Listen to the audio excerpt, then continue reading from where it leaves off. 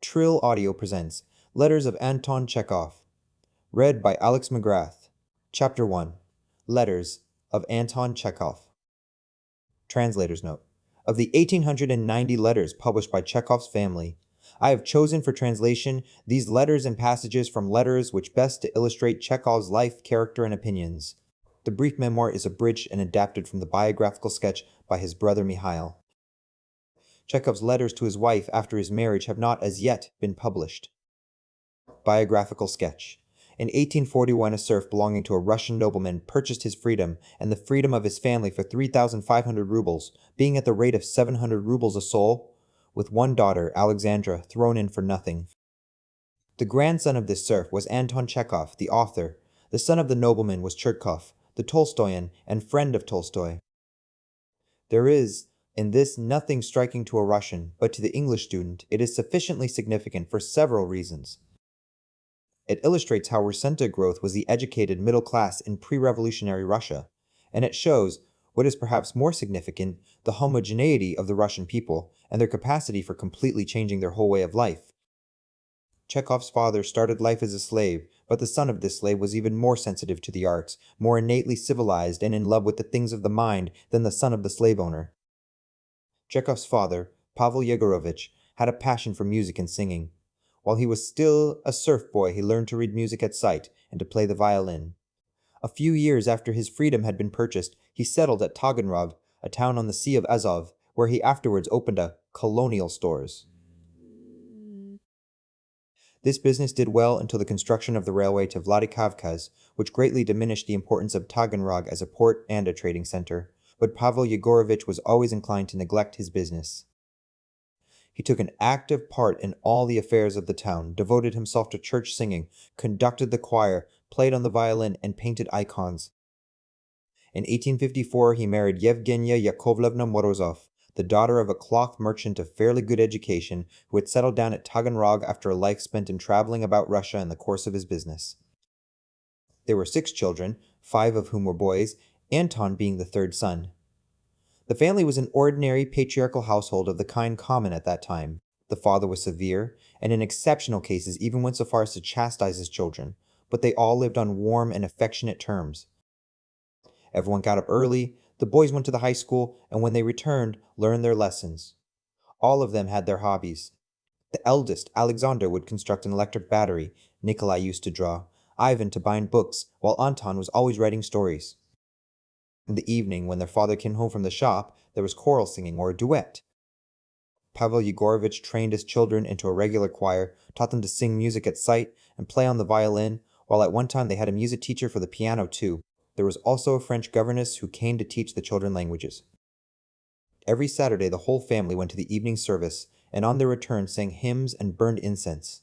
On Sunday morning they went to early mass, after which they all sang hymns in chorus at home. Anton had to learn the whole church service by heart and sing it over with his brothers.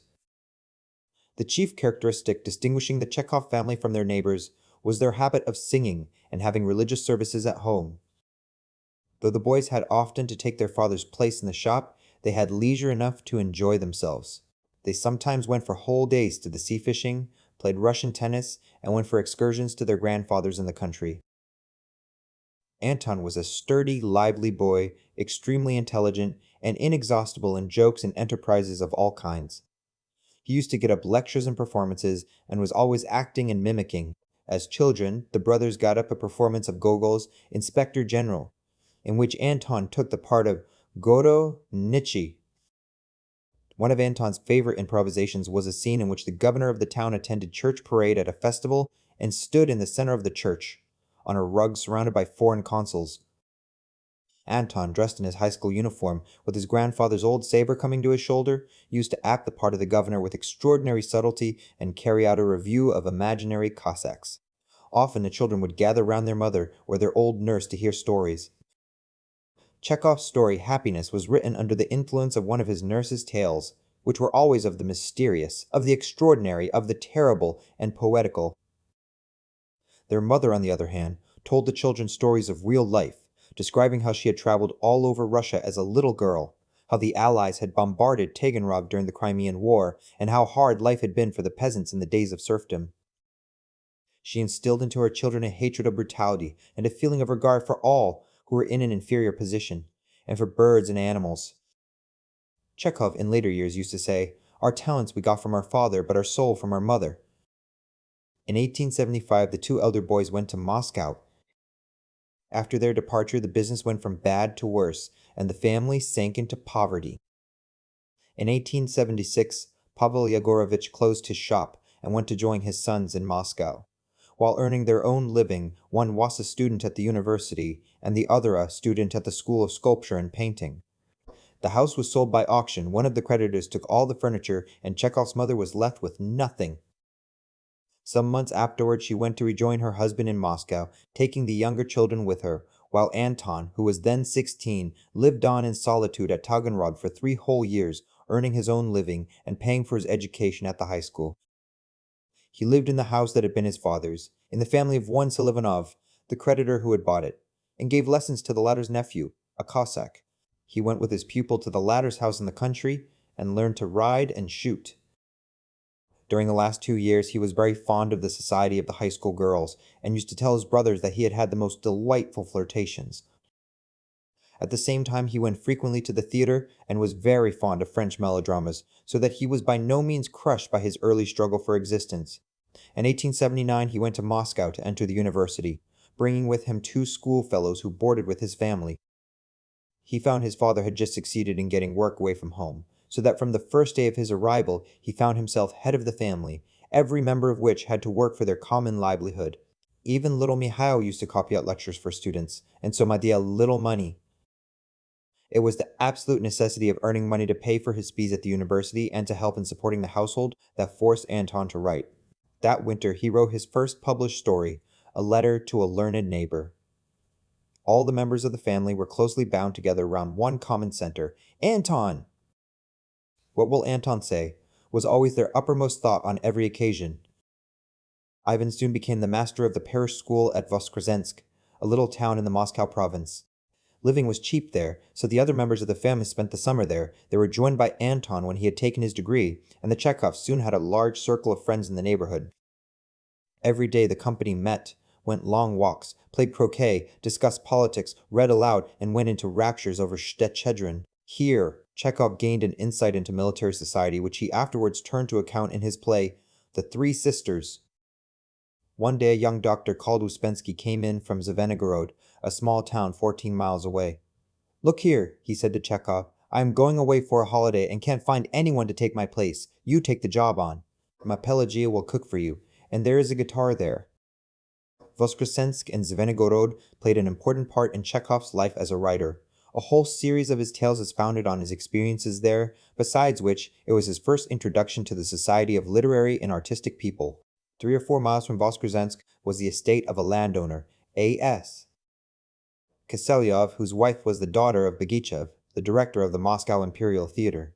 The Chekhovs made the acquaintance of the Kiselyovs and spent 3 summers in succession on their estate, Babkino.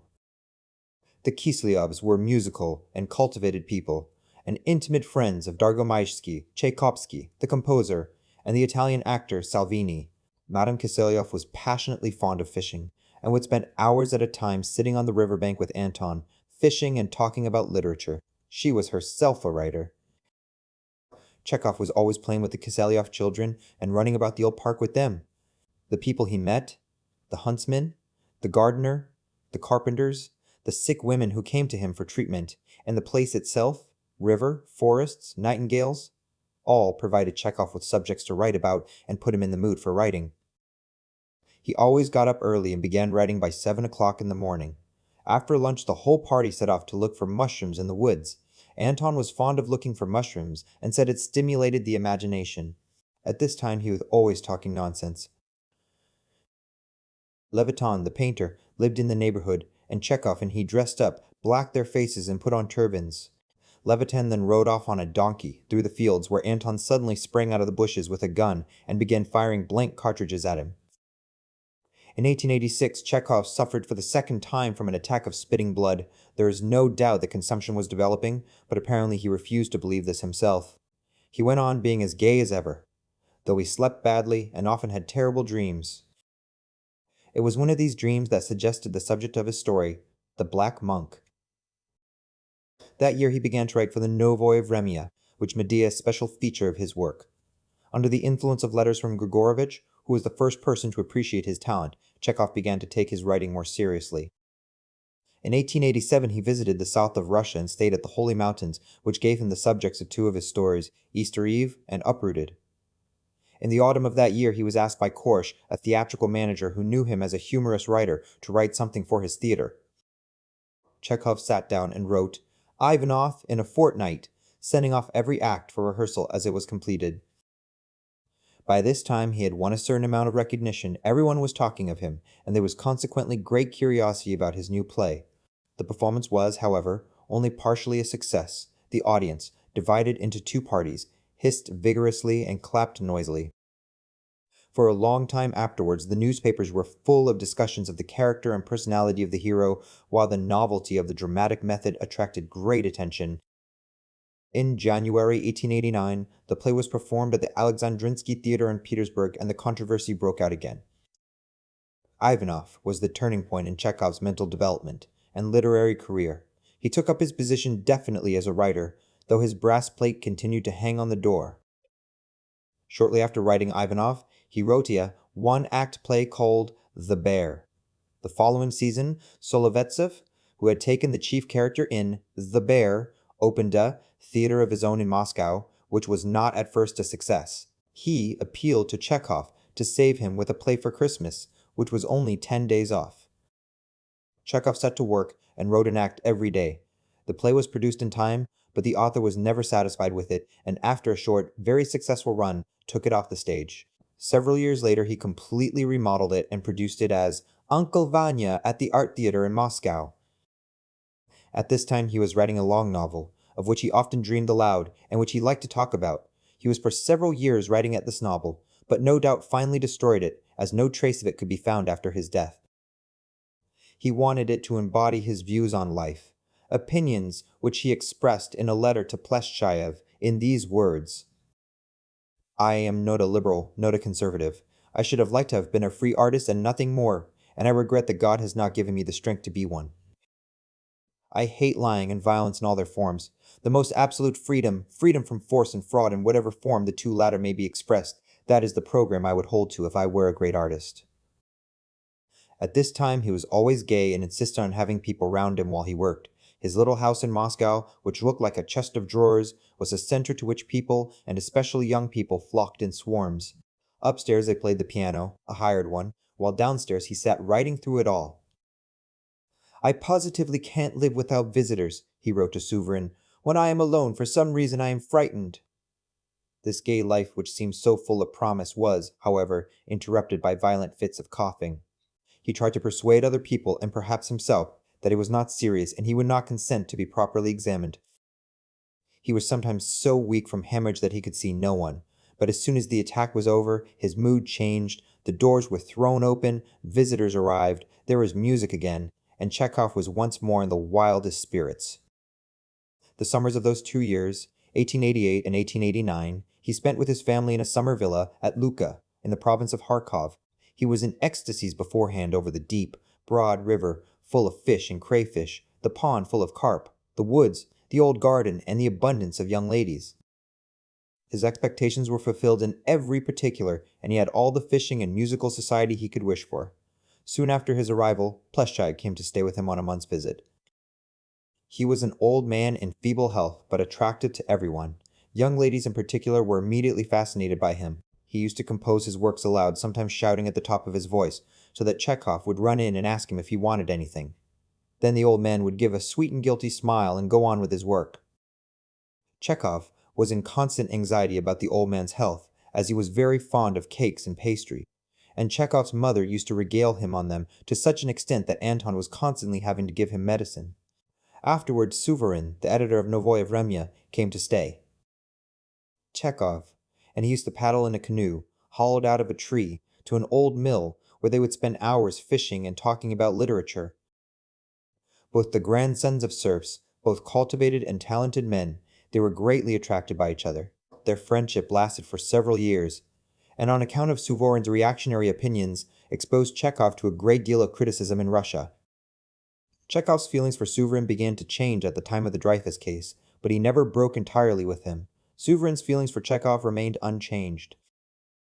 In the spring of 1889, his brother Nikolai, the artist, fell ill with consumption, and his illness occupied Anton entirely and completely prevented his working. That summer Nikolai died, and it was under the influence of this, his first great sorrow, that Chekhov wrote A Dreary Story. For several months after the death of his brother, he was extremely restless and depressed. In 1890, his younger brother Mikhail was taking his degree in law at Moscow and studying treatises on the management of prisons. Chekhov got hold of them, became intensely interested in prisons, and resolved to visit the penal settlement of Sakhalin. He made up his mind to go to the Far East so unexpectedly that it was difficult for his family to believe that he was in earnest. He was afraid that after Kenin's revelations about the penal system in Siberia, he would, as a writer, be refused permission to visit the prisons in Sakhalin, and therefore tried to get a free pass from the head of the prison administration, Galkin Vraskoy. When this proved fruitless, he set off in April 1890 with no credentials but his card as a newspaper correspondent. The Siberian Railway did not then exist, and only after great hardships, being held up by floods and by the impassable state of the roads, Chekhov succeeded in reaching Sakhalin on the 11th of July, having driven nearly 3,000 miles. He stayed 3 months on the island, traversed it from north to south, made a census of the population, talked to every one of the 10,000 convicts, and made a careful study of the convict system. Apparently the chief reason for all this was the consciousness that we have destroyed millions of men in prisons. It is not the superintendents of the prisons who are to blame, but all of us. In Russia, it was not possible to be a free artist and nothing more. Chekhov left Sakhalin in October and returned to Europe by way of India and the Suez Canal. He wanted to visit Japan, but the steamer was not allowed to put in at the port on account of cholera. In the Indian Ocean, he used to bathe by diving off the forecastle deck when the steamer was going at full speed and catching a rope which was let down from the stern. Once, while he was doing this, he saw a shark and a shoal of pilot fish close to him in the water, as he describes in his story, Gusev. The fruits of this journey were a series of articles in Russkaya Misl on the island of Sakhalin, and 2 short stories, Gusev and In Exile. His articles on Sakhalin were looked on with a favorable eye in Petersburg and, who knows, it is possible that the reforms which followed in regard to penal servitude and exile would not have taken place but for their influence. After about a month in Moscow, Chekhov went to Petersburg to see Suvorin. The majority of his Petersburg friends and admirers met him with feelings of envy and ill will. People gave dinners in his honor and praised him to the skies, but at the same time they were ready to tear him to pieces. Even in Moscow, such people did not give him a moment for work or rest. He was so prostrated by the feeling of hostility surrounding him that he accepted an invitation from Suvorin to go abroad with him. When Chekhov had completed arrangements for equipping the Sakhalin schools with the necessary books, they set off for the south of Europe. Vienna delighted him, and Venice surpassed all his expectations and threw him into a state of childlike ecstasy. Everything fascinated him, and then there was a change in the weather and a steady downpour of rain. Chekhov's spirits drooped. Venice was damp and seemed horrible, and he longed to escape from it. He had had just such a change of mood in Singapore, which interested him immensely and suddenly filled him with such misery that he wanted to cry. After Venice, Chekhov did not get the pleasure he expected from any Italian town. Florence did not attract him. The sun was not shining. Rome gave him the impression of a provincial town. He was feeling exhausted, and to add to his depression, he had got into debt and had the prospect of spending the summer without any money at all. Traveling with Suvorin, who did not stint himself, drew him into spending more than he intended, and he owed Suvorin a sum which was further increased at Monte Carlo by Chekhov's losing 900 rubles at roulette. But this loss was a blessing to him insofar as, for some reason, it made him feel satisfied with himself. At the end of April 1891, after a stay in Paris, Chekhov returned to Moscow. Except at Vienna, and for the first days in Venice and at Nice, it had rained the whole time. On his return, he had to work extremely hard to pay for his 2 tours. His brother Mikhail was at this time inspector of taxes at Alexino, and Chekhov and his household spent the summer not far from that town in the province of Kaluga, so as to be near him. They took a house dating from the days of Catherine. Chekhov's mother had to sit down and rest halfway when she crossed the hall. The rooms were so large. He liked the place with its endless avenues of lime trees and poetical river, while fishing and gathering mushrooms soothed him and put him in the mood for work. Here he went on with his story, The Duel, which he had begun before going abroad. From the windows there was the view of an old house which Chekhov described in An Artist's Story, and which he was very eager to buy. Indeed, from this time he began thinking of buying a country place of his own, not in Little Russia, but in Central Russia. Petersburg seemed to him more and more idle, cold and egoistic, and he had lost all faith in his Petersburg acquaintances. On the other hand, Moscow no longer seemed to him as before, like a cook, and he grew to love it. He grew fond of its climate, its people, and its bells. He always delighted in bells. Sometimes in earlier days he had gathered together a party of friends and gone with them to Kameny Bridge to listen to the Easter bells. After eagerly listening to them, he would set off to wander from church to church, and with his legs giving way under him from fatigue would, only when Easter night was over, make his way homewards. Meanwhile, his father, who was fond of staying till the end of the service, would return from the parish church, and all the brothers would sing, "Christ is risen" in chorus, and then they all sat down to break their fast. Chekhov never spent an Easter night in bed. Meanwhile, in the spring of 1892, there began to be fears about the crops. These apprehensions were soon confirmed. An unfortunate summer was followed by a hard autumn and winter, in which many districts were famine-stricken. Side by side with the government relief of the starving population, there was a widespread movement for organizing relief, in which various societies and private persons took part. Chekhov naturally was drawn into this movement. The provinces of Nizhny Novgorod and Voronezh were in the greatest distress, and in the former of these two provinces Yegorov, an old friend of Chekhov's Voskresensky days, was a district captain, Zemsky Nachalnik. Chekhov wrote to Yegorov, got up a subscription fund among his acquaintance, and finally set off himself for Nizhny Novgorod. As the starving peasants were selling their horses and cattle for next to nothing, or even slaughtering them for food, it was feared that as spring came on there would be no beast to plow with, so that the coming year threatened to be one of famine also. Chekhov organized a scheme for buying up the horses and feeding them till the spring at the expense of a relief fund, and then, as soon as field labor was possible, distributing them among the peasants who were without horses. After visiting the province of Nizhny Novgorod, Chekhov went with Suvorin to Voronezh. But this expedition was not a successful one. He was revolted by the ceremonious dinners with which he was welcomed as an author, while the whole province was suffering from famine. Moreover, traveling with Suvorin tied him down and hindered his independent action. Chekhov longed for intense personal activity such as he displayed later in his campaign against the cholera. In the winter of the same year, his long-cherished dream was realized. He bought himself an estate. It was in the province of Moscow, near the hamlet of Melihovo. As an estate, it had nothing to recommend it but an old, badly laid-out homestead, wastes of land, and a forest that had been felled. It had been bought on the spur of the moment, simply because it had happened to turn up. Chekhov had never been to the place before he bought it, and only visited it when all the formalities had been completed. One could hardly turn round near the house for the mass of hurdles and fences. Moreover, the Chekhovs moved into it in the winter when it was under snow, and all boundaries being obliterated, it was impossible to tell what was theirs and what was not. But in spite of all that, Chekhov's first impression was favorable, and he never showed a sign of being disappointed. He was delighted by the approach of spring and the fresh surprises that were continually being revealed by the melting snow. Suddenly, it would appear that a whole haystack belonged to him, which he had supposed to be a neighbor's. Then an avenue of lime trees came to light which they had not distinguished before under the snow. Everything that was amiss in the place, everything he did not like, was at once abolished or altered. But in spite of all the defects of the house and its surroundings, and the appalling road from the station nearly 9 miles, and the lack of rooms, so many visitors came that there was nowhere to put them, and beds had sometimes to be made up in the passages. Chekhov's household at this time consisted of his father and mother, his sister, and his younger brother Mikhail. These were all permanent inmates of Melihovo.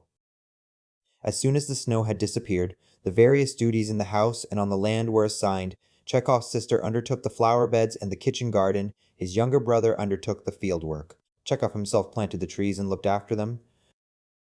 His father worked from morning till night weeding the paths in the garden and making new ones. Everything attracted the new landowner, planting the bulbs and watching the flight of rooks and starlings, sowing the clover, and the goose hatching out her goslings. By 4 o'clock in the morning, Chekhov was up and about. After drinking his coffee, he would go out into the garden and would spend a long time scrutinizing every fruit tree and every rosebush, now cutting off a branch, now training a shoot. Or he would squat on his heels by a stump and gaze at something on the ground. It turned out that there was more land than they needed, 639 acres, and they farmed it themselves, with no bailiff or steward, assisted only by 2 laborers, Frol and Ivan. At 11 o'clock, Chekhov, who got through a good deal of writing in the morning, would go into the dining room and look significantly at the clock. His mother would jump up from her seat and her sewing machine and begin to bustle about, crying, "Oh dear, Antosha wants his dinner." When the table was laid, there were so many homemade and other dainties prepared by his mother that there would hardly be space on the table for them. There was not room to sit at the table either. Besides the 5 permanent members of the family, there were invariably outsiders as well. After dinner, Chekhov used to go off to his bedroom and lock himself in to read. Between his after-dinner nap and tea time, he wrote again. The time between tea and supper, at 7 o'clock in the evening, was devoted to walks and outdoor work. At 10 o'clock, they went to bed. Lights were put out, and all was stillness in the house. The only sound was a subdued singing and monotonous recitation. This was Pavel Yegorovitch, repeating the evening service in his room. He was religious and liked to say his prayers aloud. From the first day that Chekhov moved to Melihovo, the sick began flocking to him from 20 miles around. They came on foot or were brought in carts, and often he was fetched to patients at a distance. Sometimes, from early in the morning, peasant women and children were standing before his door waiting. He would go out, listen to them and sound them, and would never let one go away without advice and medicine. His expenditure on drugs was considerable, as he had to keep a regular store of them. Once some wayfarers brought Chekhov a man they had picked up by the roadside in the middle of the night, stabbed in the stomach with a pitchfork. The peasant was carried into his study and put down in the middle of the floor, and Chekhov spent a long time looking after him, examining his wounds and bandaging them up. But what was hardest for Chekhov was visiting the sick at their own homes. Sometimes there was a journey of several hours, and in this way the time essential for writing was wasted. The first winter at Melihovo was cold, it lasted late, and food was short. Easter came in the snow. There was a church at Melihovo in which a service was held only once a year, at Easter. Visitors from Moscow were staying with Chekhov. The family got up a choir among themselves and sang all the Easter matins and Mass. Pavel Yegorovitch conducted as usual. It was out of the ordinary and touching, and the peasants were delighted. It warmed their hearts to their new neighbors. Then the thaw came. The roads became appalling. There were only 3 broken-down horses on the estate and not a wisp of hay. The horses had to be fed on rye straw chopped up with an axe and sprinkled with flour. One of the horses was vicious, and there was no getting it out of the yard. Another was stolen in the field and a dead horse left in its place. And so for a long time there was only one poor spiritless beast to dry, which was nicknamed Anna Petrovna. This Anna Petrovna contrived to trot to the station, to take Chekhov to his patients, to haul logs, and to eat nothing but straw sprinkled with flour. But Chekhov and his family did not lose heart. Always affectionate, gay and plucky, he cheered the others. Work went ahead, and in less than 3 months everything in the place was changed. The house was furnished with crockery. There was the ring of carpenter's axes. 6 horses were bought. And all the field work for the spring had been completed in good time and in accordance with the rules of agricultural science. They had no experience at all, but bought masses of books on the management of the land, and every question, however small, was debated in common. Their first successes delighted Chekhov. He had 30 acres under rye, 30 under oats, and fully 30 under hay. Marvels were being done in the kitchen garden. Tomatoes and artichokes did well in the open air. A dry spring and summer ruined the oats and the rye. The peasants cut the hay in return for half the crop, and Chekhov's half seemed a small stack. Only in the kitchen garden things went well. The position of Melihovo on the high road, and the news that Chekhov, the author, had settled there, inevitably led to new acquaintances. Doctors and members of the local Zemstvos began visiting Chekhov. Acquaintance was made with the officials of the district, and Chekhov was elected a member of the Serpukhov Sanitary Council. At that time, cholera was raging in the south of Russia. Every day it came nearer and nearer to the province of Moscow, and everywhere it found favorable conditions among the population weakened by the famine of autumn and winter. It was essential to take immediate measures for meeting the cholera, and the Zemstvo of Serpukhov worked its hardest. Chekhov, as a doctor and a member of the sanitary council, was asked to take charge of a section. He immediately gave his services for nothing. He had to drive about among the manufacturers of the district, persuading them to take adequate measures to combat the cholera. Owing to his efforts, the whole section containing 25 villages and hamlets was covered with a network of the necessary institutions. For several months, Chekhov scarcely got out of his chaise. During that time, he had to drive all over his section, receive patients at home, and do his literary work. He returned home shattered and exhausted, but always behaved as though he were doing something trivial. He cracked little jokes and made everyone laugh as before, and carried on conversations with his dachshund, Quinine, about her supposed sufferings. By early autumn, the place had become unrecognizable. The outhouses had been rebuilt. Unnecessary fences had been removed. Rose trees had been planted. A flower bed had been laid out. In the fields before the gates, Chekhov was planning to dig a big new pond.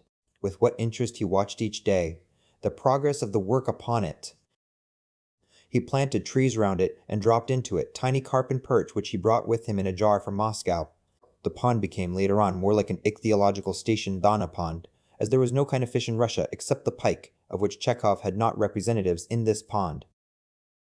He liked sitting on the dam on its bank and watching with ecstasy shoals of little fish coming suddenly to the surface and then hiding in its depths. An excellent well had been dug in Melahovo before this. Chekhov had been very anxious that it should be in Little Russian style with a crane, but the position did not allow of this, and it was made with a big wheel painted yellow like the wells at Russian railway stations. The question where to dig this well and whether the water in it would be good greatly interested Chekhov. He wanted exact information and a theory based on good grounds, seeing that 9/10 of Russia uses water out of wells and has done so since time immemorial. But whenever he questioned the well sinkers who came to him, he received the same vague answer: "Who can tell? It's in God's hands. Can you find out beforehand what the water will be like?" But the well, like the pond, was a great success, and the water turned out to be excellent. He began seriously planning to build a new house and farm buildings. Creative activity was his passion. He was never satisfied with what he had ready made. He longed to make something new. He planted little trees, raised pines and fir trees from seed, looked after them as though they were his children, and, like Colonel Vershinin in his Three Sisters, dreamed as he looked at them of what they would be like in 300 or 400 years. The winter of 1893 was a severe one with a great deal of snow. The snow was so high under the windows that the hares who ran into the garden stood on their hind legs and looked into the window of Chekhov's study. The swept paths in the garden were like deep trenches. By then, Chekhov had finished his work in connection with the cholera, and he began to live the life of a hermit. His sister found employment in Moscow. Only his father and mother were left with him in the house, and the hours seemed very long. They went to bed even earlier than in the summer, but Chekhov would wake up at 1 in the morning, sit down to his work, and then go back to bed and sleep again. At 6 o'clock in the morning, all the household was up. Chekhov wrote a great deal that winter, but as soon as visitors arrived, life was completely transformed. There was singing, playing on the piano, laughter.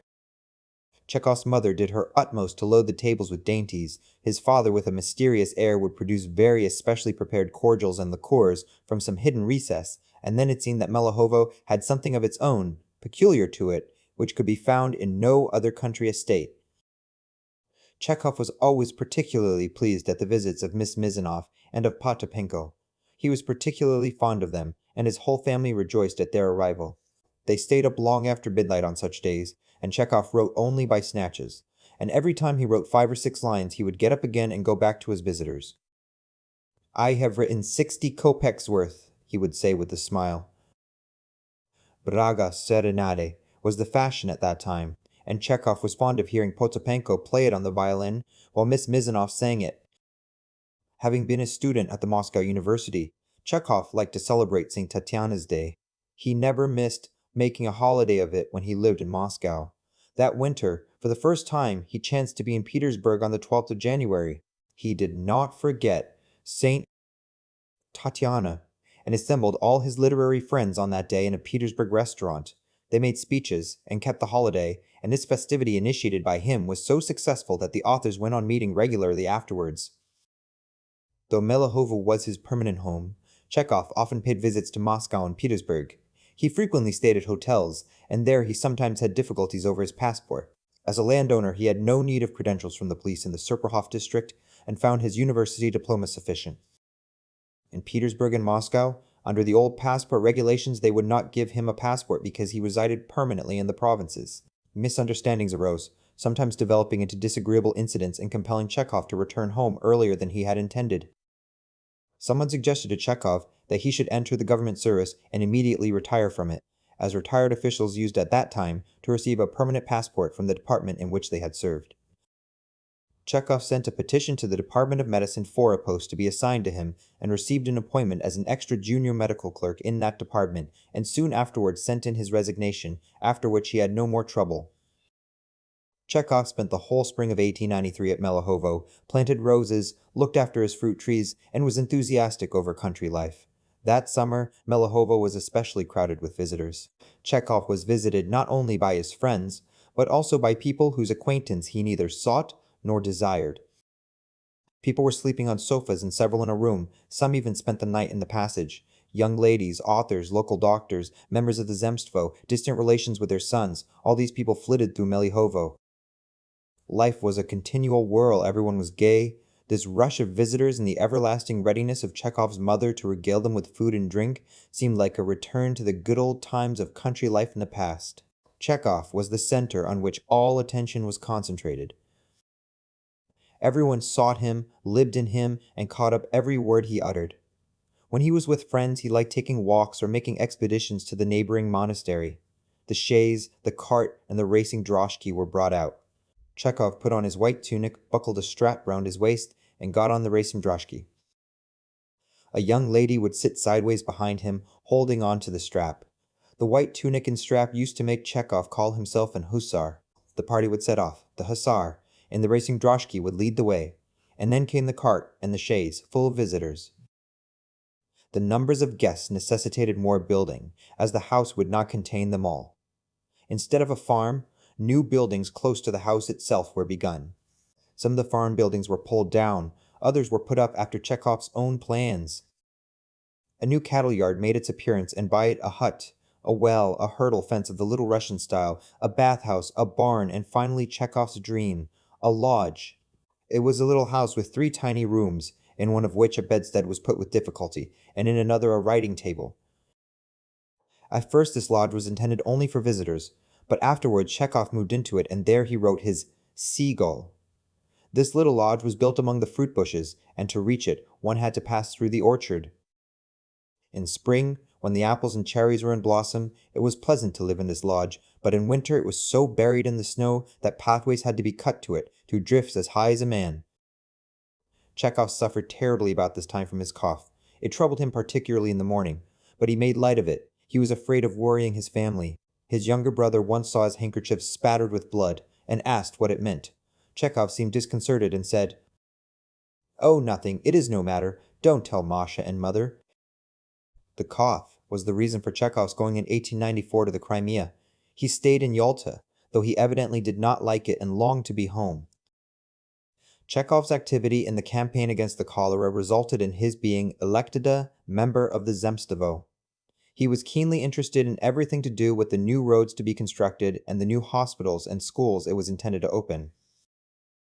Besides this public work, the neighborhood was indebted to him for the making of a high road from the station of Lopasnia to Melihovo, and for the building of schools at Talej, Novoselka, and Melihovo. He made the plans for these schools himself, bought the material, and superintended the building of them. When he talked about them, his eyes kindled, and it was evident that if he had had the means he would have built, not 3, but a multitude. At the opening of the school at Novoselka, the peasants brought him the icon and offered him bread and salt. Chekhov was much embarrassed in responding to their gratitude, but his face and his shining eyes showed that he was pleased.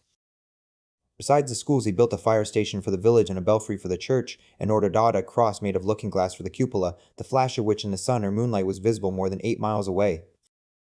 Chekhov spent the year 1894 at Melihovo, began writing The Seagull, and did a great deal of work. He paid a visit to Tolstoy at Yasnaya Polyana, and returned enchanted with the old man and his family. Chekhov was already changing. He looked haggard, older, sallower. He coughed. He was tortured by intestinal trouble. Evidently, he was now aware of the gravity of his illness, but, as before, made no complaint and tried to hide it from others. In 1896, The Seagull was performed at the Alexandrinsky Theater in Petersburg. It was a fiasco. The actors did not know their parts. In the theater, there was a strained condition of boredom and bewilderment. The notices in the press were prejudiced and stupid. Not wishing to see or meet anyone, Chekhov kept out of sight after the performance, and by next morning was in the train on his way back to Melihovo. The subsequent performances of The Seagull, when the actors understood it, were successful. Chekhov had collected a large number of books, and in 1896 he resolved to present them to the public library in his native town of Taganrog. Whole bales of books were sent by Chekhov from Petersburg and Moscow, and Iordunov, the mayor of Taganrog, sent him lists of the books needed. At the same time, at Chekhov's suggestion, something like an information bureau was instituted in connection with the Taganrog library. There were to be catalogs of all the important commercial firms, all the existing regulations and government enactments on all current questions. Everything, in fact, which might be of immediate service to a reader in any practical difficulty. The library at Taganrog has now developed into a fine educational institution and is lodged in a special building designed and equipped for it and dedicated to the memory of Chekhov. Chekhov took an active interest in the census of the people in 1896. It will be remembered that he had made a census of the whole convict population of the island of Sakhalin on his own initiative and at his own expense in 1890. Now he was taking part in a census again. He studied peasant life in all its aspects. He was on intimate terms with his peasant neighbors, to whom he was now indispensable as a doctor and a friend, always ready to give them good counsel. Just before the census was completed, Chekhov was taken ill with influenza, but that did not prevent his carrying out his duties. In spite of headache, he went from hut to hut and village to village, and then had to work at putting together his materials. He was absolutely alone in his work. The Zemsky Nachalniks, upon whom the government relied principally to carry out the census, were inert, and for the most part, the work was left to private initiative. In February 1897, Chekhov was completely engrossed by a project of building a people's palace in Moscow. People's palaces had not been thought of. The common people spent their leisure in drink shops. The People's Palace in Moscow was designed on broad principles. There was to be a library, a reading room, lecture rooms, a museum, a theater. It was proposed to run it by a company of shareholders with a capital of 500,000 rubles. Owing to various causes in no way connected with Chekhov, this scheme came to nothing. In March he paid a visit to Moscow, where Suvorin was expecting him. He had hardly sat down to dinner at the Hermitage when he had a sudden hemorrhage from the lungs. He was taken to a private hospital, where he remained till the 10th of April. When his sister, who knew nothing of his illness, arrived in Moscow, she was met by her brother Ivan, who gave her a card of admission to visit the invalid at the hospital. On the card were the words, "Please don't tell father or mother." His sister went to the hospital. There, casting a casual glance at a little table, she saw on it a diagram of the lungs, in which the upper part of the left lung was marked with a red pencil. She guessed at once that this was what was affected in Chekhov's case. This, and the sight of her brother, alarmed her. Chekhov, who had always been so gay, so full of spirits and vitality, looked terribly ill. He was forbidden to move or to talk, and had hardly the strength to do so. He was declared to be suffering from tuberculosis of the lungs, and it was essential to try and ward it off at all costs, and to escape the unwholesome northern spring. He recognized himself that this was essential. When he left the hospital, he returned to Melihovo and prepared to go abroad. He went first to Biarritz, but there he was met by bad weather. A fashionable, extravagant way of living did not suit his tastes, and although he was delighted with the sea and the life led, especially by the children, on the beach, he soon moved on to Nice. Here he stayed for a considerable time at the Pension Rue in the Rue Guinaud. He seemed to be fully satisfied with the life there. He liked the warmth and the people he met. M. Kovalevsky, V.M. Sobolevsky, V.T. Nemirovich, Donchenko, the artist, V.T. Yakobianai, N. Potapenko, Prince, A.I. Sumbatov arrived at Nice too, and Chekhov used sometimes to go with him to Monte Carlo to roulette. Chekhov followed all that he had left behind in Russia with keen attention. He was anxious about the Chronicle of Surgery, which he had more than once saved from ruin, made arrangements about Melihovo, and so on. He spent the autumn and winter in Nice, and in February 1898 meant to go to Africa. He wanted to visit Algiers and Tunis, but Kovalevsky, with whom he meant to travel, fell ill, and he had to give up the project. He contemplated a visit to Corsica, but did not carry out that plan either, as he was taken seriously ill himself. A wretched dentist used contaminated forceps in extracting a tooth, and Chekhov was attacked by periostitis in a malignant form. In his own words, he was in such pain that he climbed up the wall. As soon as the spring had come, he felt an irresistible yearning for Russia.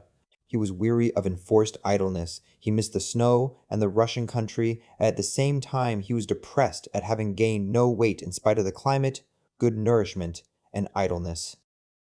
While he was at Nice, France was in the throes of the Dreyfus affair. Chekhov began studying the Dreyfus and Zola cases from shorthand notes, and becoming convinced of the innocence of both, wrote Tia a heated letter to Suvarin, which led to a coolness between them. He spent March 1898 in Paris. He sent 319 volumes of French literature from Paris to the public library at Taganrog. The lateness of the spring in Russia forced Chekhov to remain in Paris till May, when he returned to Melihovo. Melihovo became gay and lively on his arrival. Visitors began coming again. He was as hospitable as ever, but he was quieter, no longer jested as in the past, and perhaps owing to his illness talked little. But he still took as much pleasure in his roses. After a comparatively good summer, there came days of continual rain, and on the 14th of September, Chekhov went away to Yalta. He had to choose between Nice and Yalta. He did not want to go abroad, and preferred the Crimea, reckoning that he might possibly seize an opportunity to pay a brief visit to Moscow, where his plays were to appear at the Art Theatre. His choice did not disappoint him. That autumn in Yalta was splendid. He felt well there, and the progress of his disease led him to settle in Yalta permanently. Chekhov obtained a piece of land at Autka, and the same autumn began building. He spent whole days superintending the building. Stone and plaster was brought. Turks and Tatars dug the ground and laid the foundation, while he planted little trees and watched with fatherly anxiety every new shoot on them. Every stone, every tree, there is eloquent of Chekhov's creative energy. That same autumn, he bought the little property of Kuchuka. It was 24 miles from Yalta and attracted him by its wildness and primitive beauty. To reach it, one had to drive along the road at a giddy height. He began once more dreaming and drawing plans. The possible future began to take a different shape to him now, and he was already dreaming of moving from Melihovo, farming and gardening and living there as in the country. He wanted to have hens, cows, a horse and donkeys, and, of course, all of this would have been quite possible and might have been realized if he had not been slowly dying. His dreams remain dreams, and Kuchuka stands uninhabited to this day. The winter of 1898 was extremely severe in the Crimea. The cold, the snow, the stormy sea, and the complete lack of people akin to him in spirit and of interesting women wearied Chekhov. He began to be depressed. He was irresistibly drawn to the north, and began to fancy that if he moved for the winter to Moscow, where his plays were being acted with such success, and where everything was so full of interest for him, it would be no worse for his health than staying in Yalta, and he began dreaming of buying a house in Moscow. He wanted at one moment to get something small and snug in the neighborhood of Kursk station, where it might be possible to stay the 3 winter months in every comfort, but when one was found, his mood changed, and he resigned himself to life at Yalta. The January and February of 1899 were particularly irksome to Chekhov. He suffered from an intestinal trouble which poisoned his existence. Moreover, consumptive patients from all over Russia began appealing to him to assist them to come to Yalta. These invalids were almost always poor, and on reaching Yalta, mostly ended their lives in miserable conditions, pining for their native place. Chekhov exerted himself on behalf of everyone, printed appeals in the papers, collected money, and did his utmost to alleviate their condition. After the unfavorable winter came an exquisite warm spring, and on the 12th of April Chekhov was in Moscow and by May in Melihovo. His father had died the previous October, and with his death a great link with the place was broken. The consciousness of having to go away early in the autumn gradually brought Chekhov to decide to sell the place. On the 25th of August he went back to his own villa at Yalta, and soon afterwards Melihovo was sold, and his mother and sister joined him. During the last 4.5 years of his life, Chekhov's health grew rapidly worse. His chief interest was centered in Moscow, in the Art Theatre, which had just been started, and the greater part of his dramatic work was done during this period. Chekhov was ill all the winter of 1900, and only felt better towards the spring. During those long winter months he wrote In the Ravine, The detestable spring of that year affected his mood and his health even more. Snow fell on the 5th of March, and this had a shattering effect on him. In April, he was again very ill. An attack of intestinal trouble prevented him from eating, drinking, or working. As soon as it was over, Chekhov, homesick for the north, set off for Moscow, but there he was met by severe weather. Returning in August to Yalta, he wrote The Three Sisters. He spent the autumn in Moscow, and at the beginning of December went to the French Riviera, settled in Nice, and dreamed again of a visit to Africa, but went instead to Rome. Here, as usual, he met with severe weather. Early in February, he returned to Yalta. That year there was a soft, sunny spring. Chekhov spent whole days in the open air, engaged in his favorite occupations. He planted and pruned trees, looked after his garden, ordered all sorts of seeds, and watched them coming up. At the same time, he was working on behalf of the invalids coming to Yalta, who appealed to him for help, and also completing the library he had founded at Taganrog, and planning to open a picture gallery there. In May 1901, Chekhov went to Moscow and was thoroughly examined by a physician, who urged him to go at once to Switzerland or to take a kumis cure. Chekhov preferred the latter. On the 25th of May, he married Olga Nipper, one of the leading actresses at the Art Theater, and with her went off to the province of Ufa for the kumis cure. On the way, they had to wait 24 hours for a steamer in very unpleasant surroundings at a place called Piany Bor, Drunken Market, in the province of Vyatka. In the autumn of 1901, Tolstoy was staying, for the sake of his health, at Gaspra.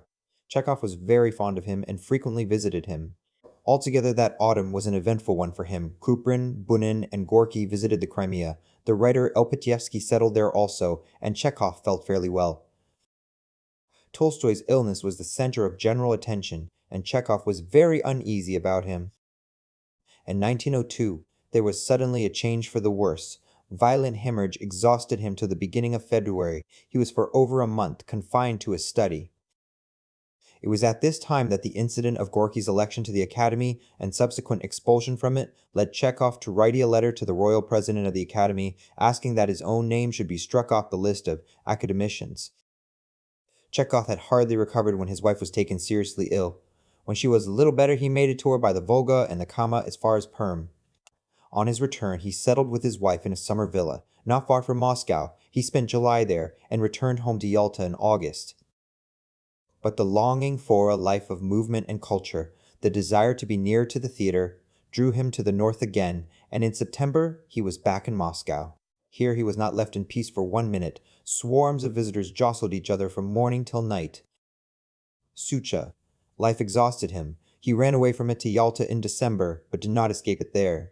His cough was worse. Every day he had a high temperature, and these symptoms were followed by an attack of pleurisy. He did not get up all through the Christmas holidays. He still had an agonizing cough, and it was in this enforced idleness that he thought out his play, The Cherry Orchard. It is quite possible that if Chekhov had taken care of himself, his disease would not have developed so rapidly or proved fatal.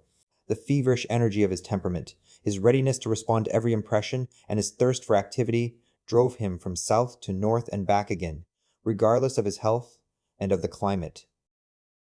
Like all invalids, he ought to have gone on living in the same place, at Nice or at Yalta, until he was better, but he lived exactly as though he had been in good health. When he arrived in the north, he was always excited and absorbed by what was going on, and this exhilaration he mistook for an improvement in his health. But he had only to return to Yalta for the reaction to set in, and it would seem to him at once that his case was hopeless, that the Crimea had no beneficial effect on consumptives, and that the climate was wretched. The spring of 1903 passed fairly favorably. He recovered sufficiently to go to Moscow and even to Petersburg. On returning from Petersburg, he began preparing to go to Switzerland. But his state of health was such that his doctor in Moscow advised him to give up the idea of Switzerland, and even of Yalta, and to stay somewhere not very far from Moscow. He followed this advice and settled at Nar. Now that it was proposed that he should stay the winter in the north, all that he had created in Yalta, his house and his garden, seemed unnecessary and objectless. In the end, he returned to Yalta and set to work on The Cherry Orchard. In October 1903, the play was finished and he set off to produce it himself in Moscow. He spent days at a time in the art theater, producing his Cherry Orchard and incidentally supervising the setting and performance of the plays of other authors. He gave advice and criticized, was excited and enthusiastic. On the 17th of January 1904, The Cherry Orchard was produced for the first time. The first performance was the occasion of the celebration of the 25th anniversary of Chekhov's literary activity. A great number of addresses were read and speeches were made. Chekhov was many times called before the curtain, and this expression of universal sympathy exhausted him to such a degree that the very day after the performance he began to think with relief of going back to Yalta, where he spent the following spring. His health was completely shattered, and everyone who saw him secretly thought the end was not far off, but the nearer Chekhov was to the end, the less he seemed to realize it. Ill as he was, at the beginning of May, he set off for Moscow. He was terribly ill all the way on the journey, and on arrival took to his bed at once. He was laid up till June. On the 3rd of June he set off with his wife for a cure abroad to the Black Forest, and settled in a little spa called Bodenweiler. He was dying, although he wrote to everyone that he had almost recovered, and that health was coming back to him, not by ounces but by hundredweights. He was dying, but he spent the time dreaming of going to the Italian lakes and returning to Yalta by sea from Trieste, and was already making inquiries about the steamers and the times they stopped at Odessa. He died on the 2nd of July. His body was taken to Moscow and buried in the Novodevichy Monastery beside his father's tomb. Letters to his brother Mihail. Taganrog, July 1st, 1876. Dear Brother Misha, I got your letter when I was fearfully bored and was sitting at the gate yawning, and so you can judge how welcome that immense letter was. Your writing is good, and in the whole letter I have not found one mistake in spelling. But one thing I don't like. Why do you style yourself your worthless and insignificant brother? You recognize your insignificance? Recognize it before God, perhaps, too, in the presence of beauty, intelligence, nature, but not before men. Among men you must be conscious of your dignity. Why, you are not a rascal. You are an honest man, aren't you? Well, respect yourself as an honest man, and know that an honest man is not something worthless. Don't confound being humble with recognizing one's worthlessness. It is a good thing that you read. Acquire the habit of doing so. In time you will come to value that habit. Madame Beecher-Stowe has wrung tears from your eyes. I read her once, and 6 months ago read her again with the object of studying her, and after reading I had an unpleasant sensation which mortals feel after eating too many raisins or currants. Read Don Quixote. It is a fine thing. It is by Cervantes, who is said to be almost on a level with Shakespeare. I advise my brothers to read, if they haven't already done so, Turgenev's Hamlet and Don Quixote. You won't understand it, my dear. If you want to read a book of travel that won't bore you, read Goncharov's The Frigate Pallada. I am going to bring with me a boarder who will pay 20 rubles a month and live under our general supervision, though even 20 rubles is not enough if one considers the price of food in Moscow and mother's weakness for feeding boarders with righteous zeal. To his cousin, Mihail Chekhov. Taganrog, May 10th, 1877. If I send letters to my mother, care of you, please give them to her when you are alone with her. There are things in life which one can confide in one person only, whom one trusts. It is because of this that I write to my mother without the knowledge of the others, for whom my secrets are quite uninteresting, or, rather, unnecessary. My second request is of more importance. Please go on comforting my mother, who is both physically and morally broken.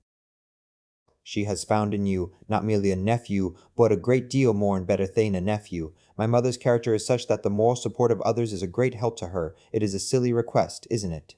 But you will understand, especially as I have said, moral, that is, spiritual support. There is no one in this wicked world dearer to us than our mother, and so you will greatly oblige your humble servant by comforting his worn-out and weary mother. To his uncle, M.G. Chekhov. Moscow, 1885. I could not come to see you last summer because I took the place of a district doctor friend of mine who went away for his holiday, but this year I hope to travel and therefore to see you. Last December I had an attack of spitting blood, and decided to take some money from the literary fund and go abroad for my health. I am a little better now, but I still think that I shall have to go away, and whenever I go abroad, or to the Crimea, or to the Caucasus, I will go through Taganrog. I am sorry I cannot join you in being of service to my native Taganrog. I am sure that if my work had been there, I should have been calmer, more cheerful, in better health, but evidently it is my fate to remain in Moscow. My home and my career are here. I have work of two sorts. As a doctor, I should have grown slack in Taganrog and forgotten my medicine, but in Moscow a doctor has no time to go to the club and play cards. As a writer, I am no use except in Moscow or Petersburg. My medical work is progressing little by little. I go on steadily treating patients. Every day I have to spend more than a ruble on cabs. I have a lot of friends and therefore many patients. Half of them I have to treat for nothing, but the other half pay me 3 or 5 rubles a visit. I need hardly say I have not made a fortune yet, and it will be a long time before I do, but I live tolerably and need nothing. So long as I am alive and well, the position of the family is secure. I have bought new furniture, hired a good piano, keep 2 servants, give little evening parties with music and singing. I have no debts, and do not want to borrow. Till quite recently, we used to run an account at the butchers and grocers, but now I have stopped even that, and we pay cash for everything. What will come later, there is no knowing. As it is, we have nothing to complain of. Moscow, October 1885.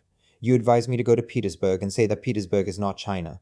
I know it is not, and as you are aware, I have long realized the necessity of going there, but what am I to do? Owing to the fact that we are a large family, I never have a 10-ruble note to spare, and to go there, even if I did it in the most uncomfortable and beggarly way, would cost at least 50 rubles. How am I to get the money? I can't squeeze it out of my family and don't think I ought to. If I were to cut down our 2 courses at dinner to 1, I should begin to pine away from pangs of conscience. Allah only knows how difficult it is for me to keep my balance, and how easy it would be for me to slip and lose my equilibrium. I fancy that if next month I should earn 20 or 30 rubles less, my balance would be gone, and I should be in difficulties. I am awfully apprehensive about money matters, and, owing to this quite uncommercial cowardice in pecuniary affairs, I avoid loans and payments on account. I am not difficult to move. If I had money, I should fly from one city to another endlessly. Moscow, February 21st, 1886. Thank you for the flattering things you say about my work and for having published my story so soon. You can judge yourself how refreshing, even inspiring, the kind attention of an experienced and gifted writer like yourself has been to me. I agree with what you say about the end of my story which you have cut out. Thank you for the helpful advice. I've been writing for the last 6 years, but you are the first person who has taken the trouble to advise and explain. I do not write very much, not more than 2 or 3 short stories weekly. Tutti, V. Grigovich, Moscow, March 28, 1886. Your letter, my kind, fervently beloved bringer of good tidings, struck me like a flash of lightning. I almost burst into tears. I was overwhelmed, and now I feel it has left a deep trace in my soul. May God show the same tender kindness to you in your age as you have shown me in my youth. I can find neither words nor deeds to thank you. You know with what eyes ordinary people look at the elect such as you, and so you can judge what your letter means for my self-esteem. It is better than any diploma, and for a writer who is just beginning, it is payment both for the present and the future. I am almost dazed. I have no power to judge whether I deserve this high reward. I only repeat that it has overwhelmed me. If I have a gift which one ought to respect, I confess before the pure candor of your heart that hitherto I have not respected it. I felt that I had a gift, but I had got into the habit of thinking that it was insignificant. Purely external causes are sufficient to make one unjust to oneself, suspicious, and morbidly sensitive. And as I realize now, I have always had plenty of such causes.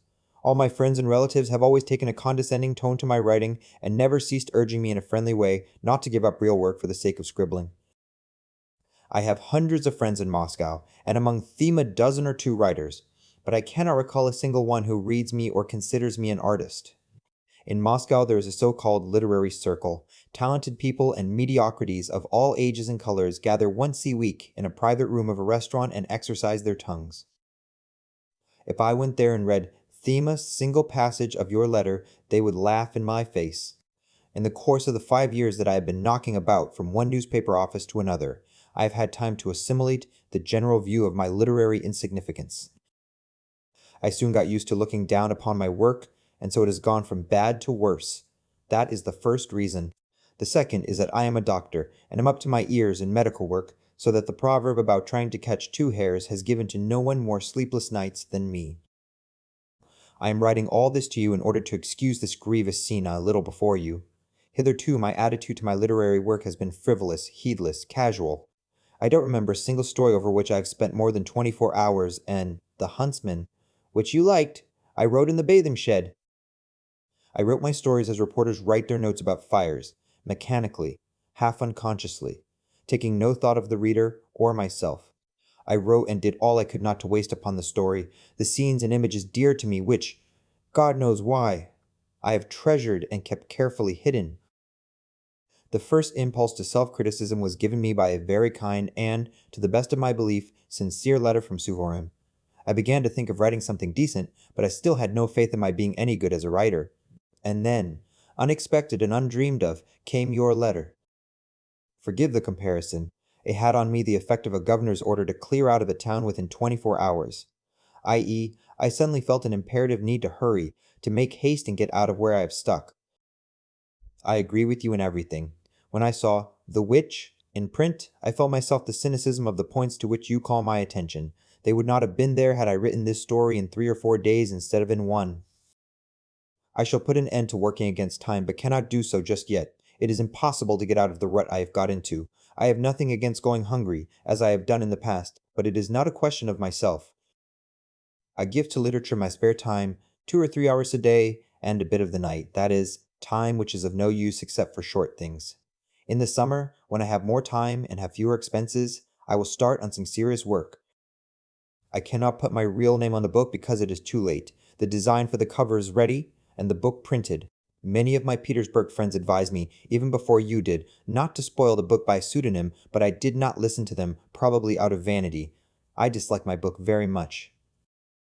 It's a hodgepodge, a disorderly medley of the poor stuff I wrote as a student, plucked by the censor and by the editors of comic papers. I am sure that many people will be disappointed when they read it. Had I known that I had readers and that you were watching me, I would not have published this book. I rest all my hopes on the future. I am only 26. Perhaps I shall succeed in doing something, though time flies fast. Forgive my long letter, and do not blame a man, because, for the first time in his life, he has made bold to treat himself to the pleasure of writing to Grigorovitch. Send me your photograph if possible. I am so overwhelmed with your kindness that I feel as though I should like to write a whole ream to you. God grant you health and happiness, and believe in the sincerity of your deeply respectful and grateful. Moscow, April 6, 1886. I am ill. Spitting of blood and weakness. I am not writing anything. If I don't sit down to write tomorrow, you must forgive me. I shall not send you a story for the Easter number. I ought to go to the South, but I have no money. I am afraid to submit myself to be sounded by my colleagues. I am inclined to think it is not so much my lungs as my throat that is at fault. I have no fever. To Madame M. V. Kiselyov. Babykino, June 1886. Love Unrippled, a novel, Part 1. It was noon. The setting sun with its crimson fiery rays gilded the tops of pines, oaks, and fir trees. It was still, only in the air the birds were singing, and in the distance a hungry wolf howled mournfully. The driver turned round and said, "More snow has fallen, sir." "I say, more snow has fallen." Vladimir Sergeyich Tabachin, who is the hero of our story, looked for the last time at the sun and expired. A week passed. Birds and corncrakes hovered, whistling, over a newly made grave. The sun was shining. A young widow, bathed in tears, was standing by, and in her grief sopping her whole handkerchief. Moscow, September 21st, 1886. It is not much fun to be a great writer. To begin with, it's a dreary life. Work from morning till night and not much to show for it. Money is as scarce as cat's tears. I don't know how it is with Zola and Stettin, but in my flat it is cold and smoky. They give me cigarettes, as before, on holidays only. Impossible cigarettes. Hard, damp, sausage-like. Before I begin to smoke, I light the lamp, dry the cigarette over it, and only then I begin on it. The lamp smokes, the cigarette splutters and turns brown. I burn my fingers. It is enough to make one shoot oneself. I am more or less ill, and am gradually turning into a dry dragonfly. I go about as festive as though it were my birthday. But to judge from the critical glances of the lady cashier at the Budilnik, I am not dressed in the height of fashion, and my clothes are not brand new. I go in buses, not in cabs. But being a writer has its good points. In the first place, my book, I hear, is going rather well. Secondly, in October I shall have money. Thirdly, I am beginning to reap laurels. At the refreshment bars, people point at me with their fingers. They pay me little attentions and treat me to sandwiches. Korsh caught me in his theater and straight away presented me with a free pass. My medical colleagues sigh when they meet me, begin to talk of literature and assure me that they are sick of medicine, and so on. September 29th. Life is gray. There are no happy people to be seen. Life is a nasty business for everyone. When I am serious, I begin to think that people who have an aversion for death are illogical. So far as I understand the order of things, life consists of nothing but horrors, squabbles, and trivialities mixed together or alternating. This morning, an individual sent by Prince Urasov turned up and asked me for a short story for a sporting magazine edited by the said prince. I refused, of course, as I now refuse all who come with supplications to the foot of my pedestal. In Russia there are now two unattainable heights, Mount Elbrus and myself.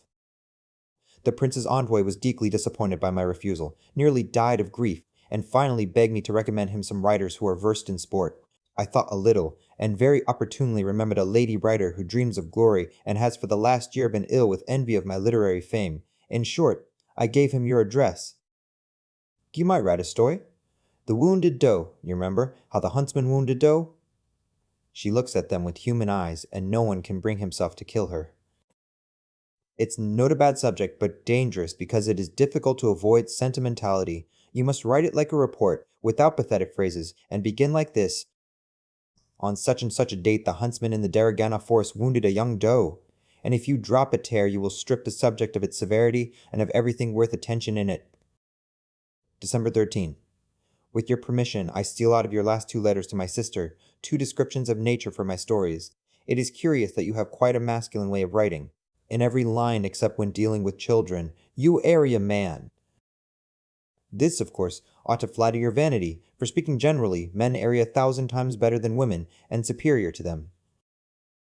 In Petersburg I was resting, i.e. for days together I was rushing about town paying calls and listening to compliments which my soul abhors. Alas and alack! In Petersburg I am becoming fashionable like Nana. While Korolenko, who is serious, is hardly known to the editors, my twaddle is being read by all Petersburg. Even the Senator G reads me. It is gratifying, but my literary feeling is wounded. I feel ashamed of the public which runs after lapdogs simply because it fails to notice elephants, and I am deeply convinced that no one will know me when I begin to work in earnest. 2. His brother Nikolai. Moscow, 1886. You have often complained to me that people don't understand you. Goethe and Newton did not complain of that, only Christ complained of it, but he was speaking of his doctrine and not of himself. People understand you perfectly well, and if you do not understand yourself, it is not their fault. I assure you as a brother and as a friend, I understand you and feel for you with all my heart. I know your good qualities as I know my 5 fingers. I value and deeply respect them. If you like, to prove that I understand you, I can enumerate those qualities. I think you are kind to the point of softness, magnanimous, unselfish, ready to share your last farthing. You have no envy nor hatred. You are simple-hearted. You pity men and beasts. You are trustful, without spite or guile, and do not remember evil. You have a gift from above such as other people have not. You have talent. This talent places you above millions of men, for on earth only 1 out of 2 millions is an artist. Your talent sets you apart. If you were a toad or tarantula, even then, people would respect you, for to talent all things are forgiven. You have only one failing, and the falseness of your position, and your unhappiness and your catarrh of the bowels are all due to it. That is your utter lack of culture. Forgive me, please, but veritas magissa misitiae. You see, life has its conditions. In order to feel comfortable among educated people, to be at home and happy with them, one must be cultured to a certain extent.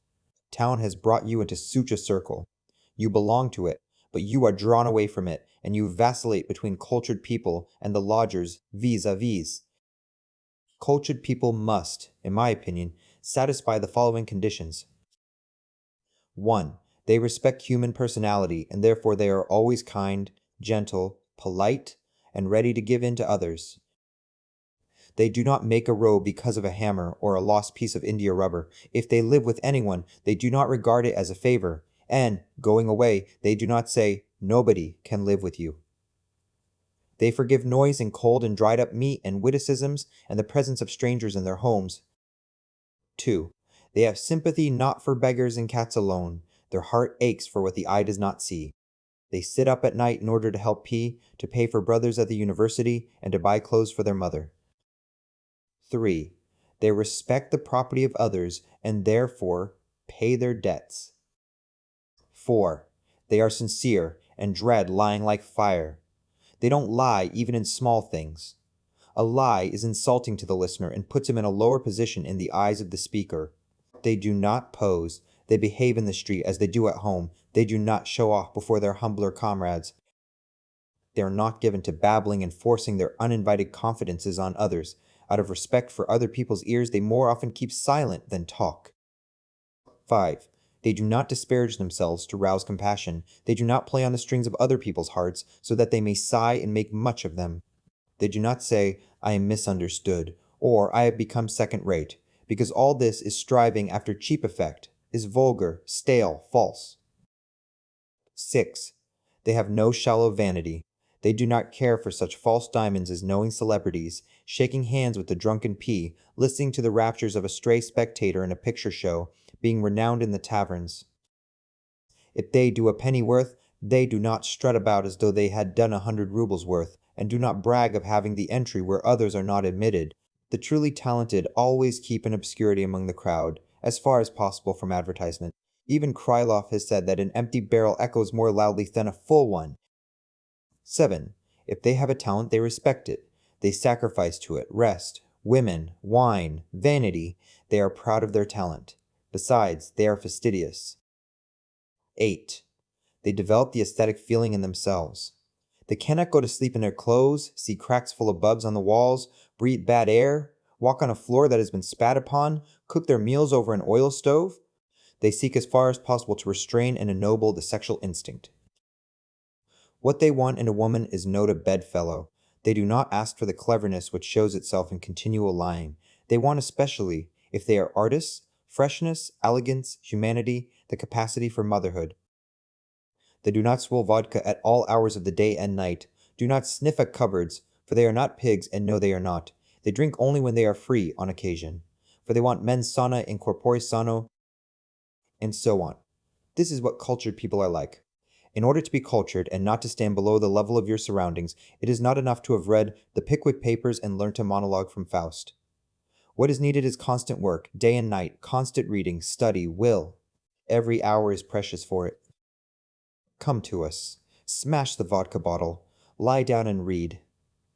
Turgenev, if you like, whom you have not read. You must drop your vanity. You are not a child. You will soon be 30. It is time. I expect you. We all expect you. To Madame M.V. Kiselyov.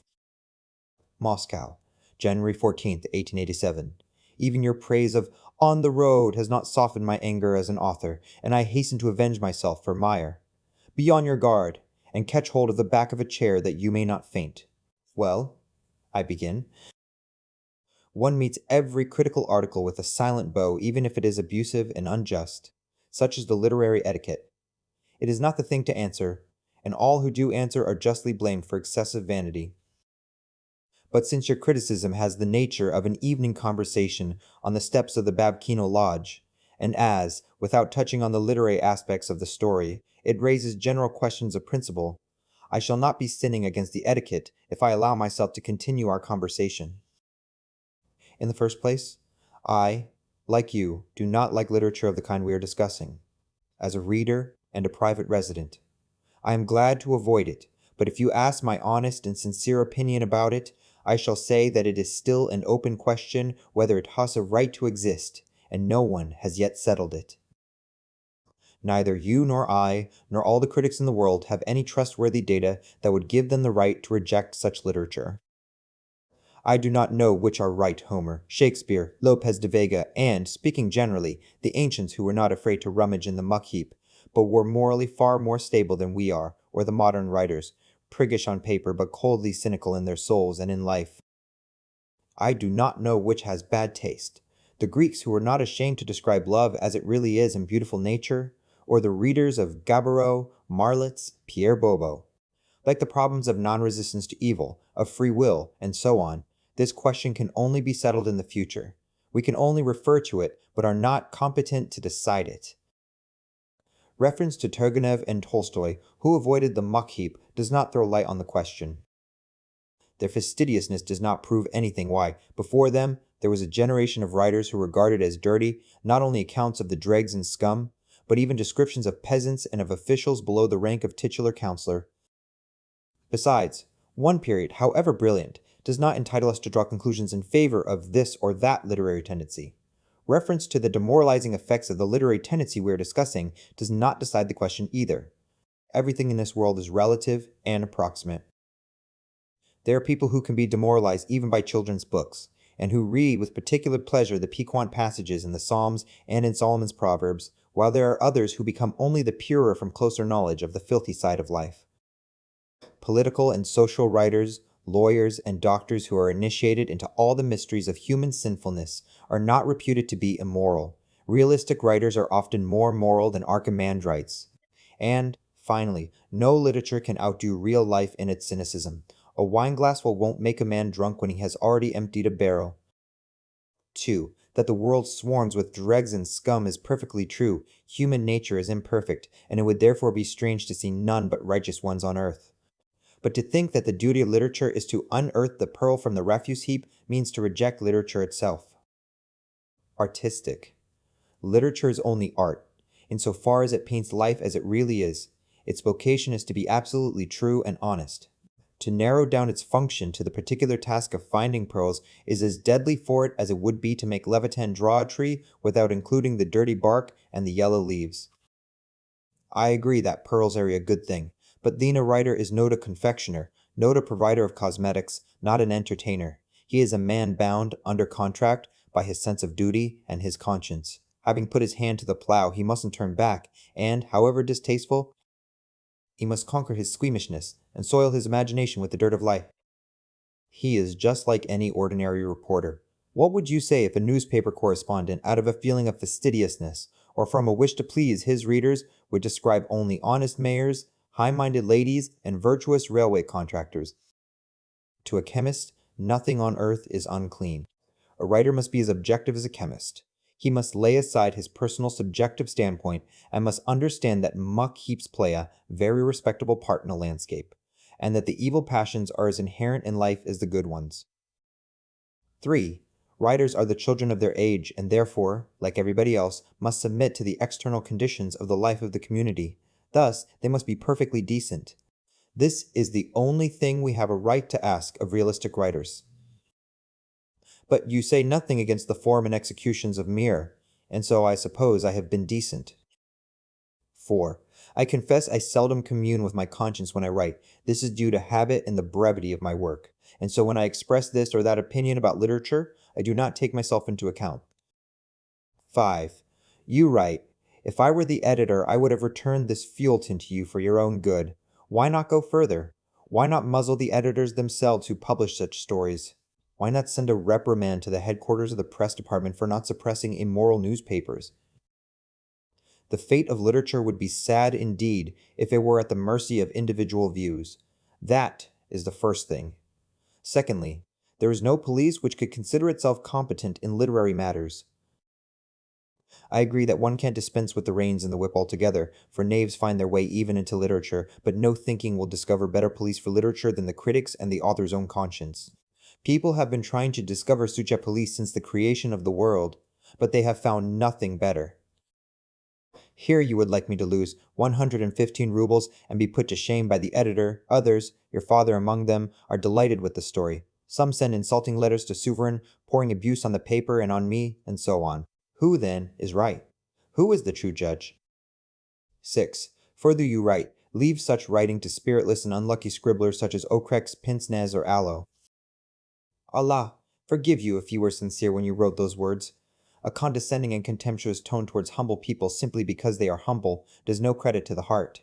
In literature, the lower ranks are as necessary as in the army. This is what the head says, and the heart ought to say still more. I have wearied you with my drawn-out reflections. Had I known my criticism would turn out so long, I would not have written it. Please forgive me. You have read my On the Road. Well, how do you like my courage? I write of intellectual subjects and am not afraid. In Petersburg I excitea, regular furore. A short time ago I discoursed upon non-resistance to evil, and also surprised the public.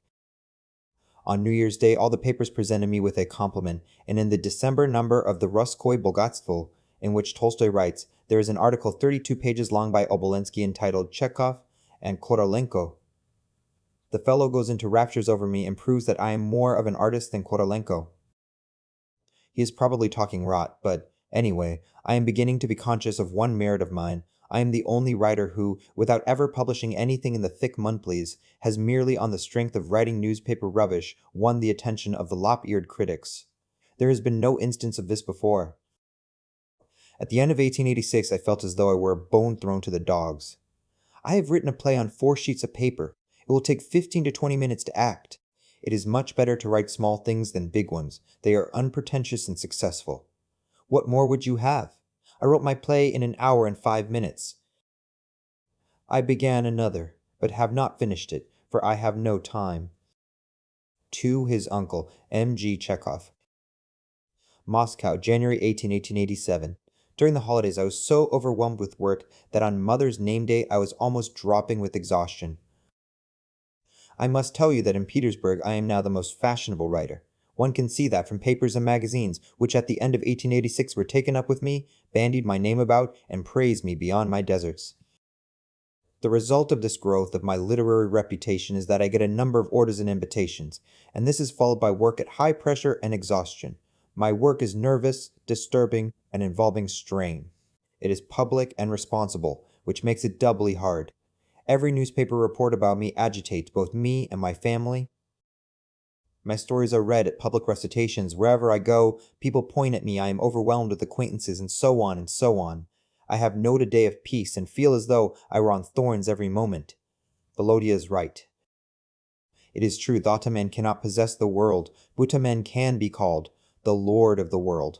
Tell Volodya that out of gratitude, reverence, or admiration of the virtues of the best men, those qualities which make a man exceptional and akin to the deity, peoples and historians have a right to call their elect as they like, without being afraid of insulting God's greatness, or of raising a man to God. The fact is we exalt no to man as such, but his good qualities, just that divine principle which he has succeeded in developing in himself to a high degree. Thus remarkable kings are called great, though bodily they may not be taller than I. Loboda, the Pope, is called Holiness. The Patriarch used to be called Ecumenical, although he was not in relations with any planet but the Earth. Prince Vladimir was called the Lord of the World, though he ruled only a small strip of ground. Princes are called serene and illustrious, though a Swedish match is 1,000 times brighter than they are, and so on. In using these expressions we do not lie or exaggerate, but simply express our delight, just as a mother does not lie when she calls her child, my golden one. It is the feeling of beauty that speaks in us, and beauty cannot endure what is commonplace and trivial. It induces us to make comparisons which Volodya may, with his intellect, pull to pieces, but which he will understand with his heart. For instance, it is usual to compare black eyes with the night, blue with the azure of the sky, curls with waves, and so on, and even the Bible likes these comparisons. For instance, thy womb is more spacious than heaven, or the sun of righteousness arises, the rock of faith, and so on. The feeling of beauty in man knows no limits or bounds. This is why a Russian prince may be called the Lord of the world, and my friend Volodya may have the same name, for names are given to people, not for their merits, but in honor and commemoration of remarkable men of the past. If your young scholar does not agree with me, I have one more argument which will be sure to appeal to him. In exalting people even to God we do not sin against love, but, on the contrary, we express it. One must not humiliate people. That is the chief thing. Better say to man, my angel, than hurl fool at his head, though men are more like fools than they are like angels. Taganrog, April 2nd, 1887. The journey from Moscow to Serpukhov was dull. My fellow travelers were practical persons of strong character who did nothing but talk of the prices of flour. At 12 o'clock we were at Kursk. An hour of waiting, a glass of vodka, a tidy-up and a wash, and cabbage soup. Changed to another train. The carriage was crammed full. Immediately after Kursk, I made friends with my neighbors. a landowner from Kharkov, as jocose as Sasha K., a lady who had just had an operation in Petersburg, a police captain, an officer from Little Russia, and a general in military uniform. We settled social questions. The general's arguments were sound, short, and liberal. The police captain was the type of an old battered sinner of an hussar yearning for amorous adventures. He had the affectations of a governor. He opened his mouth long before he began to speak, and having said a word, he gave a long growl, like a dog, The lady was injecting morphia, and sent the men to fetch her ice at the stations.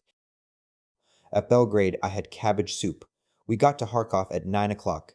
A touching parting from the police captain, the general, and the others. I woke up at Slavyansk and sent you a postcard. A new lot of passengers got in, a landowner and a railway inspector. We talked of railways. The inspector told us how the Sevastopol Railway stole 300 carriages from the Azov line and painted them its own color. 12 o'clock. Lovely weather. There is a scent of the steppe, and one hears the birds sing. I see my old friends the ravens flying over the steppe. The barrows, the water towers, the buildings, everything is familiar and well remembered. At the station I have a helping of remarkably good and rich sorrel soup. Then I walk along the platform. Young ladies. At an upper window at the far end of the station sits a young girl, or a married lady, goodness knows which, in a white blouse, beautiful and languid. I look at her, she looks at me. I put on my glasses, she does the same. Oh, lovely vision! I caught a catarrh of the heart and continued my journey. The weather is devilishly, revoltingly fine. Little Russians, oxen, ravens, white huts, rivers, the line of the Donets railway with one telegraph wire, daughters of landowners and farmers, red dogs, the trees. It all flits by like a dream. It is hot. The inspector begins to bore me. The rissoles and pies, half of which I have not got through, begin to smell bitter.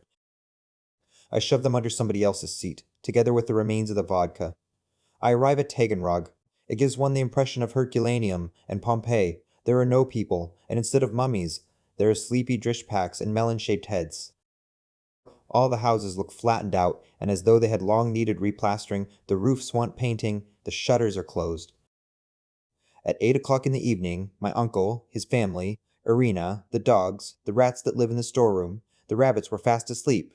There was nothing for it but to go to bed too. I sleep on the drawing-room sofa.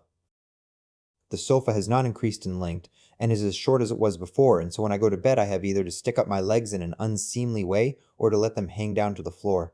I think of Procrustes and his bed. I wake up at 5. The sky is gray. There is a cold, unpleasant wind that reminds one of Moscow. It is dull. I wait for the church bells and go to late mass. In the cathedral it is all very charming, decorous, and not boring. The choir sings well, not at all in a plebeian style, and the congregation entirely consists of young ladies in olive green dresses and chocolate-colored jackets. April 8th, 9 and 10. Frightfully dull. It is cold and gray. During all my stay in Taganrog, I could only do justice to the following things. Remarkably good ring rolls sold at the market, the Santorninsky wine, fresh caviar, excellent crabs, and uncle's genuine hospitality. Everything else is poor and not to be envied. The young ladies here are not bad, but it takes some time to get used to them. They are abrupt in their movements, frivolous in their attitude to men, run away from their parents with actors, laugh loudly, easily fall in love, whistle to dogs, drink wine, and so on. On Saturday I continued my journey. At the Moskaya station the air is lovely and fresh. Caviar is 70 kopecks a pound. At Rostov I had 2 hours to wait. At Taganrog 20. I spent the night at an acquaintance's. The devil only knows what I haven't spent a night on beds with bubs, on sofas, settees, boxes. Last night I spent in a long and narrow parlor on a sofa under a looking-glass. April 25th. Yesterday was the wedding. A real Cossack wedding with music, feminine bleeding, and revolting drunkenness. The bride is 16. They were married in the cathedral. I acted as best man, and was dressed in somebody else's evening suit with fearfully wide trousers and not a single stud on my shirt. In Moscow, such a best man would have been kicked out, but here I look smarter than anyone. I saw many rich and eligible young ladies. The choice is enormous, but I was so drunk all the time that I took bottles for young ladies and young ladies for bottles. Probably owing to my drunken condition, the local ladies found me witty and satirical. The young ladies here are regular sheep. If one gets up from her place and walks out of the room, all the others follow her. One of them, the boldest and the most brainy, wishing to show that she is not a stranger to social polish and subtlety, kept slapping me on the hand and saying, "Oh, you wretch!" though her face still retained its scared expression. I taught her to say to her partners, "How naive you are!" The bride and bridegroom, probably because of the local custom of kissing every minute, kissed with such gusto that their lips made a loud smack, and it gave me a taste of sugary raisins in my mouth and a spasm in my left calf. The inflammation of the vein in my left leg got worse through their kisses. At Zviervo, I shall have to wait from 9 in the evening till 5 in the morning. Last time I spent the night there in a second-class railway carriage on the siding. I went out of the carriage in the night, and outside I found veritable marvels. The moon, the limitless steppe, the barrows, the wilderness, deathly stillness, and the carriages and the railway lines sharply standing out from the dusk. It seemed as though the world were dead. It was a picture one would not forget for ages and ages. Ragozina, Balka, April 30th, 1887. It is April 30th. The evening is warm. There are storm clouds about, and so one cannot see a thing. The air is close, and there is a smell of grass. I am staying in the Ragozina Balka at K's. There is a small house with a thatched roof and barns made of flat stone.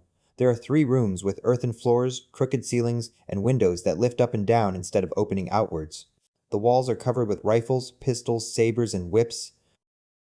The chest of drawers and the window sills are littered with cartridges, instruments for mending rifles, tins of gunpowder, and bags of shot. The furniture is lame, and the veneer is coming off it. I have to sleep on a consumptive sofa, very hard, and not upholstered. Ashtrays and all such luxuries are not to be found within a radius of 10 versts. The first necessaries are conspicuous by their absence, and one has in all weathers to slip out to the ravine, and one is warned to make sure there is not a viper or some other creature under the bushes.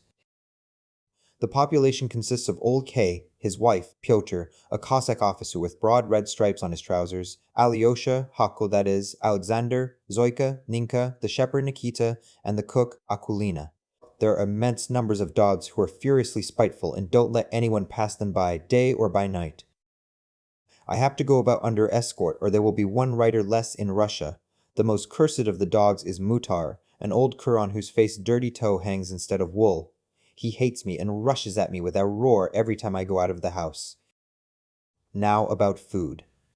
In the morning there is tea, eggs, ham, and bacon fat. At midday, soup with goose, roast goose with pickled sloes, or a turkey, roast chicken, milk pudding, and sour milk. No vodka or pepper allowed. At 5 o'clock, they make on a campfire in the wood a porridge of millet and bacon fat. In the evening there is tea, ham, and all that has been left over from dinner. The entertainments are shooting bustards, making bonfires, going to Ivanovka, shooting at a mark, setting the dogs at one another, preparing gunpowder paste for fireworks, talking politics, building turrets of stone, and so on. The chief occupation is scientific farming, introduced by the youthful Cossack, who bought 5 rubles worth of works on agriculture. The most important part of this farming consists of wholesale slaughter, which does not cease for a single moment in the day. They kill sparrows, swallows, bumblebees, ants, magpies, crows. To prevent them eating bees, to prevent the bees from spoiling the blossom on the fruit trees, they kill bees, and to prevent the fruit trees from exhausting the ground, they cut down the fruit trees.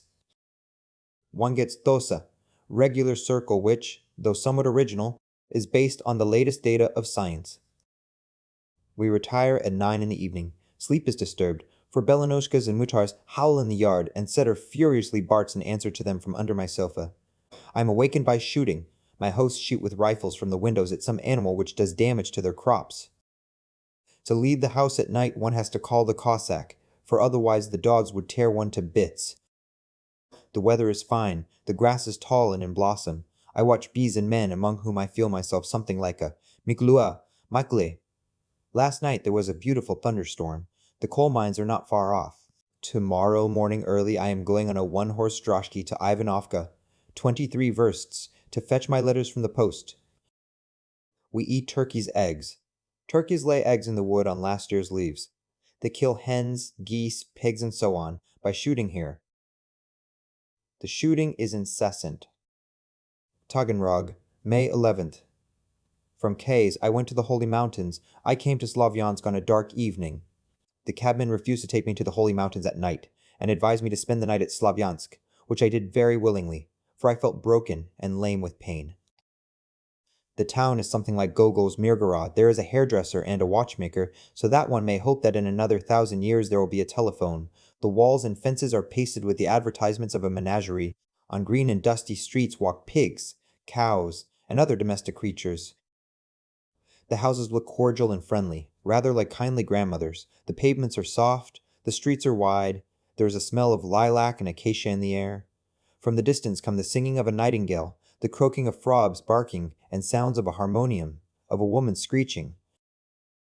I stopped in Kolikov's hotel, where I took a room for 75 kopecks. After sleeping on wooden sofas and washtubs, it was a voluptuous sight to see a bed with a mattress, a washstand. Fragrant breezes came in at the wide open window and green branches thrust themselves in. It was a glorious morning. It was a holiday, May 6th, and the bells were ringing in the cathedral. People were coming out from Mass. I saw police officers, justices of the peace, military superintendents, and other principalities and powers come out of the church. I bought 2 kopecks worth of sunflower seeds and hired for 6 rubles a carriage on springs to take me to the Holy Mountains and back in 2 days' time. I drove out of the town through little streets literally drowned in the green of cherry, apricot, and apple trees. The birds sang unceasingly. Little Russians whom I met took off their caps, taking me probably for Turgenev. My driver jumped every minute off the box to put the harness to rights, or to crack his whip at the boys who ran after the carriage. There were strings of pilgrims along the road. On all sides there were white hills, big and small. The horizon was bluish-white. The rye was tall. Oak copses were met with here and there. The only things lacking were crocodiles and rattlesnakes. I came to the Holy Mountains at 12 o'clock. It is a remarkably beautiful and unique place. The monastery stands on the bank of the river Donets, at the foot of a huge white rock covered with gardens, oaks, and ancient pines crowded together and overhanging one above another. It seems as if the trees had not enough room on the rock, and as if some force were driving them upwards. The pines literally hang in the air and look as though they might fall any minute. Cuckoos and nightingales sing night and day. The monks, very pleasant people, gave me a very unpleasant room with a pancake-like mattress. I spent 2 nights at the monastery and gathered a mass of impressions. While I was there, some 15,000 pilgrims assembled because of Saints in Flesh, Nicholas's Day. 8/9 of them were old women. I did not know before that there were so many old women in the world. Had I known, I would have shot myself long ago. About the monks, my acquaintance with them and how I gave medical advice to the monks and the old women, I will write to the Novoi Vermia and tell you when we meet. The services are endless. At midnight they ring for matins, at 5 for early mass, at 9 for late mass, at 3 for the song of praise, at 5 for vespers, at 6 for the special prayers. Before every service one hears in the corridors the weeping sound of a bell, and a monk runs along crying in the voice of a creditor who implores his debtor to pay him at least 5 kopecks for a ruble. Lord Jesus Christ, have mercy upon us. Please come to matins. It is awkward to stay in one's room, and so one gets up and goes out. I have chosen a spot on the bank of the Donets, where I sit during all the services. I have bought an icon for Auntie. The food is provided gratis by the monastery for all the 15,000, cabbage soup with dried freshwater fish and porridge. Both are good, and so is the rye bread. The church bells are wonderful. The choir is not up to much. I took part in a religious procession on boats. Moscow, October 17, 1887. I am extremely glad to have met you. I say it sincerely and with all my heart. In the first place, I deeply value and love your talent. It is dear to me for many reasons. In the second, it seems to me that if you and I live in this world another 10 or 20 years, we shall be bound to find points of contact. Of all the Russians now successfully writing, I am the lightest and most frivolous. I am looked upon doubtfully. To speak the language of the poets, I have loved my pure muse, but I have not respected her. I have been unfaithful to her, and often took her to places that were not fit for her to go to. But you are serious, strong, and faithful. The difference between us is great, as you see, but nevertheless, when I read you, and now when I have met you, I think that we have something in common. I don't know if I am right, but I like to think it. 2. His brother Alexander. Moscow, November 20th, 1887. Well, the first performance is over. I will tell you all about it in detail. To begin with, Korsch promised me 10 rehearsals, but gave me only 4, of which only 2 could be called rehearsals, for the other 2 were tournaments in which messieurs les artistes exercised themselves in altercation and abuse. Davidov and Glama were the only 2 who knew their parts. The others trusted to the prompter and their own inner conviction. Act 1. I am behind the stage in a small box that looks like a prison cell. My family is in a box to the baignoire and is trembling. Contrary to my expectations, I am cool and am conscious of no agitation. The actors are nervous and excited and cross themselves. The curtain goes up. The actor whose benefit night it is comes on. His uncertainty, the way that he forgets his part, and the wreath that is presented to him, make the play unrecognizable to me from the first sentences. Kieselewski, of whom I had great hopes, did not deliver a single phrase correctly, literally note a single one. He said things of his own composition. In spite of this, and of the stage manager's blunders, the first act was a great success. There were many calls. Act 2. A lot of people on the stage. Visitors. They don't know their parts, make mistakes, talk nonsense. Every word cuts me like a knife in my back. But, oh, Muse, this Act 2 was a success. There were calls for all the actors, and I was called before the curtain twice. Congratulations and success.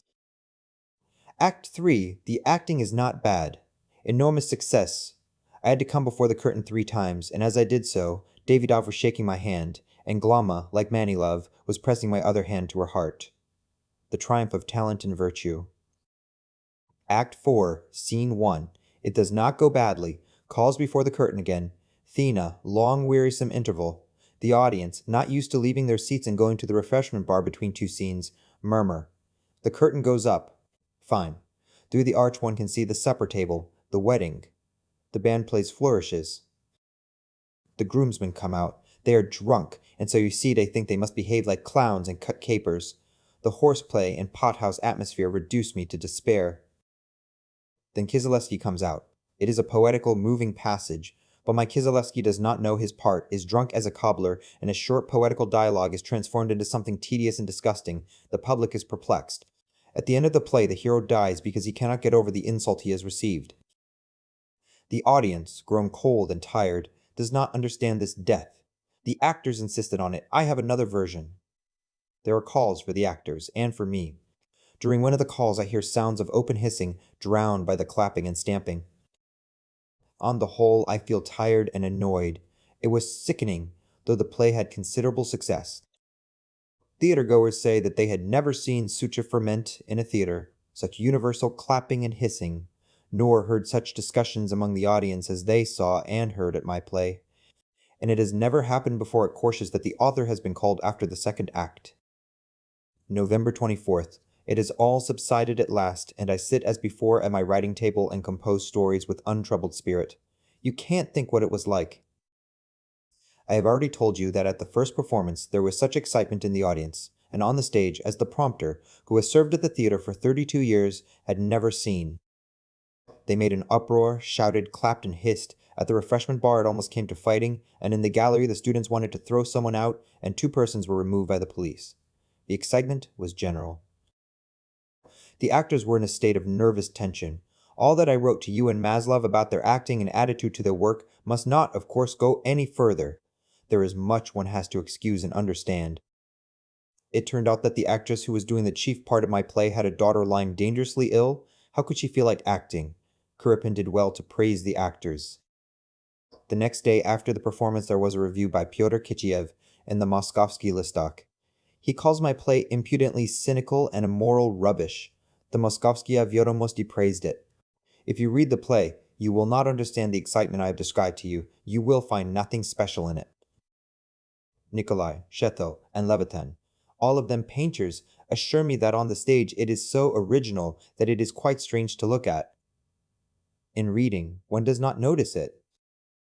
T.O.D. V. Gigorovich, Moscow, 1887. I have just read Karelin's Dream, and I am very much interested to know how far the dream you describe really is a dream. I think your description of the workings of the brain and of the general feeling of a person who is asleep is physiologically correct and remarkably artistic. I remember I read 2 or 3 years ago a French story, in which the author described the daughter of a minister, and probably without himself suspecting it, gave a correct medical description of hysteria. I thought at the time that an artist's instinct may sometimes be worth the brains of a scientist, that both have the same purpose, the same nature, and that perhaps in time, as their methods become perfect, they are destined to become one vast prodigious force which now it is difficult even to imagine. Corellin's dream has suggested to me similar thoughts, and today I willingly believe Buckle, who saw in Hamlet's musings on the dust of Alexander the Great, Shakespeare's knowledge of the law of the transmutation of substance, i.e., the power of the artist to run ahead of the men of science. Sleep is a subjective phenomenon, and the inner aspect of it one can only observe in oneself. But since the process of dreaming is the same in all men, every reader can, I think, judge Corellin by his own standards, and every critic is bound to be subjective. From my own personal experience, this is how I can formulate my impression. In the first place, the sensation of cold is given by you with remarkable subtlety. When at night the quilt falls off, I begin to dream of huge, slippery stones, of cold autumnal water, naked banks, and all this dim, misty, without a patch of blue sky, sad and dejected like one who has lost his way. I look at the stones and feel that for some reason I cannot avoid crossing a deep river. I see then small tugs that drag huge barges. Floating beams. All this is infinitely gray, damp, and dismal. When I run from the river, I come across the fallen cemetery gates, funerals, my school teachers, and all the time I am cold through and through with that oppressive nightmare-like cold which is impossible in waking life and which is only felt by those who are asleep. The first pages of Carolyn's dream vividly brought it to my memory, especially the first half of page 5, where you speak of the cold and loneliness of the grave. I think that had I been born in Petersburg and constantly lived there, I should always dream of the banks of the Neva, the Senate Square, the massive monuments. When I feel cold in my sleep, I dream of people. I happen to have read a criticism in which the reviewer blames you for introducing a man who is almost a minister, and thus spoiling the generally dignified tone of the story. I don't agree with him. What spoils the tone is not the people, but your characterization of them, which in some places interrupts the picture of the dream. One does dream of people, and always of unpleasant ones. I, for instance, when I feel cold, always dream of my teacher of scripture, a learned priest of imposing appearance who insulted my mother when I was a little boy. I dream of vindictive, implacable, intriguing people, smiling with spiteful glee, such as one can never see in waking life. The laughter at the carriage window is a characteristic symptom of Carolyn's nightmare. When in dreams one feels the presence of some evil will, the inevitable ruin brought about by some outside force, one always hears something like such laughter. One dreams of people one loves too, but they generally appear to suffer together with the dreamer. But when my body gets accustomed to the cold, or one of my family covers me up, the sensation of cold, of loneliness, and of an oppressive evil will gradually disappears. With the returning warmth, I begin to feel that I walk on soft carpets or on grass. I see sunshine, women, children. The pictures change gradually, but more rapidly than they do in waking life, so that on awaking, it is difficult to remember the transitions from one scene to another. This abruptness is well brought out in your story, and increases the impression of the dream. Another natural fact you have noticed is also extremely striking. Dreamers express their moods in outbursts of an acute kind, with childish genuineness, like Corellin. Everyone knows that people weep and cry out in their sleep much more often than they do in waking life. This is probably due to the lack of inhibition in sleep and of the impulses which make us conceal things. Forgive me, I so like your story that I am ready to write you a dozen sheets, though I know I can tell you nothing new or good. I restrain myself and am silent, fearing to bore you and to say something silly. I will say once more that your story is magnificent.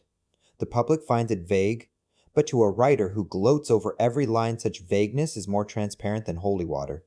Hard as I tried, I could detect only 2 small blots. Even those are rather far-fetched. 1.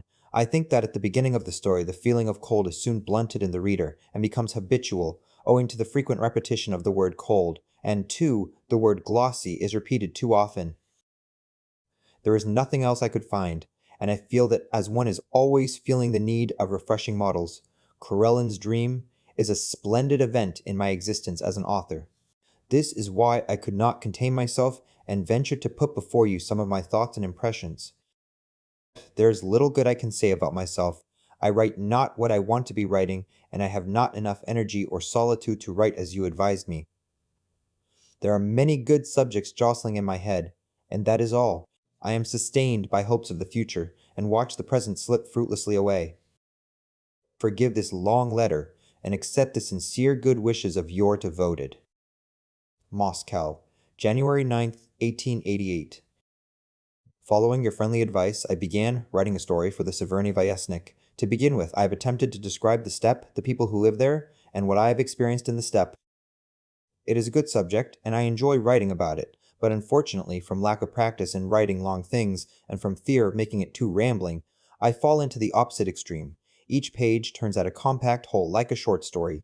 The pictures accumulate, are crowded, and, getting in each other's way, spoil the impression as a whole.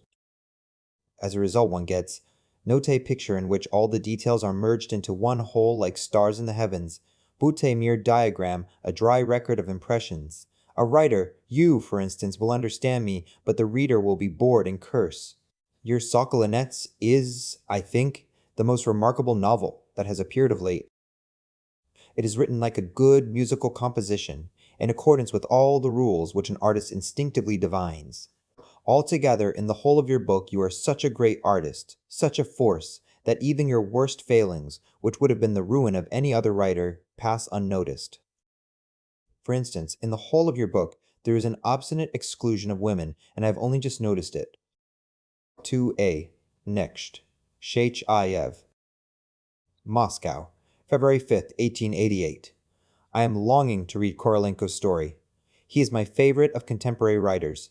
His colors are rich and vivid, his style is irreproachable, though in places rather elaborate, his images are noble. Leontiev is good too. He is not so mature and picturesque, but he is warmer than Korolenko, more peaceful and feminine.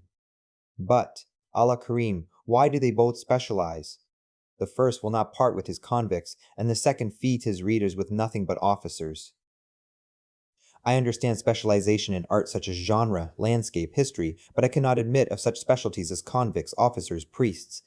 This is not specialization, but partiality. In Petersburg you do not care for Korolenko, and here in Moscow we do not read Shtechegov, but I fully believe in the future of both of them. Ah, if only we had decent critics! February 9th. You say you like Dymov as a subject. Life creates such characters as the daredevil Dymov, not to be dissenters nor tramps, but downright revolutionaries. There never will be a revolution in Russia, and Dymov will end by taking to drink or getting into prison. He is a superfluous man. It is devilishly cold, but the poor birds are already flying to Russia. They are driven by homesickness and love for their native land. If poets knew how many millions of birds fall victims to their longing and love for their homes, how many of them freeze on the way, what agonies they endure on getting home in March, and at the beginning of April, they would have sung their praises long ago. Put yourself in the place of a corncrake who does not fly, but walks all the way, or of a wild goose who gives himself up to man to escape being frozen. Life is hard in this world. 2I. L. SHT Seklev. Moscow, April 18, 1888. In any case, I am more often merry than sad, though if one comes to think of it, I am bound hand and foot. You, my dear man, have a flat, but I have a whole house, which, though a poor specimen, is still a house, and one of 2 stories, too. You have a wife who will forgive your having no money, and I have a whole organization which will collapse if I don't earn a sufficient number of rubles a month. Collapse and fall on my shoulders like a heavy stone. May 3rd. I have just sent a story to the Severny Vyesnik. I feel a little ashamed of it. It is frightfully dull, and there is so much discussion and preaching in it that it is mawkish. I didn't like to send it, but had to, for I need money as I do air. I have had a letter from Lehman. He tells me that we, that is all of you, Petersburg people, have agreed to print advertisements about each other's work on our books, invites me to join, and warns me that among the elect may be included only such persons as have a certain degree of solidarity with us. I wrote to say that I agreed, and asked him how does he know with whom I have solidarity and with whom I have not. How fond of stuffiness you are in Petersburg! Don't you feel stifled with such words as solidarity, unity of young writers, common interests, and so on? Solidarity and all the rest of it. I admit on the stock exchange, in politics, in religious affairs, and so on, but solidarity among young writers is impossible and unnecessary. We cannot feel and think in the same way, our aims are different, or we have no aims whatever, we know each other little or not at all, and so there is nothing on to which this solidarity could be securely hooked. And is there any need for it? No. In order to help a colleague, to respect his personality and his work, to refrain from gossiping about him, envying him, telling him lies, and being hypocritical, one does not need so much to be a young writer as simply a man. Let us be ordinary people, let us treat everybody alike, and then we shall not need any artificially worked up solidarity. Insistent desire for particular, professional, clique solidarity such as you want will give rise to unconscious spying on one another, suspiciousness, control, and, without wishing to do so, we shall become something like Jesuits in relation to one another. I, dear Jean, have no solidarity with you, but I promise you, as a literary man, perfect freedom so long as you live. That is, you may write where and how you wish. You may think like Corisha if you like, betray your convictions and tendencies 1,000 times, and so on, and so on, and my human relations with you will not alter one jot. And I will always publish advertisements of your books on the wrappers of mine. Sue me, Madame Linteverriob's estate, May 30th, 1888. I am staying on the bank of the Sile, in the lodge of an old seigneurial estate. I took the place without seeing it, trusting to luck, and have not regretted it so far. The river is wide and deep, with plenty of islands, of fish and of crayfish. The banks are beautiful, well covered with grass and trees. And best of all, there is so much space that I feel as if for my 100 rubles I have obtained a right to live on an expanse of which one can see no end. Nature and life here is built on the pattern now so old-fashioned and rejected by magazine editors. Nightingales sing night and day, dogs bark in the distance, there are old neglected gardens, sad and poetical estates shut up and deserted where live the souls of beautiful women, old footmen, relics of serfdom, on the brink of the grave, young ladies longing for the most conventional love. In addition to all these things, not far from me there is even such a hackneyed cliché as a watermill with 16 wheels, with a miller, and his daughter who always sits at the window, apparently waiting for someone. All that I see and hear now seems familiar to me from old novels and fairy tales. The only thing that has something new about it is a mysterious bird, which sits somewhere far away in the reeds, and night and day makes a noise that sounds partly like a blow on an empty barrel, and partly like the mooing of a cow shut up in a barn. Every little Russian has seen this bird in the course of his life, but everyone describes it differently, which means that no one has seen it. Every day I row to the mill, and in the evening I go to the islands to fish with fishing maniacs from the Haritovenko factory. Our conversations are sometimes interesting. On the eve of Whit Sunday, all the maniacs will spend the night on the islands and fish all night. I too. There are some splendid types. My hosts have turned out to be very nice and hospitable people. It is a family worth studying. It consists of 6 members. The old mother, a very kind, rather flabby woman who has had suffering enough in her life. She reads Schopenhauer and goes to church to hear the song of praise. She conscientiously studies every number of the Viesnik Evropy and Cheverny Viesnik, and knows writers I have not dreamed of. Attaches much importance to the fact that once the painter Makovsky stayed in her lodge, and now a young writer is staying there, talking to Pleshchayev, she feels a holy thrill all over and rejoices every minute that it has been vouchsafed to her to see the great poet. Her eldest daughter, a woman doctor, the pride of the whole family and a saint, as the peasants call her, really is remarkable. She has a tumor on the brain, and in consequence of it she is totally blind, has epileptic fits and constant headaches. She knows what awaits her, and stoically with amazing coolness speaks of her approaching death. In the course of my medical practice I have grown used to seeing people who were soon going to die, and I have always felt strange when people whose death was at hand talked, smiled, or wept in my presence. But here, when I see on the veranda this blind woman who laughs, jokes, or hears my stories read to her, what begins to seem strange to me is not that she is dying, but that we do not feel our own death, and write stories as though we were never going to die. The second daughter, also a woman doctor, is a gentle, shy, infinitely kind creature, loving to everyone. Patients are a regular torture to her, and she is scrupulous to morbidity with them. At consultations we always disagree. I bring good tidings where she sees death, and I double the doses which she prescribes. But where death is obvious and inevitable, my lady doctor feels quite in an unprofessional way. I was receiving patients with her one day at a medical center. A young little Russian woman came with a malignant tumor of the glands in her neck and at the back of her head. The tumor had spread so far that no treatment could be thought of. And because the woman was at present feeling no pain, but would in another 6 months die in terrible agony, the doctor looked at her in such a guilty way, as though she were asking forgiveness for being well, and ashamed that medical science was helpless. She takes a zealous part in managing the house and estate, and understands every detail of it. She knows all about horses even. When the side horse does not pull or gets restless, she knows how to help matters and instructs the coachman. I believe she has never hurt anyone, and it seems to me that she has not been happy for a single instant and never will be. The third daughter, who has finished her studies at Bezduzhevka, is a vigorous, sunburnt young girl with a loud voice. Her laugh can be heard a mile away. She is a passionate little Russian patriot. She has built a school on the estate at her own expense, and teaches the children Krylov's fables translated into Little Russian. She goes to Shevchenko's grave as a Turk goes to Mecca. She does not cut her hair, wears stays and a bustle, looks after the housekeeping, is fond of laughing and singing. The eldest son is a quiet, modest, intelligent, hard-working young man with no talents. He has no pretensions and is apparently content with what life has given him. He has been dismissed from the university just before taking his degree, but he does not boast of it. He speaks little. He loves farming and the land and lives in harmony with the peasants. The second son is a young man mad over Tchaikovsky's being a genius. He dreams of living according to Tolstoy. Pleshayev is staying with us. They all look upon him as a demigod, consider themselves happy if he bestows attention on somebody's junket, bring him flowers, invite him everywhere, and so on. And he listens and eats, and smokes his cigars which give his admirers a headache. He is slow to move, with the indolence of old age, but this does not prevent the fair sex from taking him about in boats, driving with him to the neighboring estates, and singing songs to him.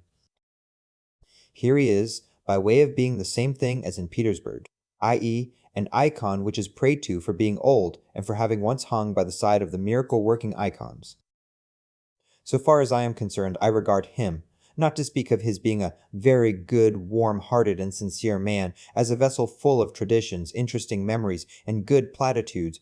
What you say about the lights is quite just. You say that neither the conversation about pessimism nor Kisocha's story in any way helped to solve the question of pessimism. It seems to me it is not for writers of fiction to solve such questions as that of God, of pessimism, and so on. The writer's business is simply to describe who has been speaking about God or about pessimism, how, and in what circumstances. The artist must be not the judge of his characters and of their conversations, but merely an impartial witness. I have heard a desultory conversation of two Russians about pessimism, a conversation which settles nothing, and I must report that conversation as I heard it. It is for the jury, that is, for the readers, to decide on the value of it. My business is merely to be talented, i.e., to know how to distinguish important statements from unimportant, how to throw light on the characters, and to speak their language. Shtechiglov, Leontiev blames me for finishing the story with the words, "There's no making out anything in this world. He thinks a writer who is a good psychologist ought to be able to make it out." That is what he is a psychologist for. But I don't agree with him. It is time that writers, especially those who are artists, recognize that there is no making out anything in this world, as once Socrates recognized it, and Voltaire too. The mob thinks it knows and understands everything, and the more stupid it is, the wider it imagines its outlook to be. And if a writer whom the mob believes in has the courage to say that he does not understand anything of what he sees, that alone will be something gained in the realm of thought and a great step in advance. To A.N. Plesht, Shayev. Sumy, June 28, 1888. We have been to the province of Poltava. We went to the Smagins and to Sorochintsy. We drove with a four-in-hand in an ancestral, very comfortable carriage. We had no end of laughter, adventures, misunderstandings, halts, and meetings on the way. If you had only seen the places where we stayed the night and the villages stretching 8 or 10 versts through which we drove! What weddings we met on the road, what lovely music we heard in the evening stillness, and what a heavy smell of fresh hay there was! Really, one might sell one's soul to the devil for the pleasure of looking at the warm evening sky, the pools and the rivulets reflecting the sad, languid sunset. The Smaggins' estate is great and fertile, but old, neglected, and dead as last year's cobwebs. The house is sunk, the doors won't shut, the tiles in the stove squeeze one another out and form angles. Young suckers of cherries and plums peep up between the cracks of the floors. In the room where I slept, the nightingale had made herself a nest between the window and the shutter, and while I was there, little naked nightingales, looking like undressed Jew babies, hatched out from the eggs. Sedate storks live on the barn. At the bee house there is an old grandsire who remembers the King Goro and Cleopatra of Egypt. Everything is crumbling and decrepit, but poetical, sad, and beautiful in the extreme. Feodosia, July 1888. The journey from Sumy to Kharkov is frightfully dull. Going from Kharkov to Simferopol, one might well die of boredom. The Crimean steppe is depressing, monotonous, with no horizon, colorless like Ivanenko's stories, and on the whole, rather like the tundra. From Simferopol mountains begin, and, with them, beauty. Ravines, mountains, poplars stick out from the ravines, vineyards loom dark on the mountains. All this is bathed in moonlight, is new and wild, and sets one's imagination working in harmony with Gogol's terrible vengeance. Particularly fantastic are the alternating precipices and tunnels when you see now depths full of moonlight and now complete sinister darkness. It is rather uncanny and delightful. One feels it is something not Russian, something alien. I reached Sevastopol at night. The town is beautiful in itself, and beautiful because it stands by a marvelous sea. The best in the sea is its color, and that one cannot describe. It is like blue copperas. As to steamers and sailing vessels, piers and harbors, what strikes one most of all is the poverty of the Russians. Except the Popovkas, which look like Moscow merchants' wives, and 2 or 3 decent steamers, there is nothing to speak of in the bay. In the morning it was deadly dull. Heat, dust, thirst. In the harbor there was a stench of ropes, and one caught glimpses of faces burnt brick red, sounds of a pulley, of the splashing of dirty water, knocking, Tatar words, and all sorts of uninteresting nonsense.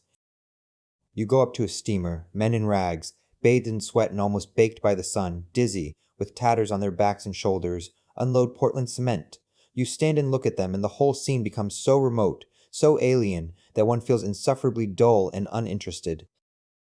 It is entertaining to get on board and set off, but it is rather a bore to sail and talk to a crowd of passengers consisting of elements, all of which one knows by heart, and is weary of already. Yalta is a mixture of something European that reminds one of the views of Nice, with something cheap and shoddy.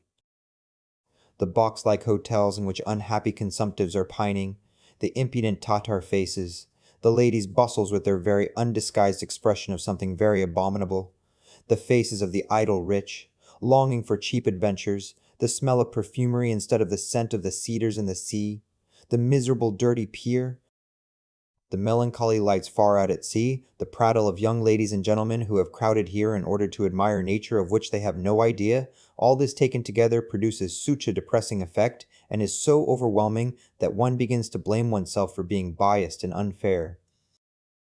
At 5 o'clock in the morning I arrived at Feodosia, a grayish-brown, dismal, and dull-looking little town. There is no grass, the trees are wretched, the soil is coarse and hopelessly poor. Everything is burnt up by the sun, and only the sea smiles, the sea which has nothing to do with wretched little towns or tourists. Sea bathing is so nice that when I got into the water, I began to laugh for no reason at all. July 22nd. Yesterday we went to Shah Mamai Ivazovsky's estate, 25 versts from Feodosia. It is a magnificent estate, rather like fairyland. Such estates may probably be seen in Persia. Ivazovsky himself, a vigorous old man of 75, is a mixture of a good-natured Armenian and an overfed bishop. He is full of dignity, has soft hands, and offers them like a general. He is not very intelligent, but is a complex nature worthy of attention.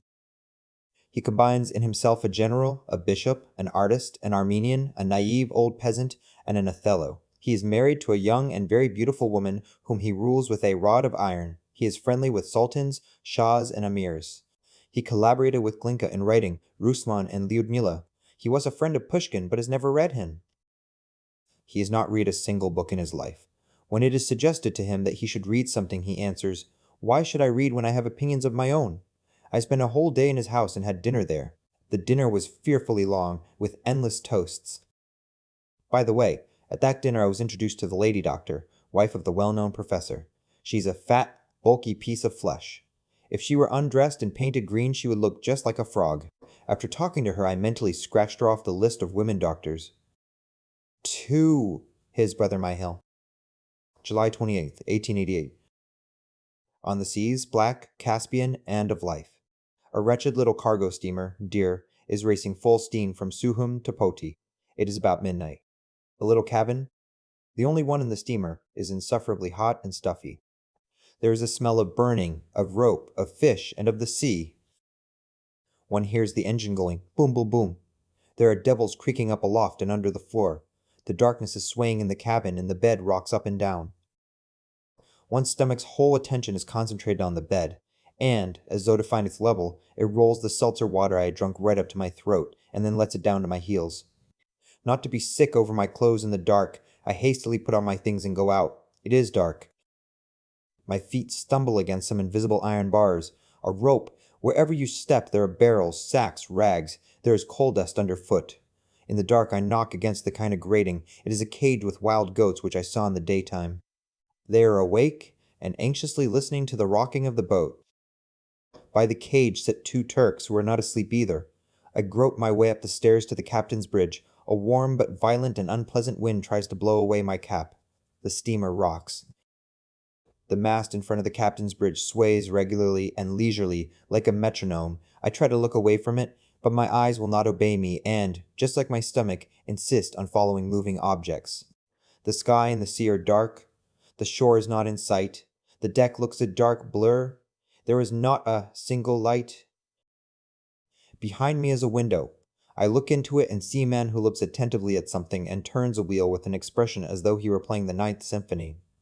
Next to me stands the little stout captain in tan shoes. He talks to me of Caucasian emigrants, of the heat, of winter storms, and at the same time looks intently into the dark distance in the direction of the shore.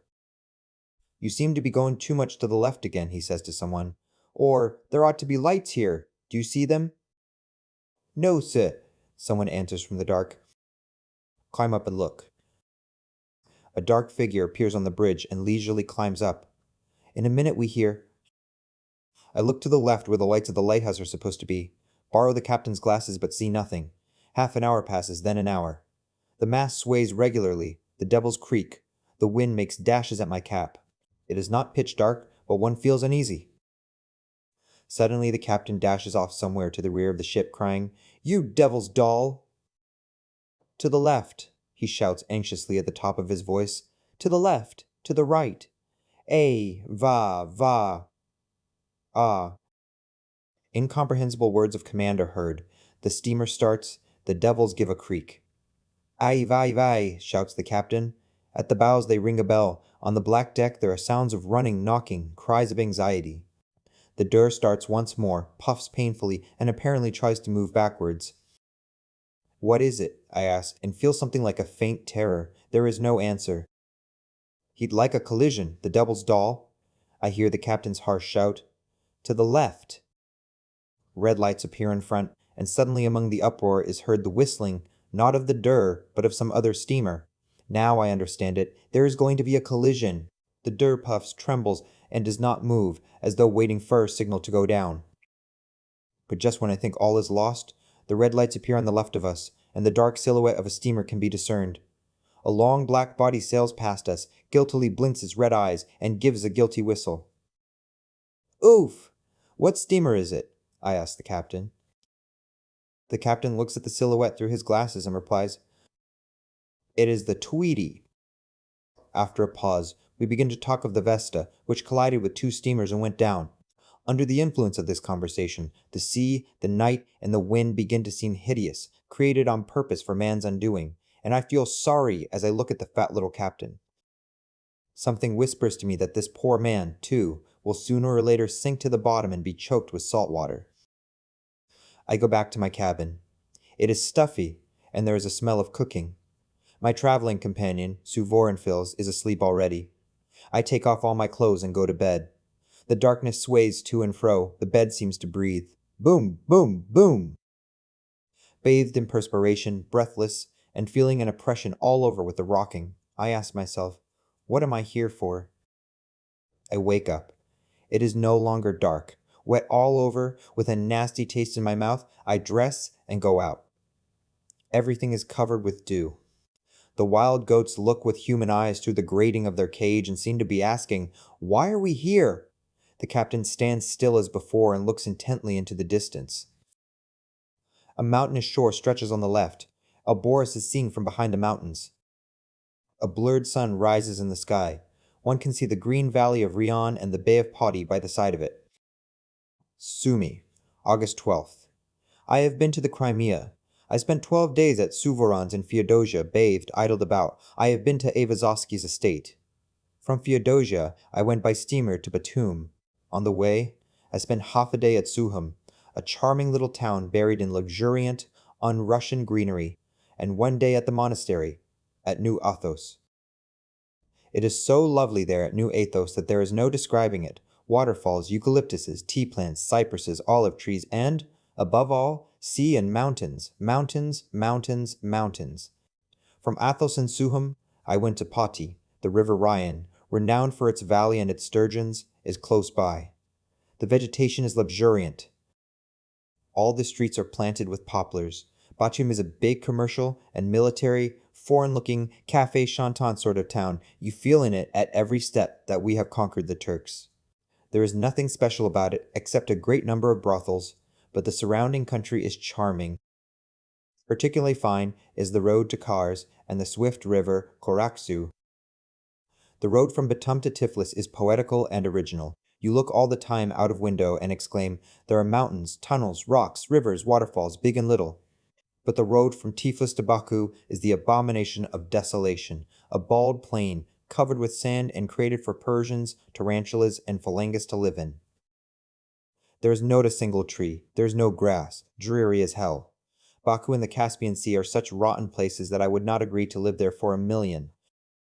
There are no roofs, there are no trees either. Persian faces everywhere, 50 degrees, rumor of heat, a smell of kerosene, the naphtha, soaked mud squelches under one's feet, the drinking water is salt. You have seen the Caucasus. I believe you have seen the Georgian military road too. If you have not been there yet, pawn your wives and children and the Oskolki and go. I have never in my life seen anything like it. It is no to road, but unbroken poetry, a wonderful, fantastic story written by the demon in love with Tamara. Sumy, August 29th, 1888. When as a boy I used to stay at my grandfather's on Count Platov's estate, I had to sit from sunrise to sunset by the thrashing machine and write down the number of poods and pounds of corn that had been thrashed, the whistling, the hissing, and the bass note like the sound of a whirling top that the machine makes at full speed. The creaking of the wheels, the lazy tread of the oxen, the clouds of dust, the grimy, perspiring faces of some 70 of men. All this has stamped itself upon my memory like the Lord's Prayer. And now, too, I have been spending hours at the thrashing and felt intensely happy. When the thrashing engine is at work, it looks as though alive, it has a cunning, playful expression, while the men and oxen look like machines.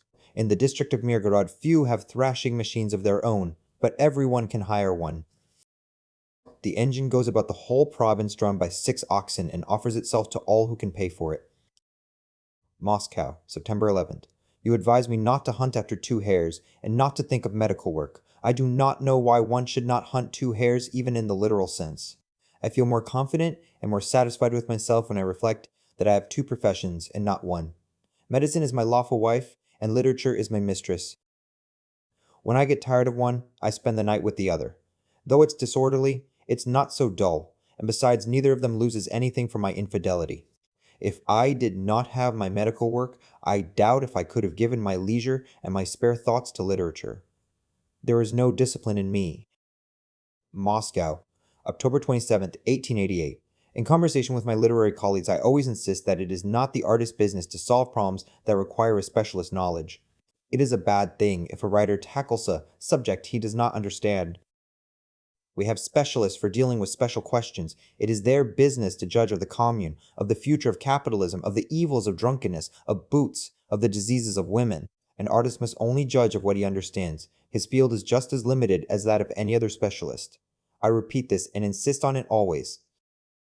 That in his sphere there are no questions, but only answers, can only be maintained by those who have never written and have had no experience of thinking in images. An artist observes, selects, guesses, combines. And this in itself presupposes a problem. Unless he had set himself a problem, from the very first, there would be nothing to conjecture and nothing to select. To put it briefly, I will end by using the language of psychiatry.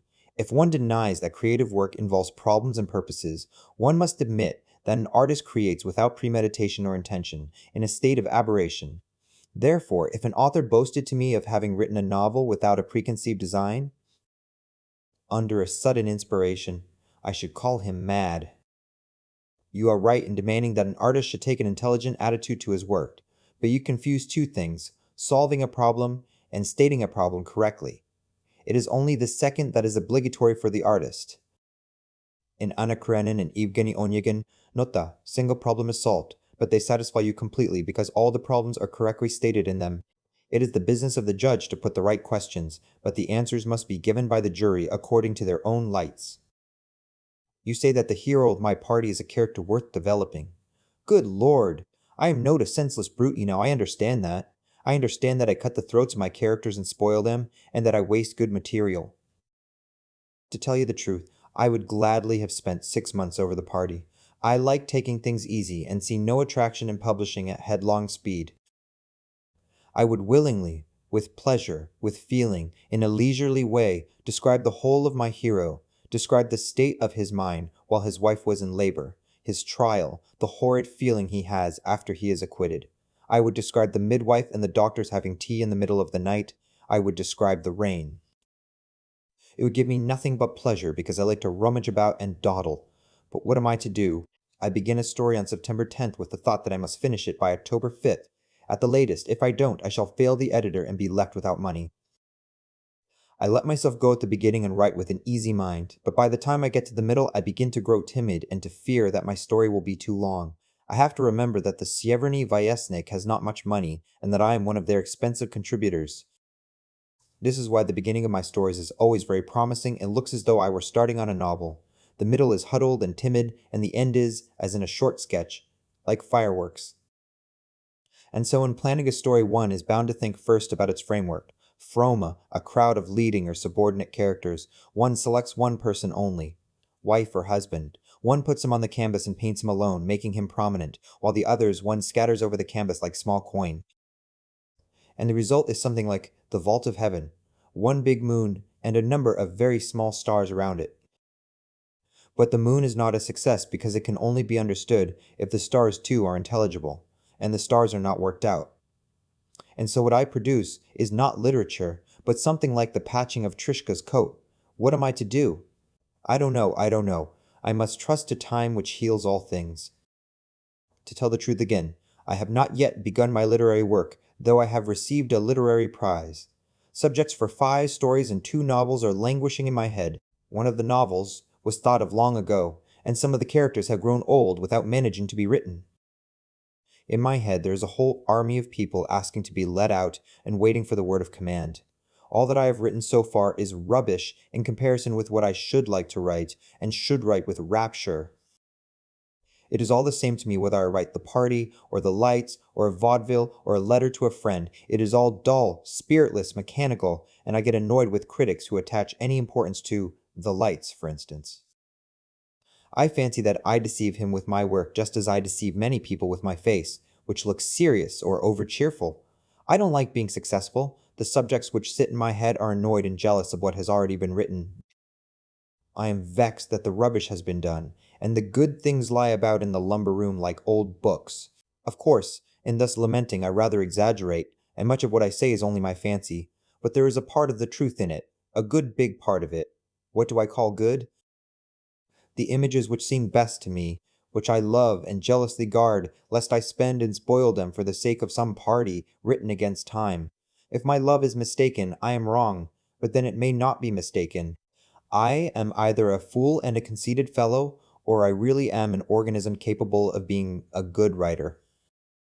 All that I now write displeases and bores me, but what sits in my head interests, excites, and moves me, from which I conclude that everybody does the wrong thing, and I alone know the secret of doing the right one.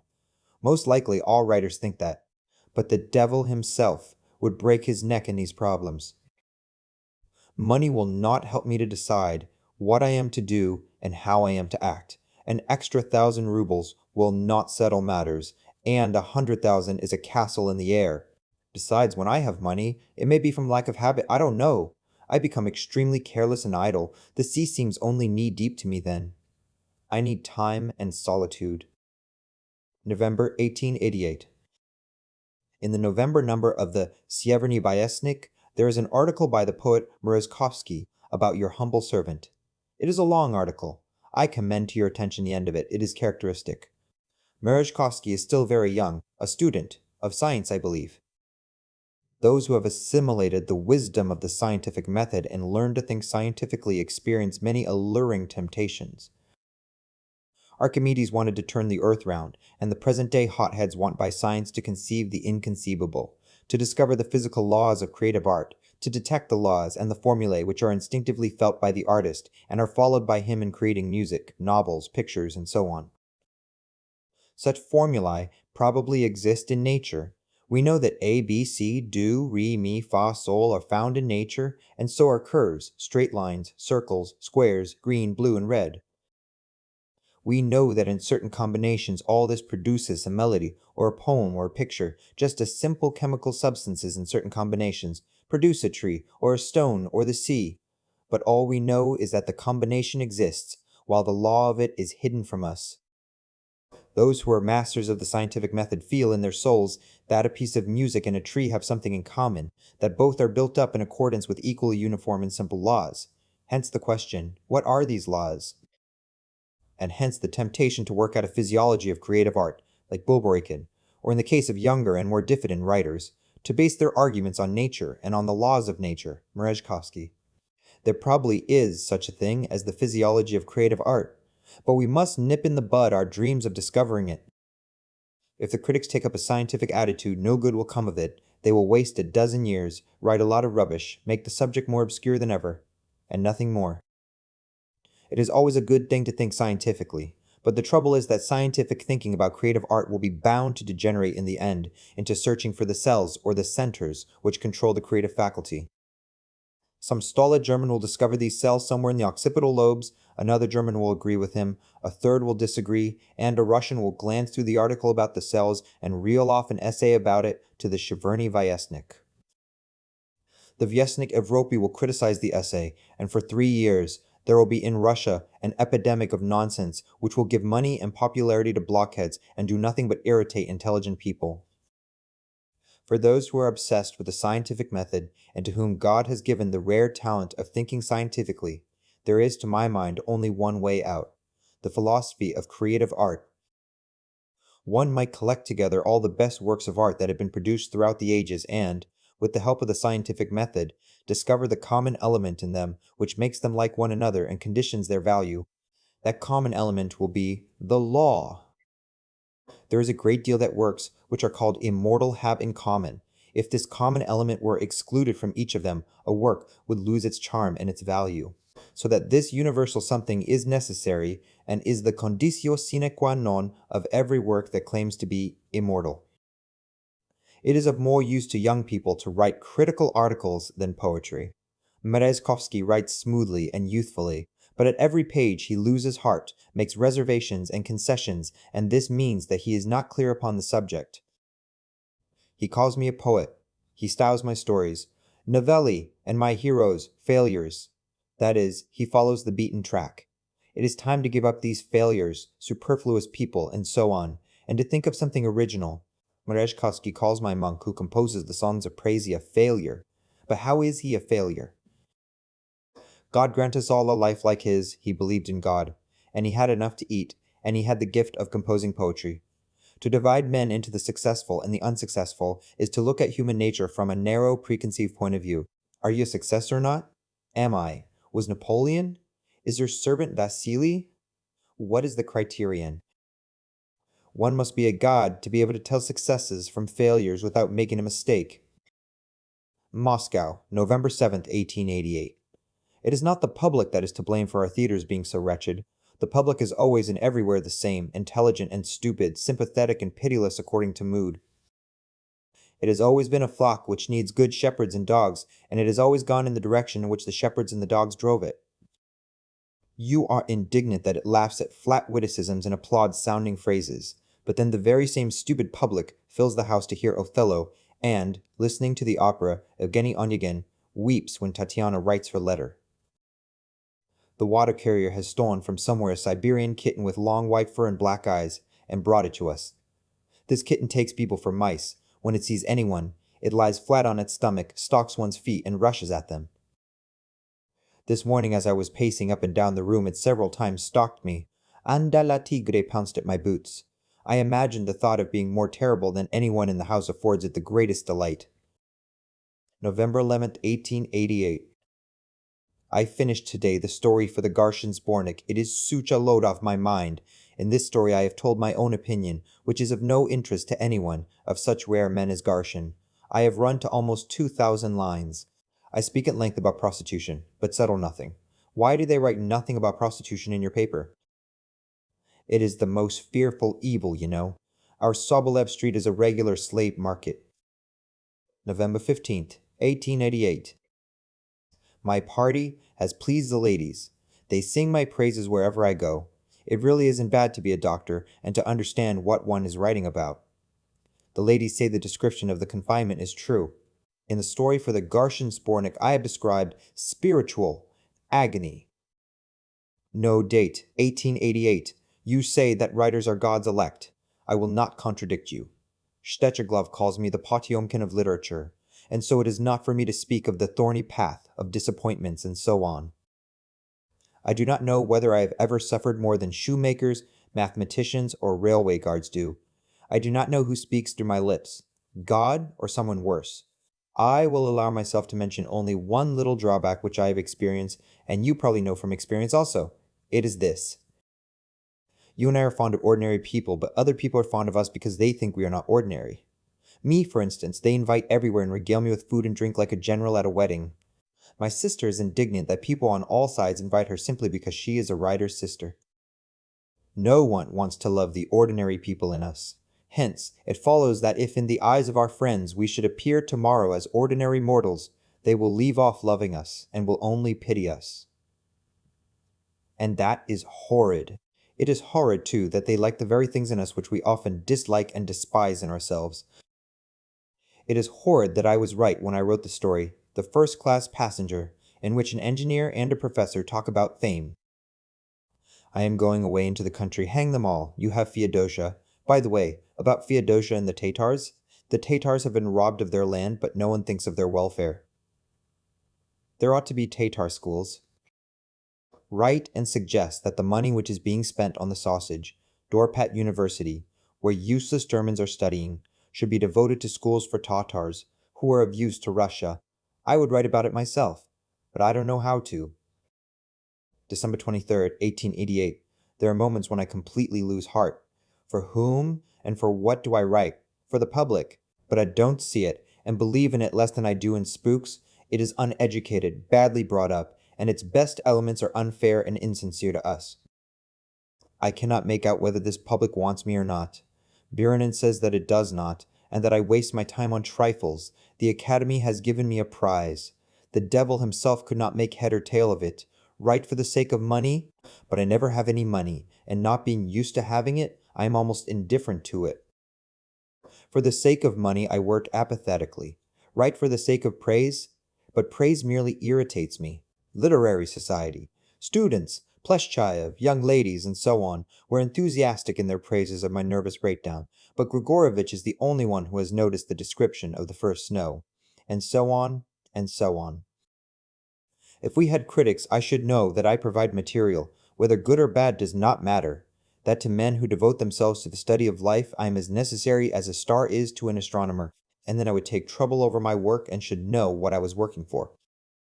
But as it is you, I, Maravlin, and the rest are like lunatics who write books and plays to please themselves. To please oneself is, of course, an excellent thing. One feels the pleasure while one is writing, but afterwards... But I will shut up. In short, I am sorry for Tatiana Repin, not because she poisoned herself, but because she lived her life, died in agony, and was described absolutely to no purpose, without any good to anyone. A number of tribes, religions, languages, civilizations had vanished without a trace, vanished because there were no historians or biologists.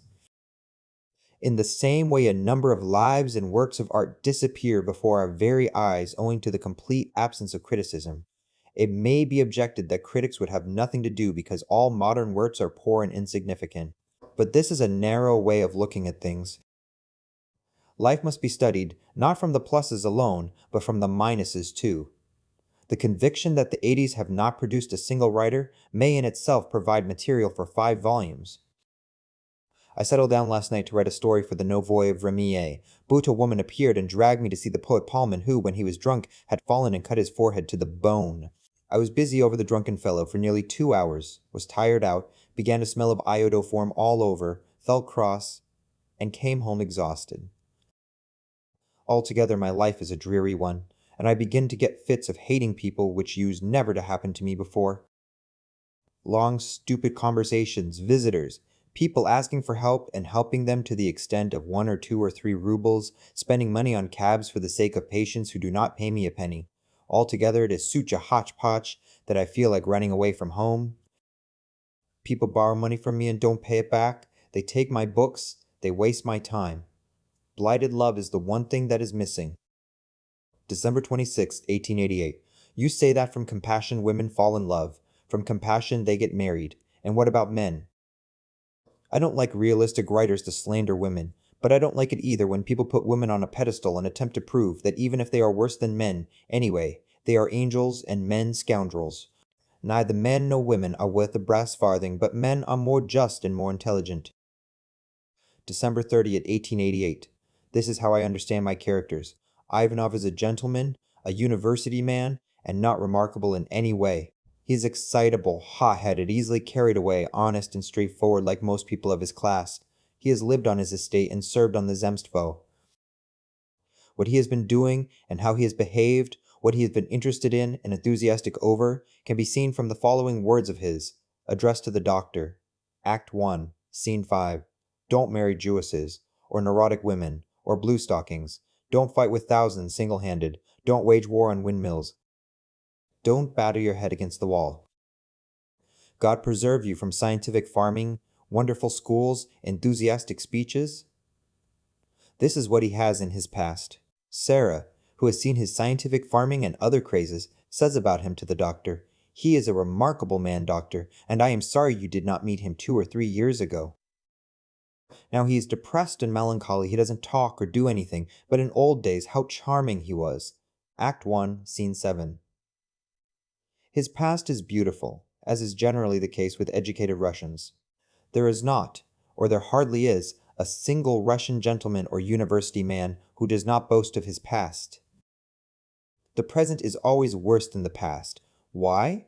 Because Russian excitability has one specific characteristic. It is quickly followed by exhaustion. A man has scarcely left the classroom before he rushes to take up a burden beyond his strength. He tackles at once the schools, the peasants, scientific farming, and the Vyesnik Evropy. He makes speeches, writes to the minister, combats evil, applauds good, falls in love not in an ordinary simple way, but selects either a blue stocking, or a neurotic, or a Jewess, or even a prostitute, whom he tries to save, and so on, and so on. But by the time he is 30 or 35, he begins to feel tired and bored. He has not got decent mustaches yet, but he already says with authority, "Don't marry, my dear fellow, trust my experience, or, after all, what does liberalism come to?" Between ourselves, Chekhov was often right. He is ready to reject the Zemstvo, and scientific farming, and science, and love. My Ivanov says to the doctor, Act 1, Scene 5. You took your degree only last year, my dear friend. You are still young and vigorous, while I am 35. I have a right to advise you. That is how these prematurely exhausted people talk. Further down, sighing authoritatively, he advises, Don't you marry in this or that way, see above, but choose something commonplace, gray, with no vivid colors or superfluous flourishes. Altogether, build your life according to the conventional pattern. The grayer and more monotonous the background, the better. The life that I have led, how tiring it is! Ah, how tiring! Conscious of physical exhaustion and boredom, he does not understand what is the matter with him and what has happened. Horrified, he says to the doctor, Act 1, Scene 3, Here you tell me she is soon going to die and I feel neither love nor pity, but a sort of emptiness and weariness. If one looks at me from outside, it must be horrible. I don't understand what is happening to my soul. Finding themselves in such a position, narrow and unconscientious people generally throw the whole blame on their environment, or write themselves down as Hamlets and superfluous people, and are satisfied with that. But Ivanov, a straightforward man, openly says to the doctor and to the public that he does not understand his own mind. I don't understand. I don't understand. That he really doesn't understand can be seen from his long monologue in Act 3, where, tete, ate, with the public, he opens his heart to it and even weeps. The change that has taken place in him offends his sense of what is fitting. He looks for the causes outside himself and fails to find them. He begins to look for them inside and finds only an indefinite feeling of guilt. It is a Russian feeling. Whether there is a death or illness in his family, whether he owes money or lends it, a Russian always feels guilty. Ivanov talks all the time about being to blame in some way, and the feeling of guilt increases in him at every juncture. In Act 1, he says, Suppose I am terribly to blame, yet my thoughts are in a tangle. My soul is in bondage to a sort of sloth, and I am incapable of understanding myself. In Act 2, he says to Sasha, My conscience aches day and night. I feel that I am profoundly to blame, but in what exactly I have done wrong I cannot make out. To exhaustion, boredom, and the feeling of guilt add one more enemy, loneliness. Were Ivanov an official, an actor, a priest, a professor, he would have grown used to his position. But he lives on his estate, he is in the country. His neighbors are either drunkards or fond of cards, or of the same type as the doctor. None of them care about his feelings or the change that has taken place in him. He is lonely. Long winters, long evenings, an empty garden, empty rooms, the grumbling count, the ailing wife. He has nowhere to go. This is why he is every minute tortured by the question, what is he to do with himself? Now about his fifth enemy. Ivanov is tired and does not understand himself, but life has nothing to do with that. It makes its legitimate demands upon him, and whether he will or no, he must settle problems. His sick wife is a problem, his numerous debts are a problem, Sasha flinging herself on his neck is a problem. The way in which he settles all these problems must be evident from his monologue in Act 3 and from the contents of the last two acts. Men like Ivanov do not solve difficulties but collapse under their weight.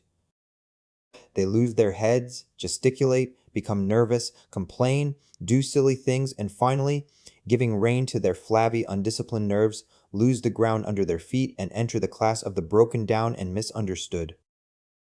Disappointment, apathy, nervous limpness, and exhaustion are the inevitable consequence of extreme excitability, and such excitability is extremely characteristic of our young people. Take literature, take the present time. Socialism is one of the forms of this excitement. But where is socialism? You see it in Tihomirov's letter to the Tsar. The socialists are married and are criticizing the Zemstvo. Where is liberalism? Mihailovsky himself says that all the labels have been mixed up now. And what are all the Russian enthusiasms worth? The war has wearied us. Bulgaria has wearied us till we can only be ironical about it. Zhuki has wearied us, and so has the comic opera. Exhaustion.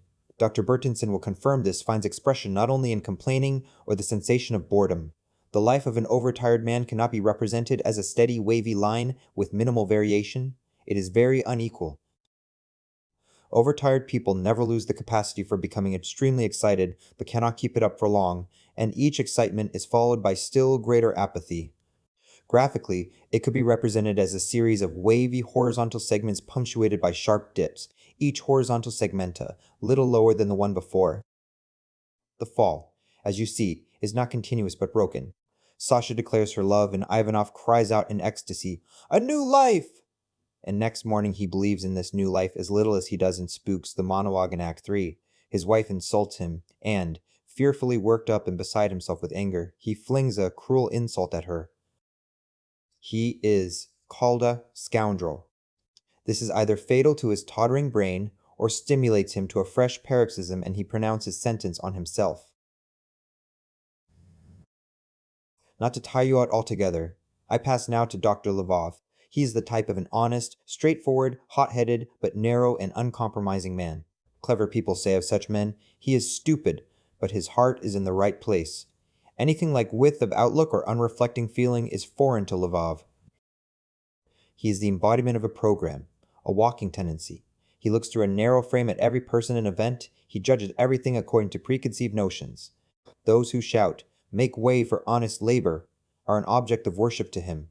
Those who do not shout it are scoundrels and exploiters. There is no middle. He has been brought up on Mihailov's novels. At the theater he has seen on the stage new men, that is, the exploiters and sons of our age, painted by the modern playwrights. He has stored it all up, and so much so that when he reads Rudin, he is sure to be asking himself, is Rudin a scoundrel or not? Literature and the stage have so educated him that he approaches every character in real life and in fiction with this question. It is not enough for him that all men are sinners. He wants saints and villains. He was prejudiced before he came to the district. He at once classed all the rich peasants as exploiters, and Ivanov, whom he could not understand, as a scoundrel. Why, the man has a sick wife and he goes to see a rich lady neighbor. Of course he is a scoundrel. It is obvious that he is killing his wife in order to marry an heiress. Lvov is honest and straightforward, and he blurts out the truth without sparing himself. If necessary, he will throw a bomb at a carriage, give a school inspector a blow in the face, or call a man a scoundrel. He will not stop at anything. He never feels remorse. It is his mission as an honest worker to fight the powers of darkness. Such people are useful and are for the most part attractive. To caricature them, even in the interests of the play, is unfair and, indeed, unnecessary. True, a caricature is more striking and therefore easier to understand. But it is better to put your color on too faint than too strong. Now about the women. What do they love Ivanov for? Sarah loves him because he is a fine man, because he has enthusiasm, because he is brilliant and speaks with as much heat as Lvov does. Act 1, Scene 7. She loves him so long as he is excited and interesting, but when he begins to grow misty in her eyes and to lose definiteness of outline, she ceases to understand him, and at the end of Act 3, speaks out plainly and sharply. Sasha's a young woman of the newest type. She is well educated, intelligent, honest, and so on. In the realm of the Blinda, one-eyed man is king, and so she favors Ivanov in spite of his being 35. He is better than anyone else. She knew him when she was a child and saw his work close at hand, at the period before he was exhausted. He is a friend of her father's. She is a female who is not won by the vivid plumage of the male, not by their courage and dexterity, but by their complaints, whinings, and failures. She is the sort of girl who loves a man when he is going downhill. The moment Ivanov loses heart, the young lady is on the spot. That's just what she was waiting for. Just think of it. She now has such a holy, such a grateful task before her. She will raise up the fallen one, set him on his feet, make him happy. It is not Ivanov she loves, but this task. Argenton in Daudet's book says, "Life is not a novel." Sasha does not know this. She does not know that for Ivanov love is only a fresh complication, an extra stab in the back. And what comes of it? She struggles with him for a whole year and, instead of being raised, he sinks lower and lower. In my description of Ivanov, there often occurs the word Russian. Don't be cross about it. When I was writing the play I had in mind only the things that really matter, that is, only the typical Russian characteristics. Thus the extreme excitability, the feeling of guilt, the liability to become exhausted are purely Russian. Germans are never excited, and that is why Germany knows nothing of disappointed, superfluous, or overtired people. The excitability of the French is always maintained at one and the same level. It makes no sudden bounds or falls, and so a Frenchman is normally excited down to a decrepit old age. In other words, the French do not have to waste their strength in overexcitement, they spend their power sensibly and do not go bankrupt. Ivanov and Lvov appear to my imagination to be living people. I tell you honestly, in all conscience, these men were born in my head, not by accident, not out of sea foam, or preconceived intellectual ideas. They are the result of observing and studying life. They stand in my brain, and I feel that I have not falsified the truth, nor exaggerated it a jot. If on paper they have not come out clear and living, the fault is not in them but in me, for not being able to express my thoughts. It shows it is too early for me to begin writing plays. January 7th, 1889. I have been cherishing the bold dream of summing up all that has hitherto been written about whining, miserable people, and with my Ivanov saying the last word. It seemed to me that all Russian novelists and playwrights were drawn to depict despondent men, but that they all wrote instinctively, having no definite image or views on the subject. As far as my design goes, I was on the right track, but the execution is good for nothing. I ought to have waited. I am glad I did not listen to Grigorovitch 2 or 3 years ago and write a novel. I can just imagine what a lot of good material I should have spoiled. He says, talent and freshness overcome everything. It is more true to say that talent and freshness can spoil a great deal. In addition to plenty of material and talent, one wants something else, which is no less important. One wants to be mature, that is one thing, and for another the feeling of personal freedom is essential, and that feeling has only recently begun to develop in me. I used not to have it before. Its place was successfully filled by my frivolity, carelessness, and lack of respect for my work. What writers belonging to the upper class have received from nature for nothing, plebeians acquire at the cost of their youth. Write a story of how a young man, the son of a serf, who has served in a shop, sung in a choir, been at a high school and a university, who has been brought up to respect everyone of higher rank and position, to kiss priests' hands, to reverence other people's ideas, to be thankful for every morsel of bread, who has been many times whipped, who has trudged from one pupil to another without galoshes, who has been used to fighting and tormenting animals, who has liked dining with his rich relations and been hypocritical before God and men from the mere consciousness of his own insignificance. Write how this young man squeezes the slave out of himself, drop by drop, and how waking one beautiful morning he feels that he has no longer a slave's blood in his veins but a real man's. March 5th, 1889. Last night I drove out of town and listened to the gypsies. They sing well, the wild creatures.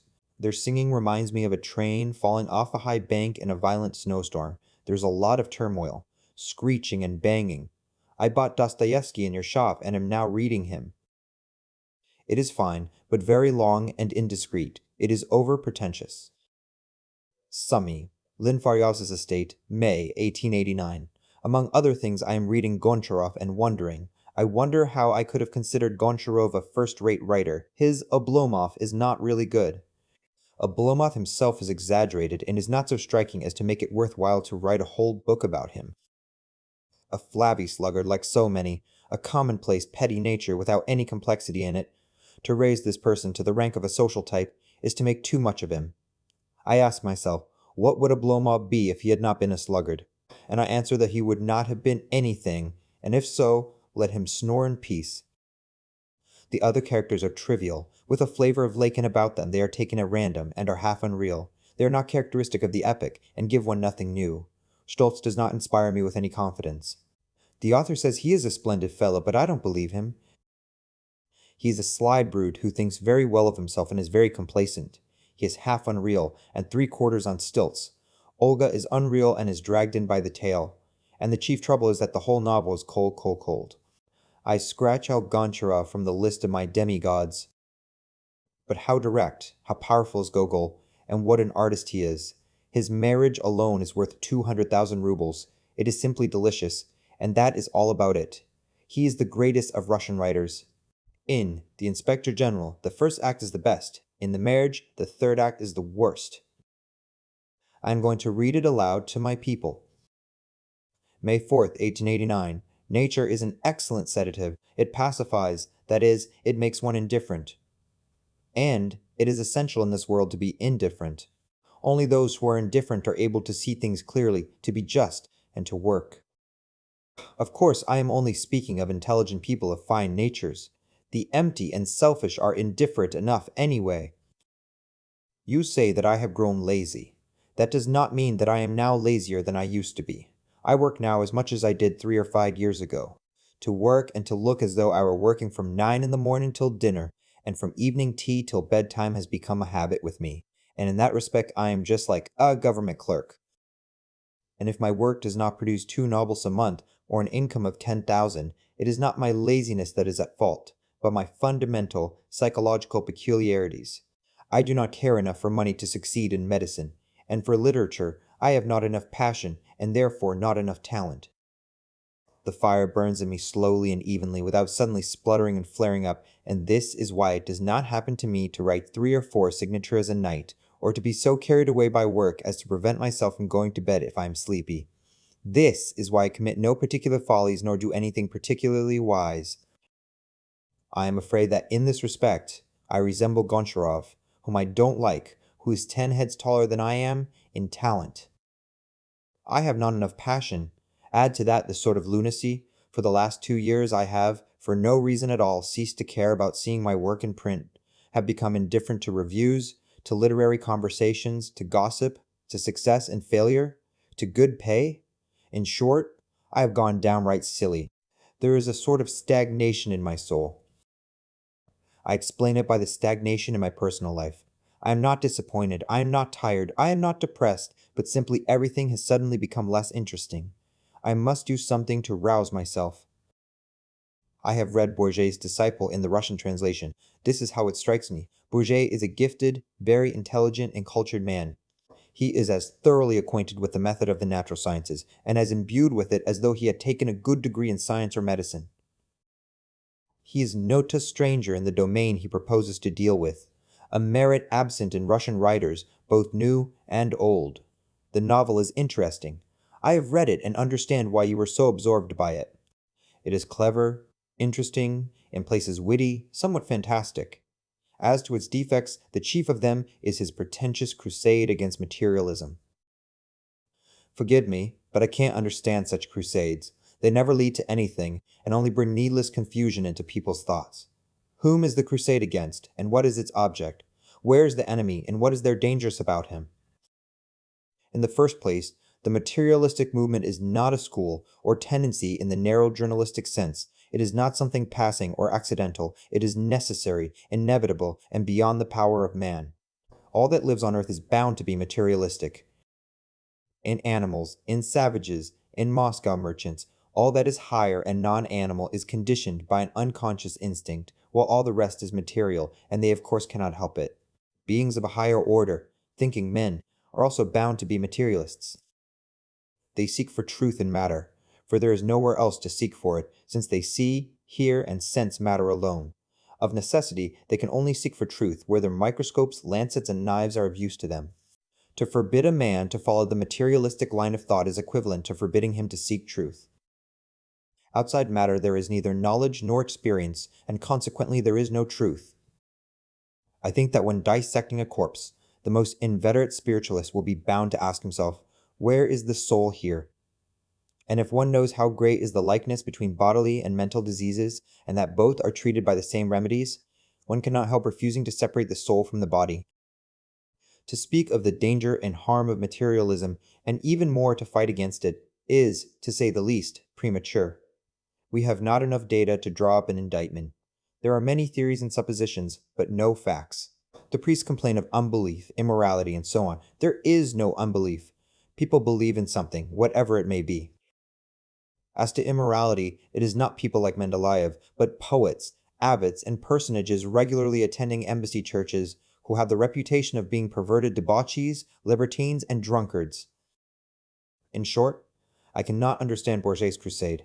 If, in starting upon it, he had at the same time taken the trouble to point out to the materialists an incorporeal God in the sky, and to point to him in such a way that they should see him, that would be another matter, and I should understand what he is driving at. May 14th, 1889. You want to know if the lady doctor hates you as before. Alas! She has grown stouter and much more resigned, which I do not like at all. There are not many women doctors left on earth. They are disappearing and dying out, like the branches in the Bialowiecki forest. Some die of consumption, others become mystics. Some marry widowed squadron commanders, some still try to stand firm but are obviously losing heart.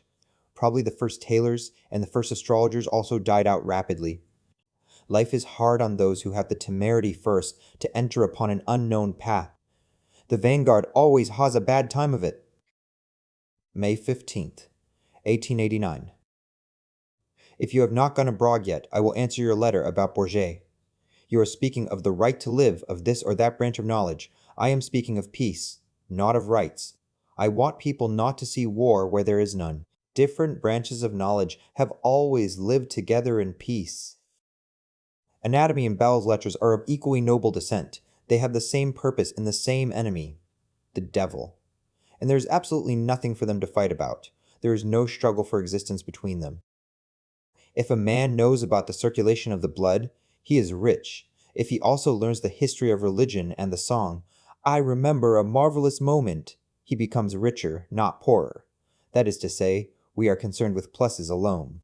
This is why geniuses have never fought, and in Goethe the poet lived amicably side by side with the scientist. It is not branches of knowledge such as poetry and anatomy, but errors, that is to say, men, that fight with one another. When a man fails to understand something he is conscious of, a discord, and seeks for the cause of it not in himself as he should, but outside himself, hence the war with what he does not understand. In the Middle Ages, alchemy was gradually in a natural, peaceful way changing into chemistry, and astrology into astronomy. The monks did not understand, saw a conflict, and fought against it. Just such a belligerent Spanish monk was our Pissarrev in the 60s. Bourget, too, is fighting. You say he is not, and I say he is. Imagine his novel falling into the hands of a man whose children are studying in the Faculty of Science, or of a bishop who is looking for a subject for his Sunday sermon. Will the effect be anything like peace? It will not. Or imagine the novel catching the eye of an anatomist, or a physiologist, or any such. It will not breathe peace into anyone's soul. It will irritate those who know and give false ideas to those who don't. To A. Nesht. Shtiaf. Moscow, September 30th, 1889. I do not think I ought to change the title of the story. The wags who will, as you foretell, make jokes about a dreary story, are so dull that one need not fear them, and if someone makes a good joke, I shall be glad to have given him the occasion for it. The professor could not write about Katya's husband, because he did not know him, and Katya does not say anything about him. Besides, one of my hero's chief characteristics is that he cares far too little about the inner life of those who surround him, and while people around him are weeping, making mistakes, telling lies, he calmly talks about the theater or literature. Were he a different sort of man, Liza and Katya might not have come to grief. October 1889. I am afraid of those who look for a tendency between the lines, and who are determined to regard me either as a liberal or as a conservative. I am not a liberal, not a conservative, not a believer in gradual progress, not a monk, not an indifferentist. I should like to be a free artist and nothing more, and I regret that God has not given me the power to be one. I hate lying and violence in all their forms, and am equally repelled by the secretaries of consistories and by Notovitch and Gradovsky. Pharisaism, stupidity, and despotism reign not in merchants' houses and prisons alone. I see them in science, in literature, in the younger generation.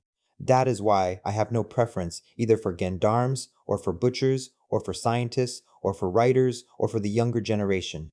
I regard trademarks and labels as a superstition. My holy of holies is the human body, health, intelligence, talent, inspiration, love, and the most absolute freedom. Freedom from violence and lying, whatever forms they may take. This is the program I would follow if I were a great artist. Moscow, February 15th, 1890. I answer you, dear Alexei Nikolaevich, at once on receiving your letter. It was your name day, and I forgot it. Forgive me, dear friend, and accept my belated congratulations. Did you really not like the Kreutzer Sonata?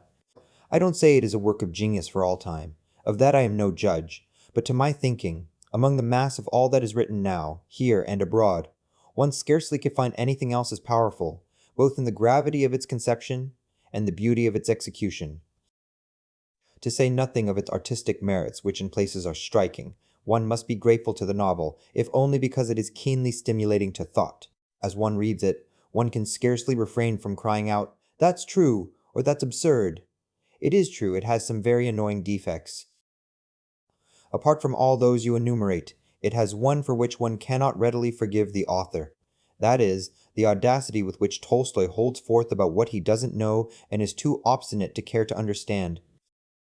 Thus his statements about syphilis, foundling hospitals, the aversion of women for the sexual relation, and so on, are not merely open to dispute, but show him up as an ignoramus who has not, in the course of his long life, taken the trouble to read 2 or 3 books written by specialists. But yet these defects fly away like feathers in the wind. One simply does not notice them in face of the real worth of the story. Or, if one notices them, it is only with a little vexation that the story has not escaped the fate of all the works of man, all imperfect and never free from blemish. My Petersburg friends and acquaintances are angry with me? What for? For my not having bored them enough with my presence, which has for so long been a bore to myself. Soothe their minds. Tell them that in Petersburg I attended a great many dinners and a great many suppers, but did not fascinate one lady, that every day I was confident of leaving by the evening train, that I was detained by my friends and by the Marine Almanac, the whole of which I had to look through from the year 1852. While I was in Petersburg, I got through in 1 month more than my young friends would in a year. Let them be angry, though. I sit all day long reading and making extracts. I have nothing in my head or on paper except Sahalin. Mental obsession. Mania. Sachalinosa. Not long ago, I dined with Madame Yermolov. A wildflower thrust into the same nosegay with the carnation was the more fragrant for the good company it had kept. So I, after dining with the star, was aware of a halo round my head for 2 days afterwards. Goodbye, my dear friend. Come and see us. Moscow, February 23rd, 1890. My brother Alexander is a slow-witted creature. He is enthusiastic over Ornatsky's missionary speech, in which he says that the natives do not become Christians because they are waiting for a special ukaz, that is, command, from the Tsar on the subject and are waiting for their chiefs to be baptized. By force, be it understood. This eloquent pontifex says, too, that the native priests ought, in view of their ascetic manner of life, to be removed from the natives and put into special institutions somewhat after the fashion of monasteries. A nice set of people and no mistake. They have wasted 2,000,000 rubles. They send out every year from the academy dozens of missionaries who cost the treasury and the people large sums, yet they cannot convert the natives, and what is more, want the police and the military to help them with fire and sword. If you have Madame Sebrikov's article, do not trouble to send it. Such articles give no information and only waste time. I want facts. Indeed, in Russia there is a terrible poverty of facts and a terrible abundance of reflections of all sorts. February 28th, tomorrow is spring, and within 10 to 15 days the larks will come back. But alas, the coming spring seems strange to me, for I am going away from it. In Sahalin there is very good fish, but there are no hot drinks. Our geologists, ichthyologists, zoologists, and so on are fearfully uneducated people. They write such vile jargon that it not only bores one to read it, but one actually has at times to remodel the sentences before one can understand them. On the other hand, they have solemnity and earnestness, enough and to spare. It's really beastly. I have sent you today 2 stories, Filipov's, he was here yesterday, and Yeshov's. I have not had time to read the latter, and I think it is as well to say, once for all, that I am not responsible for what I send you. My handwriting on the address does not mean that I like the story. Poor Yezhov has been to see me. He sat near the table crying. His young wife is in consumption. He must take her at once to the south. To my question whether he had money, he answered that he had. It's vile catch-cold weather. The sky itself is sneezing. I can't bear to look at it. I have already begun writing of Sahalin. I have written 5 pages. It reads all right, as though written with intelligence and authority. I quote foreign authors second-hand, but minutely and in a tone as though I could speak every foreign language perfectly. It's regular swindling. Yezhov has upset me with his tears. He reminded me of something, and I was sorry for him too. Don't forget us sinners. I.N. M. Linbariob. Moscow, March 5th, 1890. As for me, I have a cough too, but I am alive and I believe I'm well. I shan't be with you this summer, as I am going in April on affairs of my own to the island of Sahalin and shall not be back till December. I am going across Siberia, 11,000 versts, and shall come back by sea. I believe Misha wrote to you as though someone were commissioning me to go, but that's nonsense. I'm commissioning myself to go on my own account.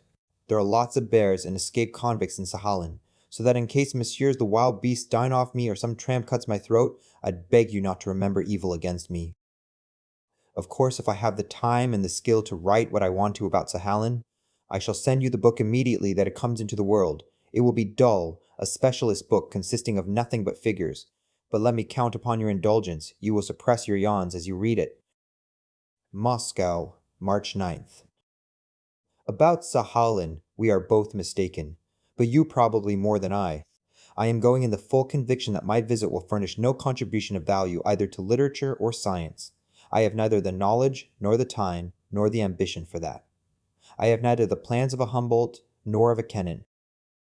I want to write some 100 to 200 pages, and so do something, however little, for medical science, which, as you are aware, I have neglected shockingly. Possibly I shall not succeed in writing anything, but still the expedition does not lose its charm for me. Reading, looking about me, and listening, I shall learn a great deal and gain experience. I have not yet traveled, but thanks to the books which I have been compelled to read, I have learned a great deal which anyone ought to be flogged for not knowing, and which I was so ignorant as not to have known before. Moreover, I imagine the journey will be 6 months of incessant hard work, physical and mental, and that is essential for me, for I am a little Russian, and have already begun to be lazy. I must take myself in hand. My expedition may be nonsense, obstinacy, a craze, but think a moment and tell me what I am losing if I go. Time? Money? Shall I suffer hardships? My time is worth nothing, money I never have anyway. As for hardships, I shall travel with horses 25 to 30 days, not more. All the rest of the time I shall be sitting on the deck of a steamer or in a room, and shall be continually bombarding you with letters. Suppose the expedition gives me nothing, yet surely there will be 2 or 3 days out of the whole journey which I shall remember all my life with ecstasy or bitterness, and so on, and so on. So that's how it is, sir. All that is unconvincing, but you know you write just as unconvincingly. For instance, you say that Sahalin is of no use and no interest to anyone. Can that be true? Sahalin can be useless and uninteresting only to a society which does not exile thousands of people to it and does not spend millions of rubles on it. Except Australia in the past, and Cayenne, Sahalin is the only place where one can study colonization by convicts. All Europe is interested in it, and is it no use to us? Not more than 25 to 30 years ago, our Russians exploring Sahalin performed amazing feats which exalt them above humanity, and that's no use to us. We don't know what those men were, and simply sit within 4 walls and complain that God has made man amiss. Sahalin is a place of the most unbearable sufferings of which man, free and captive, is capable. Those who work near it and upon it have solved fearful, responsible problems and are still solving them. I am not sentimental, or I would say that we ought to go to places like Sahalin to worship as the Turks go to Mecca, and that sailors and gaolers ought to think of the prison in Sahalin as military men think of Sevastopol.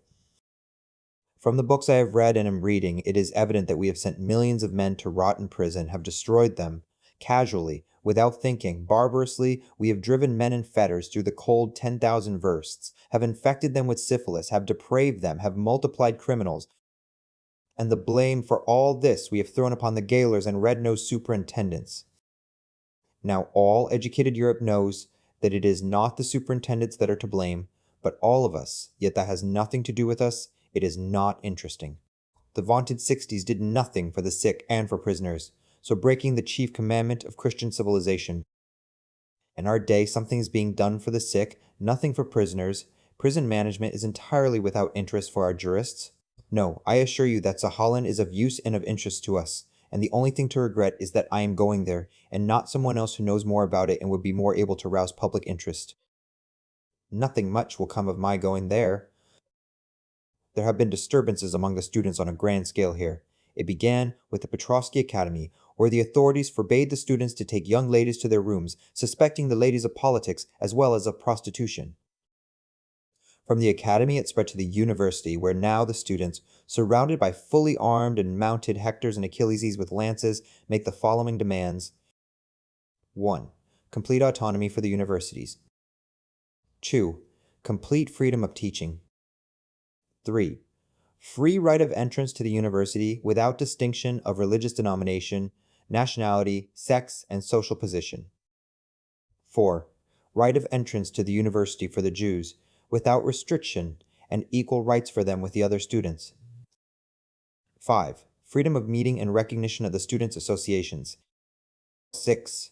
The establishment of a university and students' tribunal. 7. The abolition of the police duties of the inspectors. 8. Lowering of the fees for instruction. This I copied from a manifesto with some abbreviations to I.L.L. Sikshiglov. Moscow, March 22nd, 1890. My greetings, dear Jean. Thanks for your long letter and for the goodwill of which it is full from beginning to end. I shall be delighted to read your military story. Will it come out in the Easter number? It is a long time since I read anything of yours or my own. You say that you want to give me a harsh scolding, especially on the score of morality and art. You speak vaguely of my crimes as deserving friendly censure, and threaten me with an influential newspaper criticism. If you scratch out the word art, the whole phrase in quotation marks becomes clearer, but gains a significance which, to tell the truth, perplexes me not a little. Jean, what is it? How is one to understand it?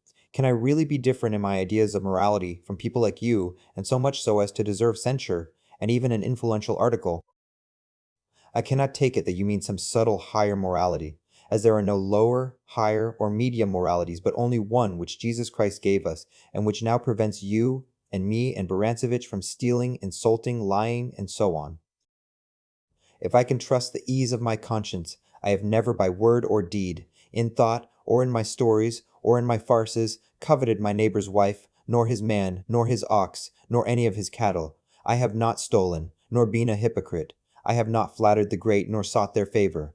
I have not blackmailed, nor lived at other people's expense.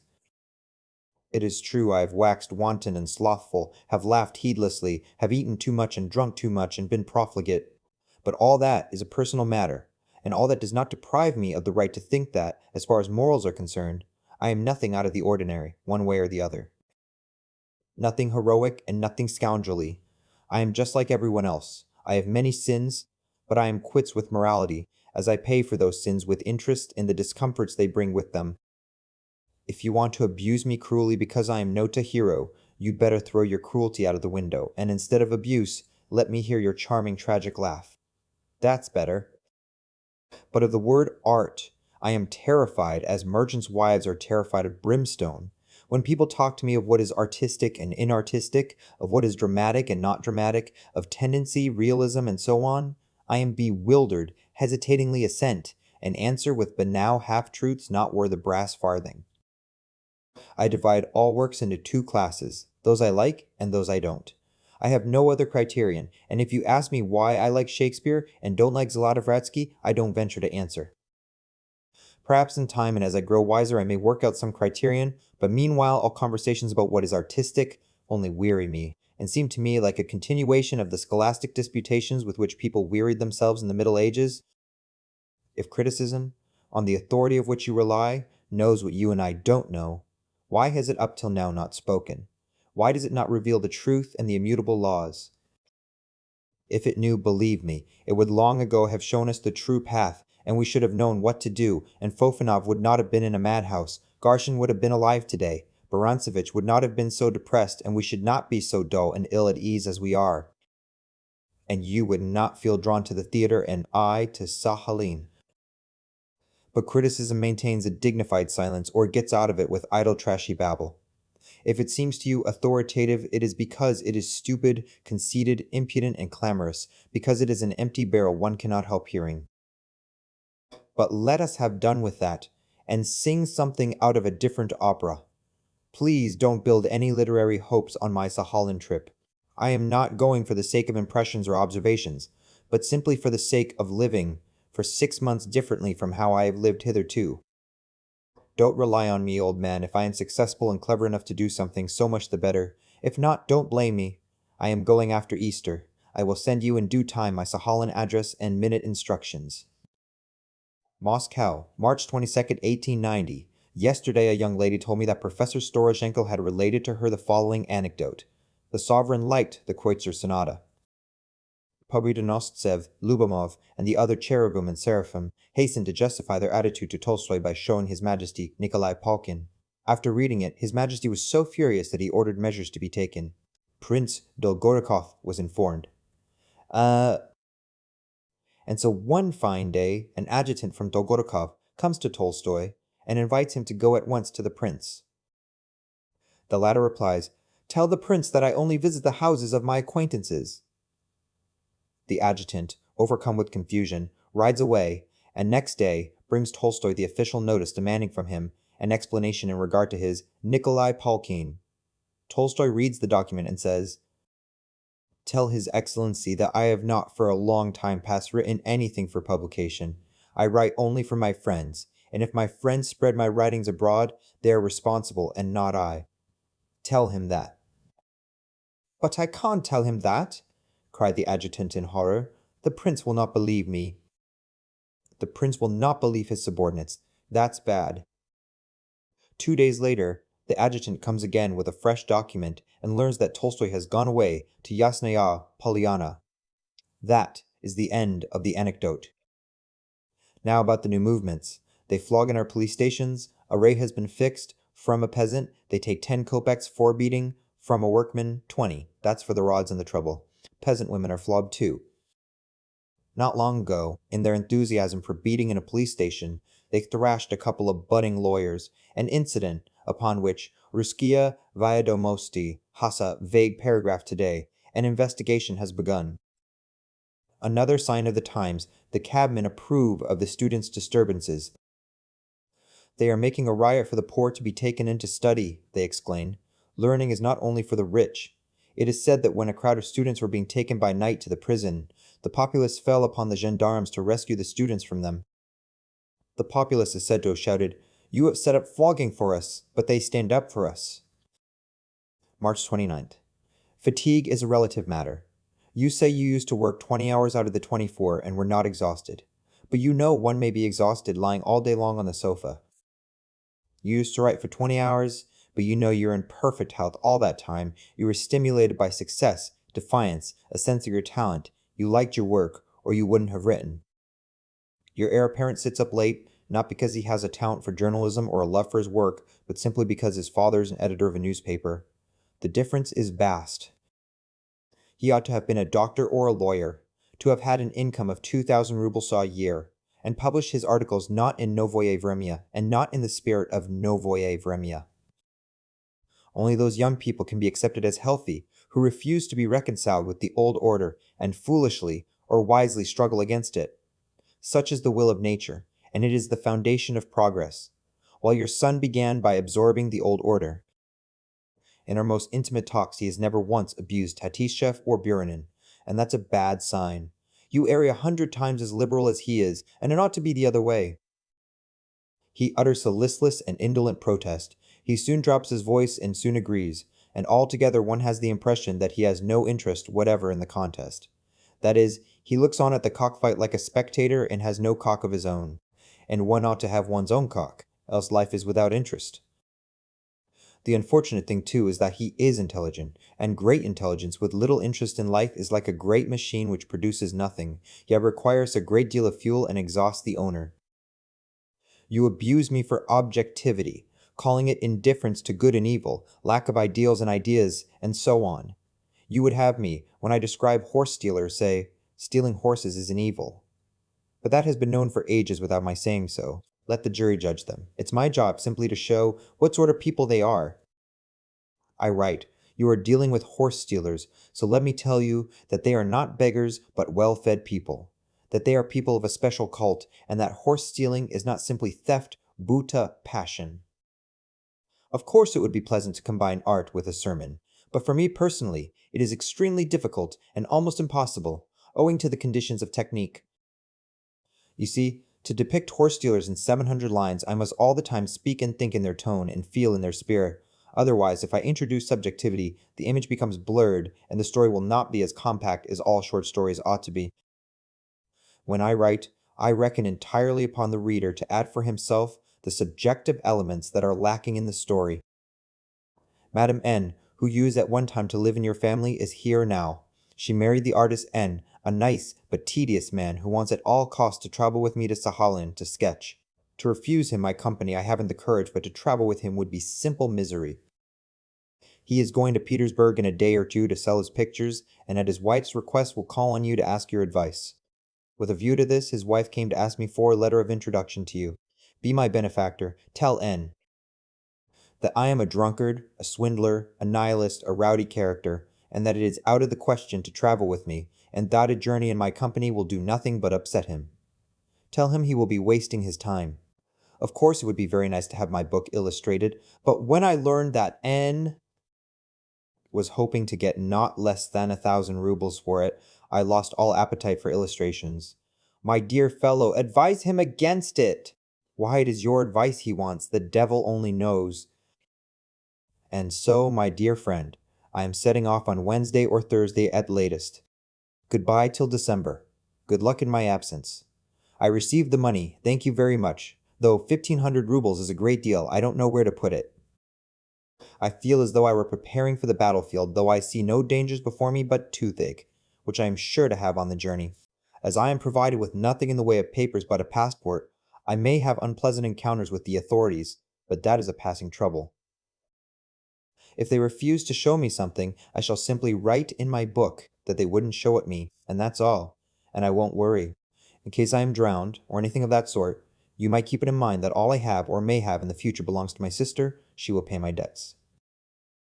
I am taking my mother with me and putting her down at the Troitsky Monastery. I am taking my sister, too, and leaving her at Kostroma. I am telling them I shall be back in September. I shall go over the university in Tomsk, as the only faculty there is medicine. I shall not show myself an ignoramus. I have bought myself a fur coat, an officer's waterproof leather coat, big boots, and a big knife for cutting sausage and hunting tigers. I am equipped from head to foot. Steamer. Alexander Nevsky, 23, April 1890, early in the morning. Did you have rain when Ivan was coming back from the monastery?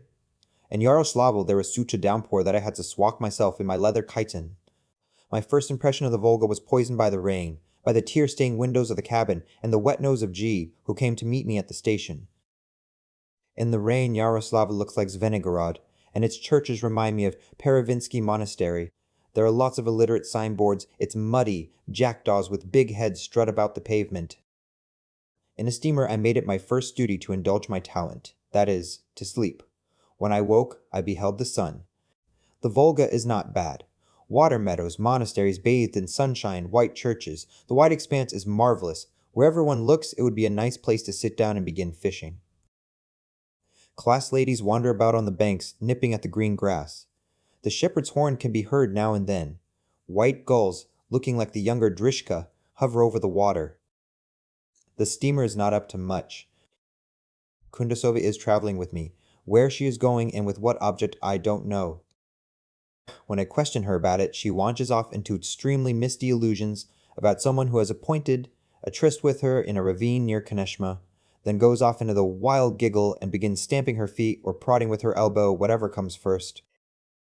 We have passed both Konechma and the ravine, but she still goes on in the steamer, at which, of course, I am very much pleased. By the way, yesterday, for the first time in my life, I saw her eating. She eats no less than other people, but she eats mechanically, as though she were munching oats. Kostroma is a nice town. I saw the stretch of river on which the languid Levitin used to live. I saw Konechma, where I walked along the boulevard and watched the local boats. Here I went into the chemist's shop to buy some berthollet salts for my tongue, which was like leather after the medicine I had taken. The chemist, on seeing Olga Petrovna, was overcome with delight and confusion. She was the same. They were evidently old acquaintances, and judging from the conversation between them, they had walked more than once about the ravines near Konechma. It's rather cold and rather dull, but interesting on the whole. The steamer whistles every minute. Its whistle is midway between the bray of an ass and an Aeolian harp. In 5 or 6 hours we shall be in Nizhny. The sun is rising. I slept last night artistically. My money is safe. That is because I am constantly pressing my hands on my stomach. Very beautiful are the steam tugs, dragging after them 4 or 5 barges each.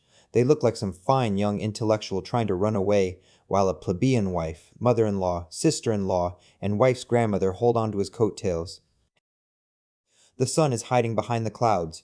The sky is overcast, and the broad Volga looks gloomy. Levitin ought not to live on the Volga. It lays a weight of gloom on the soul, though it would not be bad to have an estate on its banks. If the waiter would wake, I should ask him for some coffee. As it is, I have to drink water without any relish for it. My greetings to Maryushka and Olga. Well, keep well and take care of yourselves. I will write regularly. Your bored Volga traveling Homo sachliensis, A. Chekhov. From the steamer. Evening, April 24th, 1890. My dear Tunguses, I am floating on the Kama, but I can't fix the exact locality. I believe we are near Chistopol. I cannot extol the beauties of the scenery either, as it is hellishly cold. The birches are not yet out. There are still patches of snow here and there, bits of ice float by. In short, the picturesque has gone to the dogs. I sit in the cabin, where people of all sorts and conditions sit at the table and listen to the conversation, wondering whether it is not time for me to have tea. If I had my way, I should do nothing all day but eat, as I haven't the money to be eating all day long. I sleep and sleep. I don't go up on deck. It's cold. By night it rains, and by day there's an unpleasant wind. Oh, the caviar! I eat and never have enough. It is a pity I did not think to get myself a little bag for tea and sugar. I have to order it a glass at a time, which is tiresome and expensive. I meant to buy some tea and sugar today at Kazan, but I overslept myself. Rejoice, O mother. I believe I stopped 24 hours at Ekaterinburg and shall see the relations. Perhaps their hearts may be softened, and they will give me 3 rubles and an ounce of tea. From the conversation I am listening to at this moment, I gather that the members of a judicial tribunal are traveling with me. They are not gifted persons. The merchants who put in their word from time to time seem, however, intelligent. One comes across fearfully rich people. Sterlets are cheaper than mushrooms. You soon get sick of them. What more is there for me to write about? There is nothing. There is a general, though, and a lean fair man. The former keeps dashing from his cabin to the deck and back again, and sending his photograph off somewhere. The latter is got up to look like Nadson, and tries thereby to give one to know that he is a writer. Today he was mendaciously telling a lady that he had a book published by Sovereign. I, of course, put on an expression of awe. My money is all safe, except what I have eaten. They won't feed me for nothing, the scoundrels. I am neither gay nor bored, but there is a sort of numbness in my soul. I like to sit without moving or speaking. Today, for instance, I have scarcely uttered 5 words. That's not true, though. I talked to a priest on deck. We begin to come across natives. There are lots of Tatars. They area respectable and well-behaved people. I beg father and mother not to worry, and not to imagine dangers which do not exist. Excuse me for writing about nothing but food. If I did not write about food, I should have to write about cold, for I have no other subjects. April 29th, 1890. My dear Tunguses, the Kama is a very dull river. To realize its beauties, one would have to be a native sitting motionless on a barge beside a barrel of naphtha, or a sack of dried fish, continually taking a pull at the bottle. The riverbanks are bare, the trees are bare, the earth is a dull brown, there are patches of snow, and there is such a wind that the devil himself could not blow as keenly and hatefully. When a cold wind blows and ruffles up the water, which now after the floods is the color of coffee slops, one feels cold and bored and miserable. The strains of a concertina on the bank sound dejected. Figures in tattered sheepskins standing motionless on the barges that meet us look as though they were petrified by some unending grief. The towns on the Kama are gray. One would think the inhabitants were employed in the manufacture of clouds, boredom, soaking fences, and mud in the streets as their sole occupation. The stopping places are thronged with inhabitants of the educated class, for whom the arrival of a steamer is an event. To judge from appearances, not one of them earns more than 35 rubles, and all of them are ailing in some way. I have told you already, there are some legal gentlemen in the steamer, the president of the court, one of the judges, and the prosecutor. The president is a hale and hearty old German who has embraced orthodoxy, is pious, a homoeopath, and evidently a devotee of the sex. The judge is an old man such as dear Nikolai used to draw. He walks bent double, coughs, and is fond of facetious subjects. The prosecutor is a man of 43, dissatisfied with life, a liberal, a skeptic, and a very good-natured fellow. All the journey these gentlemen have been occupied in eating, settling mighty questions in eating, reading, and eating. There's a library on the steamer, and I saw the prosecutor reading my In the Twilight. They began talking about me. Mamin Sibiryak, who has described the Urals, is the author most liked in these parts. He is more talked of than Tolstoy. I had been 2.5 years sailing to Perm, so it seems to me. We reached there at 2 o'clock in the night. The train went at 6 o'clock in the evening. I had to wait. It rained. Rain, cold, mud, brr. The Uralsky line is a good one. That is due to the abundance of business-like people here, factories, mines, and so on, for whom time is precious. Waking yesterday morning and looking out of the carriage window, I felt an aversion for nature. The earth was white, trees covered with hoarfrost, and a regular blizzard pursuing the train. Now isn't it revolting? Isn't it disgusting? I have no galoshes. I pulled on my big boots, and on my way to the refreshment room for coffee I made the whole Ural region smell of tar.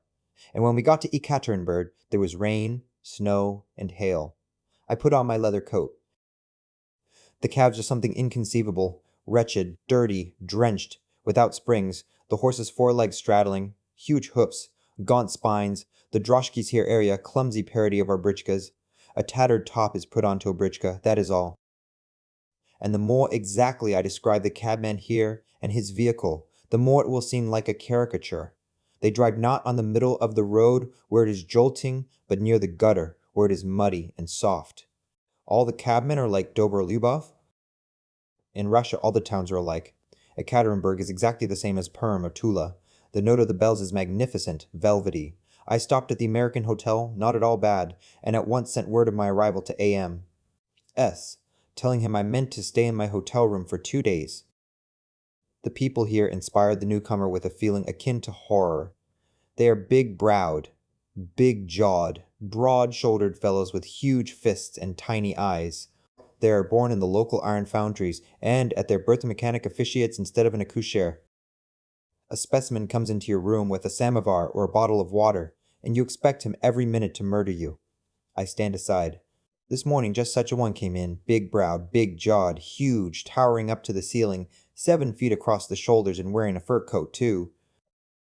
Well, I thought, this one will certainly murder me. It appeared that this was our relation AMS. We began to talk. He is a member of the local Zemstvo and manager of his cousin's mill, which is lighted by electric light. He is editor of the Ekaterinburg Week, which is under the censorship of the police master. Baron Taube is married and has 2 children, is growing rich and getting fat and elderly, and lives in a substantial way. He says he has no time to be bored. He advised me to visit the museum, the factories, and the mines. I thanked him for his advice. He invited me to tea tomorrow evening. I invited him to dine with me. He did not invite me to dinner, and altogether did not press me very much to visit him. From this, mother may conclude that the relation's heart is not softened. Relations are a race in which I take no interest. There's snow in the street, and I had purposely let down the blind over the windows, so as not to see the Asiatic sight. I am sitting here waiting for an answer from Tyamen to my telegram. I telegraphed, Tyamen, Kurpatov steamer line. Reply paid. Inform me when the passenger steamer starts Tomsk. It depends on the answer whether I go by steamer or gallop 1,500 versts in the slush of the thaw. All night long they beat on sheets of iron at every corner here. You need a head of iron not to go crazy from the incessant clanging. Today I tried to make myself coffee. The result was a horrid mess. I just drank it with a shrug. I looked at 5 sheets, handled them, and did not take one. I am going today to buy rubber overshoes. Shall I find a letter from you at Irkutsk? Ask Lika not to leave such big margins in her letters. Your Homo sachaliensis, A. Chekhov. The Bank of the Urdyish, May 7th, 1890. My greetings, honored Maria Vladimirovna. I meant to write you a farewell letter from Moscow, but I had not time. I write to you now sitting in a hut on the bank of the Irtish. It is night. This is how I have come to be here. I am driving across the plain of Siberia. I have already driven 715 versts. I have been transformed from head to foot into a great martyr. This morning a keen cold wind began blowing, and it began drizzling with the most detestable rain. I must observe that there is no spring yet in Siberia. The earth is brown, the trees are bare, and there are white patches of snow wherever one looks. I wear my fur coat and felt overboots day and night. Well, the wind has been blowing since early morning. Heavy leaden clouds, dull brown earth, mud, rain, wind. Brr! I drive on and on. I drive on endlessly, and the weather does not improve. Towards evening I am told at the station I can't go on further, as everything is under water, the bridges have been carried away, and so on.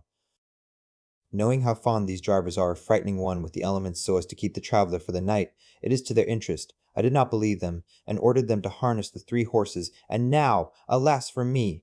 I had not driven more than 5 versts when I saw the land on the bank of the Artichal covered with great lakes. The road disappeared under water, and the bridges on the road really had been swept away or had decayed. I was prevented from turning back partly by obstinacy and partly by the desire to get out of these dreary parts as quickly as possible. We began driving through the lakes. My God! I have never experienced anything like it in my life. The cutting wind, the cold, the loathsome rain, and one had to get out of the chaise, not a covered one, if you please, and hold the horses. At each little bridge, one could only lead the horses over one at a time. What had I come to? Where was I?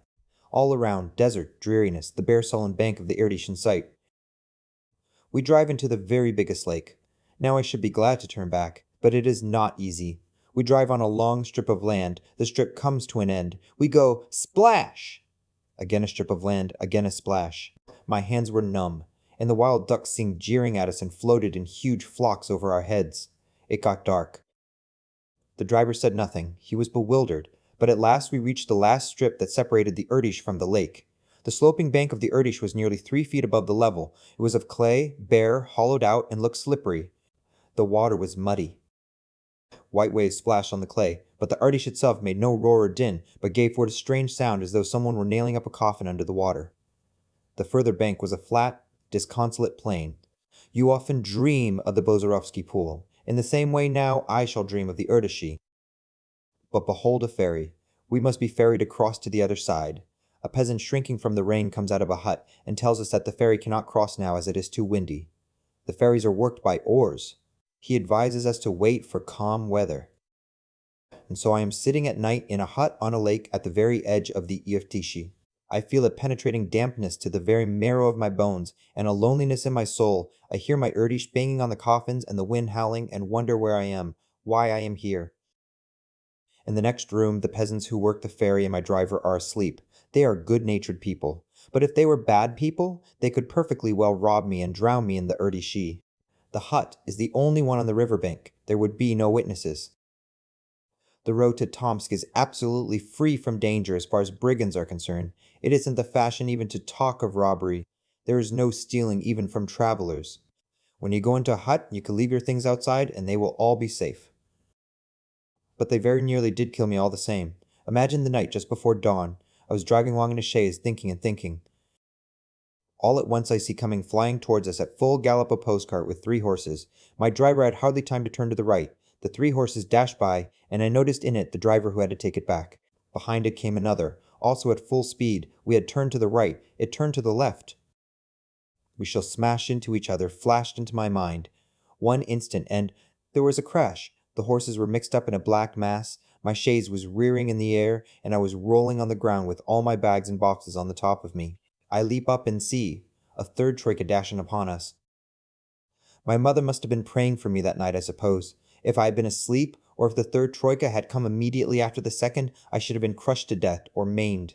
It appeared the foremost driver lashed on the horses, while the drivers in the second and the third carts were asleep and did not see us. The collision was followed by the blankest amazement on both sides, then a storm of ferocious abuse. The traces were torn, the shafts were broken, the yokes were lying about on the road. Ah, how the drivers swore! At night, in that swearing, turbulent crew, I felt an utter solitude such as I have never felt before in my life. But my paper's running out. The village of Yar, 45 verse, from Tomsk, May 14th, 1890. My glorious mother, my splendid Masha, my sweet Misha, and all my household. At Ekaterinburg, I got my reply telegram from Tioman. The first steamer to Tomsk goes on the 18th May. This meant that, whether I liked it or not, I must do the journey with horses, so I did. I drove out of Taimen on the 3rd of May, after spending in Ekaterinburg 2 or 3 days, which I devoted to the repair of my coughing and hemorrhoidal person. Besides the public posting service, one can get private drivers that take one across Siberia. I chose the latter. It is just the same. They put me, the servant of God, into a basketwork chaise and drove me with 2 horses. One sits in the basket like a goldfinch, looking at God's world and thinking of nothing. The plain of Siberia begins, I think, from Ekaterinburg, and ends goodness knows where. I should say, it is very like our South Russian steppe, except for the little birch copses here and there and the cold wind that stings one's cheeks. Spring has not begun yet. There is no green at all, the woods are bare, the snow has not thawed everywhere. There is opaque ice on the lakes. On the 9th of May there was a hard frost, and today, the 14th, snow has fallen to the depth of 3 or 4 inches. No one speaks of spring but the ducks. Ah, what masses of ducks! Never in my life have I seen such abundance. They fly over one's head, they fly up close to the chaise, swim on the lakes and in the pools. In short, with the poorest sort of gun I could have shot 1,000 in one day. One can hear the wild geese calling. There are lots of them here too. One often comes upon a string of cranes or swans, snipe and woodcock flutter about in the birch copses. The hares which are not eaten or shot here stand on their hindlegags, and, pricking up their ears, watch the passer-by with an inquisitive stare without the slightest misgiving. They are so often running across the road that to see them doing so is not considered a bad omen. It's cold driving. I have my fur coat on. My body is all right, but my feet are freezing. I wrap them in the leather overcoat, but it is no use. I have 2 pairs of breeches on. Well, one drives on and on. Telegraph poles, pools, birch copses flash by. Here we overtake some emigrants, then an e-tape. We meet tramps with pots on their back. These gentry promenade all over the plain of Siberia without hindrance. One time they will murder some poor old woman to take her petticoat for their leg wrappers. At another, they will strip from the verse post the metal plate with a number on it.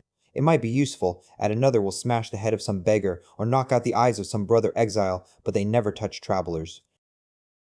Altogether, traveling here is absolutely safe as far as brigands are concerned.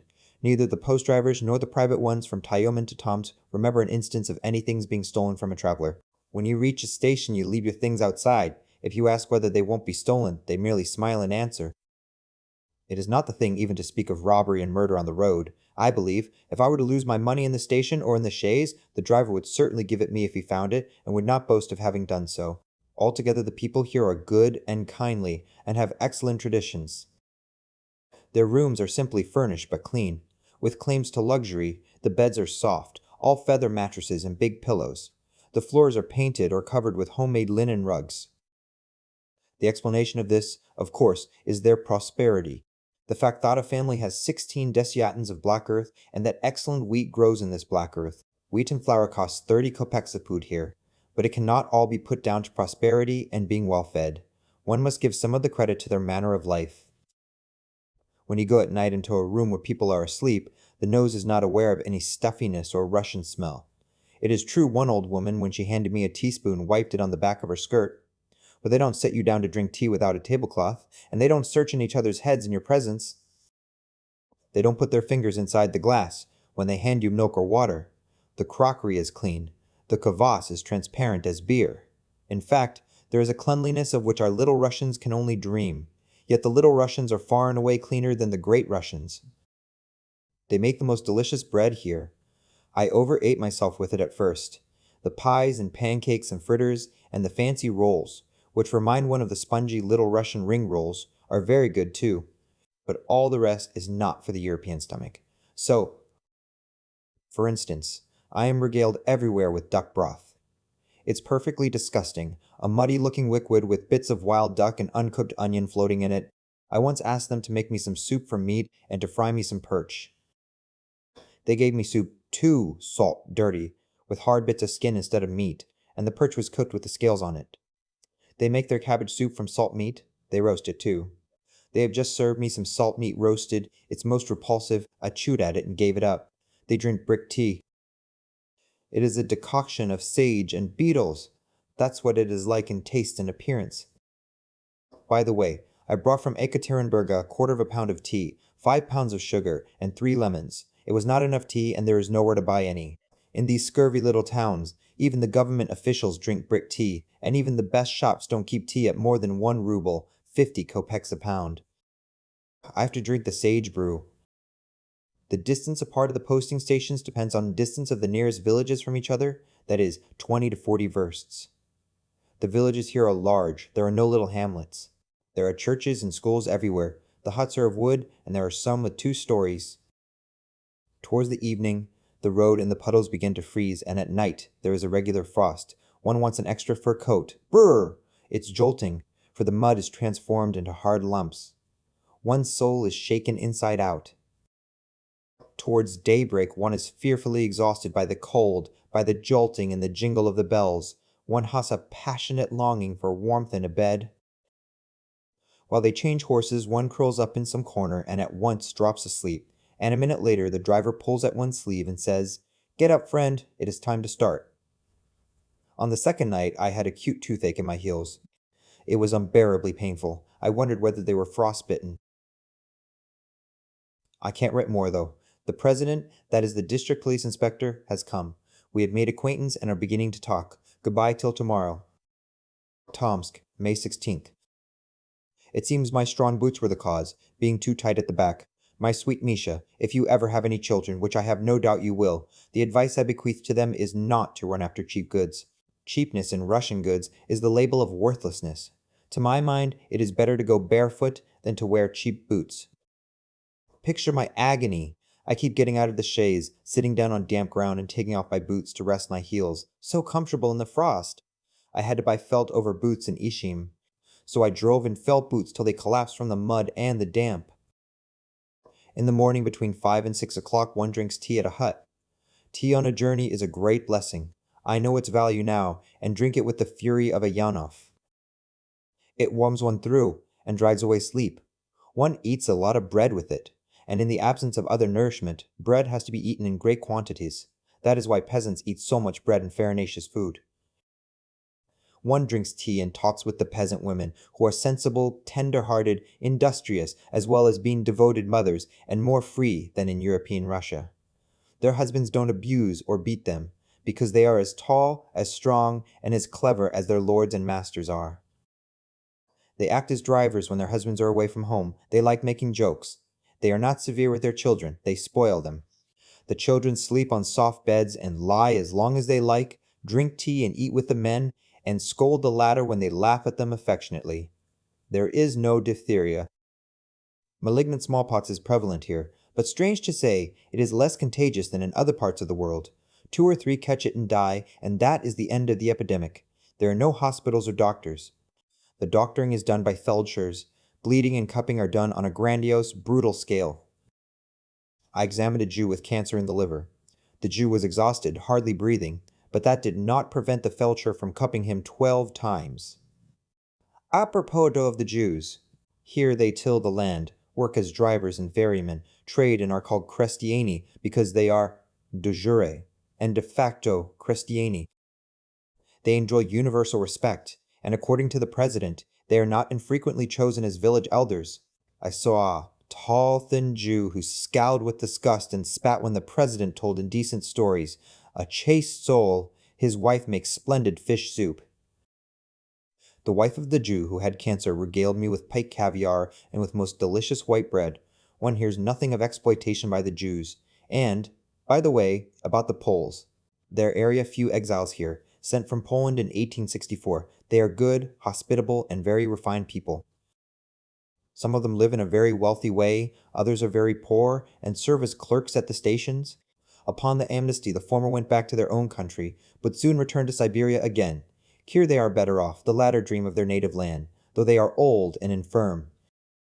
At Ishim, a wealthy Pole, Pan Zalieski, who has a daughter like Sasha Kiselyov, for a ruble, gave me an excellent dinner and a room to sleep in. He keeps an inn, and has become a money grubber to the marrow of his bones. He fleeces everyone, but yet one feels the Polish gentleman in his manner, in the way the meals are served, in everything.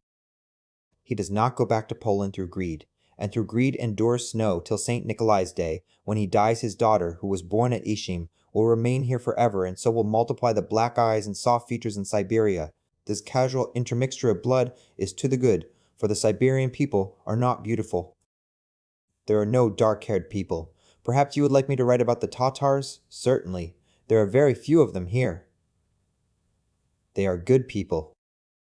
In the province of Kazan, everyone speaks well of them, even the priests. And in Siberia, they are better than the Russians, as the president said to me, in the presence of Russians who assented to this by their silence. My God, how rich Russia is in good people! If it were not for the cold which deprives Siberia of the summer, and if it were not for the officials who corrupt the peasants and the exiles, Siberia would be the richest and happiest of lands. I have nothing for dinner. Sensible people usually take 20 pounds of provisions when they go to Tomsk.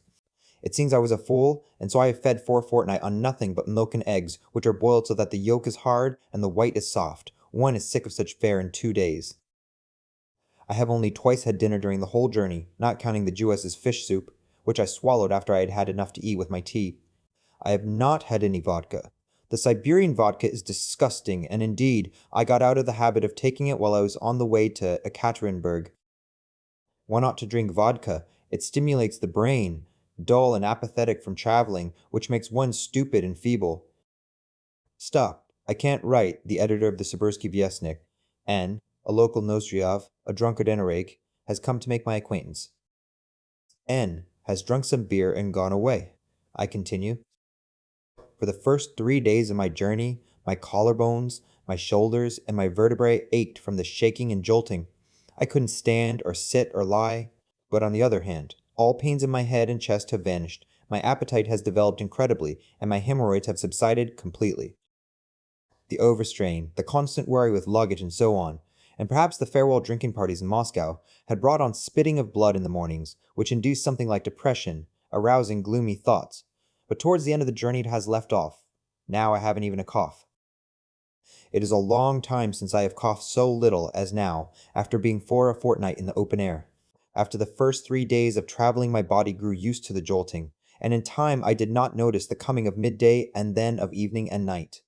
The time flew by rapidly as it does in serious illness. You think it is scarcely midday when the peasants say, "You ought to put up for the night, sir, or we may lose our way in the dark." You look at your watch, and it is actually 8 o'clock. They drive quickly, but the speed is nothing remarkable. Probably I have come upon the roads in bad condition, and in winter traveling would have been quicker. They dash uphill at a gallop, and before setting off and before the driver gets on the box, the horses need 2 or 3 men to hold them. The horses remind me of the fire brigade horses in Moscow. One day we nearly ran over an old woman, and another time almost dashed into an E-tape. Now, would you like an adventure for which I am indebted to Siberian driving? Only I beg mother not to wail and lament, for it all ended well. On the 6th of May, towards daybreak, I was being driven with 2 horses by a very nice old man. It was a little chaise. I was drowsy, and, to while away the time, watched the gleaming of zigzagging lights in the fields and birch copses. It was last year's grass on fire. It is their habit here to burn it. Suddenly I hear the swift rattle of wheels. A postcart at full speed comes flying towards us like a bird. My old man hastens to move to the right. The 3 horses dash by, and I see in the dusk a huge, heavy postcart with a driver for the return journey in it. It was followed by a second cart, also going at full speed. We made haste to move aside to the right. To my great amazement and alarm, the approaching cart moved not to its right, but its left. I hardly had time to think, "Good heavens! We shall run into each other." When it was a desperate crash, the horses were mixed up in a dark blur, the yokes fell off, my chaise reared up into the air, and I flew to the ground, and my luggage on the top of me. But that was not all. A third car was dashing upon us. This really ought to have smashed me and my luggage to atoms, but, thank God! I was not asleep, I broke no bones in the fall, and managed to jump up so quickly that I was able to get out of the way. "Stop!" I bawled to the third cart. "Stop!" The third dashed up to the second and stopped. Of course, if I were able to sleep in a chaise, or if the third cart had followed instantly on the second, I should certainly have come back a cripple or a headless horseman. The results of the collision were broken shafts, torn traces, yokes, and luggage scattered on the ground, the horses scared and harassed, and the alarming feeling that we had just been in danger. It turned out that the first driver had lashed up the horses, while in the other 2 carts the drivers were asleep, and the horses followed the first team with no one controlling them. On recovering from the shock, my old man and the other 3 men fell to abusing each other ferociously. Oh, how they swore! I thought it would end in a fight. You can't imagine the feeling of isolation in the middle of that savage swearing crew in the open country, just before dawn, in sight of the fires far and near consuming the grass, but not warming the cold night air. Oh, how heavy my heart was! One listened to the swearing, looked at the broken shafts and at one's tormented luggage, and it seemed as though one were cast away in another world, as though one would be crushed in a moment. After an hour's abuse, my old man began splicing together the shafts with cord and tying up the traces. My straps were forced into the service, too. We got to the station somehow, crawling along and stopping from time to time. After 5 or 6 days, rain with high winds began. It rained day and night. The leather overcoat came to the rescue and kept me safe from rain and wind. It's a wonderful coat. The mud was almost impassable. The drivers began to be unwilling to go on at night. But what was worst of all, and what I shall never forget, was crossing the rivers. One reaches the river at night. One begins shouting, and so does the driver. Rain, wind, pieces of ice glide down the river. There is a sound of splashing. And to add to our gaiety, there is the cry of a heron. Herons live on the Siberian River, so it seems they don't consider the climate but the geographical position. Well, an hour later, in the darkness, a huge ferry boat of the shape of a barge comes into sight with huge oars that look like the pincers of a crab. The ferrymen airy a rowdy set, for the most part exiles banished here by the verdict of society for their vicious life. They use insufferably bad language, shout, and ask for money for vodka. The ferrying across takes a long, long time, an agonizingly long time. The ferryboat crawls. Again, the feeling of loneliness, and the heron seems calling on purpose, as though he means to say, "Don't be frightened, old man, I am here. The Lindvaryovs have sent me here from the Sail." On the 7th of May, when I asked for horses, the driver said the Irtish had overflowed its banks and flooded the meadows, that Kuzma had set off the day before and had difficulty in getting back, and that I could not go, but must wait. I asked, "Wait till when?" Answer, "The Lord only knows." That was vague. Besides, I had taken a vow to get rid on the journey of two of my vices which were a source of considerable expense, trouble, and inconvenience. I mean my readiness to give in and be over-persuaded. I am quit to agree, and so I have had to travel anyhow, sometimes to pay double and to wait for hours at a time. I had taken to refusing to agree and to believe, and my sides have ached less. For instance, they bring out "Nota proper carriage buta common," jolting cart. I refuse to travel in the jolting cart, I insist, and the carriage is sure to appear, though they may have declared that there was no such thing in the whole village, and so on. Well, I suspected that the Irtish floods were invented simply to avoid driving me by night through the mud. I protested, and told them to start. The peasant who had heard of the floods from Kuzma, and had not himself seen them, scratched himself and consented. The old men encouraged him, saying that when they were young and used to drive, they were afraid of nothing. We set off. Much rain, a vicious wind, cold, and felt boots on my feet. Do you know what felt boots are like when they are soaked? They are like boots of jelly. We drive on, and behold, there lies stretched before my eyes an immense lake from which the earth appears in patches here and there, and bushes stand out. These are the flooded meadows. In the distance stretches the steep bank of the Irtysh, on which there are white streaks of snow. We begin driving through the lake. We might have turned back, but obstinacy prevented me, and an incomprehensible impulse of defiance mastered me. That impulse which made me bathe from the yacht in the middle of the Black Sea and has impelled me to not a few acts of folly. I suppose it is a special neurosis. We drive on and make for the little islands and strips of land. The direction is indicated by bridges and planks. They have been washed away. To cross by them we had to unharness the horses and lead them over one by one. The driver unharnesses the horses. I jump out into the water in my felt boots and hold them. A pleasant diversion, and the rain and wind. Queen of heaven. At last we get to a little island where there stands a hut without a roof. Wet horses are wandering about in the wet dung. A peasant with a long stick comes out of the hut and undertakes to guide us. He measures the depth of the water with his stick, and tries the ground. He led us out, God bless him for it, onto a long strip of ground which he called the ridge. He instructs us that we must keep to the right, or perhaps it was to the left, I don't remember, and get on to another ridge. This we do. My felt boots are soaking and squelching. My socks are snuffling. The driver says nothing and clicks dejectedly to his horses. He would gladly turn back, but by now it was late. It was dark. At last! Oh, joy! We reach the Irtysh. The further bank is steep, but the near bank is sloping. The near one is hollowed out, looks slippery, hateful, not a trace of vegetation.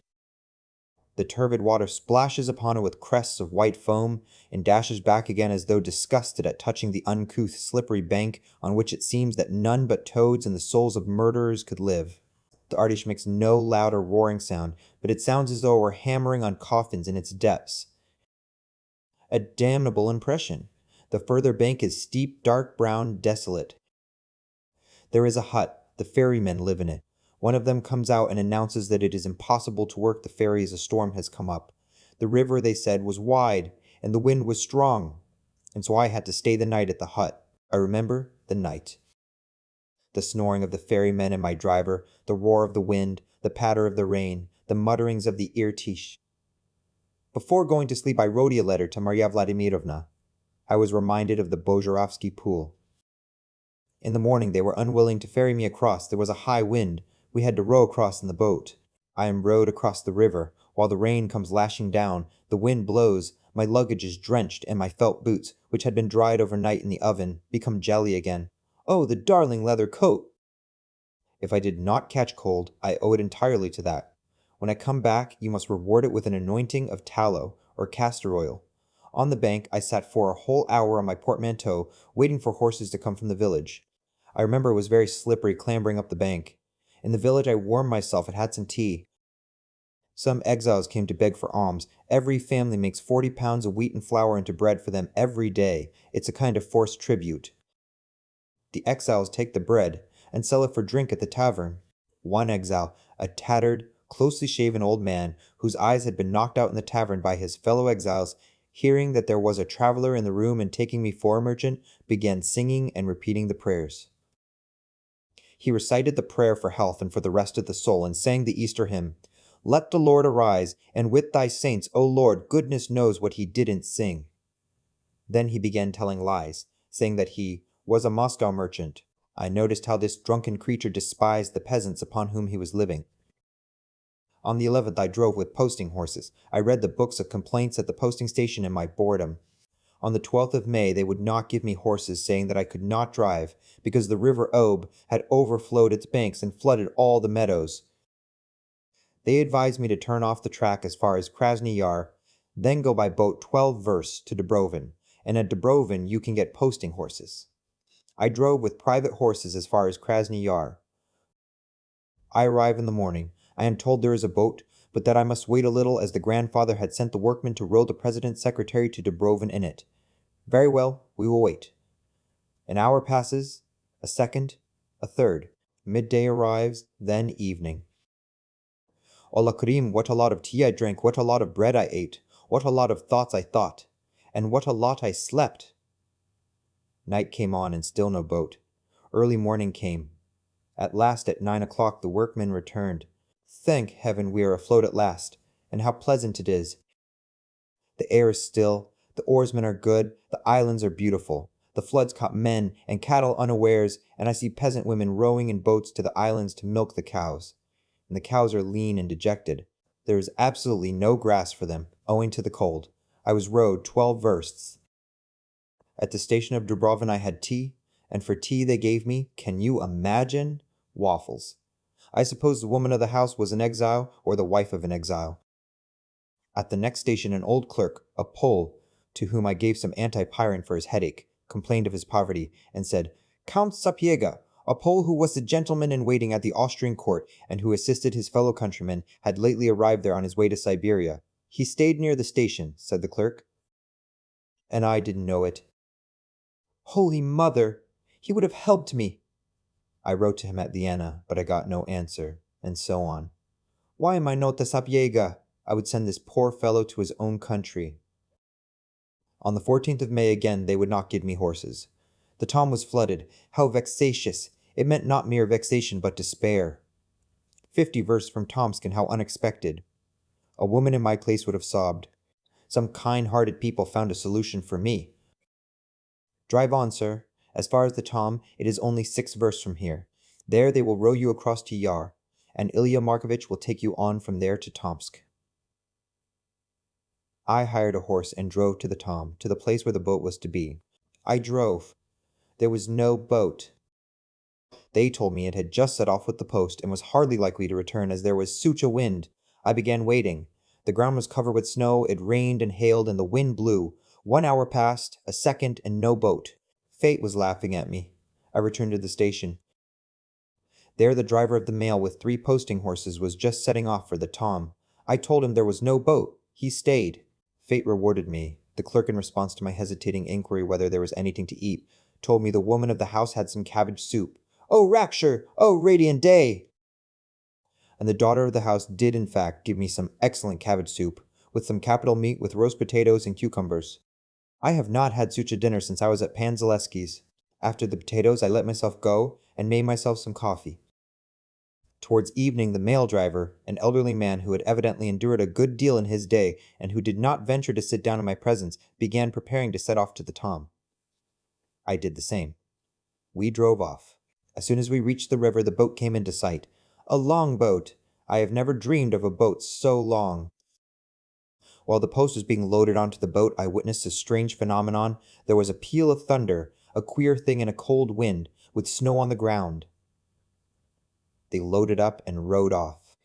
My sweet Nisha, forgive me for being so rejoiced that I did not bring you with me. How sensible it was of me not to take anyone with me. At first our boat floated over a meadow near willow bushes. As is common before a storm or during a storm, a violent wind suddenly sprang up on the water and stirred up the waves. The boatman who was sitting at the helm advised our waiting in the willow bushes till the storm was over. They answered him that if the storm grew worse, they might stay in the willow bushes till night and be drowned all the same. They proceeded to settle it by majority of votes and decided to row on. An evil, mocking fate is mine. Oh, why these jests? We rode on in silence, concentrating our thoughts. I remember the figure of the mail driver, a man of varied experiences. I remember the little soldier who suddenly became as crimson as cherry juice. I thought, if the boat upsets, I will fling off my fur coat and my leather coat, then my felt boots, then and so on. But the bank came nearer and nearer. One's soul felt easier and easier. One's heart throbbed with joy. One heaved deep sighs as though one could breathe freely at last, and leapt on the wet, slippery bank. Thank God! At Ilya Markovich's, the converted Jews, I was told that I could not drive at night. The road was bad, that I must remain till next day. Very good, I stayed. After tea, I sat down to write you this letter, interrupted by the visit of the president. The president is a rich mixture of Nozdryov, Khostakov, Andakur, a drunkard, a rake, a liar, a singer, a storyteller, and with all that a good-natured man. He had brought with him a big trunk stuffed full of business papers, a bedstead and mattress, a gun, and his secretary. The secretary is an excellent, well-educated man, a protesting liberal who has studied in Petersburg and is free in his ideas. I don't know how he came to Siberia. He is infected to the marrow of his bones with every sort of disease, and is taking to drink, thanks to his principal who calls him Kolya. The representative of authority sends for a cordial. Doctor, he bawls, drink another glass, I beseech you humbly. Of course I drink it. The representative of authority drinks soundly, lies outrageously, uses shameless language. We go to bed. In the morning a cordial is sent for again. They swirl the cordial till 10 o'clock, and at last they go. The converted Jew, Ilya Markovich, whom the peasants here idolize, so I was told, gave me horses to drive to Tomsk. The president, the secretary, and I got into the same conveyance. All the way the president told lies, drank out of the bottle, boasted that he did not take bribes, raved about the scenery, and shook his fist at the tramps that he met. We drove 15 versts, then halt. The village of Brovkino. We stop near a Jew's shop and go to take rest and refreshment. The Jew runs to fetch us a cordial, while his wife makes us some fish soup, of which I have written to you already. The president gave orders that the Sotsky, the Desyatsky, and the road contractor should come to him, and in his drunkenness began reproving them, not the least restrained by my presence. He swore like a Tatar. I soon parted from the president, and on the evening of the 15th of May by an appalling road reached Tomsk. During the last 2 days I have only done 70 versts. You can imagine what the roads are like. In Tomsk the mud was almost impassable. Of the town and the manner of living here I will write in a day or two, but goodbye for now. I am tired of writing. There are no poplars. The Kuvshinikov general was lying. I have seen no nightingales. There are magpies and cuckoos. I received a telegram at 80 words from Suverin today.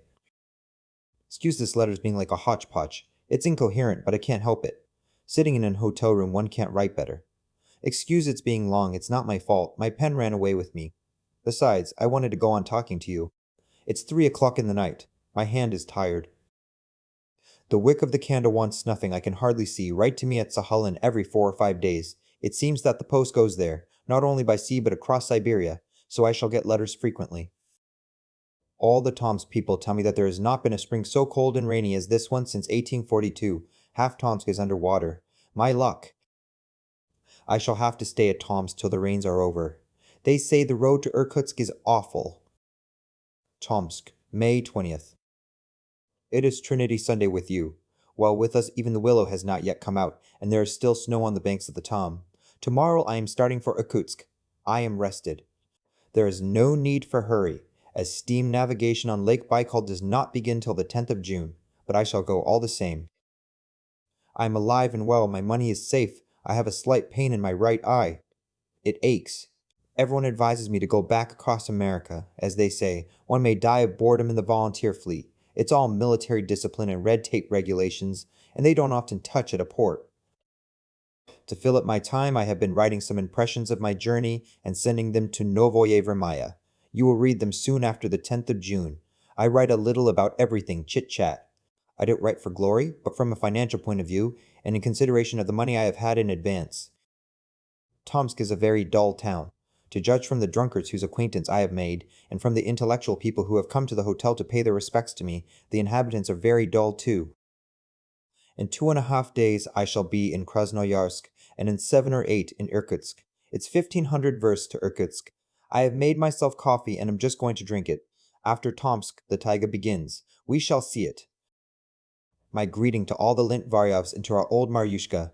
I beg mother not to worry and not to put faith in bad dreams. Have the radishes succeeded?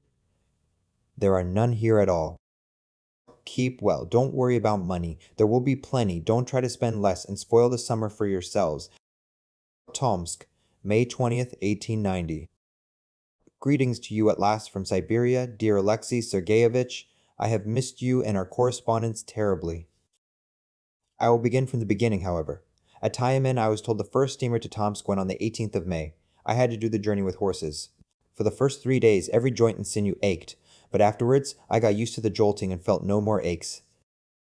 Only the lack of sleep, the continual worry over the luggage, the jolting and the fasting brought on spitting of blood when I coughed, and this depressed my spirits, which were none too grand before. For the first few days it was bearable, but then a cold wind began to blow. The windows of heaven were opened. The rivers flooded the meadows and roads. I was continually having to change my chaise for a boat. You'll read of my struggles with the floods and the mud in the article I enclose. I did not mention in it that my big high boots were tight, and that I waded through the mud and the water in my felt boots, and that my felt boots were soaked to jelly. The road was so abominable that during the last 2 days of my journey I only did 70 versts. When I set off, I promised to send you notes of my journey after Tomsk, since the road between Tyamin and Tomsk has been described 1,000 times already. But in your telegram you have expressed the desire to get my impressions of Siberia as quickly as possible, and have even had the cruelty, sir, to reproach me with lapse of memory, as though I had forgotten you. It was absolutely impossible to write on the road. I kept a brief diary in pencil and can offer you now only what is written in that diary. To avoid writing at great length and getting mixed up, I divided all my impressions into chapters. I am sending you 6 chapters. They are written for you personally. I wrote for you only, and so have not been afraid of being too subjective, and have not been afraid of there being more of Chekhov's feelings and thoughts than of Siberia in them. If you find some lines interesting and worth printing, give them a profitable publicity, signing them with my name and printing them in separate chapters, a tablespoonful once an hour. The general title can be From Siberia, then From Transbaikalia, then From the Amur, and so on. You shall have another helping from Irkutsk, for which I am starting tomorrow. I shall not be less than 10 days on the journey. The road is bad. I shall send you a few chapters again, and shall send them whether you intend to print them or not. Read them, and when you are tired of them, telegraph to me, "Shut up!" I have been as hungry as a dog the whole way. I stuffed myself with bread so as not to dream of turbot, asparagus, and such like. I even dreamed of buckwheat porridge. I have dreamed of it for hours at a time. At Tyamin I bought some sausage for the journey. But what sausage? When you take a bit in your mouth there's a sniff as though you had gone into a stable at the very moment when the coachmen were taking off their leg wrappers. When you begin chewing it, you feel as though you had fastened your teeth into a dog's tail defiled with pitch. Pooh! I ate some once or twice and threw it away. I have had one telegram and the letter from you in which you write that you want to bring out an encyclopedic dictionary. I don't know why, but the news of that dictionary rejoiced me greatly. Do, my dear friend, if I am any use for working on it. I will devote November and December to you, and will spend those months in Petersburg. I will sit at it from morning till night. I made a fair copy of my notes at Tomsk in horrid hotel surroundings, but I took trouble about it and was not without a desire to please you. I thought, he must be bored and hot in Feodosia. Let him read about the cold. These notes will come to you instead of a letter which has been taking shape in my head during the whole journey. In return, you must send to me at Sahalin all your critical reviews except the first two, which I have read. Have Peschel's Ethnology sent me there too, except the first two installments, which I have already. The post to Sahalin goes both by sea and across Siberia, so if people write to me, I shall get letters often. Don't lose my address. Island of Sahalin, Alexandrovsky Post. Oh, the expense. Gwalt. Thanks to the floods, I had to pay the drivers double and almost treble, for it has been fiendishly hard work. My trunk, a very charming article, has turned out unsuitable for the journey. It takes a lot of room, pokes one in the ribs, and rattles, and worst of all, threatens to burst open. Don't take boxes on long journeys, good people said to me, but I remembered this advice only when I had gone halfway. Well, I am leaving my trunk to reside permanently at Tomsk, and am buying instead of it a sort of leather carcass, which has the advantage that it can be tied so as to form two halves at the bottom of the chaise as one likes. I paid 16 rubles for it. Next point. To travel to the Amur, changing one's conveyance at every station, is torture. You shatter both yourself and all your luggage. I was advised to buy a trap. I bought one today for 130 rubles. If I don't succeed in selling it at Srietinsk, where my horse journey ends, I shall be in a fix and shall howl aloud. Today I dined with the editor of the Sibirsky Vyestnik, a local Nozdryov, a broad nature. He drank to the tune of 6 rubles. Stop. They announced that the deputy police master wants to see me. What can it be? My alarm was unnecessary. The police officer turns out to be devoted to literature and himself an author. He has come to pay his respects to me. He went home to fetch his play, and I believe intends to regale me with it. He is just coming again and preventing me from writing to you. My greetings to Nastyusha and Boris. I should be genuinely delighted for their satisfaction to fling myself into the jaws of a tiger and call them to my aid, but, alas, I haven't reached the tigers here.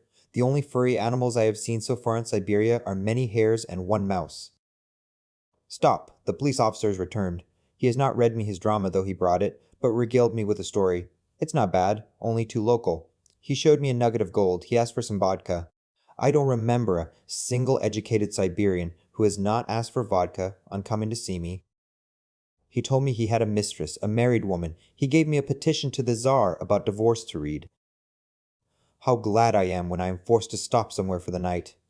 I no sooner roll into bed than I am asleep. Here, traveling and not sleeping at night, one prizes sleep above everything. There is no greater enjoyment in life than sleep when one is sleepy. In Moscow, in Russia generally, I never was sleepy as I understand the word now. I went to bed simply because one had to, but now, another observation. On a journey one has no desire for spirits. I can't drink. I smoke a great deal. One's mind does not work well. I cannot put my thoughts together. Time flies rapidly, so that one scarcely notices it, from 10 o'clock in the morning to 7 o'clock in the evening. Evening comes quickly after morning. It's just the same when one is seriously ill. The wind and the rain have made my face all scaly, and when I look in the looking-glass I don't recognize my once noble features. I am not going to describe Tomsk. All the towns are alike in Russia. Tomsk is a dull and intemperate town. There are absolutely no good-looking women, and the disregard for justice is Asiatic. The town is remarkable for the fact that governors die in it. If my letters are short, careless, or dry, don't be cross, for one cannot always be oneself on a journey, and write as one wants to. The ink is bad, and there is always a hair or a splodge on one's pen. K. Krasnoyarsk, May 28, 1890. What a deadly road! It was all we could do to crawl to Krasnoyarsk, and my trap had to be repaired twice.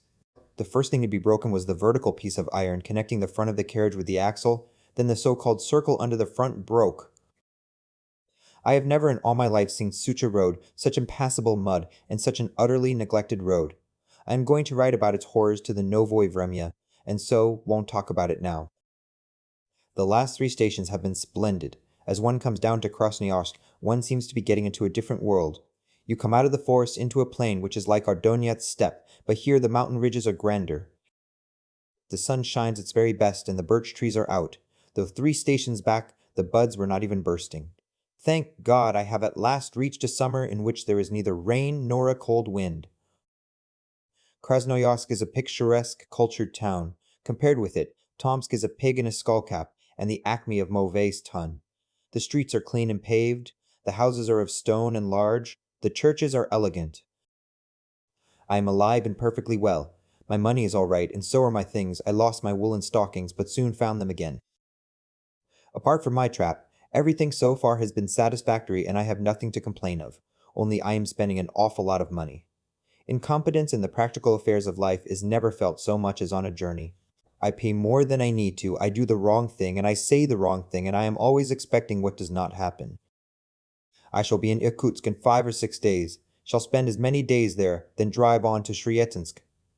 And that will be the end of my journey on land. For more than a fortnight I have been driving without a break. I think about nothing else, I live for nothing else. Every morning I see the sunrise from beginning to end. I've grown so used to it that it seems as though all my life I have been driving and struggling with the muddy roads. When it does not rain, and there are no pits of mud on the road, one feels queer and even a little bored. And how filthy I am! What a rapscallion I look! What a state my luckless clothes are in! For mother's information, I have still a jar and a half of coffee, I feed on locusts and wild honey, I shall dine today at Irkutsk. The further east one gets, the dearer everything is. Rye flour is 70 kopecks a pood, while on the other side of Tomsk it was 25 and 27 kopecks per pood, and wheaten flour 30 kopecks. The tobacco sold in Siberia is vile and loathsome. I tremble because mine is nearly done. I am traveling with 2 lieutenants and an army doctor who are all on their way to the Amur, so my revolver is after all quite superfluous. In such company hell would have no terrors. We are just having tea at the station, and after tea we are going to have a look at the town. I should have no objection to living in Krasnoyarsk. I can't think why this is a favorite place for sending exiles to. Your Homo sacheliensis, A. Chekhov. 2. His brother Alexander. Irk, USK, June 5, 1890. My European brother, it is, of course, unpleasant to live in Siberia, but better to live in Siberia and feel oneself a man of moral worth, than to live in Petersburg with the reputation of a drunkard and a scoundrel. No reference to present company. Siberia is a cold and long country. I drive on and see no end to it. I see little that is new or of interest, but I feel and experience a great deal. I have contended with flooded rivers, with cold, with impassable mud, hunger, and sleepiness, such sensations as you could not get for a million in Moscow. You ought to come to Siberia. Ask the authorities to exile you. The best of all Siberian towns is Irkutsk. Tomsk is not worth a brass farthing, and the district towns are no better than the Kryepkaya in which you were so heedlessly born. What is most provoking, there is nothing to eat in the district towns, and oh dear, how conscious one is of that on the journey. You get to a town and feel ready to eat a mountain. You arrive and, alack! No sausage, no cheese, no meat, no herring even, but the same insipid eggs and milk as in the villages. On the whole, I am satisfied with my expedition, and don't regret having come. The traveling is hard, but the resting after it is delightful. I rest with enjoyment. From Irkutsk I shall make for Baikal, which I shall cross by steamer. It's 1,000 versts from the Baikal to the Amur, and thence I shall go by steamer to the Pacific, where the first thing I shall do is to have a bath and eat oysters. I got here yesterday and went first of all to have a bath, then to bed. Oh, how I slept! I never understood what sleep meant till now. I bless you with both hands. Your Asiatic brother, A. Chekhov. 2 A.N. Plesht Sheyev. IR Cuts K. June 5th, 1890. 1,000 greetings to you, dear Alexei Nikolaevich. At last I have vanquished the most difficult 3,000 versts. I am sitting in a decent hotel and can write. I have rigged myself out all in new things, and, as far as possible, smart ones, for you cannot imagine how sick I was of my big muddy boots, of my sheepskin smelling of tar, of my overcoat covered with bits of hay, of dust and crumbs in my pockets, and of my extremely dirty linen. I looked such a ragamuffin on the journey that even the tramps eyed me askance, and then, as ill luck would have it, the cold winds and rain chapped my face and made it scaly like a fish. Now at last I am a European again, and I am conscious of it all over. Well, what am I to write to you? It's all so long and so vast that one doesn't know where to begin. All my experiences in Siberia I divide into 3 periods. 1. From Tyumen to Tomsk, 1500 versts. Terrible cold, day and night, sheepskin, felt boots, cold rains, winds, and a desperate life and death struggle with the flooded rivers. The rivers had flooded the meadows and roads, and I was constantly exchanging my trap for a boat and floating like a Venetian on a gondola. The boats, the waiting on the bank for them, the rowing across, and so on. All that took up so much time that during the last 2 days before reaching Tomsk, in spite of all my efforts, I only did 70 versts, instead of 400 or 500. There were, moreover, some very uneasy and unpleasant moments, especially when the wind rose and began to buffet the boat. 2. From Tomsk to Krasnoyarsk, 500 versts, impassable mud, my chaise and I stuck in the mud like flies in thick jam. How many times I broke my chaise, it's my own property. How many versts I walked. How bespattered my countenance and my clothes were. It was not driving but wading through mud.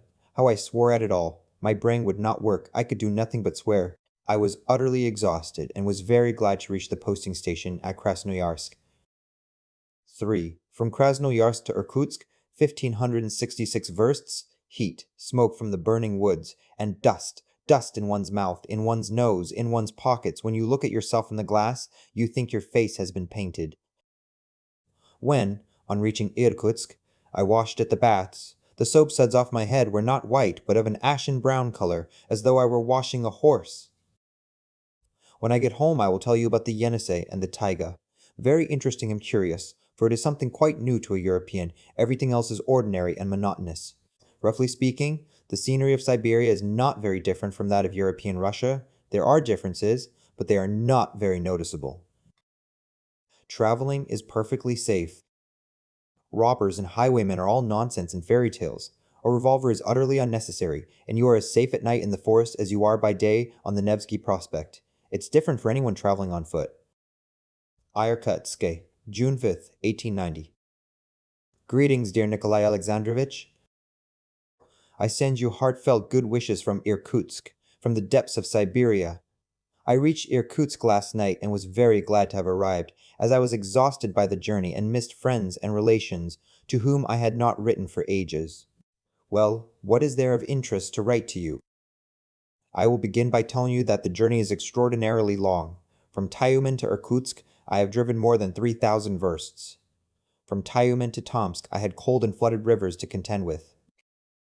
The cold was awful. On Ascension Day there was frost and snow, so that I could not take off my sheepskin and felt boots until I reached the hotel at Tomsk. As for the floods, they were a veritable plague of Egypt.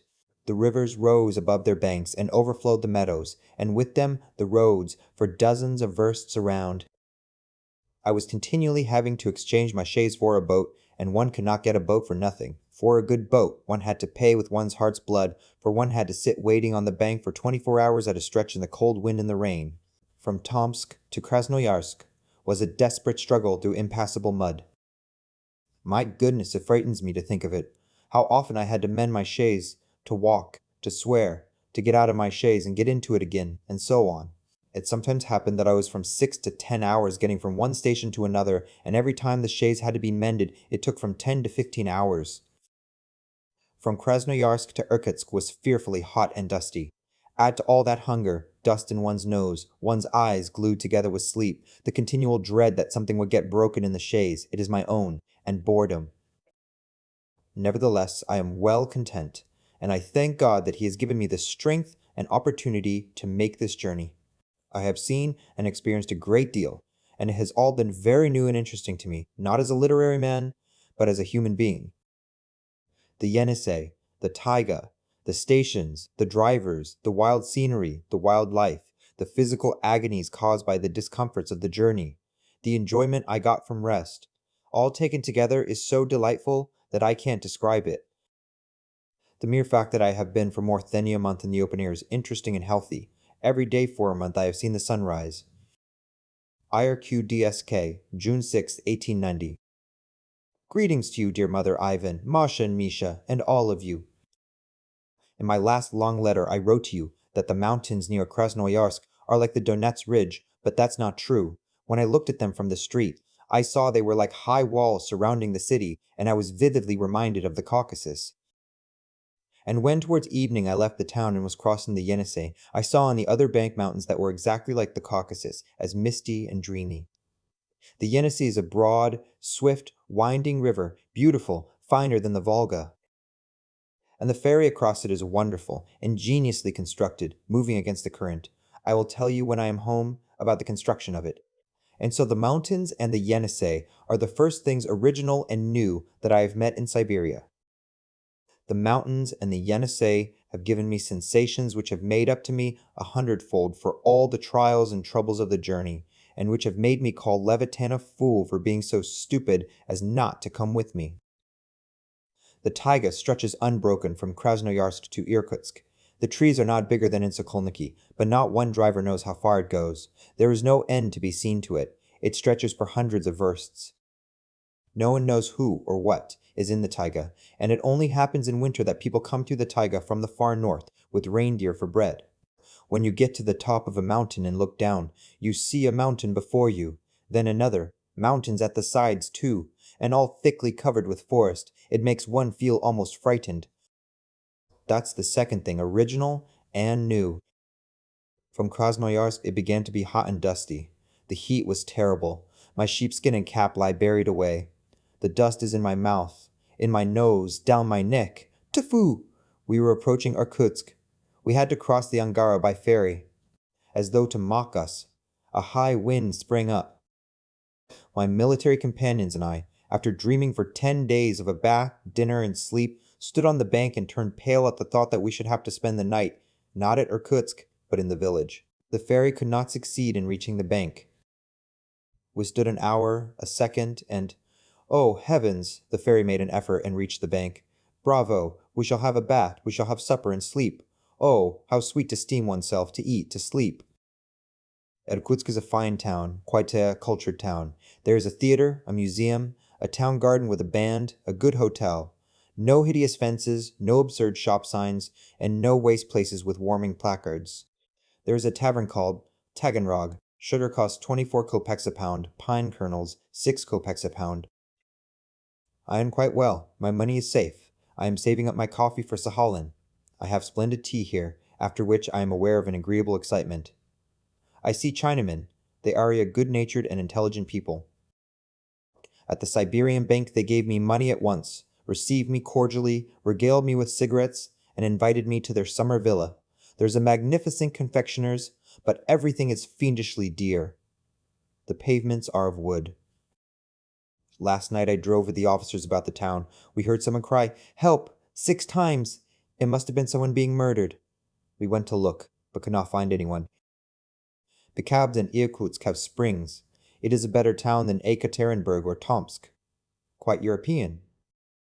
Have a mass celebrated on June 17th, and keep the 29th as festively as you can. I shall be with you in thought, and you must drink my health. Everything I have is crumpled, dirty, torn. I look like a pickpocket. I shall not bring you any furs, most likely. I do not know where they are sold, and I am too lazy to ask. One must take at least 2 big pillows for a journey, and dark pillowcases are essential. What is Ivan doing? Where has he been? Has he been to the south? I am going from Irkutsk to Baikal. My companions are preparing for seasickness. My big boots have grown looser with wearing, and don't hurt my heels now. I have ordered buckwheat porridge for tomorrow. On the journey here I thought of curds, and began having them with milk at the stations. Did you get my postcards from the little towns? Keep them. I shall be able to judge from them how long the post takes. The post here is in no hurry. IRQTSK, June 7th, 1890. The steamer from Shryatansk leaves on June 20th. Good Christians, what am I to do till the 20th? How am I to dispose of myself? The journey to Shryatansk will only take 5 or 6 days. I have greatly altered the route of my journey. From Khabarovsk, look at the map. I am going not to Nikolaevsk, but by the Ussuri to Vladivostok, and from there to Sakhalin. I must have a look at the Ussuri region. At Vladivostok I shall bathe in the sea and eat oysters. It was cold till I reached Kansk. From Kansk, see map. I began to go down to the south. Everything is as green as with you, even the oaks are out. The birches here are darker than in Russia. The green is not so sentimental. There are masses of the Russian white service tree, which here takes the place of both the lilac and the cherry. They say they make an excellent jam from the service tree. I tasted some of the fruit pickled. It was not bad. 2 lieutenants and an army doctor are traveling with me. They have received their traveling expenses 3 times over, but have spent all the money, though they are traveling in one carriage. They are sitting without a farthing waiting for the pay department to send them some money. They are nice fellows. They have had from 1,500 to 2,000 rubles each for traveling expenses, and the journey will cost them next to nothing, excluding, of course, the cost of the stopping places. They do nothing but pitch into everybody at hotels and stations so that people are positively afraid to present their bills. In their company I pay less than usual. Today, for the first time in my life, I saw a Siberian cat. It has long, soft fur and a gentle disposition. I felt homesick and sent you a telegram today asking you to subscribe together and send me a long telegram. It would be nothing to all of you, inhabitants of Luka, to fling away 5 rubles. With whom is Mishka in love? To what happy woman is Ivanenko telling stories of his uncle? I must be in love with Jamais as I dreamed of her yesterday. In comparison with all the Jeunes Siberians with their Yakut Boryat physiognomies who do not know how to dress, to sing, and to laugh, our Jamais, Drishka, and Gundasia are simply queens. The Siberian girls and women are like frozen fish. One would have to be a walrus or a seal to get up a flirtation with them. I am tired of my companions. It is much nicer traveling alone. I like silence better than anything on the journey, and my companions talk and sing without stopping, and they talk of nothing but women. They borrowed 136 rubles from me till tomorrow and have already spent it. They are regular sieves. The stations are sometimes 30 to 35 versts apart. You drive by night. You drive and drive, till you feel silly and light-headed, and if you venture to ask the driver how far it is to the next station, he will never say less than 17 versts. That's particularly agonizing when you have to go at a walking pace along a muddy road full of holes, and when you are thirsty. I have learned to do without sleep. I don't mind a bit when they wake me.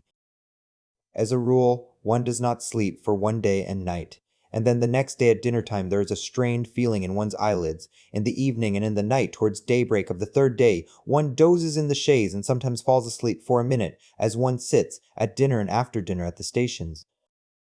While the horses are being harnessed, one lolls on the sofa, and the real torture only begins at night. In the evening, after drinking 5 glasses of tea, one's face begins to burn, one's body feels limp all over and longs to bend backwards, one's eyes close, one's feet ache in one's big boots, one's brain is in a tangle. If I allow myself to put up for the night, I fall into a dead sleep at once. If I have strength of will to go on, I drop asleep in the chaise, however violent the jolting may be. At the stations the drivers wake one up, as one has to get out of the chaise and pay for the journey. They wake one not so much by shouting and tugging at one's sleeve, as by the stink of garlic that issues from their lips. They smell of garlic and onion till they make me sick. I only learned to sleep in the chaise after Krasnoyarsk. On the way to Irkutsk I slept for 58 versts, and was only once woken up. But the sleep one gets as one drives makes one feel no better. It's not real sleep, but a sort of unconscious condition, after which one's head is muddled and there's a bad taste in one's mouth.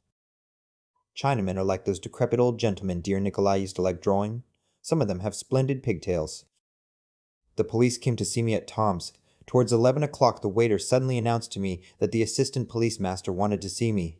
What was this for? Could it be politics? Could they suspect me of being a Voltairean? I said to the waiter, "Ask him in." A gentleman with long mustaches walks in and introduces himself.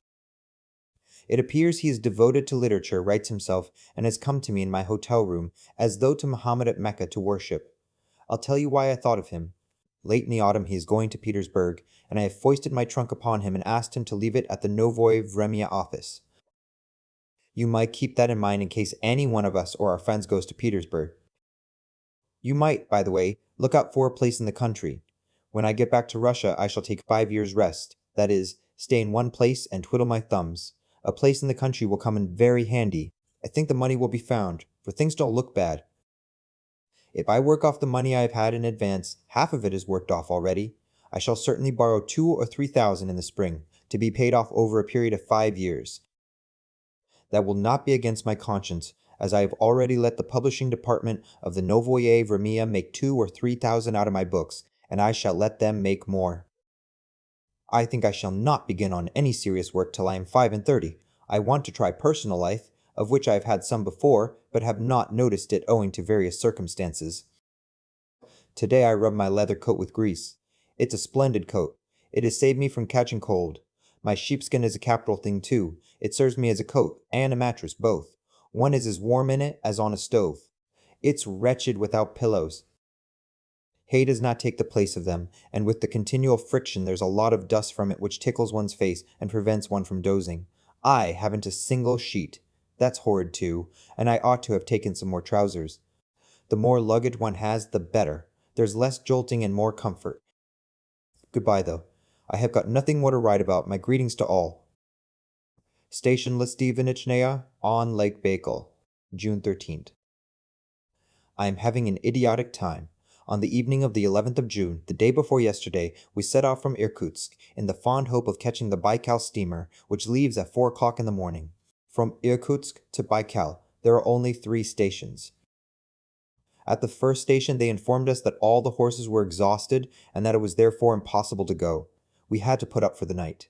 Yesterday morning, we set off from that station, and by midday, we reached Baikal. We went to the harbor, and in answer to our inquiries, were told that the steamer did not go till Friday the 15th. This meant that we should have to sit on the bank and look at the water and wait. As there is nothing that does not end in time, I have no objection to waiting, and always wait patiently. But the point is, the steamer leaves Suryatinsk on the 20th, and sails down the Amur. If we don't catch it, we must wait for the next steamer, which does not go till the 30th. Merciful heavens, when shall I get to Sakhalin? We drove to Baikal along the bank of the Angara, which rises out of Lake Baikal and flows into the Yenisei. Look at the map! The banks are picturesque, mountains and mountains, and dense forests on the mountains. The weather was exquisite still, sunny and warm. As I drove, I felt I was exceptionally well. I felt so happy that I cannot describe it. It was perhaps the contrast after the stay at Irkutsk, and because the scenery on the Angara is like Switzerland, it is something new and original. We drove along the river bank, came to the mouth of the river, and turned to the left. Then we came upon the bank of Lake Baikal, which in Siberia is called the sea. It is like a mirror. The other side, of course, is out of sight. It is 90 versts away. The banks are high, steep, stony, and covered with forest. To right and to left there are promontories which jut into the sea like Odag or the Totebel at Feodosia. It's like the Crimea. The station of Listvnichnaya lies at the water's edge, and is strikingly like Yalta. If the houses were white, it would be exactly like Yalta. Only there are no buildings on the mountains, as they are too overhanging and it is impossible to build on them. We have taken a little barn of a lodging that reminds one of any of the Kreskovsky summer villas. Just outside the window, 2 or 3 yards from the wall, is Lake Baikal. We pay a ruble a day. The mountains, the forests, the mirror-like Baikal are all poisoned for me by the thought that we shall have to stay here till the 15th. What are we to do here? What is more, we don't know what there is for us to eat. The inhabitants feed upon nothing but garlic. There is neither meat nor fish. They have given us no milk, but have promised it. For a little white loaf, they demanded 16 kopecks. I bought some buckwheat and a piece of smoked pork, and asked them to make a thin porridge of it. It was not nice, but there was nothing to be done. I had to eat it. All the evening we hunted about the village to find someone who would sell us a hen, and found no one. But there is vodka. The Russian is a great pig. If you ask him why he doesn't eat meat and fish, he justifies himself by the absence of transport, ways and communications, and so on, and yet vodka is to be found in the remotest villages and as much of it as you please. And yet one would have supposed that it would have been much easier to obtain meat and fish than vodka, which is more expensive and more difficult to transport. Yes, drinking vodka must be much more interesting than fishing in Lake Baikal or rearing cattle. At midnight a little steamer arrived. We went to look at it, and seized the opportunity to ask if there was anything to eat. We were told that tomorrow we should be able to get dinner, but that now it was late, the kitchen fire was out, and so on. We thanked them for tomorrow. It was something to look forward to anyway. But alas! The captain came in and told us that at 4 o'clock in the morning the steamer was setting off for Koltak. We thanked him. In the refreshment bar, where there was not room to turn round, we drank a bottle of sour beer, 35 kopecks, and saw on a plate some amber beads. It was salmon caviar. We returned home and to sleep. I am sick of sleeping. Every day one has to put down one's sheepskin with the wool upwards, under one's head. One puts a folded greatcoat and a pillow, and one sleeps on this heap in one's waistcoat and trousers. Civilization, where art thou? Today there is rain, and Lake Baikal is plunged in mist. Interesting, Samasko would say. It's dull. One ought to sit down and write, but one can never work in bad weather. One has a foreboding of merciless boredom. If I were alone I should not mind, but there are 2 lieutenants and an army doctor with me, who are fond of talking and arguing. They don't understand much, but they talk about everything. One of the lieutenants, moreover, is a bit of a Hustakov and the braggart. When one is traveling, one absolutely must be alone. To sit in a chaise or in a room alone with one's thoughts is much more interesting than being with people. Congratulate me, I sold my own carriage at Irkutsk. How much I gained on it, I won't say, or mother would fall into a faint and not sleep for 5 nights. Your Homo sacheliensis, A. Chekhov. Steamer Yermak, June 20th, 1890. Greeting, dear ones at home. At last I can take off my heavy muddy boots, my shabby breeches, and my blue shirt which is shiny with dust and sweat. I can wash and dress like a human being. I am not sitting in a chaise, but in a first-class cabin of the steamer Yermak. This change took place 10 days ago, and this is how it happened. I wrote to you from this Finichnaya that I was late for the Baikal steamer, that I had to cross Lake Baikal on Friday instead of Tuesday, and that owing to this I should only be able to catch the Amur steamer on the 30th. But fate is capricious and often plays us tricks we do not expect. On Thursday morning I went out for a walk on the shores of Lake Baikal. Behold, the funnel of one of the little steamers is smoking. I inquire where the steamer is going. They tell me, across the sea, to Kliuevo.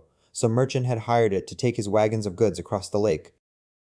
We, too, wanted to cross the sea and to go to Boyarskaya station. I inquire how many versts from Kliuevo to Boyarskaya. They tell me 27. I run back to my companions and beg them to take the risk of going to Kliuevo. I say the risk because going to Kliuevo where there is nothing but a harbor and a watchman's hut, we ran the risk of not finding horses, having to stay on at Kliuevo, and being late for Friday's steamer, which for us would be worse than Igor's death, as we should have to wait till Tuesday. My companions consented. We gathered together our belongings, with cheerful legs stepped onto the steamer and straight to the refreshment bar. Soup, for the love of God, half my kingdom, for a plate of soup. The refreshment bar was very nasty and cramped, but the cook, Grigory Ivanitch, who had been a house serf at Voronezh, turned out to be at the tip-top of his profession. He fed us magnificently. The weather was still and sunny. The water of Lake Baikal is the color of turquoise, more transparent than the Black Sea. They say that in deep places you can see the bottom over a verst below, and I myself have seen to such a depth, with rocks and mountains plunged in the turquoise blue, that it sent a shiver all over me. Our journey over Lake Baikal was wonderful. I shall never forget it as long as I live. But I will tell you what was not nice. We traveled 3rd class, and the whole deck was occupied by the wagon horses, which were wild as mad things. These horses gave a special character to our crossing. It seemed as though we were in a brigand steamer. At Kliuevo, the watchman undertook to convey our luggage to the station. He drove the cart while we walked along the very picturesque shore. Levitan was an ass not to come with me. The way was through woods, on the right, woods running uphill, on the left, woods running down to the lake. Such ravines, such crags. The coloring of Lake Baikal is soft and warm. It was, by the way, very warm. After walking 8 versts, we reached the station of Miskan, where a Khayitan official who was also on his travels regaled us with excellent tea, and where we got the horses for Boyarskaya, and so we set off on Thursday instead of Friday. What is more, we got 24 hours in advance of the post, which usually takes all the horses at the station. We began driving as fast as we could, cherishing a faint hope of reaching Srietens by the 20th. I will tell you when we meet about my journey along the bank of the Selenga and across Transbaikalia. Now I will only say that Selenga is one continuous loneliness, and in Transbaikalia I found everything I wanted, the Caucasus and the valley of the Sayol, and the Zvenigorod district, and the Don. By day you gallop through the Caucasus, at night along the steppe of the Don, in the morning, rousing yourself from slumber, behold the province of Poltava. And so for the whole 1,000 versts. Vernudinsk is a nice little town. Chita is a wretched place, in the style of Sumy. I need hardly say that we had no time to think of sleep or dinner. One gallops on thinking of nothing but the chance that at the next station we might not get horses and might be kept 5 or 6 hours. We did 200 versts in 24 hours. One can't do more than that in the summer. We were stupefied. The heat was fearful by day, while at night it was so cold that I had to put on my leather coat over my cloth one. One night I even wore my sheepskin. Well, we drove on and reached Soryatensk this morning just an hour before the steamer left, giving the drivers from the last 2 stations a ruble each for themselves. And so my horse journey is over. It has lasted 2 months. I set out on the 21st of April. If we exclude the time spent on the railway and the steamer, the 3 days spent in Ekaterinburg, the week in Tomsk, the day in Krasnoyarsk, the week in Irkutsk, the 2 days on the shores of Lake Baikal, and the days wasted in waiting for boats to cross the floods, you can judge of the rate at which I have driven. My journey has been most successful. I wish nothing better for anyone. I have not once been ill, and of the mass of things I had with me, I have lost nothing but a penknife, the strap off my trunk, and a little jar of carbolic ointment. My money is safe. It is not often that anyone succeeds in traveling 1,000 versts so well. I have grown so used to driving that now I don't feel like myself, and cannot believe that I am not in a chaise, and that I don't hear the rattling and the jingling of the bells. It seems strange that when I go to bed I can stretch out my legs full length, and that my face is not covered with dust. But what is stranger still is that the bottle of brandy Kuvshinikov gave me has not been broken, and that the brandy is still in it, every drop of it. I have vowed not to uncork it except on the shore of the Pacific. I am sailing down the Shilka, which runs into the Amur at the Pokrovskaya Stanitsa. The river is not broader than the Siol, it is even narrower. The shores are stony, there are crags and forests. It is absolutely wild. We tack about to avoid foundering on a sandbank, or running our helm into the banks. Steamers and barges often do so in the rapids. It's stifling. We have just stopped at Ustkara, where we have landed 5 or 6 convicts. There are mines here, and a convict prison. Yesterday we were at Nerchinsk. The little town is nothing to boast of, but one could live there. And how are you, messieurs and mesdames? I know positively nothing about you. You might subscribe 2 pence each and send me a full telegram. The steamer will stay the night at Gorbitsa.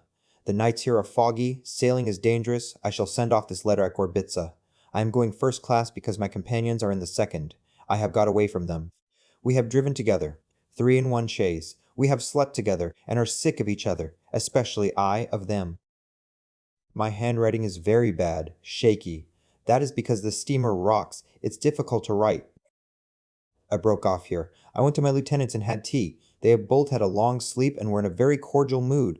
One of them, Lieutenant N, the surname jars upon my ear, is in the infantry. He's a tall, well-fed, loud-voiced Courlander, a great braggart in Holstakov, who sings songs from every opera, but has no more ear than a smoked herring. An unlucky fellow who has squandered all the money for his traveling expenses, knows all Mickey-Witch by heart, is ill-bred, far too unreserved, and babbles till it makes you sick. Like me, he is fond of talking about his uncles and aunts. The other lieutenant, M, a geographer, is a quiet, modest, thoroughly well-educated fellow. If it were not for N, I could travel with the other 4 1,000,000 versts without being bored. But with N, who intrudes into every conversation, the other bores me too. I believe we are reaching Gorbitsa. Tomorrow I will make up the form of a telegram which you must send me to Sahalin. I will try to put all I want to know in 30 words, and you must try and keep strictly to the pattern. Gorbitsa, June 20th, 1890. Greetings, dear Nikolai Alexandrovitch. I wrote you this as I approached Gorbitsa, one of the Cossack settlements on the banks of the Shilka, a tributary of the Amur. This is where I have got to. I am sailing down the Amur. I sent you a letter from Irkutsk. Did you get it? Since then, more than a week has passed, in the course of which I have crossed Lake Baikal and driven through Transbaikalia. Lake Baikal is wonderful, and the Siberians may well call it a sea instead of a lake. The water is extraordinarily transparent, so that one can see through it as through air. The color is a soft turquoise, very agreeable to the eye. The banks are mountainous and covered with forests. It is all impenetrable, wildness without a break anywhere. There are great numbers of bears, wild goats, and wild creatures of all sorts, who spend their time living in the taiga and eating one another. I spent 2 days and nights on the shore of Lake Baikal. It was still and hot when I was sailing. Transbaikalia is splendid. It is a mixture of Switzerland, the Don, and Finland. I have driven with horses more than 4,000 versts. My journey was entirely successful. I was in good health all the time and lost nothing of my luggage, but a penknife. I can wish no one a better journey. The journey is absolutely free from danger, and all the tales of escaped convicts, of night attacks, and so on are nothing but legends, traditions of the remote past. A revolver is an entirely superfluous article. Now I'm sitting in a first-class cabin and feel as though I were in Europe. I feel in the mood one is in after passing an examination. A whistle! That's Gorbitsa. The banks of the Shuk are picturesque like stage scenes, but, alas, there is something oppressive in this complete absence of human beings. It is like a cage without a bird. June 21st, 1890. 6 o'clock in the evening, not far from the Stanitsa Pokrovskaya. We ran upon a rock, stove a hole in the steamer, and are now undergoing repairs. We are aground on a sandbank and pumping out water. On the left is the Russian bank, on the right, the Chinese. If I were back at home now, I should have the right to boast. Though I have not been in China, I have seen China only 20 feet off. We are to stay the night in Pokrovskaya. We shall make up a party to see the place. If I were a millionaire, I should certainly have a steamer of my own on the Amur. It is a fine, interesting country. I advise Yegor Mikhailovich not to go to Tuapse, but there are here, by the way, neither tarantulas nor phalangas. On the Chinese side there is a sentry post. A small hut, sacks of flour are piled up on the bank. Ragged Chinamen are dragging the sacks on barrows to the hut. And beyond is the dense, endless forest. Some schoolgirls are traveling with us from Irkutsk. Russian faces, but not good-looking. Pokrov, Skaya, Stanitsa, June 23rd, 1890. I have told you already, we are aground on a sandbank. At Ustrilka, where the Shilka joins the Argon sea map, the steamer went aground in 2.5 feet of water, struck a rock, and stove in several holes in its side, and, the hold filling with water, the steamer sank to the bottom. They began pumping out water and putting on patches. A naked sailor crawled into the hold, stood up to his neck in water, and tried the holes with his heels. Each hole was covered on the inside with cloth smeared with grease. They lay a board on the top and stuck a support upon the ladder which pressed against the ceiling like a column. Such is the repairing. They were pumping from 5 o'clock in the evening till night, but still the water did not abate. They had to put off the work till morning. In the morning they discovered some more holes and began patching and pumping again. The sailors pump while we, the general public, pace up and down the decks, criticize, eat, drink, and sleep. The captain and his mate do the same as the general public and seem in no hurry. On the right is the Chinese bank. On the left is the Stanitsa, Pokrovskaya, with the Cossacks of the Amur. If one likes, one can stay in Russia. If one likes, one can go into China. There is nothing to hinder one. It is insufferably hot in the daytime, so that one has to put on a silk shirt. They give us dinner at 12 o'clock, supper at 7. Unluckily, the steamer Viesnik coming the other way with a crowd of passengers is approaching the Stanitsa. The Viesnik cannot go on either, and both steamers stay stock still. There is a military band on the Viesnik. Consequently, there has been a regular festival. All yesterday the band was playing on deck to the entertainment of the captain and sailors, and consequently to the delay of the repairing. The feminine half of the public were highly delighted. A band, officers, naval men, the schoolgirls were particularly pleased. Yesterday evening we walked about the Cossack settlement, where the same band hired by the Cossacks was playing. Today we are continuing the repairs. The captain promises that we shall start after dinner, but he promises it listlessly, gazing away into space. Obviously he does not mean it. We are in no haste. When I asked a passenger, "Whenever are we going on?" he asked, "Why, aren't you all right here?" And that's true. Why not stay as long as we are not bored? The captain, his mate, and his agent are the acme of politeness. The Chinese in the third class are good-natured and funny. Yesterday a Chinaman sat on the deck and sang something very mournful in a falsetto voice. As he did so, his profile was funnier than any caricature. Everybody looked at him and laughed, while he took not the slightest notice. He sang falsetto and then began singing tenor. My God, what a voice! It was like the bleat of a sheep or a calf. The Chinese remind me of good-natured, tame animals. Their pigtails are long and black like Natalia Mihailovna's. Apropos of tame animals, there's a tame fox cub living in the toilet room. It sits and looks on as one washes. If it sees no one for a long time, it begins to whine. What strange conversations one hears. They talk of nothing but gold, the mines, the volunteer fleet in Japan. In Pokrovskaya, all the peasants and even the priests mine for gold. The exiles follow the same occupation and grow rich as quickly as they grow poor. There are people who look like artisans and who never drink anything but champagne, and walk to the tavern on red baize which is laid down from their hut to the tavern. The Amur country is exceedingly interesting, highly original. The life here is such as people have no conception of in Europe. It reminds me of American stories. The shores of the Amur are so wild, original, and luxuriant that one longs to live there all one's life. I am writing these last few lines on the 25th of June. The steamer rocks and prevents my writing properly. We are moving again.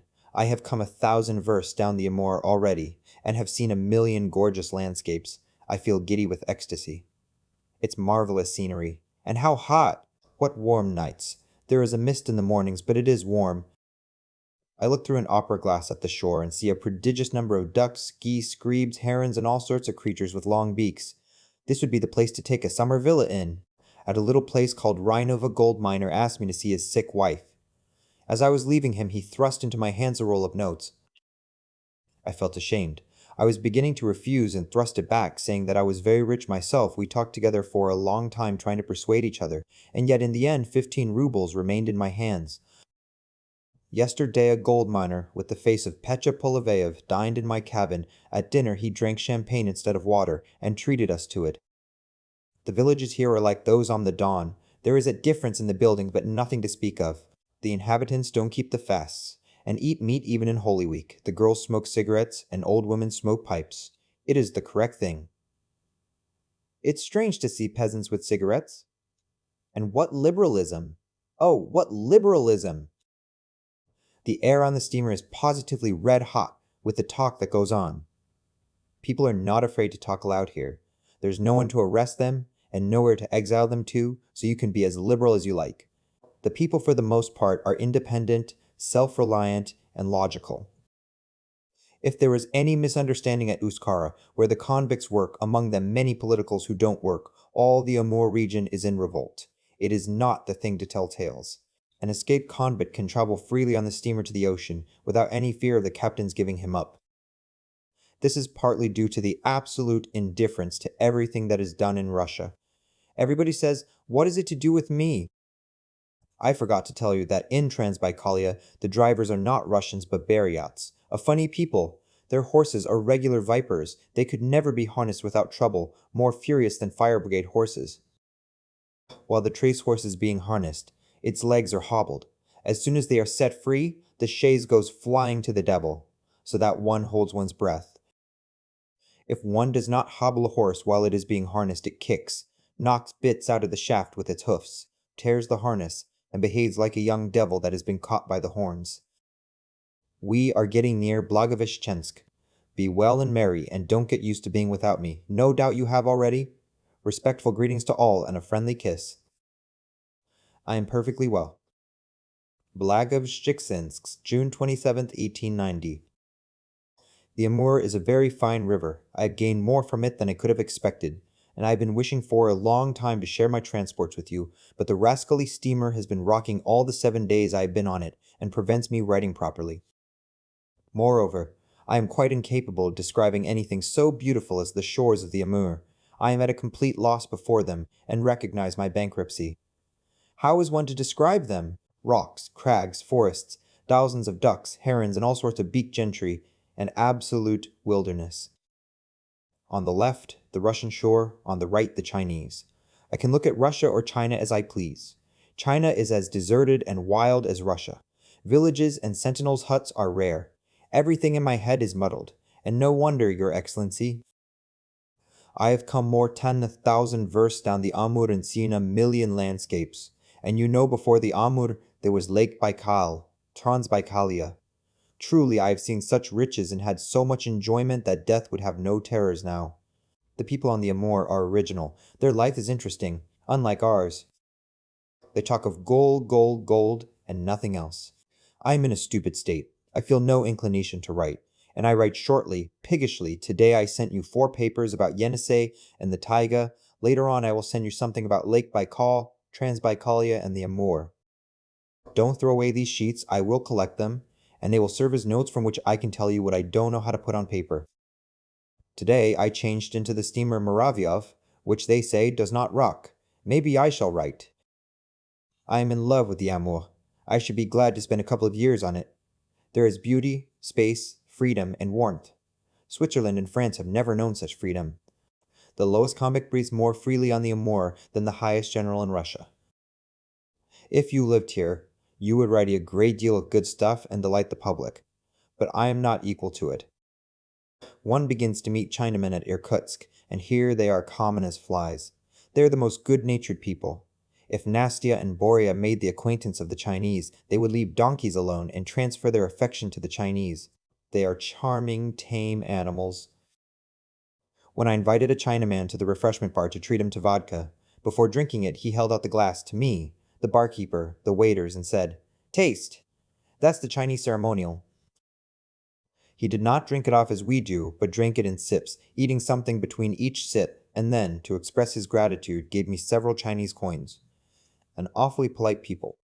They are dressed poorly, but beautifully. They eat daintily, with ceremony. The steamer Muravyov, June 29, 1890. Meteors are flying in my cabin. These are luminous beetles that look like electric sparks. Wild goats swim across the Amur in the daytime. The flies here are huge. I am sharing my cabin with the Chinaman, Sun, Uli, who is constantly telling me how in China, for the merest trifle it is, off with his head. Last night he got drunk with opium, and was talking in his sleep all night and preventing me from sleeping. On the 27th I walked about the Chinese town Aigun. Little by little I seem gradually to be stepping into a fantastic world. The steamer rocks. It is hard to write. Tomorrow I shall reach Khabarovsk. The Chinaman began to sing from music written on his fan. Telegram to his mother. Ah! Sakhalin, July 11th, 1890. Arrived well. Telegraph, Sakhalin. Chekhov. Telegram to his mother. Sakhalin, September 27th, 1890. Well, shall arrive shortly. Chekhov. The steamer. Baikal, September 11th, 1890. Greetings. I am sailing on the Gulf of Tartary from the north of Sakhalin to the south. I am writing, and don't know when this letter will reach you. I am well, though I see on all sides glaring at me the green eyes of cholera which has laid a trap for me. In Vladivostok, in Japan, in Shanghai, Chifu, Suez, and even in the moon, I fancy everywhere there is cholera, everywhere quarantine and terror. They expect the cholera in Sakhalin and keep all vessels in quarantine. In short, it is a bad lookout. Europeans are dying at Vladivostok. Among others, the wife of a general has died. I have spent just 2 months in the north of Sakhalin. I was received by the local administration very amicably, though Galkin had not written a single word about me. Neither Galkin nor the Baroness Veef, nor any of the other genii I was so foolish as to appeal to for help, turned out of the slightest use to me. I had to act on my own initiative. The Sakhalin general, Kononovich, is a cultivated and gentlemanly man. We soon got on together, and everything went off well.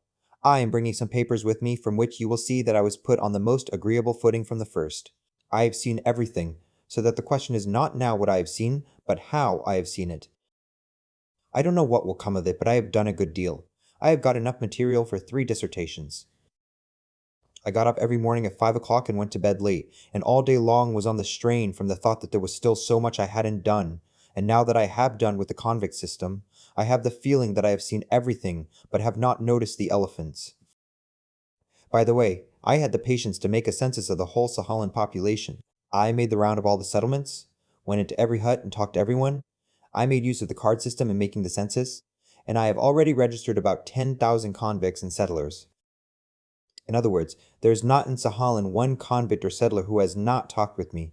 I was particularly successful with the census of the children, on which I am building great hopes. I dined at Landsberg's. I sat in the kitchen of the former Baroness Gambruck.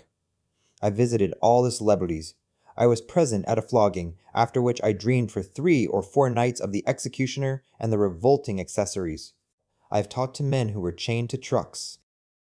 Once when I was drinking tea in a mine, Borodovkin, once a Petersburg merchant who was convicted of arson, took a teaspoon out of his pocket and gave it to me. And the long and the short of it is that I have upset my nerves and have vowed not to come to Sakhalin again. I should write more to you, but there is a lady in the cabin who giggles and chatters unceasingly. I haven't the strength to write. She has been laughing and cackling ever since yesterday evening. This letter will go across America, but I shall go probably not across America. Everyone says that the American way is duller and more expensive. Tomorrow I shall see Japan, the island of Matsumai. Now it is 12 o'clock at night. It is dark on the sea, the wind is blowing. I don't understand how the steamer can go on and find its direction when one can't see a thing, and above all in such wild, little-known waters as those in the Gulf of Tartary. When I remember that I am 10,000 versts away from my world, I am overcome with apathy. It seems I shall not be home for 100 years. God give you health and all blessings. I feel dreary. Sakhalin, October 6, 1890. My greetings, dear mother. I write you this letter almost on the eve of my departure for Russia. Every day we expect a steamer of the volunteer fleet, and cherish hopes that it will not come later than the 10th of October. I send this letter to Japan, whence it will go by Shanghai or America. I am living at the station of Korsakovo, where there is neither telegraph nor post, and which is not visited by ships oftener than once a fortnight. Yesterday a steamer arrived and brought me from the north a pile of letters and telegrams. From the letters I learned that Masha likes the Crimea. I believe she will like the Caucasus better still. Strange, with you it has been cold and rainy, while in Sakhalin from the day of my arrival till today it has been bright warm weather. There is slight cold with hoar frost in the mornings, the snow is white on one of the mountains, but the earth is still green, the leaves have not fallen, and all the vegetation is still as flourishing as at a summer villa in May. There you have Sakhalin. At midnight yesterday I heard the roar of a steamer. Everybody jumped out of bed. Hurrah! The steamer has arrived! We dressed and went out with lanterns to the harbor. We gazed into the distance. There really was a steamer. The majority of voices decided that it was the Petersburg, on which I am to go to Russia. I was overjoyed. We got into a boat and rowed to the steamer. We went on, till at last we saw in the mist the dark hulk of a steamer. One of us shouted in a hoarse voice asking the name of the vessel, and we received the answer, the Baikal, Tifu, anathema! What a disappointment! I am homesick, and weary of Sakhalin. Here for the last 3 months I have seen no one but convicts or people who can talk of nothing but penal servitude, the lash and the convicts. A depressing existence. One longs to get quickly to Japan and from there to India. I am quite well, except for flashes in my eye from which I often suffer now, after which I always have a bad headache. I had the flashes in my eye yesterday and today, and so I am writing this with a headache and heaviness all over. At the station the Japanese General Kuza-san lives with his 2 secretaries, good friends of mine. They live like Europeans. Today, the local authorities visited them in state to present decorations that had been conferred on them, and I, too, went with my headache and had to drink champagne. Since I have been in the south, I have 3 times driven to Nayrés where the real ocean waves break.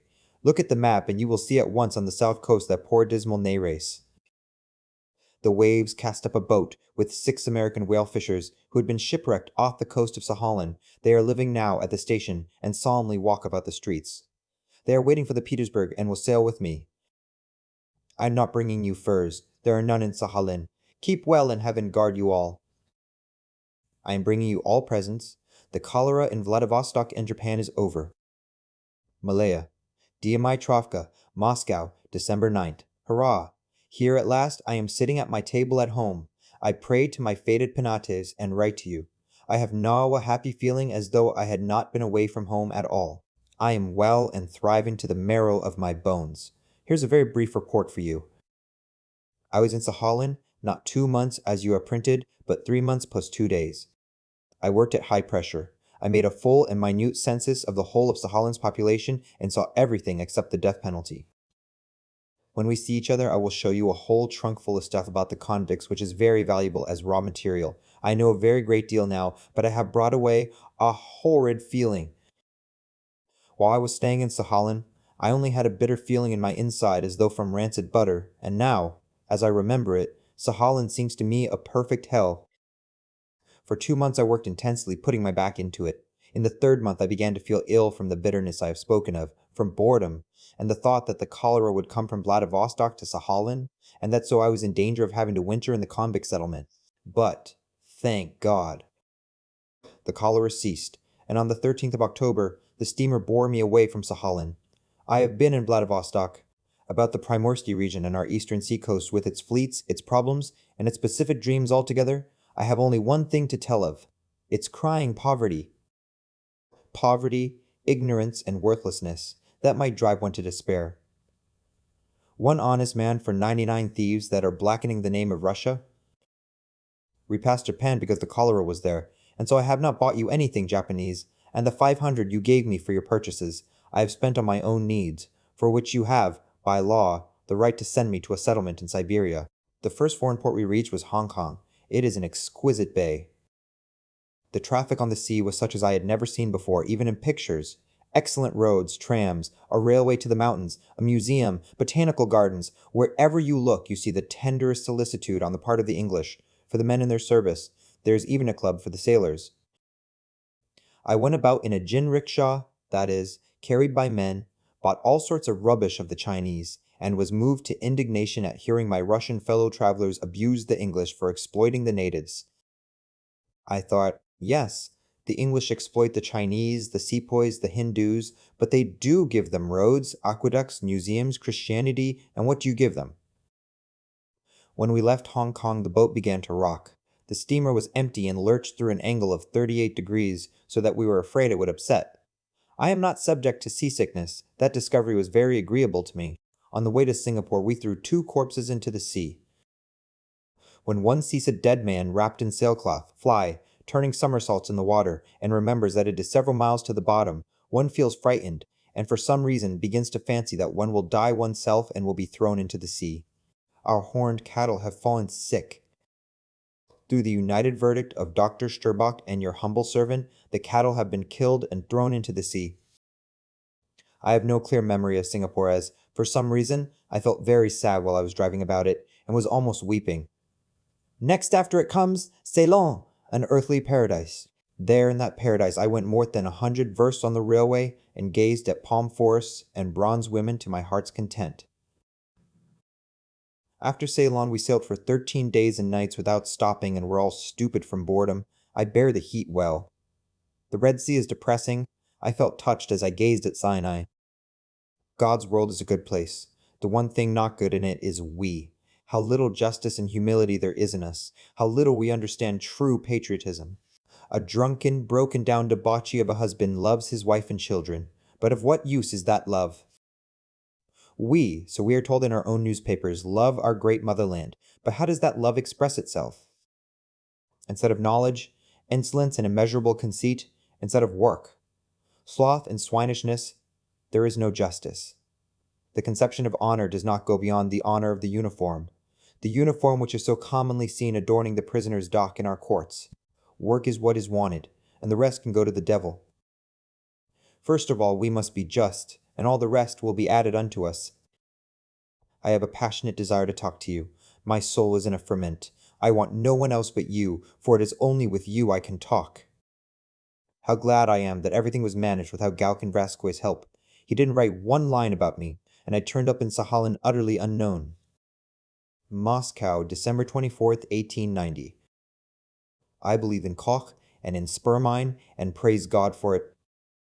All that is the cochains, spermines, and so on, seemed to the public a kind of miracle that leaped forth from some brain after the fashion of Pallas Athene. But people who have a closer acquaintance with the facts know that they are only the natural sequel of what has been done during the last 20 years. A great deal has been done, my dear fellow. Surgery alone has done so much that one is fairly dumbfoundered at it. To one who is studying medicine now, the time before 20 years ago seems simply pitiable. My dear friend, if I were offered the choice between the ideals of the renowned 60s or the very poorest Zemstvo hospital of today, I should, without a moment's hesitation, choose the second. Will Cochin cure syphilis? It's possible. But as for cancer, you must allow me to have my doubts. Cancer is not a microbe, it's a tissue, growing in the wrong place, and like a noxious weed smothering all the neighboring tissues. If N's uncle feels better, that is, because the microbes of erysipelas, that is, the elements that produce the disease of erysipelas, form a component, part of cocaine. It was observed long ago that with the development of erysipelas, the growth of malignant tumors is temporarily checked. It's a strange business. While I was traveling to Sahalan and back, I felt perfectly well, but now, at home, the devil knows what is happening to me. My head is continually aching, I have a feeling of languor all over, I am quickly exhausted, apathetic, and worst of all, my heart is not beating regularly.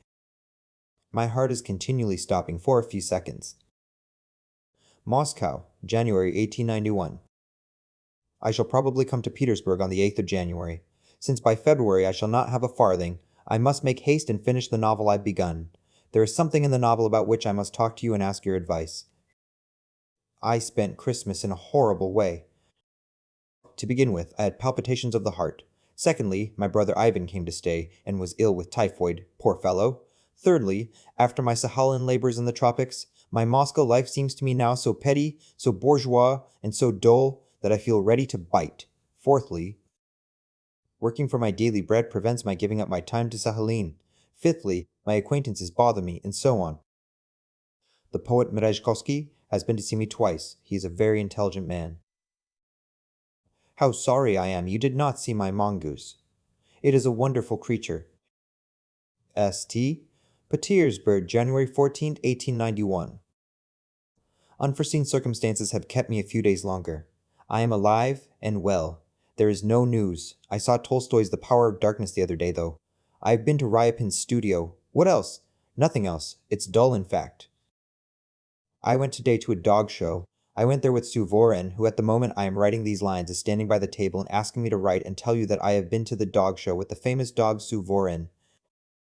I am alive and well. I have no palpitations, I have no money either, and everything is going well. I am paying visits and seeing acquaintances. I have to talk about Sahalin in India. It's horribly boring. Anna Ivanovna is as nice as ever. Suvorin talks as incessantly as ever. I received the most boring invitations to the most boring dinners. It seems I must make haste and get back to Moscow, as they won't let me work here. Hurrah! We are avenged! To make up for our being so bored, the cotton ball has yielded 1,500 rubles clear profit, in confirmation of which I enclose a cutting from a newspaper. If anything is collected for the benefit of the Sahalin schools, let me know at once. How is my mongoose? Don't forget to give him food and drink, and beat him without mercy when he jumps on the table. Does he eat people? I am tired as a ballet dancer after 5 acts and 8 tableaux. Dinners, letters which I am too lazy to answer, conversations and imbecilities of all sorts. I have to go immediately to dine in Vasilyevsky Ostrov, and I am bored and ought to work. I'll stay another 3 days and see whether the ballet will go on the same, then I shall go home. Or to see Ivan. I am surrounded by a thick atmosphere of ill feeling, extremely vague, and to me incomprehensible. They feed me with dinners and pay me the vulgarest compliments, and at the same time they are ready to devour me. What for? The devil only knows. If I were to shoot myself, I should thereby provide the greatest gratification to 9/10 of my friends and admirers. And how pettily they express their petty feelings. My greetings to Lydia Yegorovna Mizinov. I expect a program from her. Tell her not to eat farinaceous food and to avoid Levitan. A better admirer than me she will not find in her town council nor in higher society. January 16, 1891. I have the honor to congratulate you and the hero of the name day. I wish you and him health and prosperity, and above all that the mongoose should not break the crockery or tear the wallpaper. I shall celebrate my name day at the Maley Yaroslavets restaurant. From the restaurant to the benefit performance, from the benefit performance to the restaurant again. I am working, but with very great difficulty. No sooner have I written a line than the bell rings and someone comes in to talk to me about Sahalin. It's simply awful. I have found Drushka. It appears that she is living in the same house as I am. She ran away from Moscow to Petersburg under romantic circumstances. She meant to marry a lawyer, plighted her troth to him. But an army captain turned up, and so on. She had to run away, or the lawyer would have shot both Drushka and the captain with a pistol loaded with cranberries. She is prospering and is the same lively rogue as ever. I went to Svobodin's name day party with her yesterday. She sang gypsy songs and created such a sensation that all the great men kissed her hand. Rumors have reached me that Lydia Stahievna is going to be married par depit. Is it true? Tell her that I shall carry her off from her husband par depit. I am a violent man. Has not anything been collected for the benefit of the Sahalin schools? Let me know. Petersburg, January 16th, 1891. Dear Sir, Anatoly Fyodorovich, I did not hasten to answer your letter because I am not leaving Petersburg before next Saturday. I am sorry I have not been to see Madame Narishkin, but I think I had better defer my visit till my book has come out, when I shall be able to turn more freely to the material I have. My brief Sahalin past looms so immense in my imagination that when I want to speak about it, I don't know where to begin, and it always seems to me that I have not said what was wanted. I will try and describe minutely the position of the children and young people in Sahalin. It is exceptional. I saw starving children, I saw girls of 13 prostitutes, girls of 15 with child. Girls begin to live by prostitution from 12 years old, sometimes before menstruation has begun. Church and school exist only on paper. The children are educated by their environment and the convict surroundings. Among other things, I have noted down a conversation with a boy of 10 years old. I was making the census of the settlement of Upper Armudano. All the inhabitants are poverty-stricken, every one of them, and have the reputation of being desperate gamblers at the game of Stas. I go into hut. The people are not at home. On a bench sits a white-haired, round-shouldered, barefooted boy. He seems lost in thought. We begin to talk. I. What is your father's second name? I. How is that? You live with your father and don't know what his name is? Shame. He is not my real father. He is living with mother. I. Is your mother married or a widow? He. A widow. She followed her husband here. I. What has become of her husband then? He. She killed him. I. Do you remember your father? He. No, I don't. I am illegitimate. I was born when mother was at Kara. On the Amur steamer going to Sahalin, there was a convict with fetters on his legs who had murdered his wife. His daughter, a little girl of 6, was with him. I noticed wherever the convict moved, the little girl scrambled after him, holding on to his fetters. At night, the child slept with the convicts and soldiers all in a heap together. I remember I was at a funeral in Sahalin. Beside the newly dug grave stood 4 convict bearers, ex officio, the treasury clerk and I, in the capacity of Hamlet and Horatio, wandering about the cemetery, the dead woman's lodger, a Circassian, who had come because he had nothing better to do, and a convict woman who had come out of pity and had brought the dead woman's 2 children. One a baby, and the other, Alyoshka, a boy of 4, wearing a woman's jacket and blue breeches with bright-colored patches on the knees. It was cold and damp. There was water in the grave. The convicts were laughing. The sea was in sight.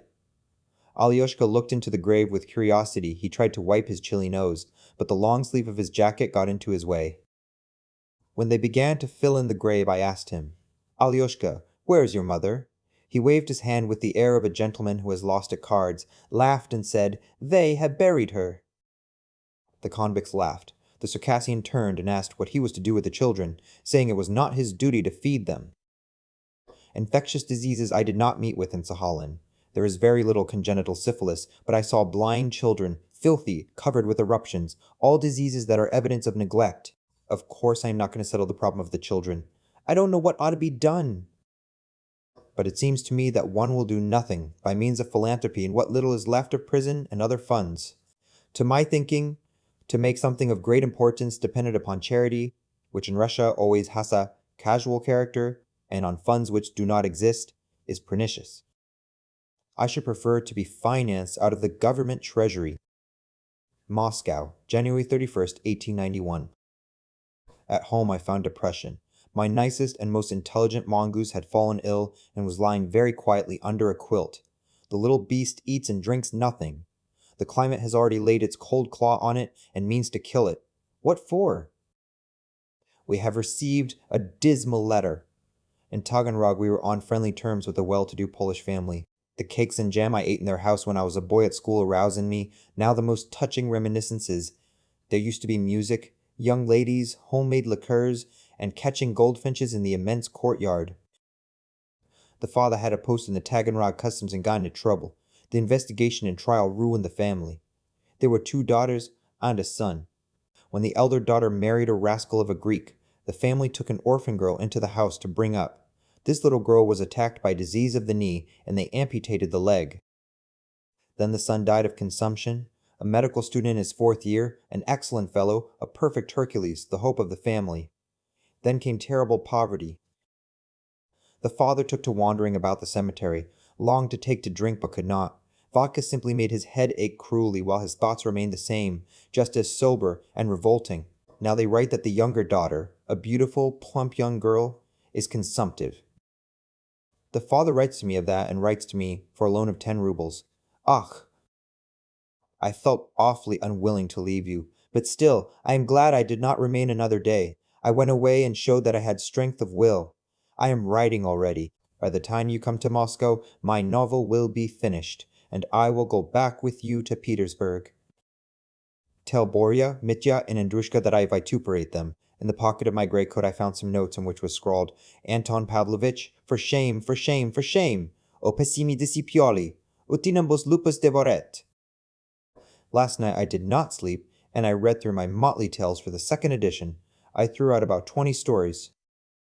Moscow, February 5th, 1891. My mongoose has recovered and breaks crockery again with unfailing regularity. I am writing and writing. I must own I was afraid that my Sahalin expedition would have put me out of the way of writing, but now I see that it is all right. I have written a great deal. I am writing diffusely a la Yasinski. I want to get hold of 1,000 rubles. I shall soon begin to expect you. Are we going to Italy or not? We ought to. In Petersburg I don't sleep at night, I drink and loaf about, but I feel immeasurably better than in Moscow. The devil only knows why it is so. I am not depressed, because in the first place I am writing, and in the second, one feels that summer, which I love more than anything, is close at hand. I long to prepare my fishing tackle. February 23rd. Greetings, my dear friend. Your telegram about the Tormador upset me. I felt dreadfully attracted to Petersburg. Now, for the sake of Sardou and the Parisian visitors. But practical considerations pulled me up. I reflected that I must hurry on with my novel, that I don't know French, and so should only be taking up someone else's place in the box, that I have very little money, and so on. In short, as it seems to me now, I am a poor comrade, though apparently I acted sensibly. My novel is progressing. It's all smooth, even. There is scarcely anything that is too long. But do you know what is very bad? There is no movement in my novel, and that frightens me. I am afraid it will be difficult to read to the middle, to say nothing of reading to the end. Anyway, I shall finish it. I shall bring Anna Pavlovna a copy on vellum paper to read in the bathroom. I should like something to sting her in the water so that she would run out of the bathroom sobbing. I was melancholy when you went away. Send me some money. I have none and seem to have nowhere to borrow. By my reckoning, I cannot, under favorable circumstances, get more than 1,000 rubles from you before September. But don't send the money by post, as I can't bear going to post offices. We are going! I agree to go where you like and when you like. My soul is leaping with delight. It would be stupid on my part not to go, for when would an opportunity come again? But, my dear friend, I leave you to weigh the following circumstances. 1. My work is still far from being finished. If I put it by till May, I shall not be able to begin my Sahalin work before July, and that is risky, for my Sahalin impressions are already evaporating, and I run the risk of forgetting a great deal. 2.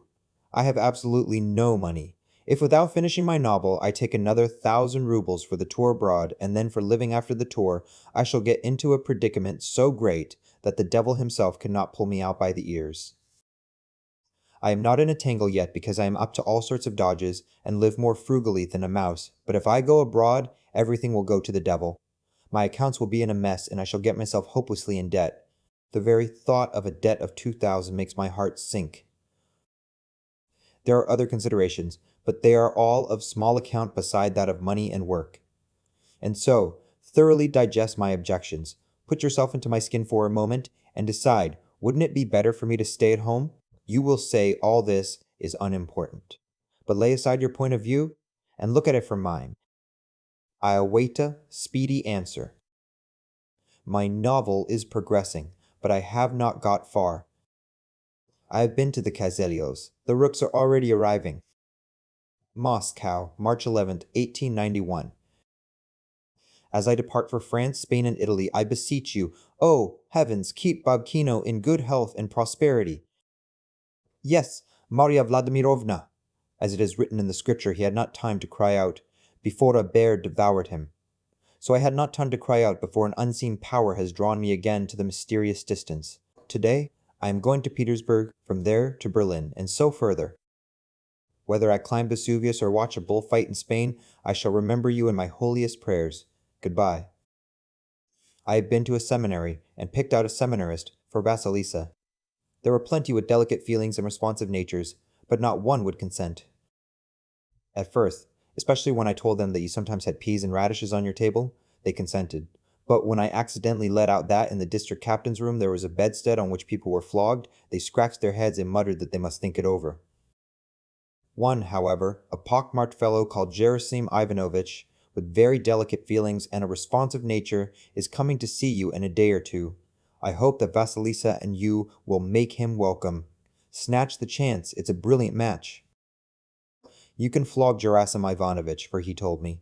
I am immensely fond of violent sensations. When he is with you, you had better lock the cupboard where the vodka is kept and keep the windows open, as the seminary inspiration and responsiveness is perceptible at every minute. What a happy girl is Vasilisa. Ah, idiotic has not been to see me yet. The hens peck the cock. They must be keeping Lent, or perhaps the virtuous widows don't care for their new suitor. They have brought me a new overcoat with check lining. Well, be in heaven's keeping, happy, healthy, and peaceful. God give you all everything good. I shall come back in Holy Week. Don't forget your truly devoted... Petersburg, March 16th. Midnight. I have just seen the Italian actress Duse in Shakespeare's Cleopatra. I don't know Italian, but she acted so well that it seemed to me I understood every word. A remarkable actress. I have never seen anything like it before. I gazed at that Duse and felt overcome with misery at the thought that we have to educate our temperaments and tastes on such wooden actresses as N, and her like, whom we call great because we have seen nothing better. Looking at Ducey, I understood why it is that the Russian theater is so dull. I sent 300 rubles today. Did you get them? After Duce, it was amusing to read the address I enclose. My God, how low taste and a sense of justice have sunk. And these are the students. The devil take them. Whether it is Solovtsov or whether it is Salvini, it's all the same to them, both equally. Stir a warm response in the hearts of the young. They are worth a farthing, all those hearts. We set off for Warsaw at 1:30 tomorrow. My greetings to all, even the mongooses, though they don't deserve it. I will write. Vienna, March 20th, 1891. My dear Czechs, I write to you from Vienna, which I reached yesterday at 4 o'clock in the afternoon. Everything went well on the journey. From Warsaw to Vienna I traveled like a railway nana in a luxurious compartment of the Société Internationale des Wagons, Litz. Beds, looking glasses, huge windows, rugs, and so on. Ah, my dears, if you only knew how nice Vienna is. It can't be compared with any of the towns I have seen in my life. The streets are broad and elegantly paved, there are numbers of boulevards and squares, the houses have always 6 or 7 stories, and shops. They are not shops, but a perfect delirium, a dream. There are myriads of neckties alone in the windows, such amazing things made of bronze, china, and leather. The churches are huge, but they do not oppress one by their hugeness, they caress the eye, for it seems as though they are woven of lace. Stephen and the votive Kirche are particularly fine.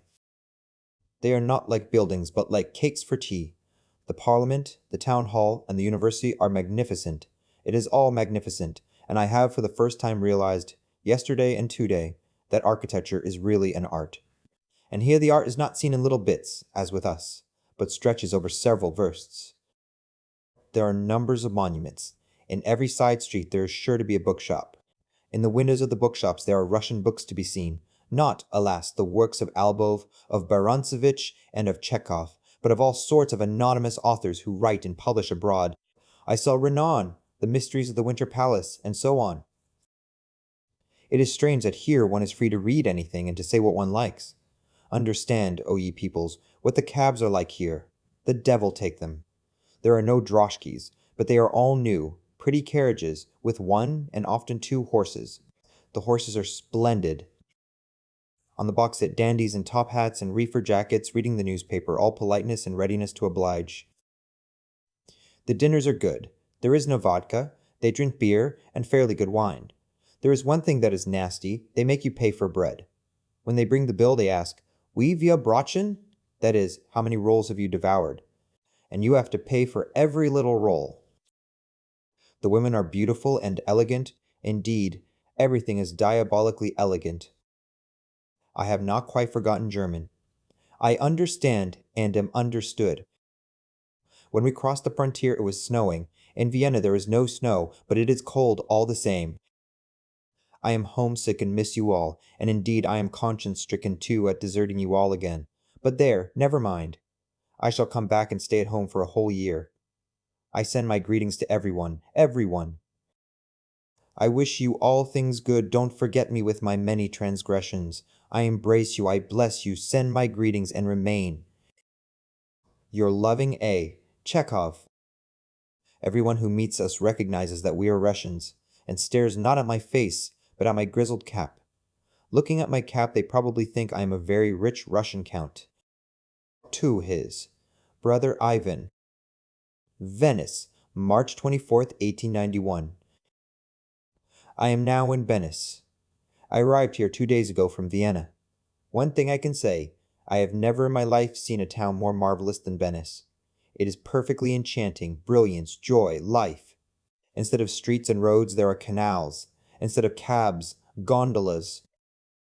The architecture is amazing, and there is not a single spot that does not excite some historical or artistic interest. You float in a gondola and see the palace of the Doges, the house where Desdemona lived, homes of various painters, churches, and in the churches there are sculptures and paintings such as we have never dreamed of.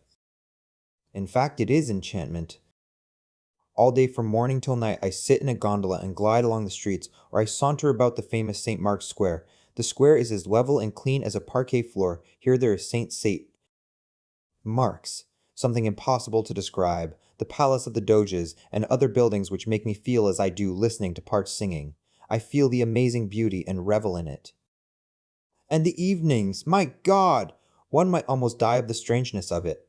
One goes in a gondola, warmth, stillness, stars. There are no horses in Venice, and so there is a silence here as in the open country.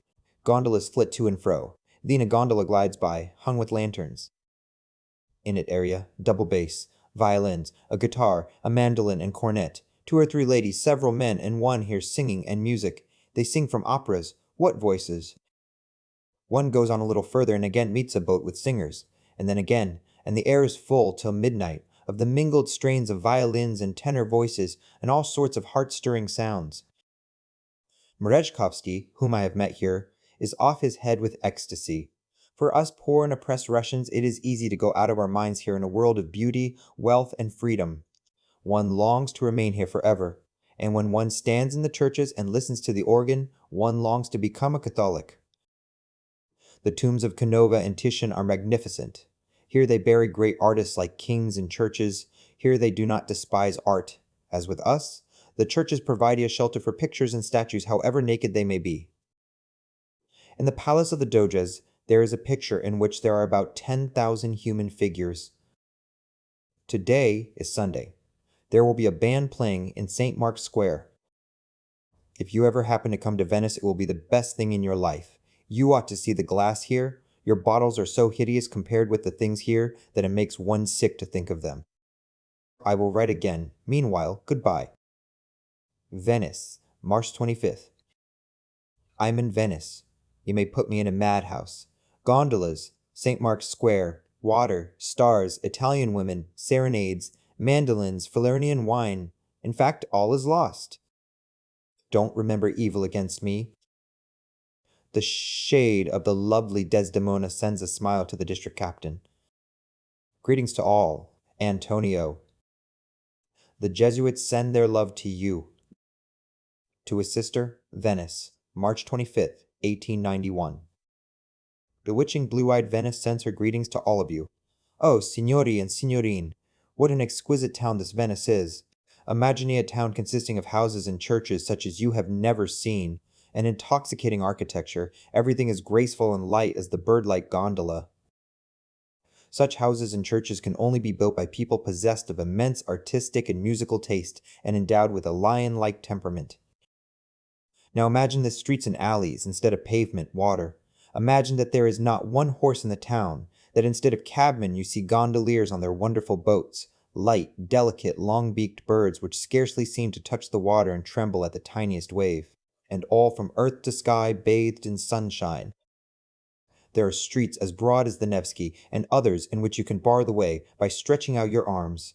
The center of the town is St. Mark's Square, with the celebrated cathedral of the same name. The cathedral is magnificent, especially on the outside. Beside it is the Palace of the Doges, where Othello made his confession before the senators. In short, there is not a spot that does not call up memories and touch the heart. For instance, the little house where Desdemona lived makes an impression that is difficult to shake off. The very best time in Venice is the evening. First, the stars. Secondly, the long canals in which the lights and stars are reflected. Thirdly, gondolas, gondolas, and gondolas. When it is dark, they seem to be alive. Fourthly, one wants to cry because on all sides one hears music and superb singing. A gondola glides up hung with many-colored lanterns. There is light enough for one to distinguish a double bass, a guitar, a mandolin, a violin. Then another gondola like it. Men and women sing, and how they sing! It's quite an opera. In short, the man's a fool who does not go to Venice. Living is cheap here. Board and lodging costs 18 francs a week. That is 6 rubles each, or 25 rubles a month. A gondolier asks a franc for an hour, that is 30 kopecks. Admission to the academies, museums, and so on is free. The Crimea is 10 times as expensive, and the Crimea beside Venice is a cuttlefish beside a whale. I am afraid father is angry with me for not having said goodbye to him. I ask his forgiveness. What glass there is here? What mirrors? Why am I not a millionaire? Next year let us all take a summer cottage in Venice. The air is full of the vibration of church bells, my dear Tunguses. Let us all embrace Catholicism. If only you knew how lovely the organs are in the churches, what sculptures there are here, what Italian women on their knees with prayer books. Keep well, and don't forget me, a sinner. A picturesque railway line, of which I have been told a great deal, runs from Vienna to Venice. But I was disappointed in the journey. The mountains, the precipices, and the snowy crests I have seen in the Caucasus and Ceylon are far more impressive than here. Adieu. Venice, March 26, 1891. It is pelting cats and dogs. Venetia Bella has ceased to be Bella. The water excites a feeling of dejected dreariness, and one longs to hasten somewhere where there is sun. The rain has reminded me of my raincoat, the leather one. I believe the rats have gnawed it a little. If they have, send it to be mended as soon as you can. How is Signor Mongoose? I am afraid every day of hearing that he is dead. In describing the cheapness of Venetian life yesterday, I overdid it a bit. It is Madame Merezhkovsky's fault. She told me that she and her husband paid only 6 francs per week each. But instead of per week, read per day. Anyway, it is cheap. The franc here goes as far as a ruble. We are going to Florence. May the Holy Mother bless you. I have seen Titian's Madonna. It's very fine, but it is a pity that here fine works are mixed up side by side with worthless things that have been preserved and not flung away simply from the spirit of conservatism, all present in such creatures of habit as Messieurs les Hommes. There are many pictures, the long life of which is quite incomprehensible. The house where Desdemona used to live is to let. I, Bologna, March 28, 1891. I am in Bologna, a town remarkable for its arcades, slanting towers, and Raphael's pictures of Cecilia. We are going on today to Florence. Florence, March 29, 1891. I am in Florence. I am worn out with racing about to museums and churches. I have seen the Venus of Medici, and I think that if she were dressed in modern clothes she would be hideous, especially about the waist. The sky is overcast, and Italy without sun is like a face in a mask. P.S. Dante's monument is fine. Florence, March 30th, 1891. I am in Florence. Tomorrow we are going to Rome. It's cold. We have the spleen. You can't take a step in Florence without coming to a picture shop or a statue shop. P.S. Send my watch to be mended. R.O. me, April 1st, 1891. The Pope of Rome charges me to congratulate you on your name day and wish you as much money as he has rooms. He has 11,000. Strolling about the Vatican, I was nearly dead with exhaustion, and when I got home I felt that my legs were made of cotton wool. I am dining at the table d'hote. Can you imagine just opposite me are sitting two Dutch girls, one of them is like Pushkin's Tatiana, and the other like her sister Olga. I watched them all through dinner, and imagine a neat, clean little house with a turret, excellent butter, superb Dutch cheese, Dutch herrings, a benevolent-looking pastor, a sedate teacher, and I feel I should like to marry a Dutch girl, and be depicted with her on a tea tray beside the little white house. I have seen everything and dragged myself everywhere I was told to go. What was offered me to sniff at, I sniffed at, but meanwhile I feel nothing but exhaustion and a craving for cabbage soup and buckwheat porridge. I was enchanted by Venice, beside myself, but since I have left it, it has been nothing but Baedeker and bad weather. Goodbye for now, Maria Vladimirovna, and the Lord God keep you. Humble respects from me and the other Pope to his honor, Vasilisa and Elizaveta Alexandrovna.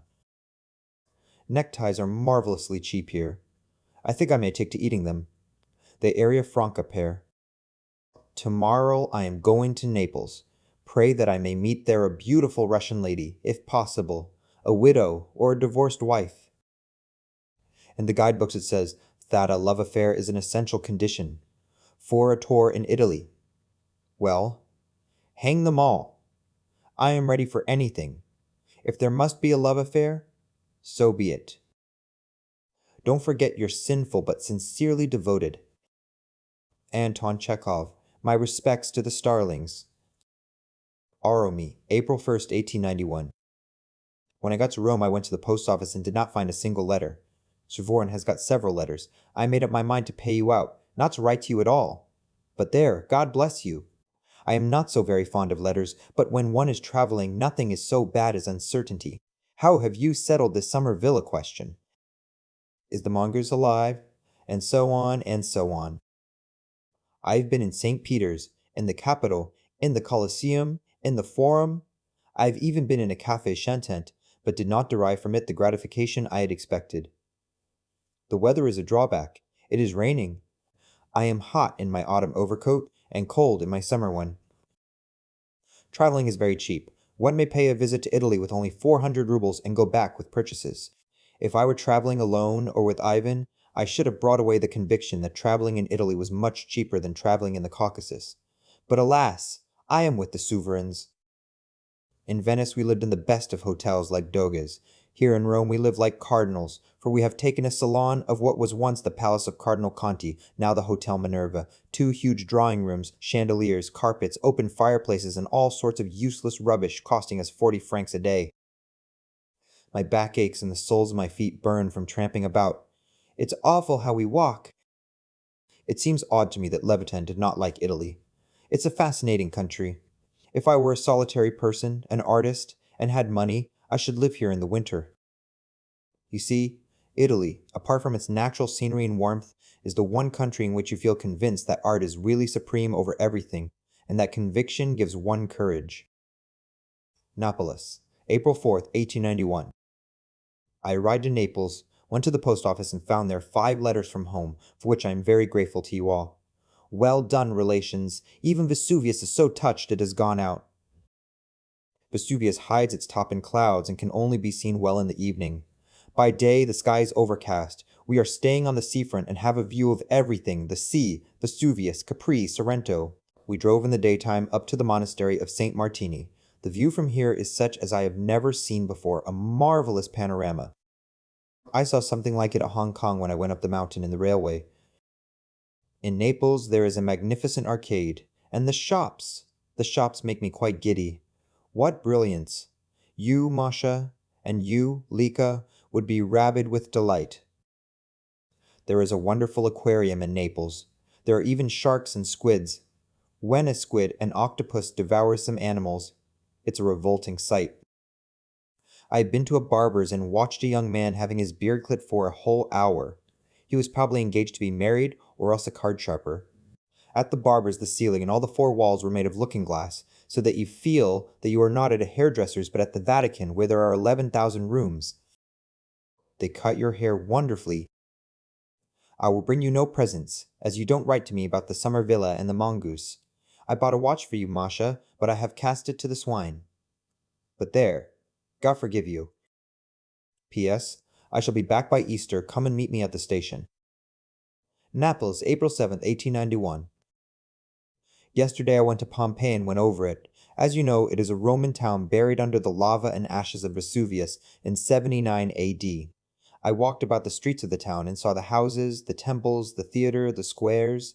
I saw and marveled at the faculty of the Romans for combining simplicity with convenience and beauty. After viewing Pompeii, I lunched at a restaurant and then decided to go to Vesuvius. The excellent red wine I had drunk had a great deal to do with this decision. I had to ride on horseback to the foot of Vesuvius. I have in consequence today a sensation in some parts of my mortal frame as though I had been in the 3rd Division and had there been flogged. What an agonizing business it is climbing up Vesuvius! Ashes, mountains of lava, solid waves of molten minerals, mounds of earth, and every sort of abomination. You take one step forward and fall half a step back, the soles of your feet hurt you, your breathing is oppressed. You go on and on and on, and it is still a long way to the top. You wonder whether to turn back, but you are ashamed to turn back, you would be laughed at. The ascent began at 2:30 and ended at 6. The crater of Vesuvius is a great many yards in diameter. I stood on its edge and looked down as into a cup. The soil around, covered by a layer of sulfur, was smoking vigorously.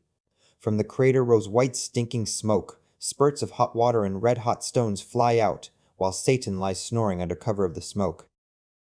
The noise is rather mixed. You hear in it the beating of breakers, and the roar of thunder, and the rumble of the railway line, and the falling of planks. It is very terrible, and at the same time one has an impulse to jump right into the crater. I believe in hell now. The lava has such a high temperature that copper coins melt in it. Coming down was as horrid as going up. You sink up to your knees in ashes. I was fearfully tired. I went back on horseback through a little village, and by houses there was a glorious fragrance, and the moon was shining. I sniffed, gazed at the moon, and thought of her. That is, of Lika L. All the summer, noble gentlemen, we shall have no money, and the thought of that spoils my appetite. I have got into debt, 4,000 forator, which I could have made solo for 300 rubles. All my hopes now are in the fools of amateurs who are going to act my bear. Have you taken a house for the holidays, signori? You treat me piggishly, you write nothing to me, and I don't know what's going on and how things are at home. Humble respects to you all. Take care of yourselves, and don't completely forget me. Monte Carlo, April 13th, 1891. I am writing to you from Monte Carlo, from the very place where they play roulette. I can't tell you how thrilling the game is. First of all, I won 80 francs, then I lost, then I won again, and in the end was left with a loss of 40 francs. I have 20 francs left. I shall go and try my luck again. I have been here since the morning, and it is 12 o'clock at night. If I had money to spare, I believe I should spend the whole year gambling and walking about the magnificent halls of the casino. It is interesting to watch the ladies who lose thousands. This morning a young lady lost 5,000 francs. The tables with piles of gold are interesting too. In fact, it is beyond all words. This charming Monte Carlo is extremely like a fine den of thieves. The suicide of losers is quite a regular thing. Suvorin Fils lost 300 francs. We shall soon see each other. I am weary of wandering over the face of the earth. One must draw the line. My heels are sore as it is. To his brother Mihail. Nice. Monday in Holy Week, April 1891.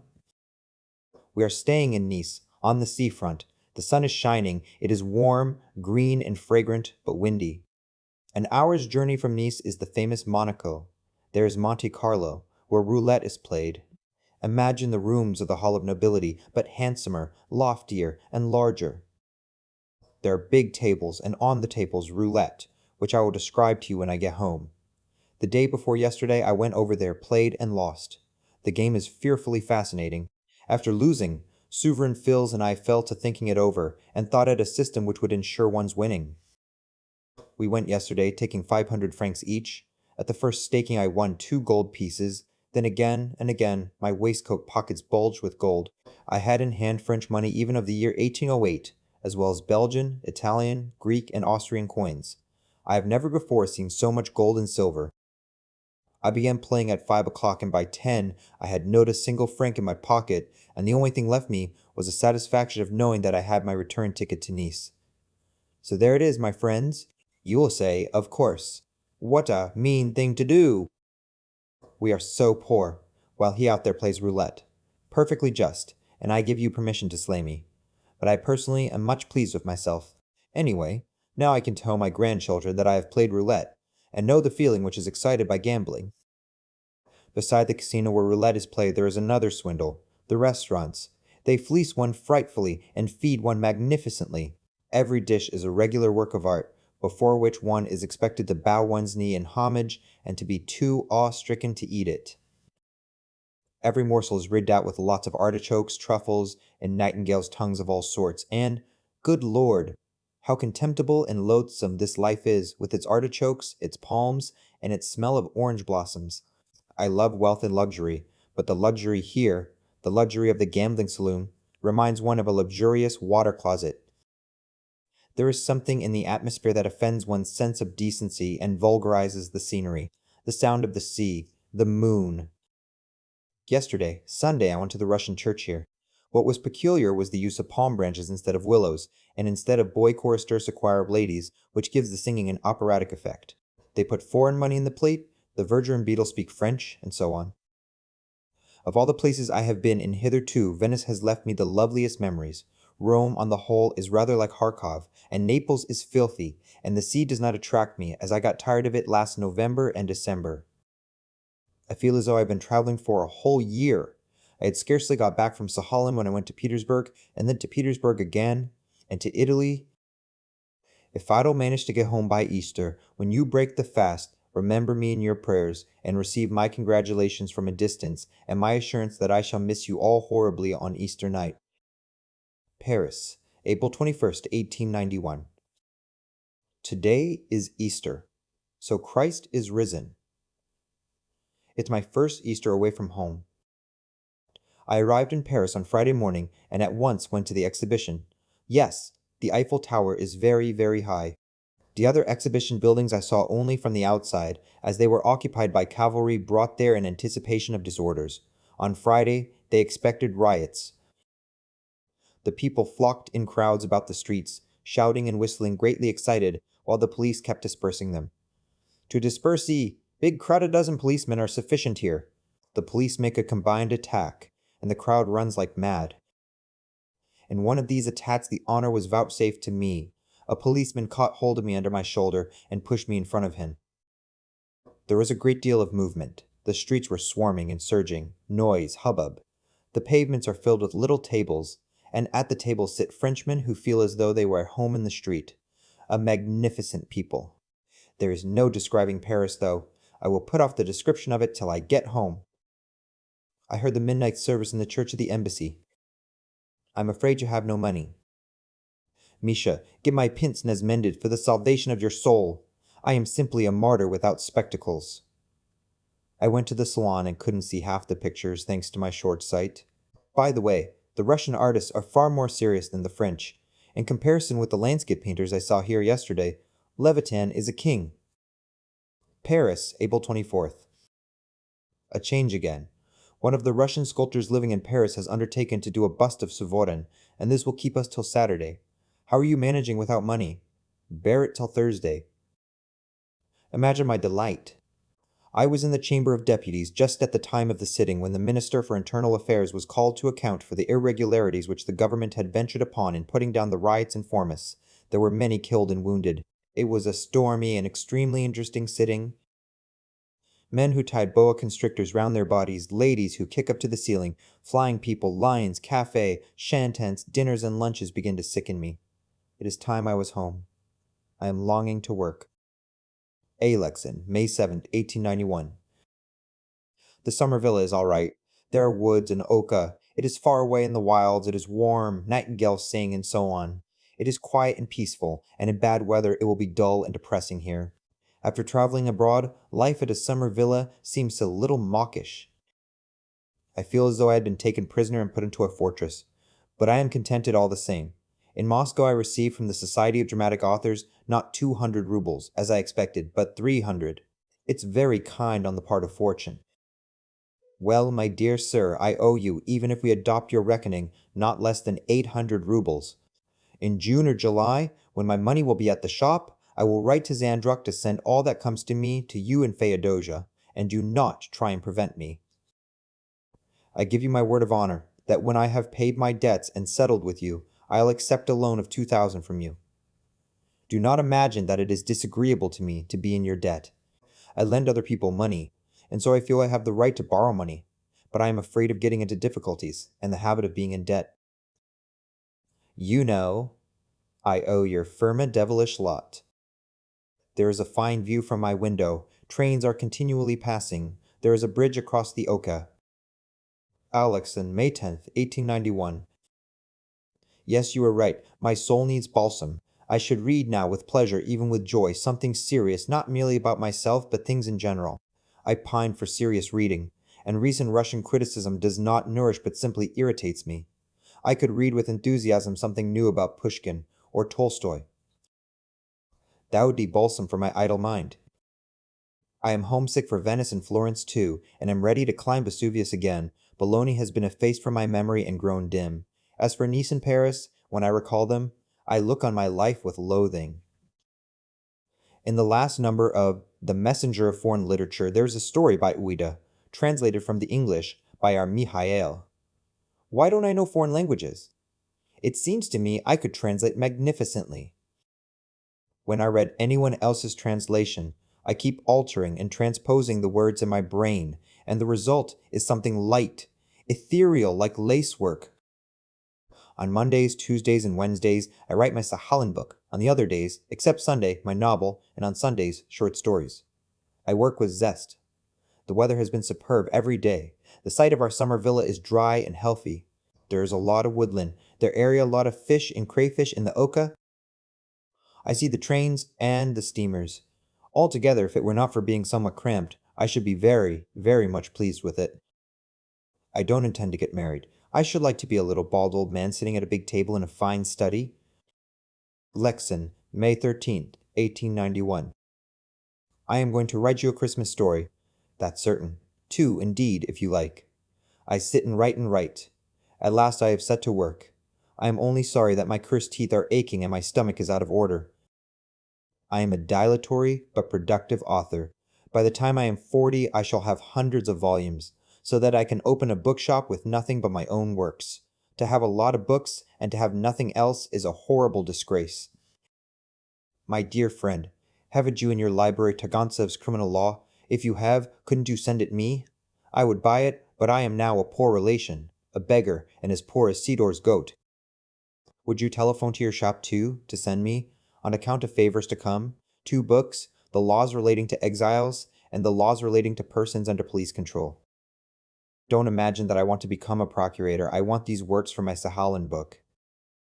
I am going to direct my attack chiefly against life sentences, in which I see the root of all the evils, and against the laws dealing with exiles, which are fearfully out of date and contradictory. Alexin, May 17, 1891. Golden, mother of pearl, and feel the Koshilika. The mongoose ran away the day before yesterday, and will never come back again. It is dead. That is the first thing. The second thing is that we are moving our residence to the upper story of the house of BK, the man who gave you milk to drink and forgot to give you strawberries. We will let you know the day we move in due time. Come to smell the flowers, to walk, to fish, and to blubber. Ah, lovely Lika. When you bedewed my right shoulder with your tears, I have taken out the spots with benzine, and when slice after slice you ate our bread and meat, we greedily devoured your face and head with our eyes. Ah, Lika, Lika, diabolical beauty! When you are at the Alhambra with Trofimov, I hope you may accidentally jab out his eye with your fork. Elixon, May 18, 1891. I get up at 5 o'clock in the morning. Evidently when I am old, I shall get up at 4. My forefathers all got up very early, before the cock, and I notice people who get up very early are horribly fussy. So I suppose I shall be a fussy, restless old man. B.O. Jimovo, May 20th. The carp bite capitally. I forgot all my sorrows yesterday. First I sat by the pond and caught carp, and then by the old mill and caught perch. The last two proclamations, about the Siberian Railway and the exiles, please me very much. The Siberian Railway is called a national concern, and the tone of the proclamation guarantees its speedy completion, and convicts who have completed such and such terms as settlers are allowed to return to Russia without the right to live in the provinces of Petersburg and Moscow. The newspapers have let this pass unnoticed, and yet it is something which has never been in Russia before. It is the first step towards abolishing the life sentence which has so long weighed on the public conscience as unjust and cruel in the extreme. Bogomolov, May 27th, 4 o'clock in the morning. The mongoose has run away into the woods and has not come back. It is cold. I have no money. But nevertheless, I don't envy you. One cannot live in town now. It is both dreary and unwholesome. I should like you to be sitting from morning till dinner time in this veranda, drinking tea and writing something artistic, a play or something, and after dinner till evening, fishing and thinking peaceful thoughts. You have long ago earned the right which is denied you now by all sorts of chance circumstances, and it seems to me shameful and unjust that I should live more peacefully than you. Is it possible that you will stay all June in town? It's really terrible. By the way, read Grigorovich's letter to my enemy, Anna Ivanovna. Let her soul rejoice. Chekhov belongs to the generation which has perceptibly begun to turn away from the West and concentrate more closely on their own world. Venice and Florence are nothing else than dull towns for a man of any intelligence. Merci, but I don't understand persons of such intelligence. One would have to be a bull to turn away from the West on arriving for the first time in Venice or Florence. There is very little intelligence in doing so. But I should like to know who is taking the trouble to announce to the whole universe that I did not like foreign parts. Good Lord! I never let drop one word about it. I liked even Bologna. Whatever ought I to have done, howled with rapture, broken the windows, embraced Frenchmen. Do they say I gained no ideas? But I fancy I did. We must see each other, or more correctly, I must see you. I am missing you already, although today I caught 252 carp and 1 crayfish. Bog, Imovo, June 4th, 1891. Why did you go away so soon? I was very dull and could not get back into my usual petty routine very quickly afterwards. As luck would have it, after you went away, the weather became warm and magnificent, and the fish began to bite. The mongoose has been found. A sportsman with dogs found him on this side of the Oka in a quarry. If there had not been a crevice in the quarry, the dogs would have torn the mongoose to pieces. It had been astray in the woods for 18 days. In spite of the climatic conditions, which are awful for it, it had grown fat. Such is the effect of freedom. Yes, my dear sir, freedom is a grand thing. I advise you again to go to Feodosia by the Volga, Anna Ivanovna, and you will enjoy it, and it will be new and interesting for the children. If I were free, I would come with you. It's snug now on those Volga steamers. They feed you well, and the passengers are interesting. Forgive me for your having been so uncomfortable with us. When I am grown up and order furniture from Venice, as I certainly shall do, you won't have such a cold and rough time with me. Bo Jimovo, June 12th, 1891. Enchanting, amazing Liga. Captivated by the Circassian Leviathan, you have completely forgotten that you promised my brother Ivan you would come on the 1st of June, and you do not answer my sister's letter at all. I wrote to you from Moscow to invite you, but my letter, too, remained a voice crying in the wilderness. Though you are received in aristocratic society, you have been badly brought up all the same, and I don't regret having once chastised you with a switch. You must understand that expecting your arrival from day to day not only wearies us, but puts us to expense. In an ordinary way, we only have for dinner what is left of yesterday's soup, but when we expect visitors, we have also a dish of boiled beef, which we buy from the neighboring cooks. We have a magnificent garden, dark avenues, snug corners, a river, a mill, a boat, moonlight, nightingales, turkeys. In the pond and river there are very intelligent frogs. We often go for walks, during which I usually close my eyes and crook my right arm in the shape of a bread ring, imagining that you are walking by my side. Give my greetings to Levitan. Please ask him not to write about you in every letter. In the first place, it is not magnanimous on his part, and in the second, I have no interest whatever in his happiness. Be well and happy, and don't forget us. I have just received your letter. It is filled from top to bottom with such charming expressions as, the devil choke you, the devil flay you, anathema, a good smack, rabble, overeaten myself. Your friends, such as Trophim, with their cabmen's talk, certainly have an improving influence on you. You may bathe and go for evening walks. That's all nonsense. All my inside is full of coughs, wet and dry, but I bathe and walk about, and yet I am alive. Enclosing a photograph of a young man inscribed, To Lida, from Petya. Precious Lida, why these reproaches? I send you my portrait. Tomorrow we shall meet. Do not forget your Petya. 1,000 kisses! I have bought Chekhov's stories. How delightful. Mind you buy them. Remember me to Masha Chekhov. What a darling you are.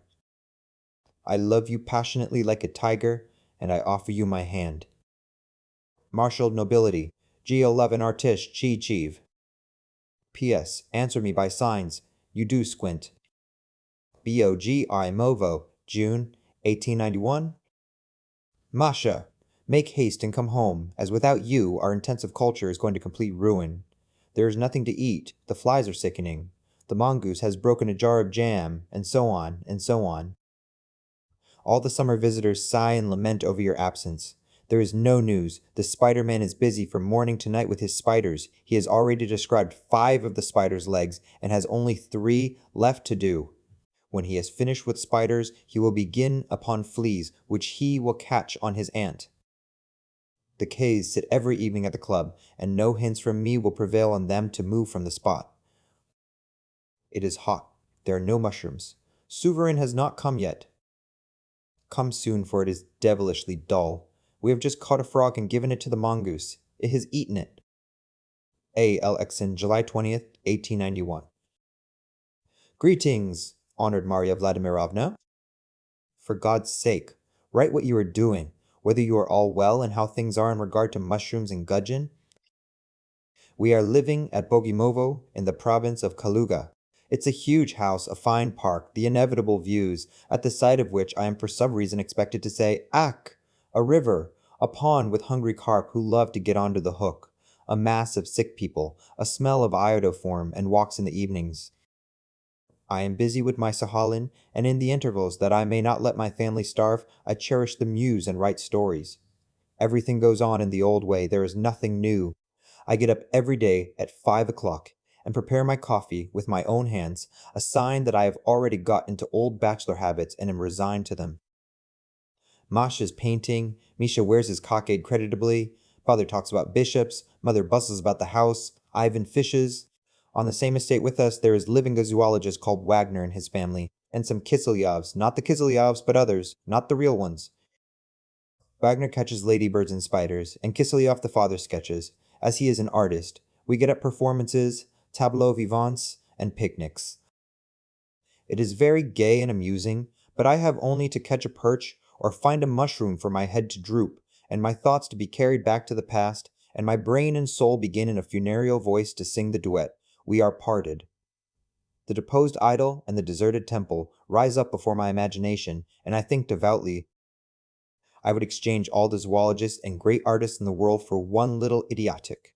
The weather has all the while been hot and dry, and only today there has been a crash of thunder and the gates of heaven are open. One wants to get away somewhere, for instance to America or Norway. Be well and happy, and may the good spirits of whom there are so many at Bakino have you in their keeping.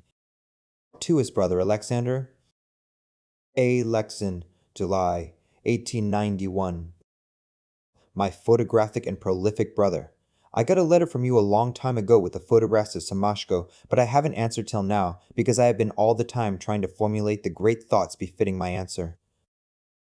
All our people are alive and well. We often talk of you, and regret that your prolificness prevents you from coming to us here, where you would be very welcome. Father, as I have written to you already, has thrown up Ivan Igorch and is living with us. Sovereign has been here twice, he talked about you, and caught fish. I am up to my neck in work with Sahalin, and other things no less wearisome and hard labor. I dream of winning 40,000 so as to cut myself off completely from writing, which I am sick of, to buy a little bit of land and live like a hermit in idle seclusion with you and Ivan in the neighborhood. I dream of presenting you with 15 acres each as poor relations. Altogether I have a dreary existence. I am sick of toiling over lines and halfpence, and old age is creeping nearer and nearer. Your last story, in my opinion, shared by Sovereign, is good. Why do you write so little? The zoologist V.A. Wagner, who took his degree with you, is staying in the same courtyard. He is writing a very solid dissertation. Kozylyov, the artist, is living in the same yard too. We go walks together in the evenings and discuss philosophy.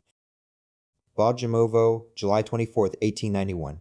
Thanks for the 5 kopecks edition. Alas, it will not settle my difficulties. To save up a reserve, as you write, and extricate myself from the abyss of halfpenny anxieties and petty terrors, there is only one resource left me, and a moral one: to marry a rich woman, or give out Anna Karenina as my work.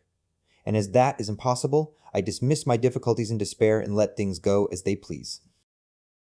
You once praised Rod, a French writer, and told me Tolstoy liked him. The other day, I happened to read a novel of his and flung up my hands in amazement. He is equivalent to our Machtet, only a little more intelligent.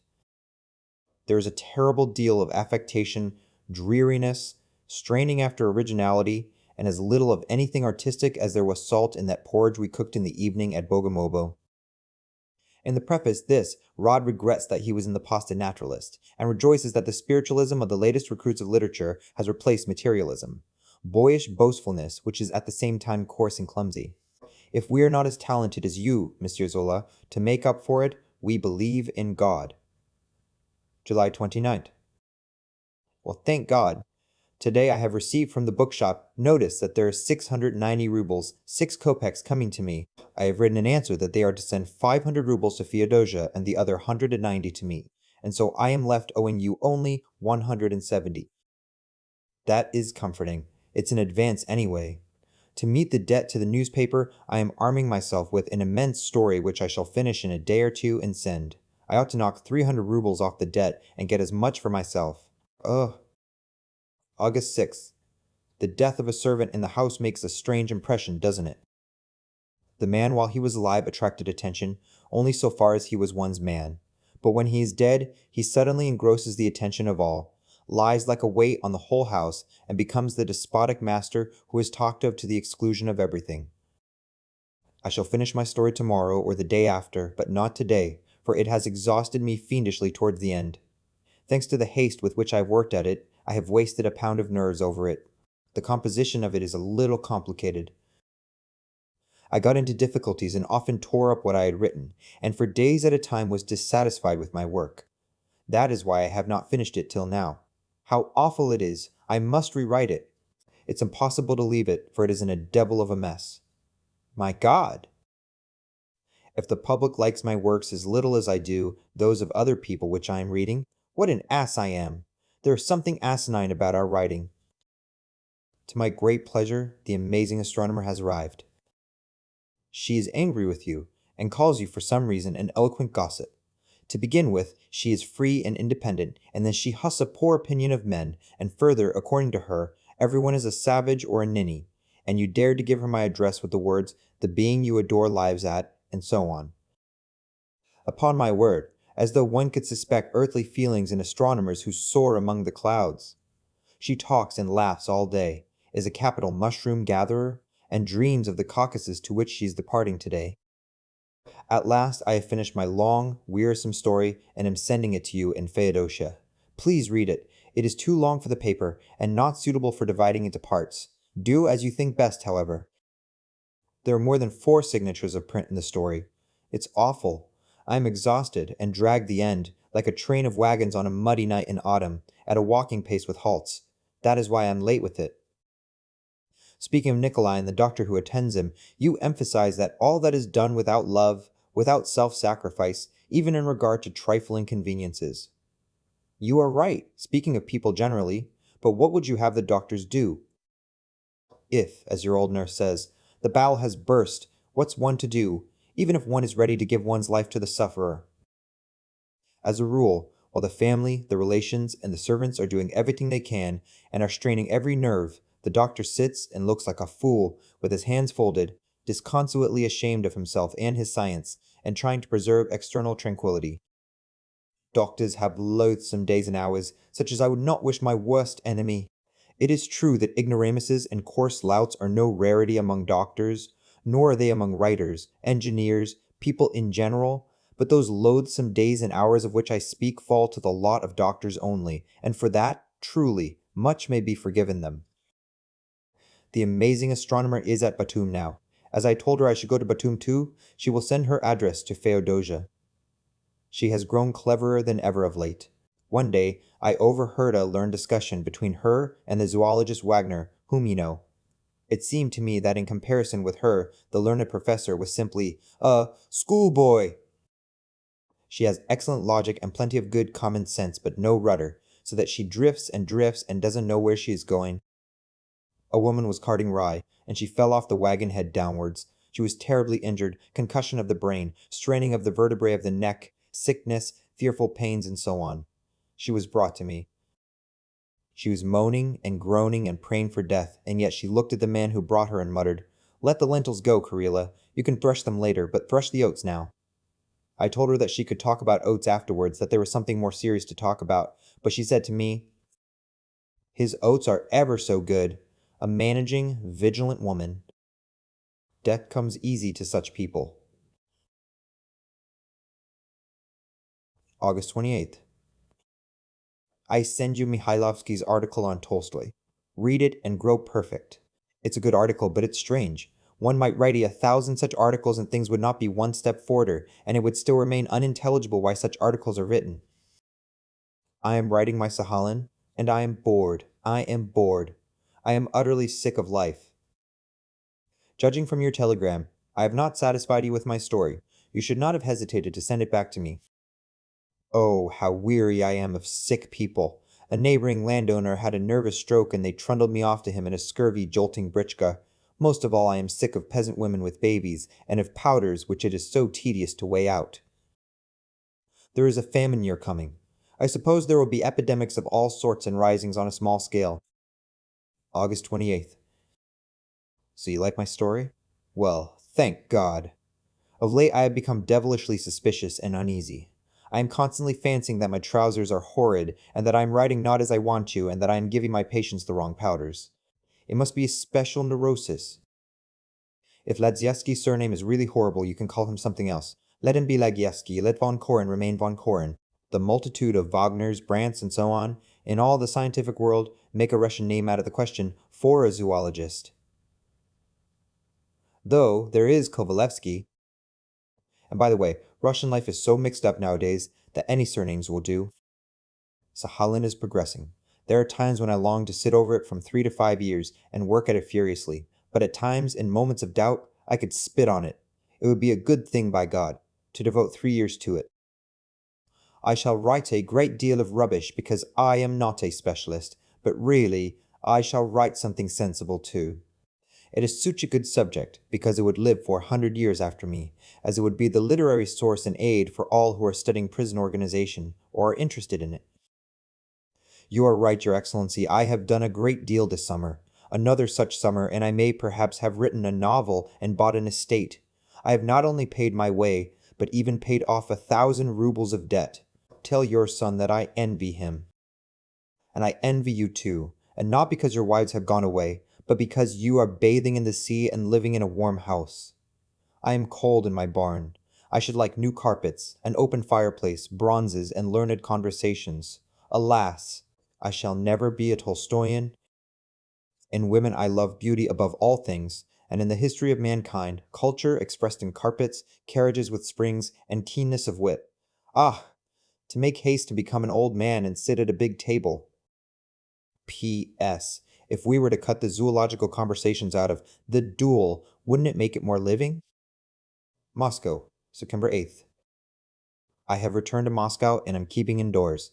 My family is busy trying to find a new flat, but I say nothing because I am too lazy to turn round. They want to move to Devichy Polye for the sake of cheapness. The title you recommend for my novel, Deception, will not do. It would only be appropriate if it were a question of conscious lying. Unconscious lying is not deception. but a mistake. Tolstoy calls our having money and eating meat lying. That's too much. Death gathers men little by little, he knows what he is about. One might write a play. An old chemist invents the elixir of life. Take 15 drops and you live forever. But he breaks the phial from terror, lest such carrion as himself and his wife might live forever. Tolstoy denies mankind immortality, but my God! How much that is personal there is in it. The day before yesterday I read his afterword. Strike me dead. But it is stupider and stuffier than letters to a governor's wife, which I despise. The devil take the philosophy of the great ones of this world. All the great sages are as despotic as generals, and as ignorant and as indelicate as generals, because they feel secure of impunity. Diogenes spat in people's faces, knowing that he would not suffer for it. Tolstoy abuses doctors as scoundrels, and displays his ignorance in great questions because he's just Sucha, Diogenes who won't be locked up or abused in the newspapers. And so to the devil with the philosophy of all the great ones of this world, the whole of it with its fanatical afterwords and letters to a governor's wife is not worth one little mare in his Story of a Horse. Moscow, September 16th. So we old bachelors smell of dogs? So be it. But as for specialists in feminine diseases being at heartrakes and cynics, allow me to differ. Gynecologists have to do with deadly prose such as you have never dreamed of, and to which perhaps, if you knew it, you would, with the ferocity characteristic of your imagination, attribute a worse smell than that of dogs. One who is always swimming in the sea loves dry land. One who forever is plunged in prose passionately longs for poetry. All gynecologists are idealists. Your doctor reads poems, your instinct prompted you right. I would add that he is a great liberal, a bit of a mystic, and that he dreams of a wife in the style of the Nekrasov Russian woman. The famous Snijyjev cannot speak of the Russian woman without a quiver in his voice. Another gynecologist whom I know is in love with a mysterious lady in a veil whom he has only seen from a distance. Another one goes to all the first performances at the theater, and then is loud in his abuse, declaring that authors ought to represent only ideal women, and so on. You have omitted to consider also thought. A good gynecologist cannot be a stupid man or a mediocrity.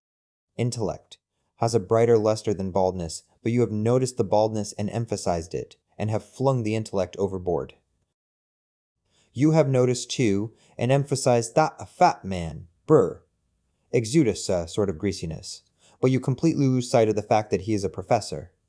That is, that he has spent several years in thinking and doing something which sets him high above millions of men, high above all the Verochkas and Taganrog Greek girls, high above dinners and wines of all sorts.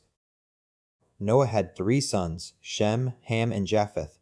Ham only noticed that his father was a drunkard and completely lost sight of the fact that he was a genius, that he had built an ark and saved the world. Writers must not imitate Ham, bear that in mind. I do not venture to ask you to love the gynecologist and the professor, but I venture to remind you of the justice which, for an objective writer, is more precious than the air he breathes. The girl of the merchant class is admirably drawn. That is a good passage in the doctor's speech in which he speaks of his lack of faith in medicine, but there is no need to make him drink after every sentence. Then from the particular to the general. Let me warn you, this is not a story and not a novel and not a work of art, but a long row of heavy, gloomy barrack buildings. Where is your construction, which at first so enchanted your humble servant? Where is the lightness, the freshness, the grace? Read your story through, a description of a dinner, then a description of passing ladies and girls, then a description of a company, then a description of a dinner, and so on, endlessly. Descriptions and no action at all. You ought to begin straight away with the merchant's daughter, and keep to her, and chuck out Verochka and the Greek girls and all the rest, except the doctor and the merchant family.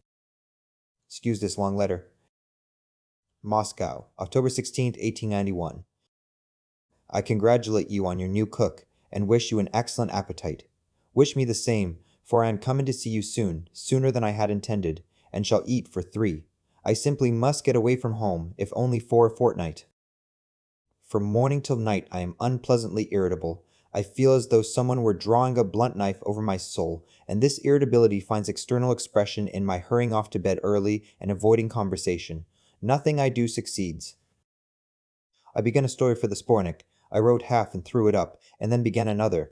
I have been struggling for more than a week with this story, and the time when I shall finish it, and when I shall set to work and finish the first story, for which I am to be paid, seems to me far away. I have not been to the province of Nizhny Novgorod yet, for reasons not under my control, and I don't know when I shall go. In fact, it's a hopeless mess, a silly muddle and not life. And I desire nothing now so much as to win 200,000. Ah, I have such a subject for a novel. If I were in a tolerable humor, I could begin it on the 1st of November and finish it on the 1st of December. I would make 5 signatures of print. And I long to write as I did at Bogimovo, i.e., from morning till night, and in my sleep. Don't tell anyone I am coming to Petersburg. I shall live incognito. In my letters I write vaguely that I am coming in November. Shall I remind you of Kashtanka? Or forget about her? Won't she lose her childhood and youth if we don't print her? However, you know best. P.S. If you see my brother Alexander, tell him that our aunt is dying of consumption. Her days are numbered. She was a splendid woman, a saint. If you want to visit the famine-stricken provinces, let us go together in January. It will be more conspicuous then. Moscow, October 19, 1891. What a splendid little letter has come from you! It is warmly and eloquently written, and every thought in it is true. To talk now of laziness and drunkenness and so on is as strange and tactless as to lecture a man on the conduct of life at a moment when he is being sick or lying ill of typhus. There is always a certain element of insolence in being well fed, as in every kind of force, and that element finds expression chiefly in the well-fed man preaching to the hungry. If consolation is revolting at a time of real sorrow, what must be the effect of preaching morality, and how stupid and insulting that preaching must seem? These moral people imagine that if a man is 15 rubles in arrears with his taxes, he must be a wastrel, and ought not to drink, but they ought to reckon up how much states are in debt, and prime ministers, and what the debts of all the marshals of nobility and all the bishops taken together come to. What do the guards owe? Only their tailors could tell us that. You have told them to send me 400. Vivat Dominus Suvoren! So I have already received from your firm 400 plus 100 plus 400. Altogether I shall get for the duel, as I calculated, about 1,400, so 500 will go towards my debt. Well, and for that, thank God. By the spring I must pay off all my debt, or I shall go into decline, for in the spring I want another advance from all my editors. I shall take it and escape to Java. Ah, my friends, how bored I am. If I am a doctor, I ought to have patients and a hospital. If I am a literary man, I ought to live among people, instead of in a flat with a mongoose. I ought to have at least a scrap of social and political life. But this life between 4 walls, without nature, without people, without a country, without health and appetite, is not life, but some sort of, and nothing more. For the sake of all the perch and pike you are going to catch on your Tsarish estate, I entreat you to publish the English humorist Bernard. To Madame Linty Variov. Moscow, October 25th, 1891. Honored Natalia Mihailovna, I have not gone to Nizhny as I meant to, but am sitting at home, writing and sneezing. Madame Morozov has seen the minister. He has absolutely prohibited private initiative in the work of famine relief, and actually waved her out of his presence. This has reduced me to apathy at once. Add to that, complete lack of money, sneezing, a mass of work, the illness of my aunt who died today, the indefiniteness, the uncertainty in fact. Everything has come together to hinder a lazy person like me. I had put off my going away till the 1st of December. We felt dull without you for a long time, and when the Shah of Persia went away, it was duller still. I have given orders that no one is to be admitted, and sit in my room like a heron in the reeds. I see no one, and no one sees me. And it is better so, or the public would pull the bell off, and my study would be turned into a smoking and talking room. It's dull to live like this, but what am I to do? I shall wait till the summer, and then let myself go. I shall sell the mongoose by auction. I should be glad to sell N. And his poems too, but no one would buy him. He dashes in to see me almost every evening as he used to do, and bores me with his doubts, his struggles, his volcanoes, slit nostrils, atamans, the life of the free, and such tosh, for which God forgive him. Ruskia Viedomosti is printing a spornik for the famine fund. With your permission, I shall send you a copy. Well, good health and happiness to you, respects and greetings to all yours from The Geographer, A. Chekhov. P.S. All my family send their regards. We are all well but sorrowful. Our aunt was a general favorite, and was considered among us the incarnation of goodness, kindness, and justice, if only all that can be incarnated. Of course we shall all die, but still, it is sad. In April I shall be in your parts. By the spring I hope I shall have heaps of money. I judge by the omen no money is a sign of money coming. Moscow, October 25th, 1891. Print The Duel, not twice a week but only once. To print it twice is breaking a long established custom of the paper, and it would seem as though I were robbing the other contributors of 1 day a week, and meanwhile it makes no difference to me or my novel whether it is printed once a week or twice.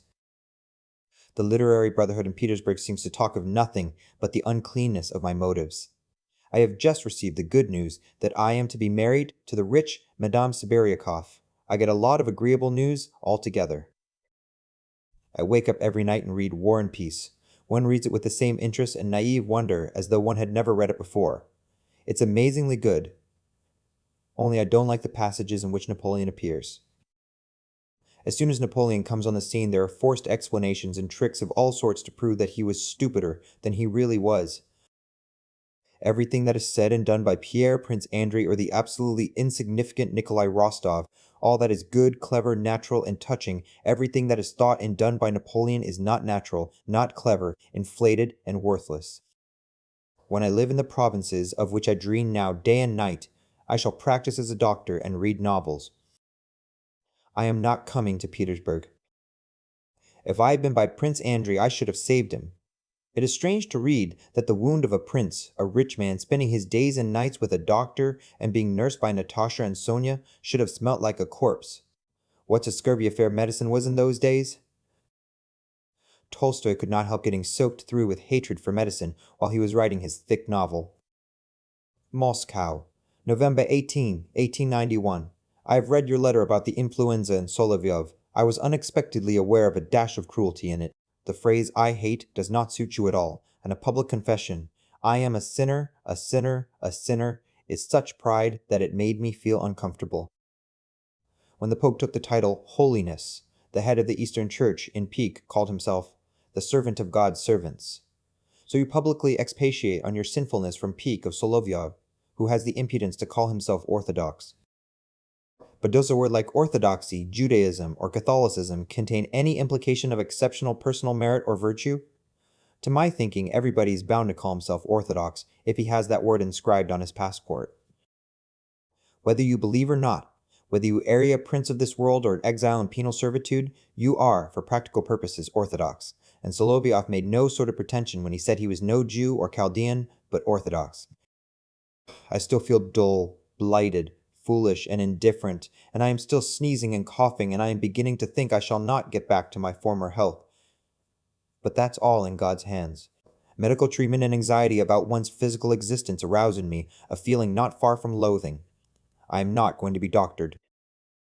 I will take water and quinine, but I am not going to let myself be sounded. I had only just finished this letter when I received yours. You say that if I go into the wilds I shall be quite cut off from you, but I am going to live in the country in order to be nearer Petersburg. If I have no flat in Moscow, you must understand, my dear sir, I shall spend November, December, and January in Petersburg. That will be possible then. I shall be able to be idle all the summer too. I shall look out for a house in the country for you. But you are wrong in disliking Little Russians. They are not children or actors in the province of Poltava, but genuine people, and cheerful and well-fed into the bargain. Do you know what relieves my cough? When I am working, I sprinkle the edge of the table with turpentine with a sprayer and inhale its vapor. When I go to bed, I spray my little table and other objects near me. The fine drops evaporate sooner than the liquid itself, and the smell of turpentine is pleasant. I drink Obersalzbrunnen, avoid hot things, talk little, and blame myself for smoking so much. I repeat, dress as warmly as possible, even at home. Avoid drafts at the theater. Treat yourself like a hothouse plant or you will not soon be rid of your cough. If you want to try turpentine, buy the French kind. Take quinine once a day, and be careful to avoid constipation. Influenza has completely taken away from me any desire to drink spirituous liquors. They are disgusting to my taste. I don't drink my 2 glasses at night, and so it is a long time before I can get to sleep. I want to take ether. I await your story. In the summer let us each write a play. Yes, by God, why the devil should we waste our time? Moscow, November 19, 1891. Honored Elena Mikhailovna, I am at home to all commencing, continuing, and concluding authors. That is my rule, and apart from your authorship and mine, I regard a visit from you as a great honor to me. Even if it were not so, even if for some reason I did not desire your visit, even then I should have received you, as I have enjoyed the greatest hospitality from your family. I did not receive you, and at once asked my brother to go to you and explain the cause. At the moment your card was handed me, I was ill and undressed. Forgive these homely details. I was in my bedroom, while there were persons in my study whose presence would not have been welcome to you. And so, to see you was physically impossible, and this my brother was to have explained to you, and you, a decent and good-hearted person, ought to have understood it, but you were offended. Well, I can't help it. But can you really have written only 15 stories? At this rate, you won't learn to write till you are 50. I am in bad health. For over a month I have had to keep indoors, influenza and cough. Write another 20 stories and send them. I shall always read them with pleasure, and practice is essential for you. Moscow, November 22nd, 1891. My health is on the road to improvement. My cough is less. My strength is greater. My mood is livelier, and there is sunrise in my head. I wake up in the morning in good spirits, go to bed without gloomy thoughts, and at dinner I am not ill-humored, and don't say nasty things to my mother. I don't know when I shall come to you. I have heaps of work, poor manger. Till the spring I must work, that is, at senseless grind. A ray of liberty has beamed upon my horizon. There has come me a whiff of freedom. Yesterday I got a letter from the province of Poltava. They write, they have found me a suitable place. A brick house of 7 rooms with an iron roof, lately built and needing no repairs, a stable, a cellar, an ice house, 18 acres of land, an excellent meadow for hay, an old shady garden on the bank of the river Siol. The river bank is mine. On that side there is a marvelous view over a wide expanse. The price is merciful. 3,000, and 2,000 deferred payment over several years, 5 in all. If heaven has mercy upon me, and the purchase comes off, I shall move there in March for good, to live quietly in the lap of nature for 9 months, and the rest of the year in Petersburg. I am sending my sister to look at the place. Ah! Liberty! Liberty! If I can live on not more than 2,000 a year, which is only possible in the country, I shall be absolutely free from all anxieties over money coming in and going out. Then I shall work and read. In a word, it will be marmalade. Moscow, November 30th, 1891. I return you the 2 manuscripts you sent me. One story is an Indian legend. The lotus flower, wreaths of laurel, a summer night, the hummingbird, that in India. He begins with Faust thirsting for youth and ends with the bliss of the true life, in the style of Tolstoy. I have cut out parts, polished it up, and the result is a legend of no great value indeed, but light, and it may be read with interest. The other story is illiterate, clumsy, and womanish in structure, but there is a story and a certain raciness. I have cut it down to half, as you see. Both stories could be printed. I keep dreaming and dreaming. I dream of moving from Moscow into the country in March, and in the autumn coming to Petersburg to stay till the spring. I long to spend at least 1 winter in Petersburg, and that's only possible on condition I have no perch in Moscow. And I dream of how I shall spend 5 months talking to you about literature, and do as I think best in the Novoye Vremye, while in the country I shall go in for medicine, heart and soul. Balbarikin has been to see me. He is dreaming too. He told me that he wants to write something in the way of the physiology of the Russian novel, its origin among us, and the natural course of its development. While he was talking, I could not get rid of the feeling that I had a maniac before me, but a literary maniac who put literature far above everything in life. I so rarely see genuine literary people at home in Moscow. Conversation with Balbarikin seemed like heavenly manna, though I don't believe in the physiology of the novel and the natural course of its development. That is, there may exist sucha physiology in nature, but I don't believe with existing methods it can be detected. Balbarikin dismisses Gogol absolutely and refuses to recognize him as a forerunner of Turgenev, Goncharov, and Tolstoy. He puts him apart, outside the current in which the Russian novel has flowed. Well, I don't understand that. If one takes the standpoint of natural development, it's impossible to put not only Gogol, but even a dog barking, outside the current, for all things in nature influence one another, and even the fact that I have just sneezed is not without its influence on surrounding nature. Good health to you. I am reading Shtedrin's Diary of a Provincial. How long and boring it is, and at the same time how like real life. Moscow, December 2nd, 1891. I am writing to ask you a great favor, dear Nikolai Alexandrovitch. This is what it is. Until last year, I have always lived with my university diploma, which by land and by sea has served me for a passport. But every time it has been vice, the police have warned me that one cannot live with a diploma, and that I ought to get a passport from the proper department. I have asked everyone what this proper department means, and no one has given me an answer. A year ago, the Moscow head police officer gave me a passport on the condition that within a year I should get a passport from the proper department. I can't make head or tail of it. The other day, I learned that as I have never been in the government service and by education am a doctor, I ought to be registered in the class of professional citizens, and that a certain department, I believe the heraldic, will furnish me with a certificate which will serve me as a passport for all the days of my life. I remembered that you had lately received the grade of professional citizen, and with it a certificate, and that therefore you must have applied somewhere and to someone, and so, in a sense, are an old campaigner. For God's sake, advise me to what department I ought to apply. What petition ought I to write, and how many stamps ought I to put on it? What documents must be enclosed with the petition, and so on and so on. In the town hall there is a passport bureau. Could not that bureau reveal the mystery, if it is not sufficiently clear to you? Forgive me for troubling you, but I really don't know to whom to apply, and I am a very poor lawyer myself. Your medal is often given at Korsh's Theatre, and with success. It is played together with Myasnitsky's Hair. I haven't seen them, but friends tell me Theta, great difference is felt between the two plays, that the medal, in comparison with the Hair, seems something clean, artistic, and having form and semblance. There you have it.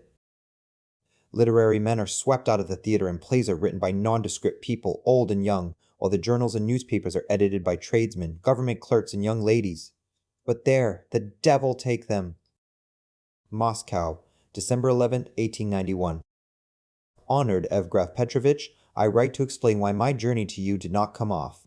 I was intending to come to you not as a special correspondent, but on a commission from, or more correctly by agreement with, a small circle of people who want to do something for the famine-stricken peasants. The point is that the public does not trust the administration and so is deterred from subscribing. There are 1,000 legends and fables about the waste, the shameless theft, and so on. People hold aloof from the Episcopal department and are indignant with the Red Cross. The owner of our beloved Babkino, the Zemsky Nachalnik, rapped out to me, bluntly and definitely, the Red Cross in Moscow are thieves.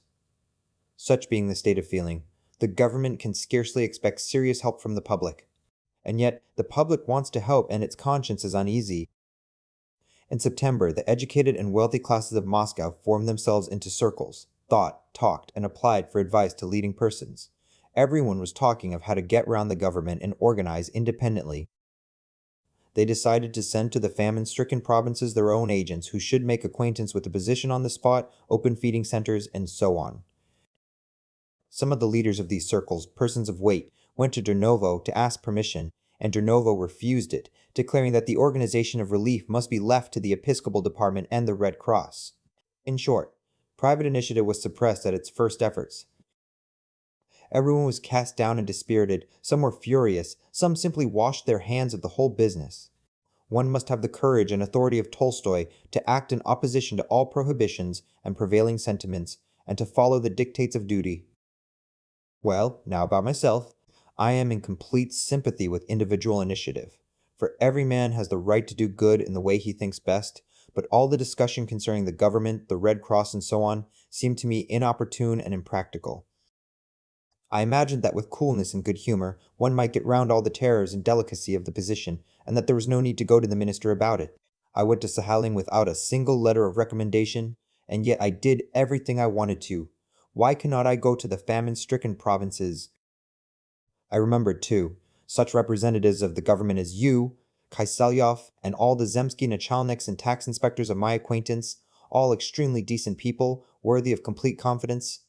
And I resolved, if only for a small region, to combine the two elements of officialdom and private initiative. I want to come and consult you as soon as I can. The public trusts me. It would trust you, too, and I might reckon on succeeding. Do you remember I wrote to you? Suvorin came to Moscow at the time. I complained to him that I did not know your address. He telegraphed to Baranov, and Baranov was so kind as to send it to me.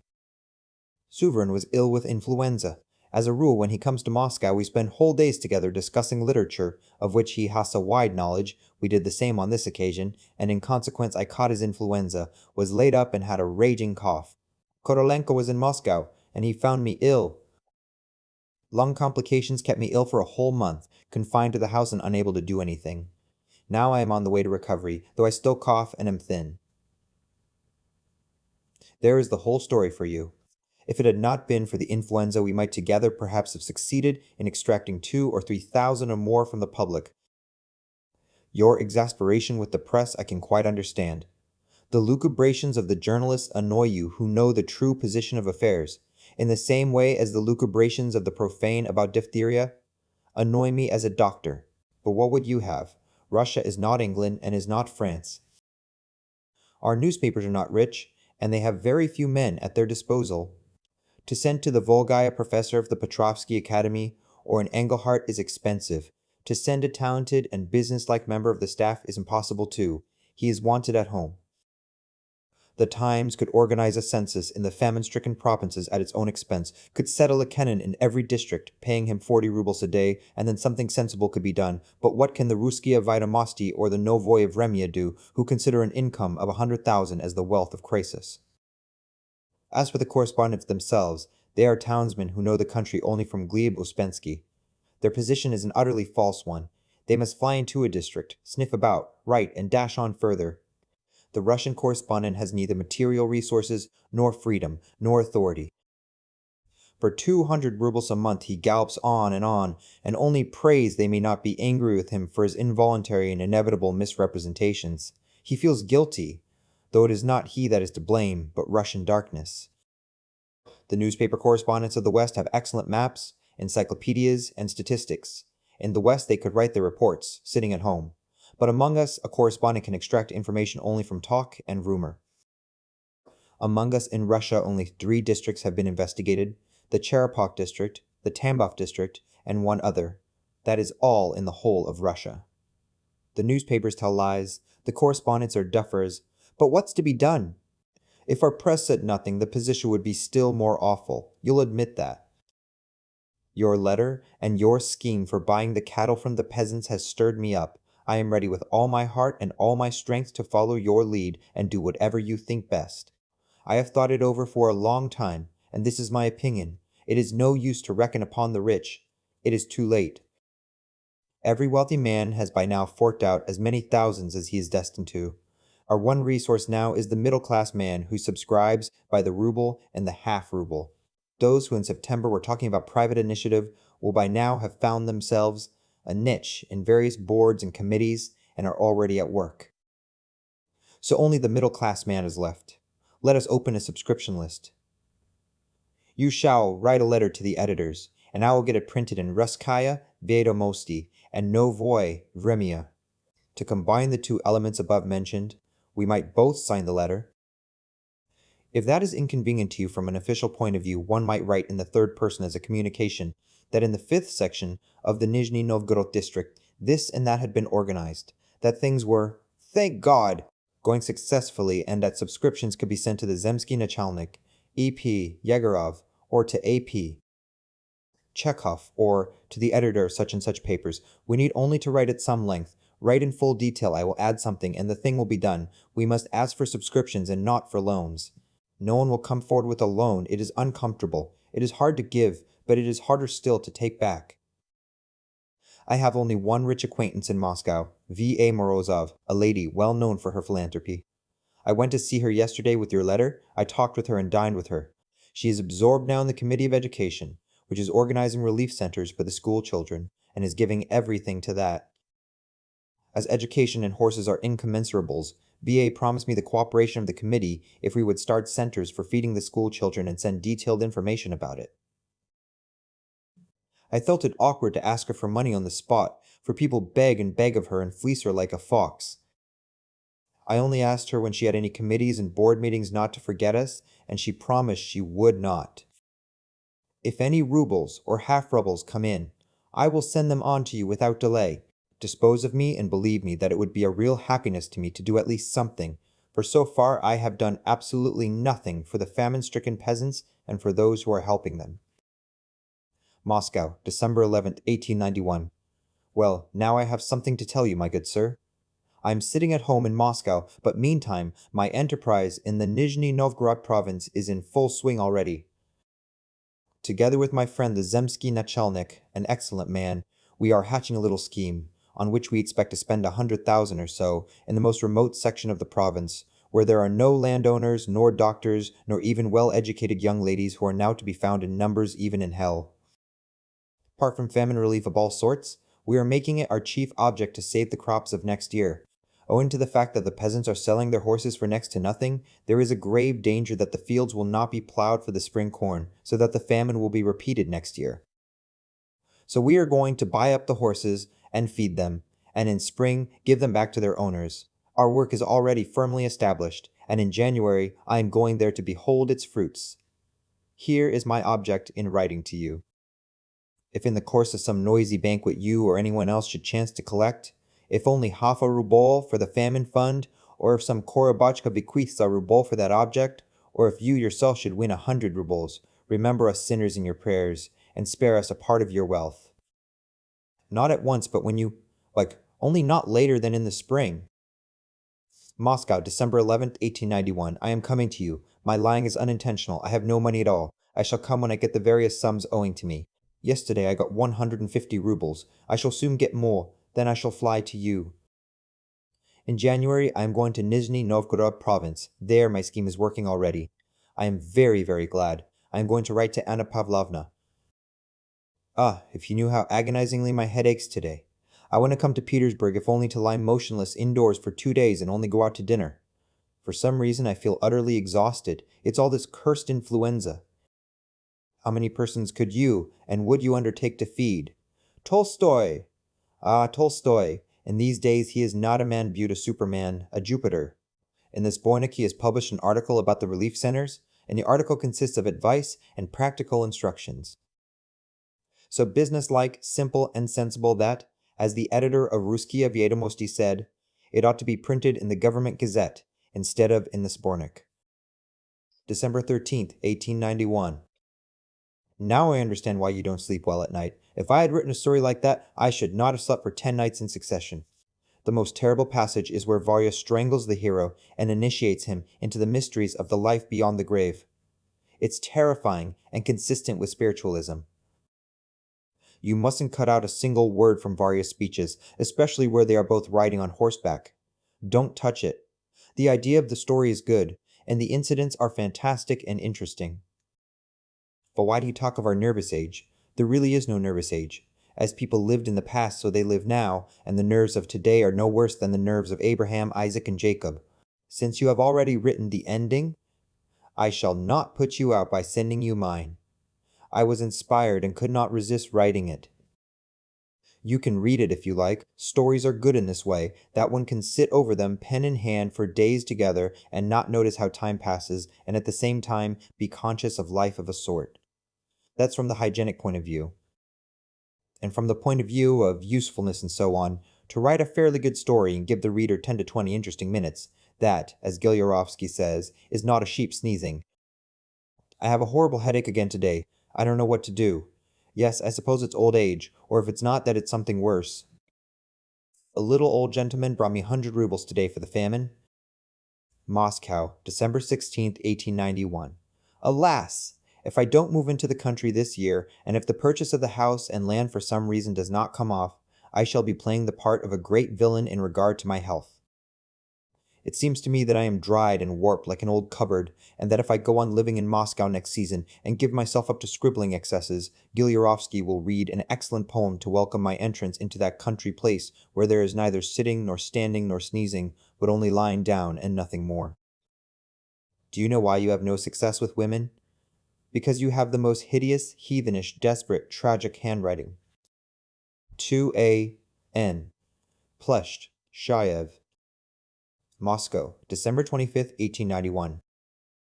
Dear Alexei Nikolaevich, yesterday I chanced to learn your address, and I write to you.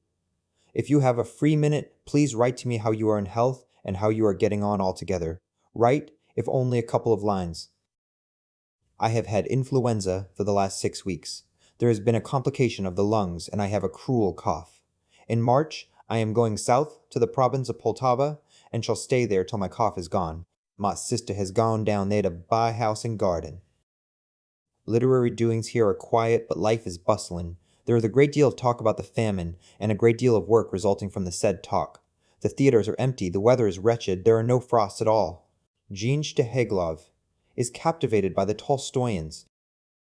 Merezhkovsky sits at home as of old, lost in a labyrinth of deep researches, and as of old is very nice. Of Chekhov they say he has married the heiress Sibiryakov and got 5 millions dowry. All Petersburg is talking of it. For whose benefit, and for what object this slander, I am utterly unable to imagine. It's positively sickening to read letters from Petersburg. I have not seen Ostrovsky this year. We shall probably not meet very soon, as I am going away in March, and shall not return to the north before November. I shall not keep a flat in Moscow, as that pleasure is beyond my means. I shall stay in Petersburg. I embrace you warmly. By the way, a little explanation in private. One day at dinner in Paris, persuading me to remain there, you offered to lend me money. I refused, and it seemed to me my refusal hurt and vexed you, and I fancied that when we parted there was a touch of coldness on your side. Possibly I am mistaken, but if I am right, I assure you, my dear friend, on my word of honor, that I refused not because I did not care to be under an obligation to you, but simply from a feeling of self-preservation. I was behaving stupidly in Paris, and an extra 1,000 francs would only have been bad for my health. Believe me that if I had needed it, I would have asked you for a loan as readily as Suvorin. Moscow, February 22nd, 1892. You are mistaken in thinking you were drunk at Stechglov's name-day party. You had had a drop, that was all. You danced when they all danced, and your jijitivka on the cabman's box excited nothing but general delight. As for your criticism, it was most likely far from severe, as I don't remember it. I only remember that Vivensky and I for some reason roared with laughter as we listened to you. Do you want my biography? Here it is. I was born in Taganrog in 1860. I finished the course at Taganrog High School in 1879. In 1884, I took my degree in medicine at the University of Moscow. In 1888, I gained the Pushkin Prize. In 1890, I made a journey to Sakhalin across Siberia and back by sea. In 1891, I made a tour in Europe where I drank excellent wine and ate oysters. In 1892, I took part in an orgy in the company of V.A.A. Tikhonov at a name-day party. I began writing in 1879. The published collections of my works are Motley Tales, In the Twilight, Stories, Surly People, On a Novel, The Duel. I have sinned in the dramatic line too, though with moderation. I have been translated into all the languages, with the exception of the foreign ones, though I have indeed, long ago, been translated by the Germans. The Czechs and the Serbs approve of me also, and the French are not indifferent. The mysteries of love I fathomed at the age of 13. With my colleagues, doctors, and literary men alike, I am on the best of terms. I am a bachelor. I should like to receive pension. I practice medicine, and so much so that sometimes in the summer I perform post-mortems, though I have not done so for 2 or 3 years. Of authors my favorite is Tolstoy, of doctors Zaharin. All that is nonsense, though. Write what you like. If you haven't facts, make up with lyricism. Melihovo, Station Lopaznia, Moscow, Kirsty Line, March 7th, 1892. This is our new address, and here are the details for you. If a peasant woman has no troubles, she buys a pig. We have bought a pig too, a big, cumbersome estate, the owner of which would in Germany infallibly be Medea Herzog. 639 acres in 2 parts, with land, not ours in between. 300 acres of young copse, which in 20 years will look like a wood, at present is a thicket of bushes. They call it shaft wood, but to my mind the name of switchwood would be more appropriate, since one can make nothing of it at present but switches. There is a fruit garden, a park, big trees, long avenues of limes. The barns and sheds have been recently built, and have a fairly presentable appearance. The poultry house is made in accordance with the latest deductions of science. The well has an iron pump. The whole place is shut off from the world by a fence in the style of a palisade. The yard, the garden, the park, and the threshing floor are shut off from each other in the same way. The house is good and bad. It's more roomy than our Moscow flat. It's light and warm, roofed with iron, and stands in a fine position, with a veranda into the garden, French windows, and so on. But it is bad in not being lofty, not sufficiently new, having outside a very stupid and naive appearance, and inside swarms with bugs and beetles which could only be got rid of by one means, a fire. Nothing else would do for them. There are flower beds. In the garden, 15 paces from the house, is a pond, 35 yards long, and 35 feet wide, with carp and tench in it, so that you can catch fish from the window. Beyond the yard there is another pond, which I have not yet seen. In the other part of the estate there is a river, probably a nasty one. 2 miles away there is a broad river full of fish. We shall sow oats and clover. We have bought clover seed at 10 rubles a pood, but we have no money left for oats. The estate has been bought for 13,000. The legal formalities cost about 750 rubles, total 14,000. The artist who sold it was paid 4,000 down, and received a mortgage for 5,000 at 5% for 5 years.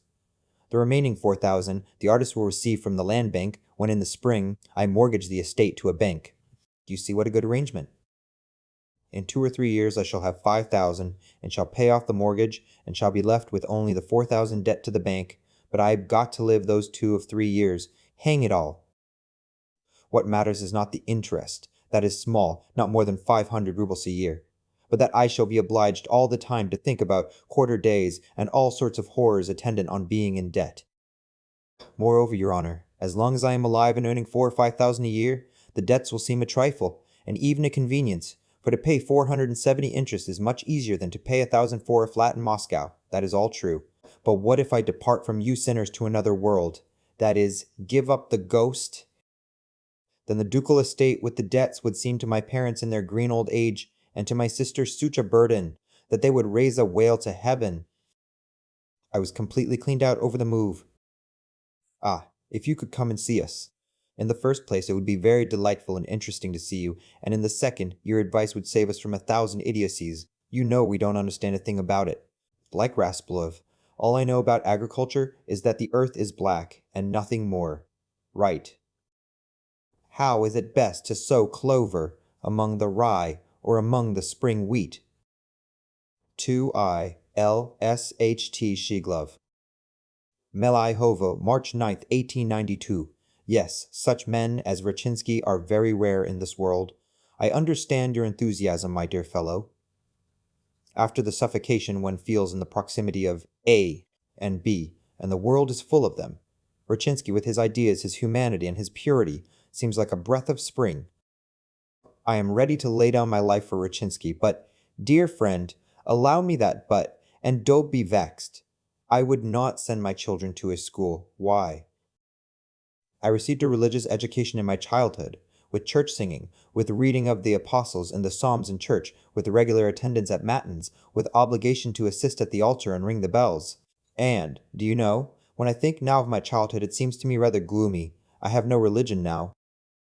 Do you know, when my brothers and I used to stand in the middle of the church and sing the trio, "May my prayer be exalted," or the archangel's voice? Everyone looked at us with emotion and envied our parents, but we at that moment felt like little convicts. Yes, dear boy. Rachinsky I understand, but the children who are trained by him, I don't know. Their souls are dark for me. If there is joy in their souls, then they are happier than I and my brothers, whose childhood was suffering. It is nice to be a lord. There is plenty of room. It's warm. People are not continually pulling at the bell, and it is easy to descend from one's lordship and serve as concierge or porter. My estate, sir, costs 13,000, and I have only paid a third. The rest is a debt which will keep me long years on the chain. Come and see me, Jean, together with Suverin. Micaiah playing with him. I have such a garden, such a naive courtyard, such geese. Rutaya a little oftener. Melaihovo, March 17th, 1892. Ah, my dear fellow, if only you could take a holiday. Living in the country is inconvenient. The insufferable time of thaw and mud is beginning, but something marvelous and moving is taking place in nature, the poetry and novelty of which makes up for all the discomforts of life. Every day there are surprises, one better than another. The starlings have returned, everywhere there is, the gurgling of water, in places where the snow has thawed, the grass is already green. The day drags on like eternity. One lives as though in Australia, somewhere at the ends of the earth. One's mood is calm, contemplative, and animal, in the sense that one does not regret yesterday or look forward to tomorrow. From here, far away, people seem very good, and that is natural, for in going away into the country we are not hiding from people but from our vanity, which in town among people is unjust and active beyond measure. Looking at the spring, I have a dreadful longing that there should be paradise in the other world. In fact, at moments I am so happy that I superstitiously pull myself up and remind myself of my creditors, who will one day drive me out of the Australia I have so happily won. Melaihovo, March 19, 1892. Honored Lydia Alexievna, I have read your story, On the Road. If I were the editor of an illustrated magazine, I should publish the story with great pleasure. But here is my advice as a reader. When you depict sad or unlucky people and want to touch the reader's heart, try to be colder. It gives their grief as it were a background, against which it stands out in greater relief. As it is, your heroes weep and you sigh. Yes, you must be cold. But don't listen to me. I am a bad critic. I have not the faculty of forming my critical ideas clearly. Sometimes I make a regular hash of it. Melaihovo, March 1892. The cost of labor is almost nil, and so I am very well off. I begin to see the charms of capitalism. To pull down the stove in the servants' quarters and build up there a kitchen stove with all its accessories, then to pull down a kitchen stove in the house arid, put up a Dutch stove instead, cost 20 rubles altogether. The price of 2 men to dig, 25 kopecks. To fill the ice cellar it costs 30 kopecks a day to the workman. A young laborer who does not drink or smoke, and can read and write, whose duties are to work the land and clean the boots and look after the flower garden, costs 5 rubles a month. Floors, partitions, papering walls, all that is cheaper than mushrooms. And I am at ease. But if I were to pay for labor a quarter of what I get from my leisure, I should be ruined in a month, as the number of stove builders, carpenters, joiners, and so on threatens to go forever after the fashion of a recurring decimal. A spacious life not cramped within 4 walls requires a spacious pocket too. I have bored you already, but I must tell you one thing more. The clover seed costs 100 rubles a pud, and the oats needed for seed cost more than 100. Think of that. They prophesy a harvest in wealth for me, but what is that to me? Better 5 kopecks in the present than a ruble in the future. I must sit and work. I must earn at least 500 rubles for all these trifles. I have earned half already. And the snow is melting, it is warm, the birds are singing, the sky is bright and spring-like. I am reading a mass of things. I have read Lyskov's legendary characters, religious and piquant, a combination of virtue, piety, and lewdness, but very interesting. Read it if you haven't read it. I have read again Pizarev's Criticism of Pushkin. Awfully naive. The man pulls Onyegin and Tatiana down from their pedestals, but Pushkin remains unhurt. Pisarev is the grandfather and father of all the critics of today, including Burinin, the same pettiness and disparagement, the same cold and conceited wit, and the same coarseness and indelicacy in their attitude to people. It is not Pisarev's ideas that are brutalizing, for he has none, but his coarse tone. His attitude to Tatiana, especially to her charming letter, which I love tenderly, seems to me simply abominable. The critic has the foul aroma of an insolent, captious procurator. We have almost finished furnishing. Only the shelves for my books are not done yet. When we take out the double windows, we shall begin painting everything afresh, and then the house will have a very presentable appearance. There are avenues of lime trees, apple trees, cherries, plums, and raspberries in the garden. Mei Hovo, April 6, 1892. It is Easter. There is a church here, but no clergy. We collected 11 rubles from the whole parish and got a priest from the Davidov monastery who began celebrating the service on Friday. The church is very old and chilly, with lattice windows. We sang the Easter service, that is, my family and my visitors, young people. The effect was very good and harmonious, particularly the Mass. The peasants were very much pleased, and they say they have never had such a grand service. Yesterday the sun shone all day. It was warm. In the morning I went into the fields, from which the snow has gone already, and spent half an hour in the happiest frame of mind. It was amazingly nice. The winter corn is green already, and there is grass in the copse. You will not like Melihovo, at least at first. Here, everything is in miniature, a little avenue of lime trees, a pond the size of an aquarium, a little garden and park, little trees, but when you have walked about it once or twice, the impression of littleness goes off. There is great feeling of space in spite of the village being so near. There is a great deal of forest around. There are numbers of starlings, and the starling has the right to say of itself, I sing to my God all the days of my life. It sings all day long without stopping. Melihovo, April 8th, 1892. If Shapiro were to present me with the gigantic photograph of which you write, I should not know what to do with it. A cumbersome present. You say that I used to be younger. Yes, imagine. Strange as it may seem, I have passed 30 some time ago, and I already feel 40 close at hand. I have grown old not in body only, but in spirit. I have become stupidly indifferent to everything in the world, and for some reason or other the beginning of this indifference coincided with my tour abroad. I get up and go to bed feeling as though interest in life had dried up in me. This is either the illness called in the newspapers nervous exhaustion, or some working of the spirit not clear to the consciousness, which is called in Novelsa spiritual revulsion. If it is the latter, it is all for the best, I suppose. The artist Levitin is staying with me. Yesterday evening I went out with him shooting. He shot at a snipe. The bird, shot in the wing, fell into a pool. I picked it up, a long beak, big black eyes, and beautiful plumage. It looked at me with surprise. What was I to do with it? Levitin scowled, shut his eyes, and begged me, with a quiver in his voice, My dear fellow, hit him on the head with the butt end of your gun. I said, I can't. He went on nervously, shrugging his shoulders, twitching his head, and begging me to, and the snipe went on looking at me in wonder. I had to obey Levitin and kill it.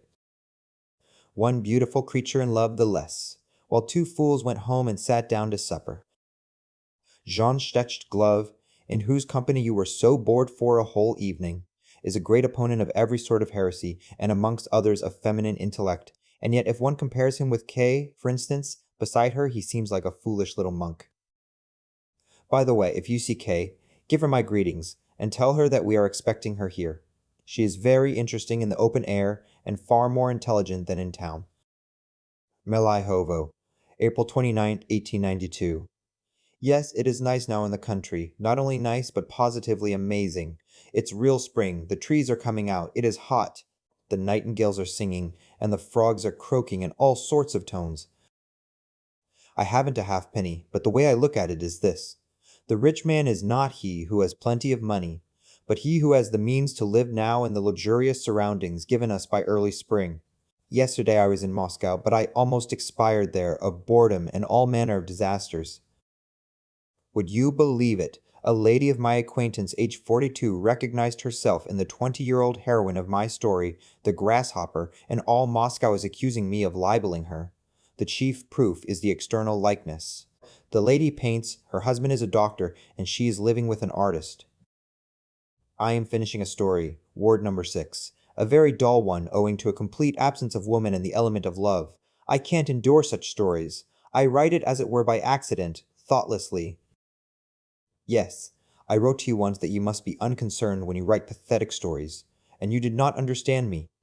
You may weep and moan over your stories. You may suffer together with your heroes, but I consider one must do this so that the reader does not notice it. The more objective, the stronger will be the effect. Melihovo, May 15, 1892. I have got hold of the peasants and the shopkeepers here. One had a hemorrhage from the throat, another had his arm crushed by a tree, a third had his little daughter sick. It seems they would be in a desperate case without me. They bow respectfully to me as Germans do to their pastor. I am friends with them, and all goes well. May 28, 1892. Life is short, and Chekhov, from whom you are expecting an answer, would like it to flash by brilliantly and with dash. He would go to Prince's Island, to Constantinople, and again to India and Sahalan. But in the first place, he is not free. He has a respectable family who need his protection. In the second, he has a large dose of cowardice. Looking towards the future, I call nothing but cowardice. I am afraid of getting into a muddle, and every journey complicates my financial position. No, don't tempt me without need. Don't write to me of the sea. It is hot here. There are warm rains, the evenings are enchanting. 3/4 of a mile from here there is a good bathing place and good sport for picnics, but no time to bathe or go to picnics. Either I am writing and gnashing my teeth, or settling questions of halfpence with carpenters and laborers. Misha was cruelly reprimanded by his superiors for coming to me every week instead of staying at home, and now there is no one but me to look after the farming, in which I have no faith, as it is on a petty scale and more like a gentlemanly hobby than real work. I have bought 3 mousetraps and catch 25 mice a day and carry them away to the copse. It is lovely in the copse. Our starlings, old and young, suddenly flew away. This puzzled us, for it won't be time for their migration for ever so long, but suddenly we learned that the other day clouds of grasshoppers from the south, which were taken for locusts, flew over Moscow. One wonders how did our starlings find out that on precisely such a day and so many miles from Melahovo these insects would fly past.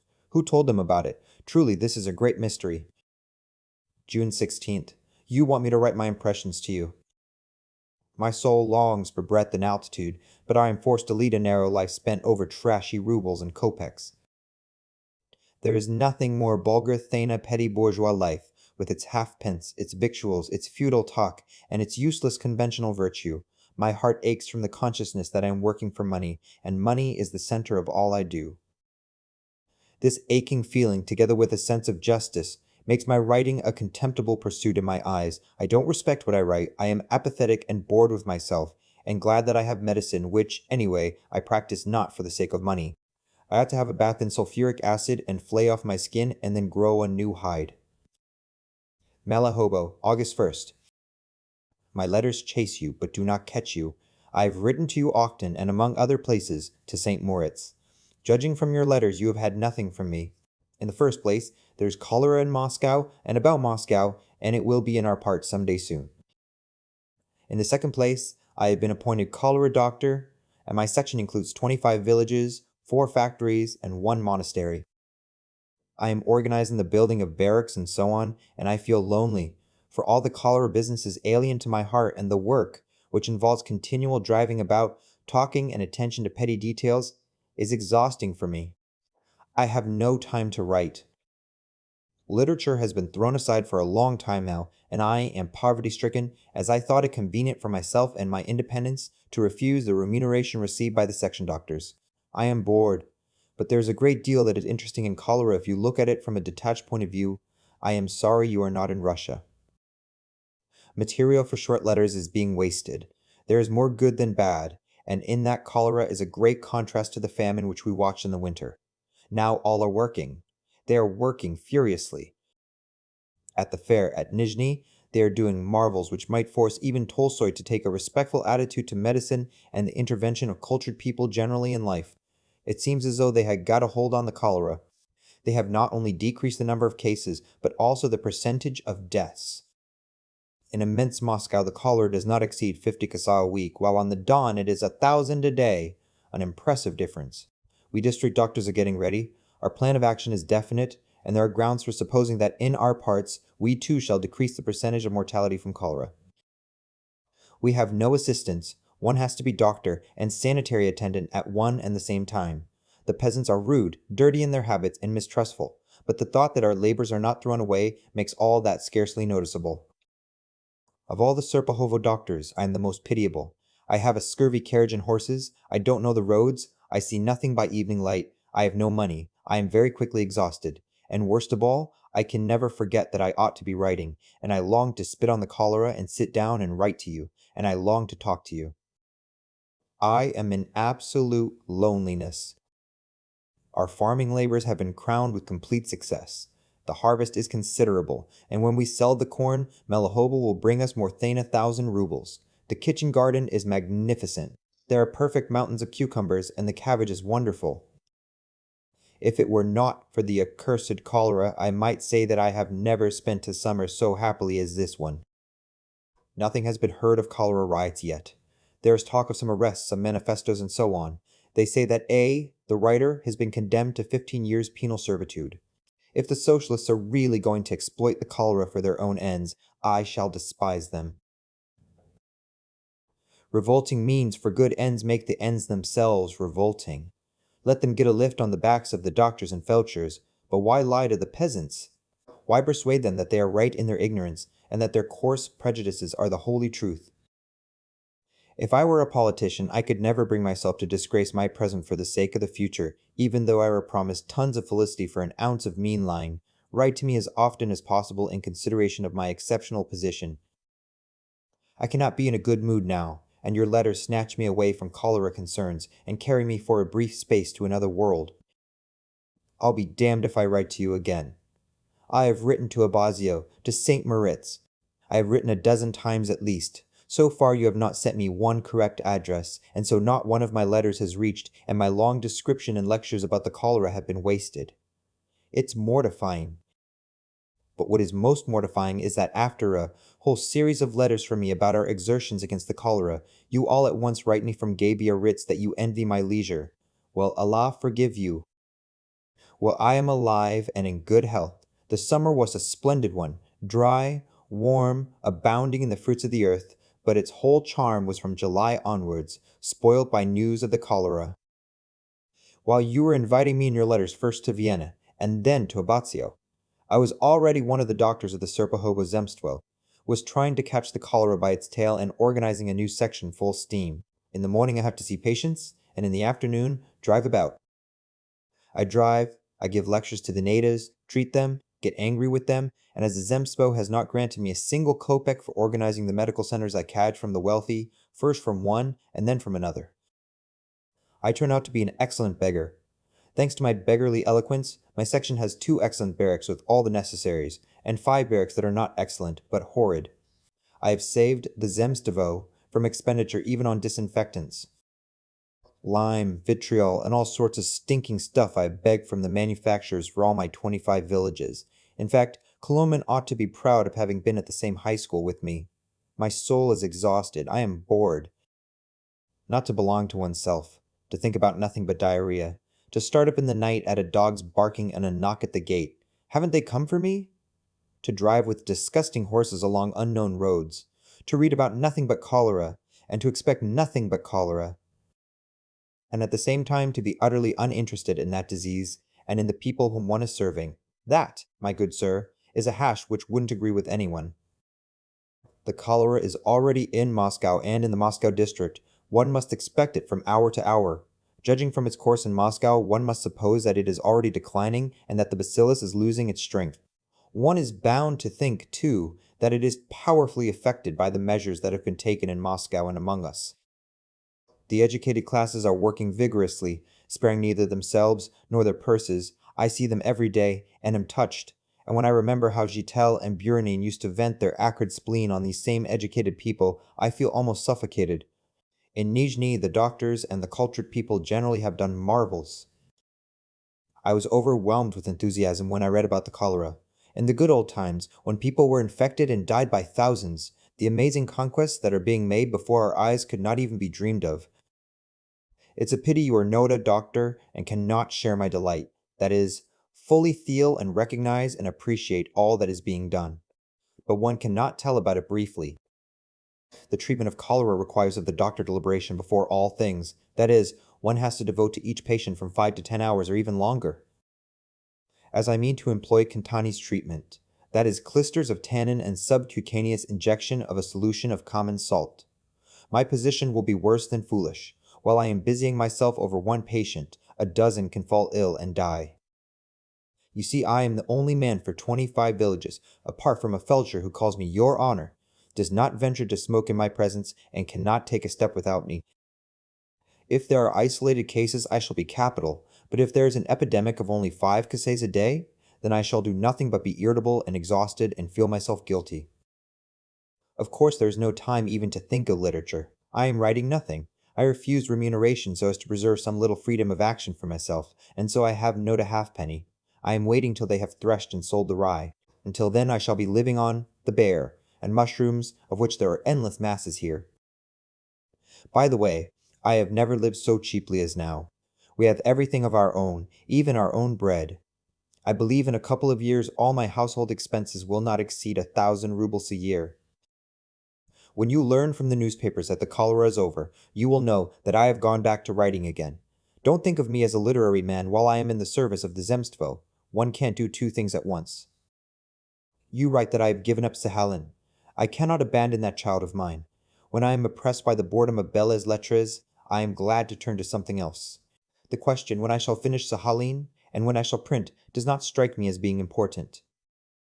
While Galkin Vraskoy reigns over the prison system, I feel very much disinclined to bring out my book. Of course, if I am driven to it by need, that is a different matter. In all my letters, I have pertinaciously asked you one question, which of course you are not obliged to answer. Where are you going to be in the autumn, and wouldn't you like to spend part of September and October with me in Feodosia or the Crimea? I have an impatient desire to eat, drink, and sleep, and talk about literature. That is, do nothing and at the same time feel like a decent person.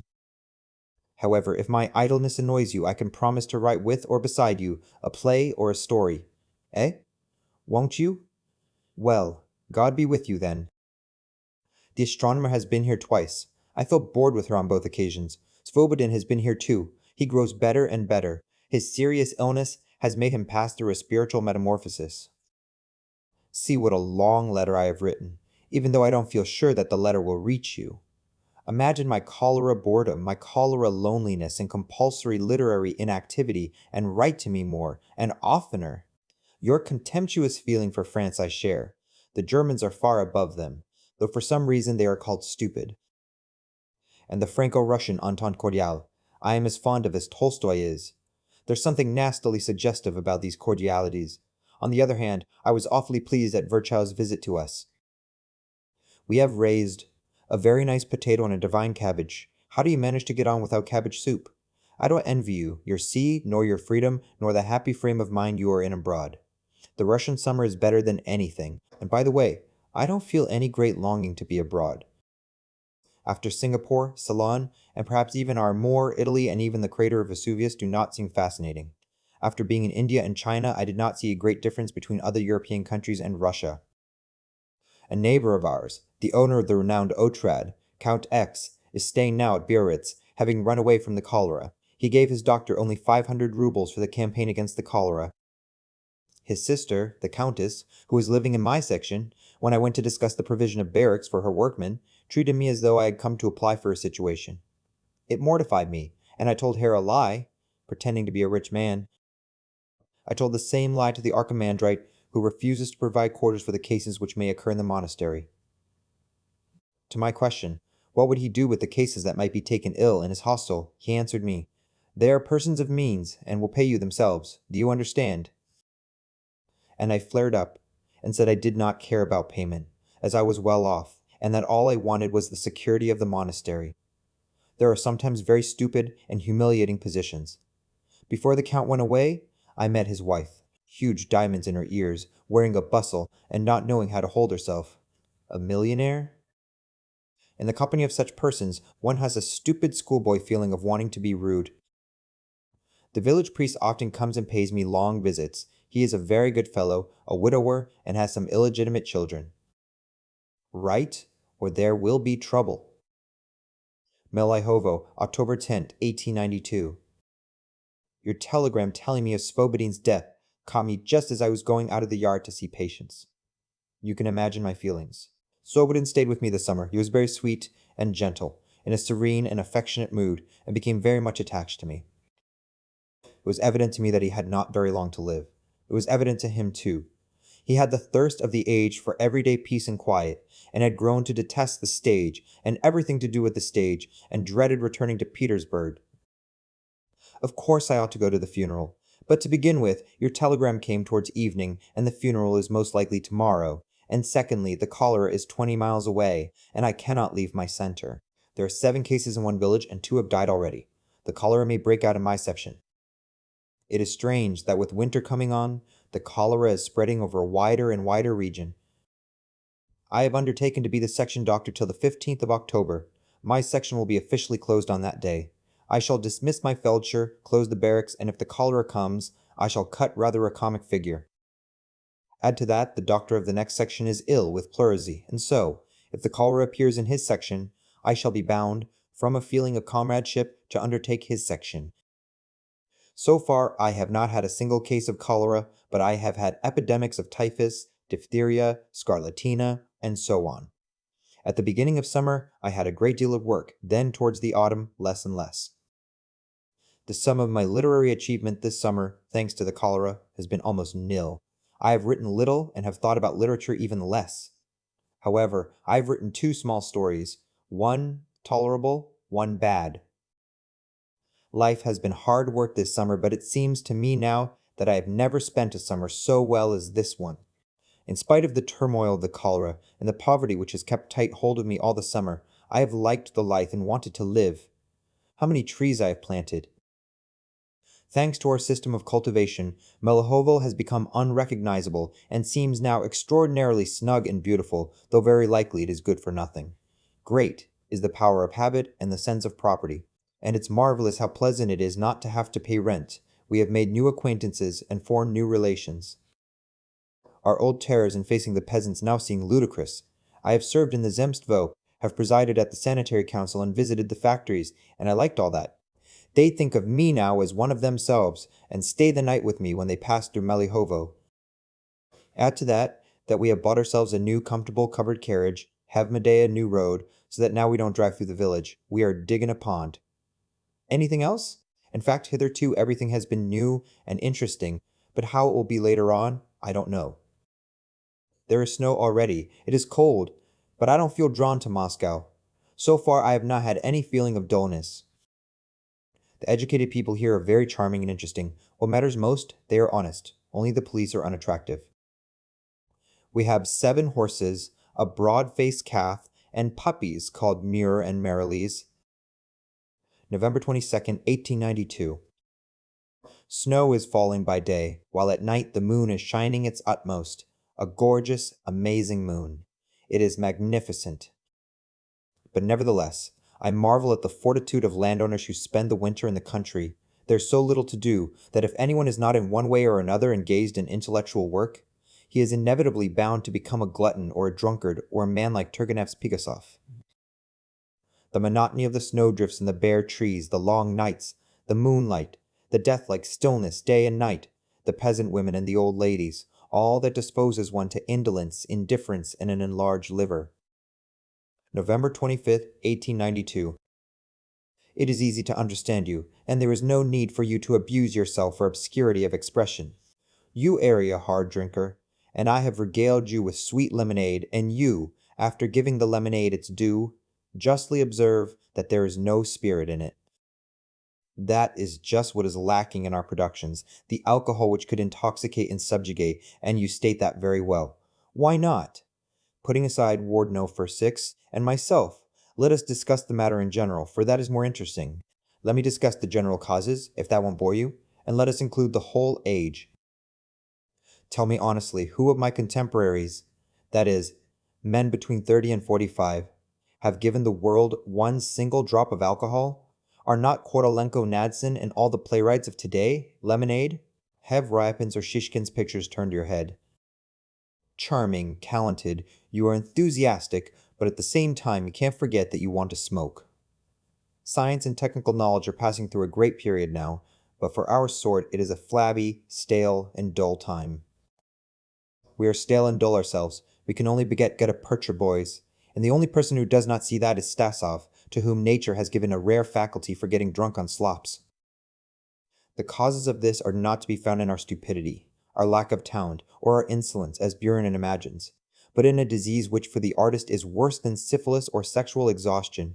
We lack something.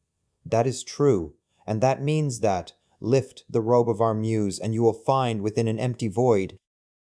Let me remind you that the writers, who we say are for all time, or simply good, and who intoxicate us, have one common and very important characteristic. They're going towards something and are summoning you towards it too, and you feel not with your mind but with your whole being that they have some object, just like the ghost of Hamlet's father, who did not come and disturb the imagination for nothing. Some have more immediate objects: the abolition of serfdom, the liberation of their country, politics, beauty, or simply vodka, like Denis Davidov. Others have remote objects: God, life beyond the grave, the happiness of humanity, and so on. The best of them are realists and paint life as it is, but through every line's being soaked in the consciousness of an object, you feel, besides life as it is, the life which ought to be, and that captivates you. And we paint life as it is, but beyond that, nothing at all. Flog us, and we can do no more. We have neither immediate nor remote aims, and in our soul there's a great empty space. We have no politics, we do not believe in revolution, we have no God, we are not afraid of ghosts, and I personally am not afraid even of death and blindness. One who wants nothing, hopes for nothing, and fears nothing cannot be an artist. Whether it is a disease or not, what it is does not matter, but we ought to recognize that our position is worse than governors. I don't know how it will be with us in 10 or 20 years. Then circumstances may be different, but meanwhile it would be rash to expect of us anything of real value, apart from the question whether we have talent or not. We write mechanically, merely obeying the long-established arrangement, in accordance with which some men go into the government service, others into trade, others write, Grigorovitch, and you think I am clever. Yes, I am at least so far clever as not to conceal from myself my disease, and not to deceive myself, and not to cover up my own emptiness with other people's rags, such as the ideas of the 60s, and so on. I am not going to throw myself like Garshin over the banisters, but I am not going to flatter myself with hopes of a better future either. I am not to blame for my disease, and it is not for me to cure myself, for this disease, it must be supposed, has some good purpose hidden from us, and is not sent in vain. February, 1893. My God, what a glorious thing fathers and children is! It is positively terrifying. Bazarov's illness is so powerfully done that I felt ill and had a sensation as though I had caught the infection from him. And the end of Bazarov? And the old men? And Kukshina? It's beyond words. It's simply a work of genius. I don't like the whole of On the Eve. Only Elena's father and the end. The end is full of tragedy. The dog is very good. The language is wonderful in it. Please read it if you have forgotten it. Aisha is charming. A quiet backwater is too compressed and not satisfactory. I don't like smoke at all. The House of Gentlefolk is weaker than Fathers and Children, but the end is like a miracle too. Except for the old woman in Fathers and Children, that is, Bazarov's mother, and the mothers as a rule, especially the society ladies, who are, however, all alike. Liza's mother, Elena's mother, and Lavretsky's mother, who had been a serf, and the humble peasant woman. All Turgenev's girls and women are insufferable in their artificiality. And, forgive my saying it, falsity. Liza and Elena are not Russian girls, but some sort of Pythian prophetesses full of extravagant pretensions. Irina in Smoke, Madame Odinsoff in Fathers and Children, all the lionesses, in fact, fiery, alluring, insatiable creatures forever craving for something, are all nonsensical. When one thinks of Tolstoy's Anna Karenina, all these young ladies of Turgenev's, with their seductive shoulders, fade away into nothing. The negative types of women where Turgenev is slightly caricaturing Kukshina, or jesting, the descriptions of balls, are wonderfully drawn and so successful that, as the saying is, you can't pick a hole in it. The descriptions of nature are fine, but I feel that we have already got out of the way of such descriptions and that we need something different. April 26, 1893. I am reading Pyzemsky. His is a great, very great talent. The best of his works is The Carpenter's Guild. His novels are exhausting in their minute detail. Everything in him that has a temporary character, all his digs at the critics and liberals of the period, all his critical observations with their assumption of smartness and modernity, and all the so-called profound reflections scattered here and there. How petty and naive it all is to our modern ideas.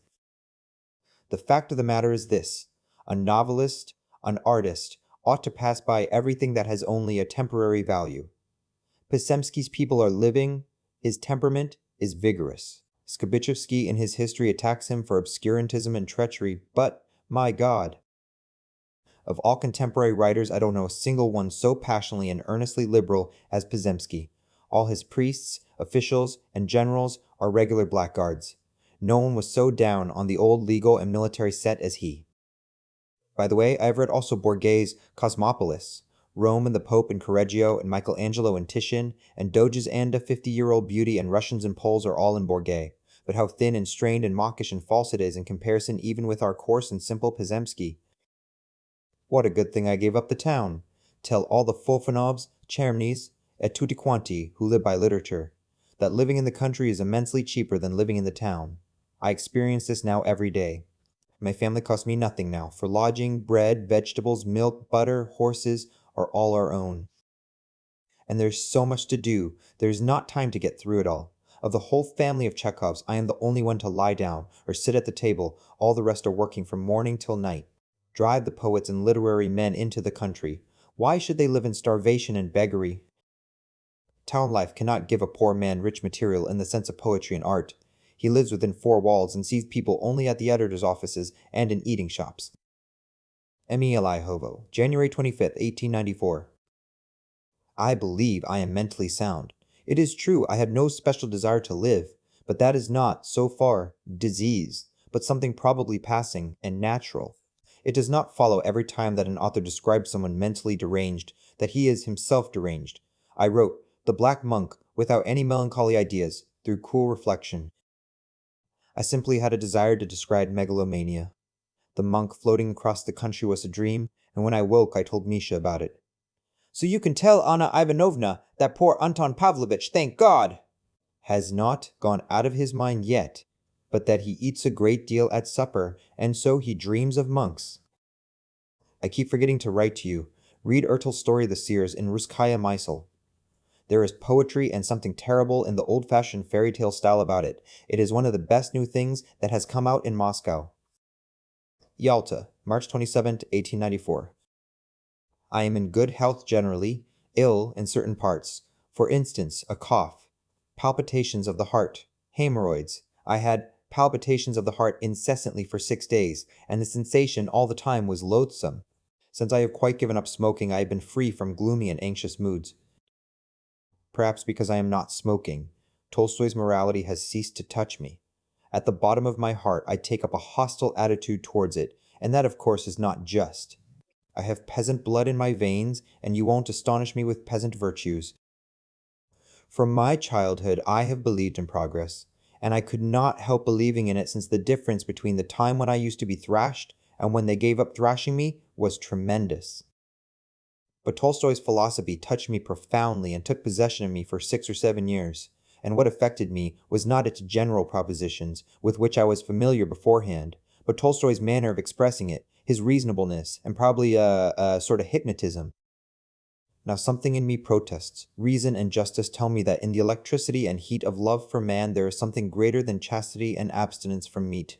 War is an evil, and legal. Justice is an evil, but it does not follow from that I ought to wear bark shoes and sleep on the stove with the laborer, and so on, and so on. But that is not the point. It is not a matter of pro and con. The thing is that in one way or another Tolstoy has passed for me. He is not in my soul, and he has departed from me, saying, I leave this your house empty. I am untenanted.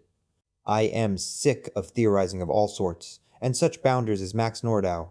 I read with positive disgust. Patients in a fever do not want food, but they do want something, and that vague craving they express as longing for something sour. I too want something sour, and that's not a mere chance feeling, for I notice the same mood in others around me. It is just as if they had all been in love, had fallen out of love, and now were looking for some new distraction. It is very possible and very likely that the Russians will pass through another period of enthusiasm for the natural sciences, and that the materialistic movement will be fashionable. Natural science is performing miracles now, and it may act upon people like Mamet and dominate them by its mass and grandeur. All that is in the hands of God, however, and theorizing about it makes one's head go round. Yalta, March 27, 1894. Dear Leica, thanks for your letter. Though you do scare me in your letter saying you are soon going to die, though you do taunt me with having rejected you, yet thank you all the same. I know perfectly well you are not going to die, and that no one has rejected you. I am in Yalta, and I am dreary, very dreary indeed. The aristocracy, so to call it, are performing Faust, and I go to the rehearsals, and there I enjoy the spectacle of a perfect flower bed of black, red, flaxen, and brown heads. I listen to the singing, and I eat. At the house of the principal of the high school, I eat teachiburics and saddle of lamb with boiled grain. In various estimable families, I eat green soup. At the confectioner's, I eat. In my hotel also. I go to bed at 10 and I get up at 10, and after dinner I lie down and rest, and yet I am bored, dear Leica. I am not bored because my ladies are not with me, but because the northern spring is better than the spring here, and because the thought that I must, that I ought to write never leaves me for an instant. To write and write and write. It is my opinion that true happiness is impossible without idleness. My ideal is to be idle and to love a plump girl. My loftiest happiness is to walk or to sit doing nothing. My favorite occupation is to gather up what is not wanted, leaves, straws, and so on, and to do what is useless. Meanwhile, I am a literary man and have to write here in Yalta. Dear Lika, when you become a great singer and are paid a handsome salary, then be charitable to me, marry me, and keep me at your expense, that I may be free to do nothing. If you really are going to die, it might be undertaken by Varya Eberly, whom, as you know, I love. I am so all to pieces with the perpetual thought of work I ought to do and can't avoid that. For the last week I have been continually tormented with palpitations of the heart. It's a loathsome sensation. I have sold my fox-skin greatcoat for 20 rubles. It cost 60, but as 40 rubles worth of fur has peeled off it, 20 rubles was not too low a price. The gooseberries are not ripe here yet, but it is warm and bright. The trees are coming out. The sea looks like summer. The young ladies are yearning for sensations, but yet the north is better than the south of Russia. In spring, at any rate. In our part nature is more melancholy, more lyrical, more Levitanesque. Here it is neither one thing nor the other, like good, sonorous, but frigid verse. Thanks to my palpitations, I haven't drunk wine for a week, and that makes the surroundings seem even poorer. M. gave a concert here, and made 150 rubles clear profit. He roared like a grampus, but had an immense success. I am awfully sorry I did not study singing. I could have roared too, as my throat is rich in husky elements, and they say I have a real octave. I should have earned money, and been a favorite with the ladies. To his brother, Alexander Melihovo, April 15th, 1894. I have come back from the flaming Tavrida and am already sitting on the cool banks of my pond. It's very warm, however. The thermometer runs up to 26. I am busy looking after the land. I am making new avenues, planting flowers, chopping down dead trees, and chasing the hens and the dogs out of the garden. Literature plays the part of Erikit, who is always in the background. I don't want to write, and indeed, it's hard to combine a desire to live and a desire to write. Melihovo, April 21st, 1894. Of course it is very nice in the country, in fine weather. Russia is an extraordinarily beautiful and enchanting country, especially for those who have been born and spent their childhood in the country. But you will never buy yourself an estate, as you don't know what you want. To like an estate, you must make up your mind to buy it. So long as it is not yours, it will seem comfortless and full of defects. My cough is considerably better. I am sunburnt, and they tell me I am fatter, but the other day I almost fell down, and I fancied for a minute that I was dying. I was walking along the avenue with the prince, our neighbor, and was talking, when all at once something seemed to break in my chest. I had a feeling of warmth and suffocation. There was a singing in my ears. I remembered that I had been having palpitations for a long time and thought, they must have meant something then. I went rapidly towards the veranda on which visitors were sitting, and had one thought, that it would be awkward to fall down and die before strangers, but I went into my bedroom, drank some water, and recovered. So you are not the only one who suffers from staggering. I am beginning to build a pretty lodge.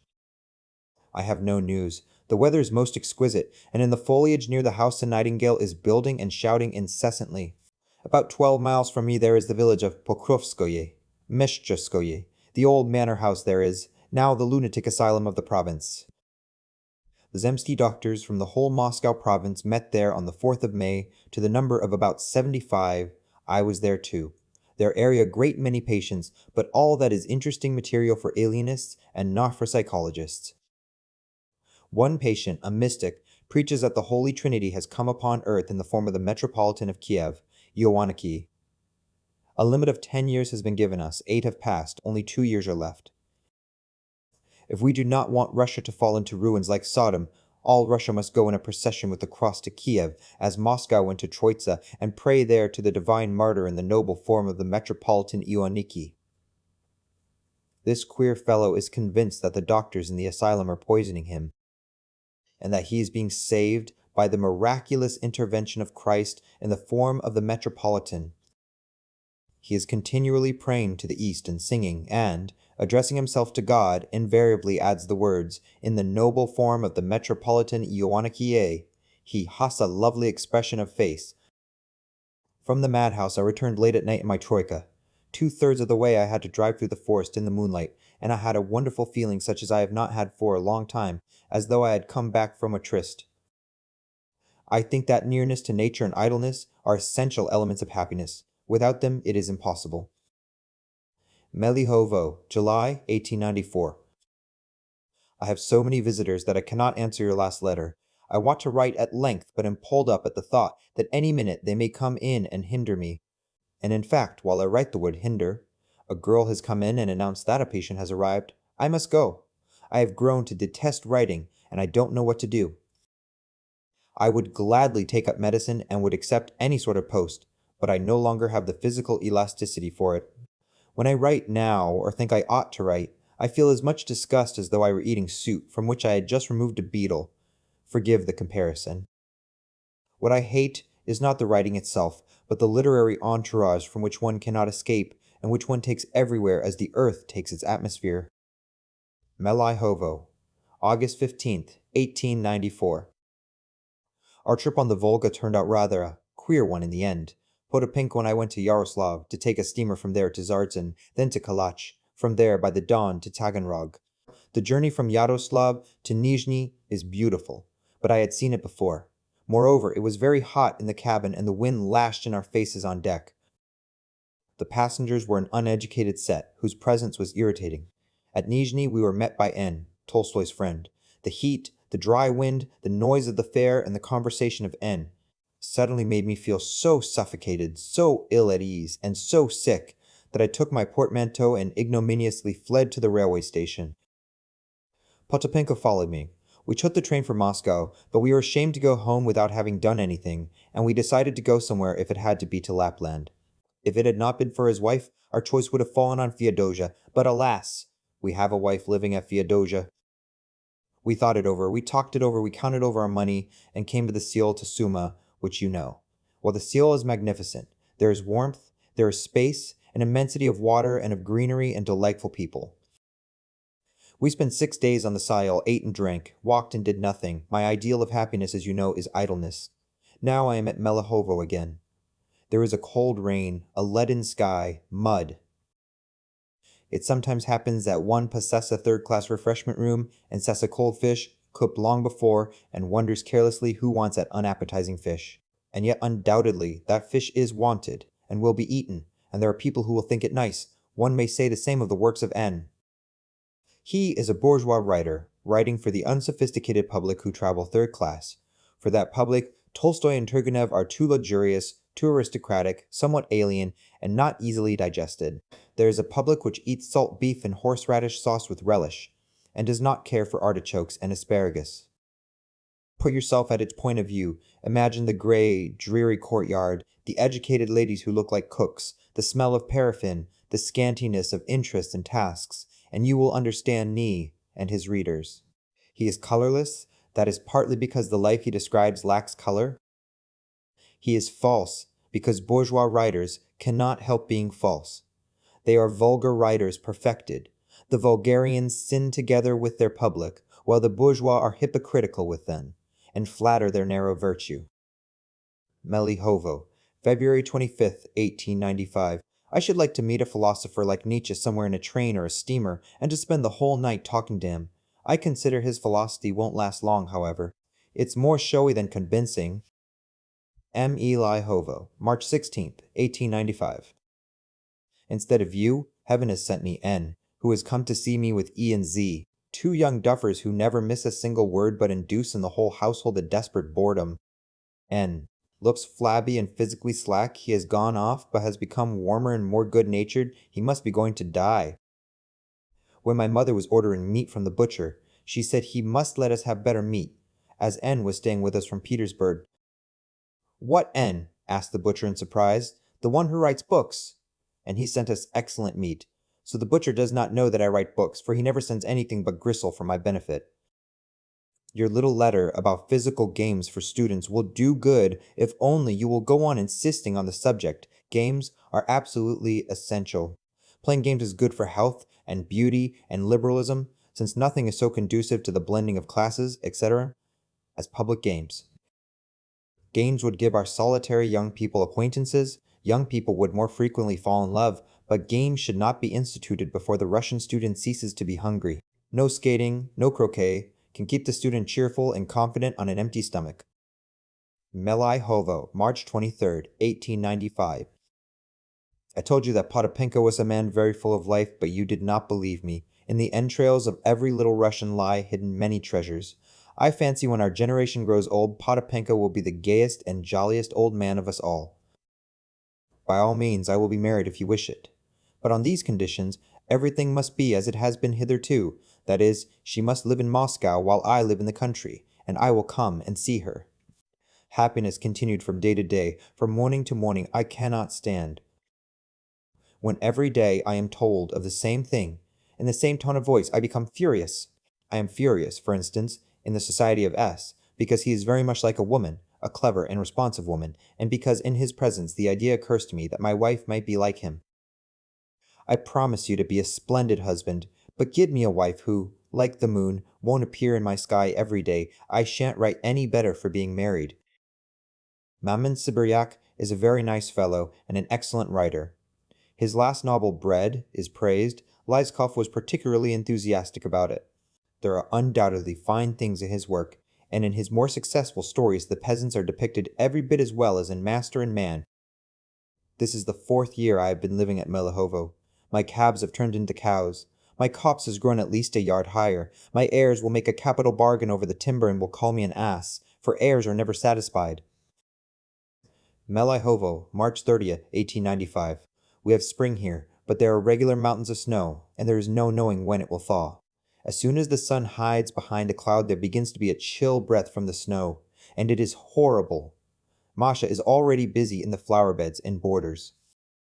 She tires herself out and is constantly cross, so there is no need for her to read Madame Smirnov's article.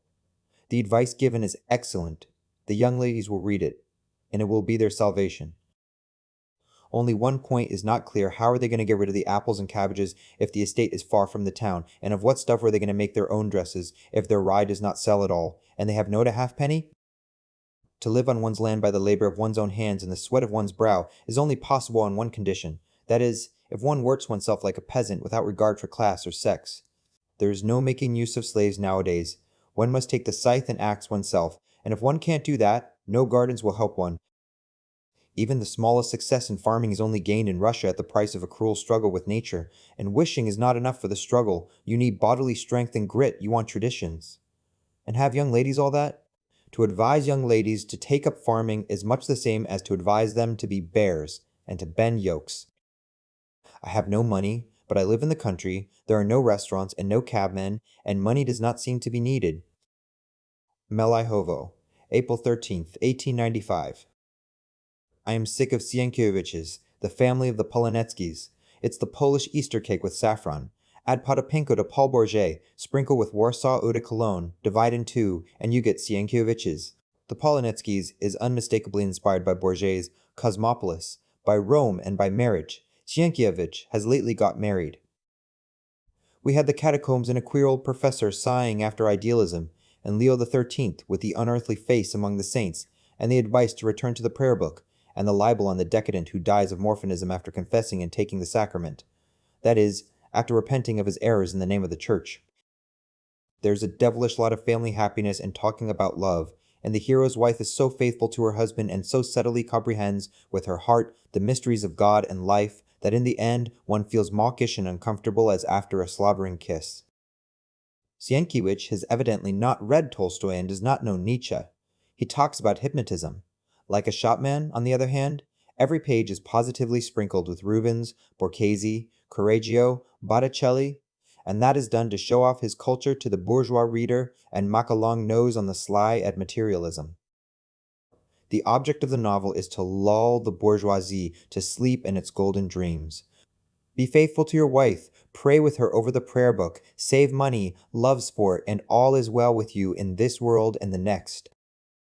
The bourgeoisie is very fond of so-called practical types in novels with happy endings since they soothe it with the idea that one can both accumulate capital and preserve innocence, be a beast and at the same time be happy. I wish you every sort of blessing. I congratulate you on the peace between Japan and China, and hope we may quickly obtain a Feodossia free from ice on the east coast, and may make a railway to it. The peasant woman had not troubles enough, so she bought a pig. And I fancy we are saving up a lot of trouble for ourselves with this ice-free port. It will cost us dearer than if we were to take it into our heads to wage war on all Japan. However, Futura sunt in manibus deorum. Melahovo, October 21st, 1895. Thanks for your letter, for your warm words and your invitation. I will come, but most likely not before the end of November, as I have a devilish lot to do. First in the spring, I am going to build a new school in the village, where I am school warden. Before beginning, I have to make a plan and calculations, and to drive off here and there and so on. Secondly, can you imagine it? I am writing a play which I shall probably not finish before the end of November. I am writing it not without pleasure, though I swear fearfully at the conventions of the stage. It's a comedy. There are 3 women's parts, 6 men's, 4 acts, landscapes, view over a lake, a great deal of conversation about literature, little action, tons of love. I read of Ozarova's failure, and was sorry, for nothing is more painful than failing. I have read of the success of The Powers of Darkness in your theater. When I was at Tolstoy's in August, he told me, as he was wiping his hands after washing, that he wouldn't alter his play. And now, remembering that, I fancy that he knew even then that his play would be passed by the censor in toto. I spent 2 days and a night with him, and with delightful impression. I felt as much at ease as though I were at home, and our talks were easy. Moscow, October 26th, 1895. Tolstoy's daughters are very nice. They adore their father and have a fanatical faith in him, and that means that Tolstoy really is a great moral force. For if he were insincere and not irreproachable, his daughters would be the first to take up a skeptical attitude to him, for daughters are like sparrows, you don't catch them with empty chaff. A man can deceive his fiancée or his mistress as much as he likes, and, in the eyes of a woman he loves, an ass may pass for a philosopher. Beauty daughter is a different matter. Melahovo, November 21st, 1895. Well, I have finished with the play. I began it forte, and ended it pianissimo, contrary to all the rules of dramatic art. It has turned into a novel. I am rather dissatisfied than satisfied with it. And reading over my newborn play, I am more convinced than ever that I am not a dramatist. The acts are very short. There are 4 of them. Though it is so far only the skeleton of a play, a plan which will be altered a million times before the coming season, I have ordered 2 copies to be typed and will send you one, only don't let anyone read it. To his brother Mihail. Petersburg, October 15th, 1896. My seagull comes on the 17th of October. Madame Komisarchevsky acts amazingly. There is no news. I am alive and well. I shall be at Melihovo about the 25th, or towards the end of October. On the 29th is the meeting of the Zemstvo, at which I must be present as there will be a discussion about roads. Petersburg, October 18, 1896. I am off to Melihovo. All good wishes. Stop the printing of the plays. I shall never forget yesterday evening, but still I slept well, and am setting off in a very tolerable good humor. Write to me. I have received your letter. I am not going to produce the play in Moscow. I shall never either write plays or have them acted. Petersburg, October 18, 1896. I am setting off to Melihovo. I shall be there tomorrow between 1 or 2 o'clock in the afternoon. Yesterday's adventure did not astonish or greatly disappoint me, for I was prepared for it by the rehearsals, and I don't feel particularly bad. When you come to Melihovo, bring Lika with you. To his brother, Mihail. Petersburg, October 18, 1896. The play has fallen flat and come down with a crash. There was an oppressive, strained feeling of disgrace and bewilderment in the theater. The actors played abominably stupidly. The moral of it is, one ought not to write plays. Melihovo, October 22nd, 1896. In your last letter of October 18, you 3 times call me womanish and say that I was in a funk. Why this libel? After the performance I had supper at Romanov's. On my word of honor, then I went to bed, slept soundly, and next day went home without uttering a sound of complaint. If I had been in a funk, I should have run from editor to editor and actor to actor, should have nervously entreated them to be considerate, should nervously have inserted useless corrections, and should have spent 2 or 3 weeks in Petersburg fussing over my seagull, in excitement, in a cold perspiration, in lamentation. When you were with me the night after the performance, you told me yourself that it would be the best thing for me to go away, and next morning I got a letter from you to say goodbye. How did I show funk? I acted as coldly and reasonably as a man who has made an offer, received a refusal, and has nothing left but to go. Yes, my vanity was stung, but you know it was not a bolt from the blue. I was expecting a failure, and was prepared for it, as I warned you with perfect sincerity beforehand. When I got home I took a dose of castor oil, and had a cold bath, and now I am ready to write another play. I no longer feel exhausted and irritable, and am not afraid that Davidov and Jean will come to me and talk about the play. I agree with your corrections, and 1,000 thanks for them. Only please don't regret that you were not at the rehearsals. You know there was, in reality, only one rehearsal, at which one could make out nothing. One could not see the play at all through the loathsome acting. I have got a telegram from Potapenko, a colossal success. I have had a letter from Mile. Vasilitsky, Mikulich, whom I don't know.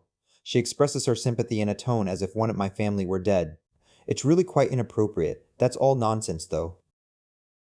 My sister is delighted with you and Anna Ivanovna, and I am inexpressibly glad of it, for I love your family like my own. She hastened home from Petersburg, possibly imagining that I would hang myself. Melihovo, November 1896. If, O honored one of the audience, you are writing of the first performance, then allow me to doubt your sincerity. You hasten to pour healing balsam on the author's wounds, supposing that, under the circumstances, that is more necessary and better than sincerity. You are kind, very kind, and it does credit to your heart. At the first performance I did not see all, but what I did see was dingy, gray, dismal, and wooden. I did not distribute the parts and was not given new scenery. There were only 2 rehearsals. The actors did not know their parts. And the result was a general panic and utter depression. Even Madame Komisarjevsky's acting was not up to much, though at one of the rehearsals she acted marvelously, so that people sitting in the stalls wept with bowed heads. In any case, I am grateful and very, very much touched. All my plays are being printed, and as soon as they are ready I shall send you a copy. Melihovo, November 11th, 1896. You cannot imagine how your letter rejoiced me. I saw from the front only the 2 first acts of my play. Afterwards, I sat behind the scenes and felt the whole time that The Seagull was a failure. After the performance that night and next day, I was assured that I had hatched out nothing but idiots, that my play was clumsy from the stage point of view, that it was not clever, that it was unintelligible, even senseless, and so on and so on. You can imagine my position. It was a collapse such as I had never dreamed of. I felt ashamed and vexed, and I went away from Petersburg full of doubts of all sorts. I thought that if I had written and put on the stage a play so obviously brimming over with monstrous defects, I had lost all instinct, and that, therefore, my machinery must have gone wrong for good. After I had reached home, they wrote to me from Petersburg that the second and third performances were a success. Several letters, some signed, some anonymous, came praising the play and abusing the critics. I read them with pleasure, but still I felt vexed and ashamed, and the idea forced itself upon me that if kind-hearted people thought it was necessary to comfort me, it meant that I was in a bad way. But your letter has acted upon me in a most definite way. I have known you a long time. I have a deep respect for you, and I believe in you more than in all the critics taken together. You felt that when you wrote your letter, and that is why it is so excellent and convincing. My mind is at rest now, and I can think of the play and the performance without loathing. Komisarchevskaya is a wonderful actress. At one of the rehearsals, many people were moved to tears as they looked at her and said that she was the first actress in Russia today, but at the first performance, She was affected by the general attitude of hostility to my seagull and was, as it were, intimidated by it and lost her voice. Our press takes a cold tone to her that doesn't do justice to her merits, and I am sorry for her. Allow me to thank you with all my heart for your letter. Believe me, I value the feelings that prompted you to write it far more than I can express in words, and the sympathy you call unnecessary. At the end of your letter I shall never, never forget, whatever happens. Tuvi, I, Nemirovich Danchenko. Melihovo, November 26, 1896. Dear friend, I am answering the chief substance of your letter, the question why we so rarely talk of serious subjects. When people are silent, it is because they have nothing to talk about, or because they are ill at ease. What is there to talk about? We have no politics. We have neither public life nor club life, nor even a life of the streets. Our civic existence is poor, monotonous, burdensome, and uninteresting. And to talk is as boring as corresponding with L. You say that we are literary men, and that of itself makes our life a rich one. Is that so? We are stuck in our profession up to our ears. It has gradually isolated us from the external world, and the upshot of it is that we have little free time, little money, few books, we read little, and reluctantly, we hear little, we rarely go anywhere. Should we talk about literature? But we have talked about it already. Every year it's the same thing again and again, and all we usually say about literature may be reduced to discussing who write better and who write worse. Conversations upon wider and more general topics never catch on, because when you have tundras and Eskimo all round you, general ideas, being so inappropriate to the reality, quickly lose shape and slip away like thoughts of eternal bliss. Should we talk of personal life? Yes, that may sometimes be interesting, and we might perhaps talk about it, but there again, we are constrained, we are reserved and insincere, we are restrained by an instinct of self-preservation, and we are afraid. We are afraid of being overheard by some uncultured Esquimau who does not like us and whom we don't like either. I personally am afraid that my acquaintance N, whose cleverness attracts us, will hold forth with raised finger in every railway carriage and every house about me, settling the question why I became so intimate with X, while I was beloved by Z. I am afraid of our morals. I am afraid of our ladies. In short, for our silence, for the frivolity and dullness of our conversations. Don't blame yourself for me. Blame what the critics call the age. Blame the climate, the vast distances, what you will, and let circumstances go on their own fateful, relentless course, hoping for a better future. Melihobo, January 11, 1897. We are having a census. They have served out to the numerators detestable inkpots, detestable clumsy badges like the labels of a brewery and portfolios into which the census forms will not fit, giving the effect of a sword that won't go into its sheath. It is a disgrace. From early morning I go from hut to hut, and knock my head in the low doorways which I can't get used to, and as ill luck will have it my head aches hellishly. I have migraine and influenza. And one Huta little girl of 9 years old, boarded out from the foundling hospital, wept bitterly because all the other little girls in the hut were Mihailovnas, while she was called the Vovna after her godfather. I said, "Call yourself Mihailovna." They were all highly delighted, and began thanking me. That's what's called making friends with the mammon of unrighteousness. The Journal of Surgery has been sanctioned by the censor. We are beginning to bring it out. Be so good as to do us a service. Have the enclosed advertisement printed on your front page and charge it to my account. The journal will be a very good one, and this advertisement can lead to nothing but unmistakable and solid benefit. It's a great benefit, you know, to cut off people's legs. While we are on medical topics, a remedy for cancer has been found. For almost a year past, thanks to a Russian Dr. Denisenko, they have been trying the juice of the celandine, and one reads of astonishing results. Cancer is a terrible, unbearable disease. The death from it is agonizing. You can imagine how pleasant it is for a man initiated into the secrets of Aesculapius to read of such results. Moscow, February 8, 1897. The census is over.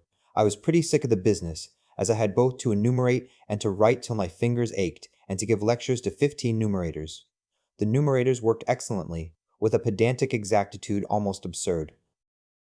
On the other hand, the Zemsky Nachalniks, to whom the census was entrusted in the districts, behaved disgustingly. They did nothing, understood little, and at the most difficult moments used to report themselves sick. The best of them turned out to be a man who drinks and draws the long boa laholestikov, but was all the Samaya character, if only from the point of view of comedy, while the others were colorless beyond words, and it was annoying, beyond words, to have anything to do with them. I am in Moscow at the Great Moscow Hotel. I am staying a short time, 10 days, and then going home. The whole of Lent and the whole of April after it, I shall have to be busy again with carpenters and so on. I am building a school again. A deputation came to me from the peasants begging me for it, and I had not the courage to refuse. The Zemstvo is giving 1,000 rubles. The peasants have collected 300, and that is all, while the school will not cost less than 3,000. So again I shall have all the summer to be thinking about money and scraping it together here and there. Altogether, life in the country is full of work and care. The police have my day raid upon Chekhov, the well-known Tolstoyan, have carried off all that the Tolstoyans had collected relating to the Duhabers and sectarians. And so, all at once, as though by magic, all evidence against Pobednostov and his angels has vanished. Gormakin called upon Cherdkov's mother and said, "Your son must make the choice, either the Baltic province where Prince Hilkov is already living in exile, or a foreign country. Cherdkov has chosen London. He is setting off on the 13th of February. Ellen Tolstoy has gone to Petersburg to see him off, and yesterday they sent his winter overcoat after him. A great many are going to see him off, even Sitin, and I am sorry that I cannot do the same. I don't cherish tender sentiments for Chertkov, but the way he has been treated fills me with intense indignation." Moscow, April 1st, 1897.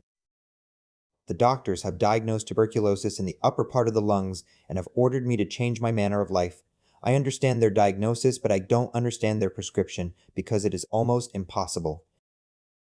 They tell me I must live in the country, but you know, living permanently in the country involves continual worry, with peasants, with animals, with elementary forces of all kinds, and to escape from worries and anxieties in the country is as difficult as to escape burns in hell.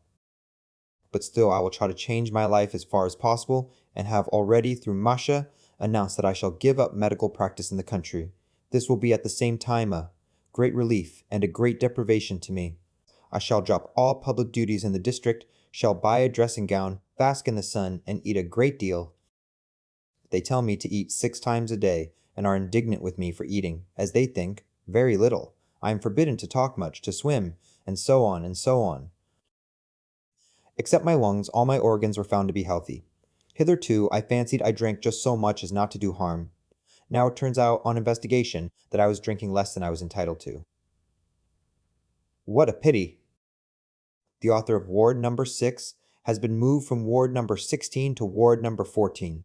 There is plenty of room here. 2 windows, lighting a la Potapenko, 3 tables, there is very little hemorrhage. After the evening when Tolstoy was here, we talked for a long time. At 4 o'clock in the morning, I had violent hemorrhage again. Melihovo is a healthy place. It stands exactly on a watershed, on high ground, so that there is never fever or diphtheria in it. They have decided, after general consultation, that I am not to go away anywhere, but to go on living at Melihovo. I must only arrange the house somewhat more comfortably. Moscow, April 7th, 1897. You write that my ideal is laziness. No, it is not laziness. I despise laziness as I despise weakness and lack of mental and moral energy. I was not talking of laziness, but of leisure, and I did not say leisure was an ideal, but only one of the essential conditions of personal happiness. If the experiments with Koch's new serum give favorable results, I shall go, of course, to Berlin. Feeding is absolutely no use to me. Here for the last fortnight they have been feeding me zealously, but it's no use. I have not gained weight. I ought to get married. Perhaps a crosswife would cut down the number of my visitors by at least a half. Yesterday they were coming all day long. It was simply awful. They came 2 at a time, and each one begs me not to speak and at the same time asks me questions. Melihovo, April 17th, 1897. Dear friend, Alexander Ivanovich, I am now at home. For a fortnight before Easter I was lying in Ostromov's clinic and was spitting blood. The doctor diagnosed tuberculosis in the lungs. I feel splendid. Nothing aches, nothing is uneasy inside, but the doctors have forbidden me vinum, movement, and conversation. They have ordered me to eat a great deal, and forbidden me to practice, and I feel, as it were, dreary. I hear nothing about the People's Theatre. At the Congress it was spoken of apathetically, without interest, and the circle that had undertaken to write its constitution and set to work have evidently cooled off a little. It is due to the spring, I suppose. The only one of the circle I saw was Goltsev, and I had not time to talk to him about the theater. There is nothing new, a dead calm in literature. In the editors' offices they are drinking tea and cheap wine, drinking it without relish as they walk about, evidently from having nothing to do. Tolstoy is writing a little book about art. He came to see me in the clinic and said that he had flung aside his novel Resurrection, as he did not like it and was writing only about art and had read 60 books about art. His idea is not a new one. All intelligent old men in all the ages have sung the same tune in different keys. Old men have always been prone to see the end of the world, and have always declared that morality was degenerating to the uttermost point, that art was growing shallow and wearing thin, that people were growing feebler, and so on, and so on. Leov Nikolaevich wants to persuade us in his little book that at the present time art has entered upon its final phase, that it is in a blind alley, from which it has no outlet except retreat. I am doing nothing. I feed the sparrows with hemp seed and prune a rose tree a day. After my pruning, the roses flower magnificently. I am not looking after the farming. Keep well, dear Alexander Ivanovich. Thank you for your letter and friendly sympathy. Write to me for the sake of my infirmity, and don't blame me too much for my carelessness in correspondence. In future, I am going to try and answer your letters as soon as I have read them. Warmest greetings. Melihovo, July 12, 1897. I am reading Maeterlinck. I have read his Les Aveugles, Les Intrus, and am reading Agavan et Celisette. They are all strange, wonderful things, but they make an immense impression, and if I had a theater, I should certainly stage Les Aveugles. There is, by the way, a magnificent scenic effect in it, with the sea and a lighthouse in the distance. The public is semi-idiotic, but one might avoid the play's failing by writing the contents of the play. In brief, of course, on the program, saying the play is the work of Maeterlinck, a Belgian author and decadent, and that what happens in it is that an old man, who leads about some blind men, has died in silence, and that the blind men, not knowing this, are sitting and waiting for his return. Nice, October 6, 1897. You complain that my heroes are gloomy? Alas, that's not my fault. This happens apart from my will, and when I write it does not seem to me that I am writing gloomily. In any case, as I work I am always in excellent spirits. It has been observed that gloomy, melancholy people always write cheerfully, while those who enjoy life put their depression into their writings, and I am a man who enjoys life. The first 30 years of my life I have lived, as they say, in pleasure and content. 2F. D. Batyushkov. Nice, December 15, 1897. In one of your letters you expressed a desire that I should send you an international story, taking for my subject something from the life here. Such a story. I can write only in Russia from reminiscences. I can only write from reminiscences, and I have never written directly from nature. I have let my memory sift the subject so that only what is important or typical is left in it, as in a filter. Nice. January 4th, 1898. Judging from the extract printed in Novoye Vremya, Tolstoy's article on art does not seem interesting. All that is old, he says about art, that it is decrepit, that it has got into a blind alley, that it is not what it ought to be, and so on, and so on. That's just like saying the desire to eat and drink has grown old, has outlived its day, and is not what it ought to be. Of course hunger is an old story. In the desire to eat we have got into a blind alley, but still eating is necessary, and we shall go on eating however the philosophers and irate old men moralize. 2FD. Batyu. Jeshkov. Nice. January 28, 1898. We talk of nothing here but Zola and Dreyfus. The immense majority of educated people are on Zola's side and believe that Dreyfus is innocent. Zola has gained immensely in public esteem. His letters of protest are like a breath of fresh air, and every Frenchman has felt that. Thank God. There is still justice in the world, and that if an innocent man is condemned, there is still someone to champion him. The French papers are extremely interesting, while the Russian are worthless. Novoye Vremya is simply loathsome. Nice. February 6, 1898. You write that you are annoyed with Zola, and here everyone has a feeling as though a new, better Zola had arisen. In his trial he has been cleansed as though in turpentine from grease spots, and now shines before the French in his true brilliance. There is a purity and moral elevation that was not suspected in him. You should follow the whole scandal from the very beginning. The degradation of Dreyfus, whether it was just or not, made on all, you were of the number I remember, a painful and depressing impression. It was noticed that at the time of the sentence Dreyfus behaved like a decent, well-disciplined officer, while those present at the sentence, the journalists for instance, shouted at him, "Hold your tongue, Judas," that is, behave badly and indecently. Everyone came back from the sentence dissatisfied and with a troubled conscience. Dreyfus's counsel, Demange, an honest man who even during the preliminary stages of the trial felt that something shifty was being done behind the scenes, was particularly dissatisfied, and then the experts who, to convince themselves that they had not made a mistake, kept talking of nothing but Dreyfus, of his being guilty, and kept wandering all over Paris. Of the experts, one turned out to be mad, the author of a monstrously absurd project. Two were eccentric creatures. People could not help talking of the intelligence department at the War Office, that military consistory which is employed in hunting for spies and reading other people's letters. It began to be said that the head of that department, Sandhen, was suffering from progressive paralysis. Patti de Clam has shown himself to be something after the style of Tausch of Berlin. Pickford suddenly took his departure mysteriously, causing a lot of talk. All at once a series of gross judicial blunders came to light.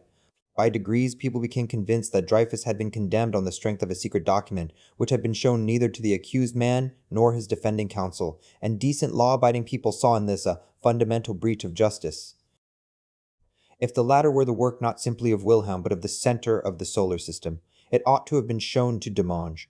All sorts of guesses were made as to the contents of this letter, the most impossible stories circulated. Dreyfus was an officer, the military were suspect. Dreyfus was a Jew, the Jews were suspect. People began talking about militarism, about the Jews. Such utterly disreputable people as Drumont held up their heads. Little by little they stirred up a regular pother on a substratum of anti-Semitism, on a substratum that smelt of the shambles. When something is wrong with us, we look for the causes outside ourselves, and readily find them. It's the Frenchman's nastiness. It's the Jews. It's Wilhelm's. Capital, brimstone, the Freemasons, the Syndicate, the Jesuits. They are all bogies, but how they relieve our uneasiness. They are, of course, a bad sign. Since the French have begun talking about the Jews, about the Syndicate, it shows they are feeling uncomfortable, that there is a worm gnawing at them, that they feel the need of these bogies to soothe their overexcited conscience. Then this Esterhazy, a duelist, in the style of Turgenev's duelists, an insolent ruffian, who had long been an object of suspicion, and was not respected by his comrades, the striking resemblance of his handwriting with that of the bordereau, the Uhlans' letters, his threats which for some reason he does not carry out, finally the judgment. Utterly mysterious, strangely deciding that the bordereau was written in Esterhazy's handwriting but not by his hand.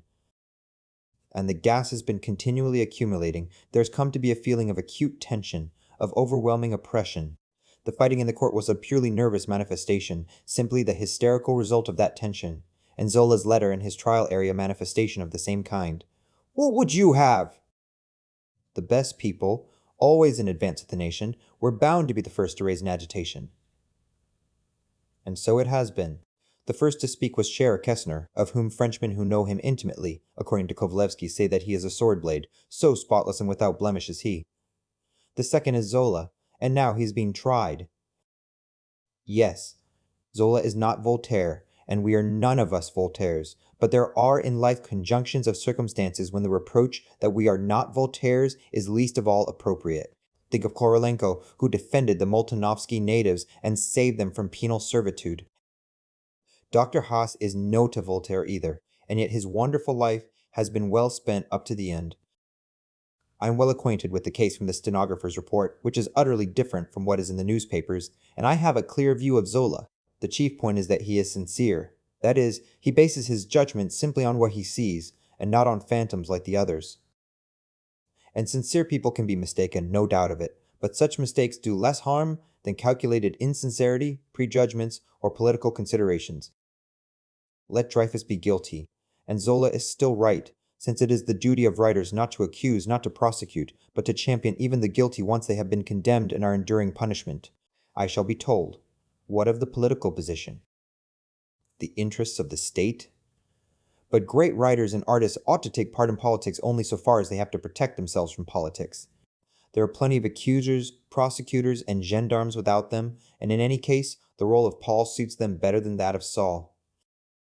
Whatever the verdict may be, Zola will anyway experience a vivid delight after the trial. His old age will be a fine old age, and he will die with a conscience at peace, or at any rate greatly solaced. The French are very sick. They clutch at every word of comfort and at every genuine reproach coming to them from outside. That is why Bernstein's letter and our Zakrevsky's article, which was read here in the Novosti, have had such a great success here, and why they are so disgusted by abuse of Zola, such as the gutter press, which they despise, flings at him every day.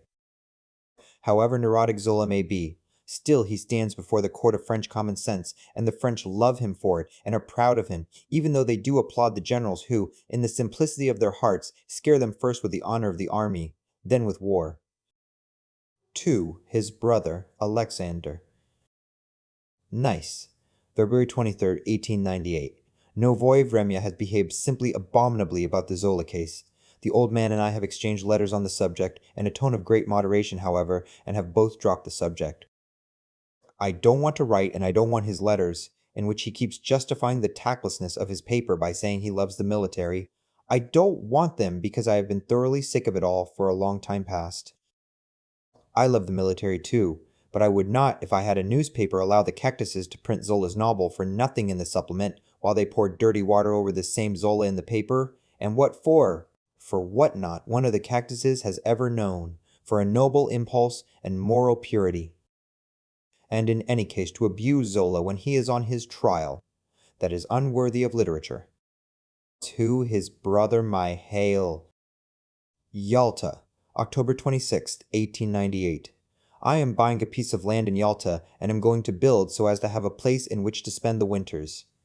The prospect of continual wandering with hotel rooms, hotel porters, chance cooking, and so on, alarms my imagination. Mother will spend the winter with me. There is no winter here, it's the end of October, but the roses and other flowers are blooming freely, the trees are green, and it is warm. There is a great deal of water. Nothing will be needed apart from the house, no outbuildings of any sort. It will all be under one roof. The coal, wood, and everything will be in the basement. The hens lay the whole year round, and no special house is needed for them. An enclosure is enough. Close by there is a baker's shop and the bazaar, so that it will be very cozy for mother and very convenient. By the way, there are chanterelles and boletises to be gathered all the autumn, and that will be an amusement for mother. I am not doing the building myself, the architect is doing it all. The houses will be ready by April. The grounds for a townhouse are considerable. There will be a garden and flower beds, and a vegetable garden. The railway will come to Yalta next year. As for getting married, upon which you are so urgent, what am I to say to you? To marry is interesting only for love. To marry a girl simply because she is nice is like buying something one does not want at the bazaar, solely because it is of good quality. The most important screw in family life is love, sexual attraction, one flesh. All the rest is dreary and cannot be reckoned upon, however cleverly we make our calculations. So the point is not in the girl's being nice, but in her being loved. Putting it off, as you see, counts for little. My Uncle Vanya is being done all over the province, and everywhere with success. So one never knows where one will gain and where one will lose. I had not reckoned on that play at all. Yalta, December 3rd, 1898. Your last letter has given me great pleasure. I thank you with all my heart. Uncle Vanya was written long, long ago. I have never seen it on the stage. Of late years it has often been produced at provincial theaters. I feel cold about my plays, as a rule. I gave up the theater long ago, and feel no desire now to write for the stage. You ask, what is my opinion of your stories? My opinion? The talent is unmistakable, and it is a real, great talent. For instance, in the story, In the Steppe, it is expressed with extraordinary vigor, and I actually felt a pang of envy that it was not I who had written it. You are an artist, a clever man, you feel superbly, you are plastic. That is, when you describe a thing, you see it and you touch it with your hands. That is real art. There is my opinion for you, and I am very glad I can express it to you.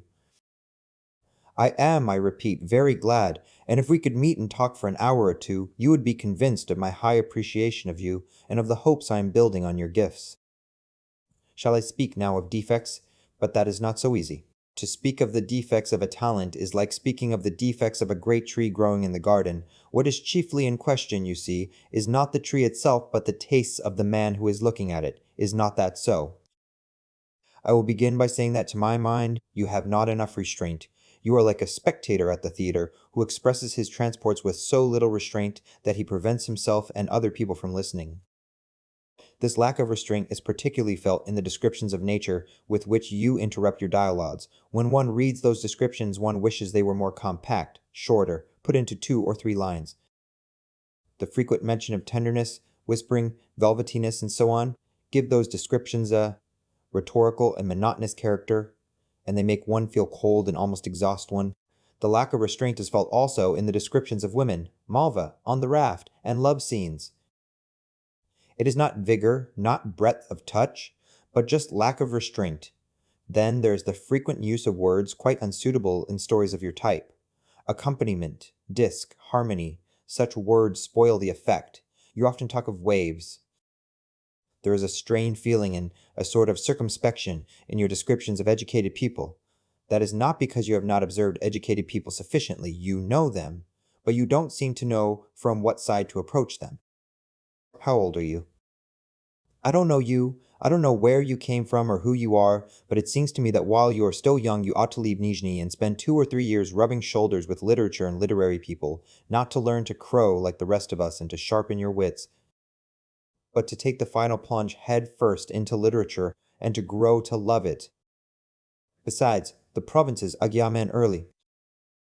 Korolenko, Potapenko, Mamin, Ertel are first-rate men. You would perhaps at first feel their company rather boring, but in a year or two you would grow used to them and appreciate them as they deserve, and their society would more than repay you for the disagreeableness and inconvenience of life in the capital. Yalta, January 3rd, 1899. Apparently you have misunderstood me a little. I did not write to you of coarseness of style, but only of the incongruity of foreign, not genuinely Russian or rarely used words. In other authors, such words as, for instance, fatalistically, pass unnoticed, but your things are musical, harmonious, and every crude touch jars fearfully. Of course, it is a question of taste, and perhaps this is only a sign of excessive fastidiousness in me, or the conservatism of a man who has adopted definite habits for himself long ago. I am resigned to a collegiate assessor and a captain of the second rank in descriptions, but flirt and champion, when they occur in descriptions, excite repulsion in me. Are you self-educated? In your stories you are completely an artist, and at the same time an educated man in the truest sense.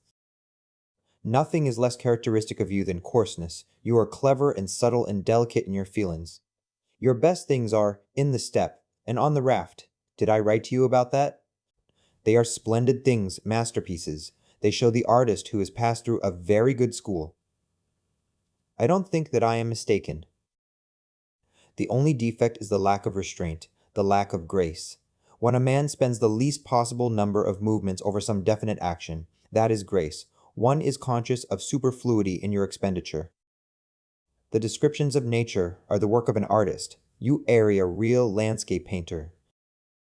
Only the frequent personification, anthropomorphism when the sea breathes, the sky gazes, the steppe barks, nature whispers, speaks, mourns, and so on.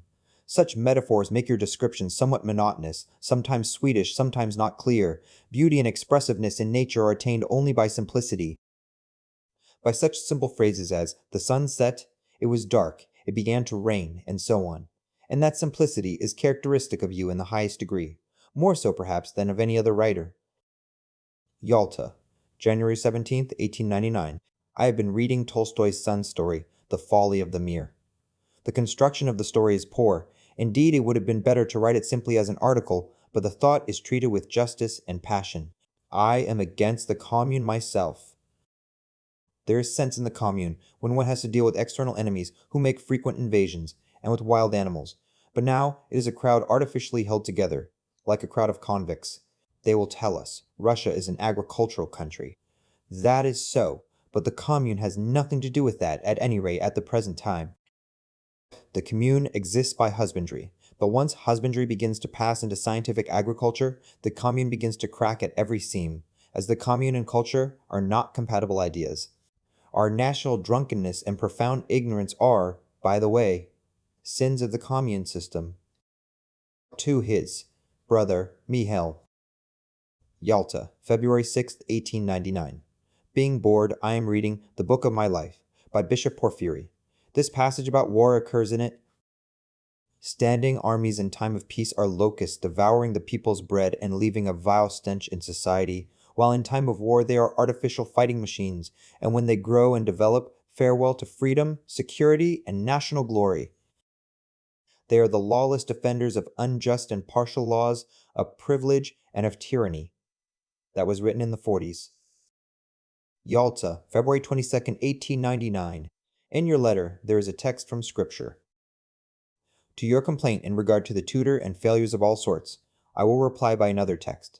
Put not thy trust in princes, nor in any sons of man. And I recall another expression in regard to the sons of man. Those in particular who so annoy you, they are the sons of their age. Not the tutor, but the whole educated class. That is to blame, my dear sir. While the young men and women are students, they are a good, honest set. They are our hope. They are the future of Russia. But no sooner do those students enter upon independent life and become grown up than our hope and the future of Russia vanishes in smoke, and all that is left in the Thulter is doctors owning house property, hungry government clerks, and thieving engineers. Remember that Katkov, Pobyednostsev, Vishnegradsky were nurslings of the universities, that they were our professors, not military despots, but professors, luminaries. I don't believe in our educated class, which is hypocritical, false, hysterical, badly educated, and indolent. I don't believe in it even when it's suffering and complaining, for its oppressors come from its own entrails. I believe in individual people. I see salvation in individual personalities scattered here and there all over Russia. Educated people or peasants. They have strength, though they are few. No prophet is honored in his own country, but the individual personalities of whom I am speaking play an unnoticed part in society. They are not domineering, but their work can be seen. Anyway, science is advancing and advancing, social self-consciousness is growing, moral questions begin to take an uneasy character, and so on. And so on. And all this is being done in spite of the prosecutors, the engineers, and the tutors, in spite of the intellectual class in mass, and in spite of everything. Yalta, March 9th, 1899. I shall not be at the Writers' Congress. In the autumn I shall be in the Crimea or abroad. That is, of course, if I am alive and free. I am going to spend the whole summer on my own place in the Serpukhov district. By the way, in what district of the Tula province have you bought your estate? For the first 2 years after buying an estate, one has a hard time. At moments it is very bad indeed, but by degrees one is led to nirvana by sweet habit. I bought an estate and mortgaged it. I had a very hard time the first years. Famine, cholera. Afterwards everything went well, and now it is pleasant to remember that I have somewhere near the Okaya nook of my own. I live in peace with the peasants. They never steal anything from me, and when I walk through the village the old women smile and cross themselves. I use the formal address to all except children, and never shout at them, but what is done most to build up our good relations is medicine. You will be happy on your estate, only please don't listen to anyone's advice and gloomy prognostications, and don't at first be disappointed, or form an opinion about the peasants. The peasants behave sullenly and not genuinely to all newcomers, and especially so in the Tula province. There is indeed a saying, he's a good man, though he is from Tula. So here's something like a sermon for you, you see, madam? Are you satisfied? Do you know L.N. Tolstoy? Will your estate be far from Tolstoy's? If it is near, I shall envy you. I like Tolstoy very much. Speaking of new writers, you throw Melchin in with a whole lot. That's not right. Melchin stands apart. He is a great and unappreciated writer, an intelligent, powerful writer, though perhaps he will not write more than he has written already. Kuprin, I have not read at all. Gorky I like, but of late he has taken to writing rubbish, revolting rubbish, so that I shall soon give up reading him. Humble People is good, though one could have done without Bovostov, whose presence brings into the story an element of strain, of tiresomeness, and even falsity. Korolenko is a delightful writer. He is loved, and with good reason. Apart from all the rest, there is sobriety and purity in him. You ask whether I am sorry for Suvorn. Of course I am. He is paying heavily for his mistakes. But I'm not at all sorry for those who are surrounding him. Moscow, April 25th, 1899. The day before yesterday, I was at LNN. Tolstoy's, he praised you very highly, and said that you were a remarkable writer. He likes your The Fair and In the Steppe, and does not like Malva. He said, you can invent anything you like, but you can't invent psychology, and in Gorky one comes across just psychological inventions. He describes what he has never felt. So much for you. I said that when you were next in Moscow, we would go together to see him. When will you be in Moscow? On Thursday there will be a private performance, for me, of The Seagull. If you come to Moscow, I will give you a seat. From Petersburg, I get painful letters, as it were, from the damned, and it's painful to me as I don't know what to answer, how to behave. Yes, life, when it is not a psychological invention, is a difficult business. Y. Alta, September 30th, 1899. At your command, I hasten to answer your letter in which you ask me about Astrov's last scene with Elena.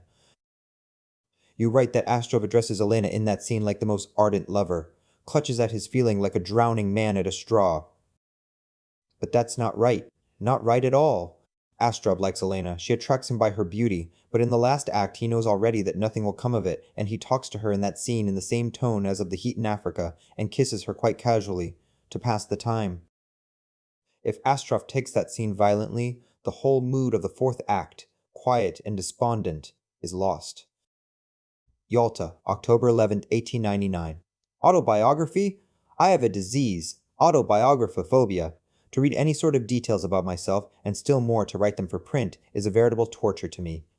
On a separate sheet I send a few facts, very bald, but I can do no more. I, A. P. Chekhov, was born on the 17th of January, 1860, at Taganrog. I was educated first in the Greek school near the church of Tsar Constantine, then in the Taganrog High School. In 1879 I entered the Moscow University in the Faculty of Medicine. I had at the time only a slight idea of the faculties in general, and chose the Faculty of Medicine, I don't remember on what grounds, but did not regret my choice afterwards. I began in my first year to publish stories in the weekly journals and newspapers, and these literary pursuits had, early in the 80s, acquired a permanent professional character. In 1888, I took the Pushkin Prize. In 1890, I traveled to the island of Sakhalin to write afterwards a book upon our penal colony and prisons there. Not counting reviews, feuilletons, paragraphs, and all that I have written from day to day, for the newspapers, which it would be difficult now to seek out and collect, I have, during my 20 years of literary work, published more than 300 signatures of print, of tales, and novels. I have also written plays for the stage. I have no doubt that the study of medicine has had an important influence on my literary work. It has considerably enlarged the sphere of my observation, has enriched me with knowledge, the true value of which for me as a writer can only be understood by one who is himself a doctor. It has also had a guiding influence, and it is probably due to my close association with medicine that I have succeeded in avoiding many mistakes.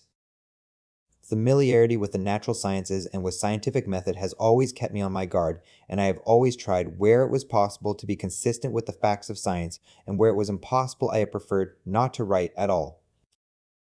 I may observe in passing that the conditions of artistic creation do not always admit of complete harmony with the facts of science. It is impossible to represent upon the stage of death for poisoning exactly as it takes place in reality. But harmony with the facts of science must be felt even under those conditions, i.e., it must be clear to the reader or spectator that this is only due to the conditions of art, and that he has to do with a writer who understands. I do not belong to the class of literary men who take up a skeptical attitude towards science, and to the class of those who rush into everything with only their own imagination to go upon. I should not like to belong. Yalta, October 30th, 1899. You ask whether I shall be excited, but you see I only heard properly that Uncle Vanya was to be given on the 26th from your letter which I got on the 27th. The telegrams began coming on the evening of the 27th when I was in bed. They send them on to me by telephone. I woke up every time, then ran with bare feet to the telephone, and got very much chilled. Then I had scarcely dozed off when the bell rang again and again. It's the first time that my own fame has kept me awake. The next evening when I went to bed, I put my slippers and dressing gown beside my bed, but there were no more telegrams. The telegrams were full of nothing but the number of calls and the brilliant success. But there was a subtle, almost elusive, something in them from which I could conclude that the state of mind of all of you was not exactly of the very best. The newspapers I have got today confirm my conjectures. Yes, dear actress, ordinary medium success is not enough now for all you artistic players. You want an uproar, big guns, dynamite. You have been spoiled at last, deafened by constant talk about successes, full and not full houses. You are already poisoned with that drug, and in another 2 or 3 years you will be good for nothing. So much for you. How are you getting on? How are you feeling? I am still in the same place, and am still the same. I am working and planting trees. But visitors have come. I can't go on writing. Visitors have been sitting here for more than an hour. They have asked for tea. They have sent for the samovar. Oh, how dreary. Don't forget me, and don't let your friendship for me die away, so that we may go away together somewhere again this summer. Goodbye for the present. We shall most likely not meet before April. If you would all come in the spring to Yalta, would act here and rest. That would be wonderfully artistic. A visitor will take this letter and drop it into the post box. P.S. Dear actress, write for the sake of all that's holy. I am so dull and depressed. I might be in prison and I rage and rage. Yalta, November 1st, 1899. I understand your mood, dear actress. I understand it very well, but yet in your place I would not be so desperately upset. Both the part of Anna and the play itself are not worth wasting so much feeling and nerves over. It is an old play. It is already out of date, and there are a great many defects in it. If more than half the performers have not fallen into the right tone, then naturally it is the fault of the play. That's one thing. And the second is, you must once and for all give up being worried about successes and failures. Don't let that concern you. It's your duty to go on working steadily day by day, quite quietly, to be prepared for mistakes which are inevitable, for failures. In short, to do your job as actress and let other people count the calls before the curtain. To write or to act, and to be conscious at the time that one is not doing the right thing. That is so usual, and for beginners so profitable. The third thing is that the director has telegraphed that the second performance went magnificently, that everyone played splendidly, and that he was completely satisfied. Yalta, January 2nd, 1900. Precious Alexei Maximovich, I wish you a happy new year. How are you getting on? How are you feeling? When are you coming to Yalta? Write fully. I have received the photograph. It is very good. Many thanks for it. Thank you, too, for the trouble you have taken in regard to our committee for assisting invalids coming here. Send any money there is or will be to me, or to the executive of the Benevolent Society, no matter which. My story, i.e., In the Ravine, has already been sent off to ZN. Did I tell you that I liked your story? An orphan? Extremely, and sent it to Moscow to first-rate readers? There is a certain Professor Fott in the medical faculty in Moscow who reads Slepsov capitally. I don't know a better reader, so I have sent your orphan to him. Did I tell you how much I liked a story in your third volume, My Traveling Companion? There is the same strength in it as in the Steppe. If I were you, I would take the best things out of your 3 volumes and republish them in 1 volume at a ruble. And that would be something really remarkable for vigor and harmony. As it is, everything seems shaken up together in the 3 volumes. There are no weak things, but it leaves an impression as though the 3 volumes were not the work of one author, but of 7. Scribble me a line or two. Yalta, January 2nd, 1900. My greetings, dear actress. Are you angry that I haven't written for so long? I used to write often, but you didn't get my letters because our common acquaintance intercepted them in the post.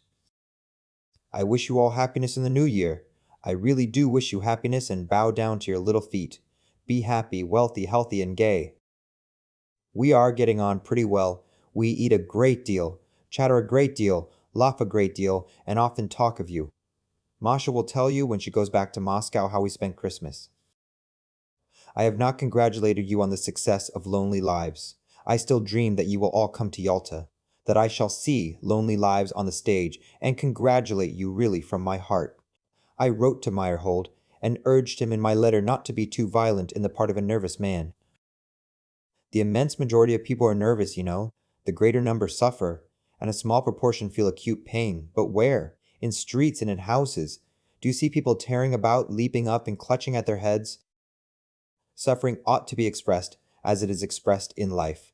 That is, not by the arms and legs, but by the tone and expression, not by gesticulation, but by grace. Subtle emotions of the soul and educated people must be subtly expressed in an external way. You will say, stage conditions. No conditions allow falsity. My sister tells me that you played Anna exquisitely. Ah, if only the art theater would come to Yalta. Novoye Vremya highly praised your company. There is a change of tactics in that quarter. Evidently they are going to praise you all even in Lent. My story, a very queer one, will be in the February number of Jeezni.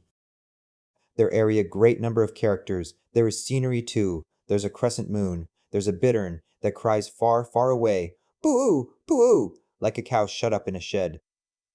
There's everything in it. Levitan is with us. Over my fireplace he has depicted a moonlight night in the hayfield, cocks of hay, forest in the distance, a moon reigning on high above it all. Well, the best of health to you, dear, wonderful actress. I have been pining for you. And when are you going to send me your photograph? What treachery! Yalta, January 8th, 1900. My health is not so bad. I feel better than I did last year, but yet the doctors won't let me leave Yalta. I am as tired and sick of this charming town as of a disagreeable wife. It's curing me of tuberculosis, but it's making me 10 years older. If I go to Nice, it won't be before February. I am writing a little. Not long ago, I sent a long story to Gizin. Money is short. All I have received so far from Marx for the plays is gone by now. If Prince Boyatynsky is to be judged by his paper, I must own I was unjust to him, for I imagined him very different from what he is. They will shut up his paper, of course, but he will long maintain his reputation as a good journalist. You ask me why the Severny Courier is successful? Because our society is exhausted, hatred has turned it as rank and rotten as grass in a bog, and it has a longing for something fresh, free, light, a desperate longing. I often see the academician Kondakov here. We talk of the Pushkin section of Belles Lettres. As Kondakov will take part in the elections of future academicians, I am trying to hypnotize him and suggest that they should elect Barantsevich and Mihailovsky. The former is broken down and worn out. He is unquestionably a literary man, is poverty-stricken in his old age. An income and rest would be the very thing for him. The latter, that is Mihailovsky, would make a good foundation for the new section, and his election would satisfy 3/4 of the Brotherhood. But my hypnotism failed. My efforts came to nothing. The supplementary clauses to the statute are like Tolstoy's afterword to the Kreutzer Sonata. The academicians have done all they can to protect themselves from literary men whose society shocks them, as the society of the Russian academicians shocked the Germans. Literary men can only be honorary academicians, and that means nothing. It is just the same as being an honorary citizen of the town of Vyazma or Cherepovets. There is no salary and no vote attached. A clever way out of it. The professors will be elected real academicians, and those of the writers will be elected honorary academicians who do not live in Petersburg and so cannot be present at the sittings and abuse the professors. I hear them whizzing calling in the minaret. The Turks are very religious. It's their fast now. They eat nothing the whole day. They have no religious ladies, that element which makes religion shallow as the sand does the Volga. You do well to print the martyrology of Russian towns avoided by the extortionate railway contractors. Here is what the famous author Chekhov wrote on the subject in his story, My Life. Railway contractors are revengeful people, refuse them a trifle, and they will punish you for it all your life. And it's their tradition. Thanks for your letter. Thanks for your indulgence. Yalta, January 18, 1900. Dear Pyotr Ivanovitch, thank you for your letter. I have long been wanting to write to you, but have never had time under the load of business and official correspondence. Yesterday was the 17th of January, my name day, and the day of my election to the Academy. What a lot of telegrams, and what a lot of letters still to come. And I must answer all of them, or posterity will accuse me of not knowing the laws of good manners. There is news, but I won't tell you it now, no time, but later on. I am not very well, I was ailing all yesterday. I press your hand heartily, keep well. 2. V. M. Sobolevsky. Yalta, January 19, 1900.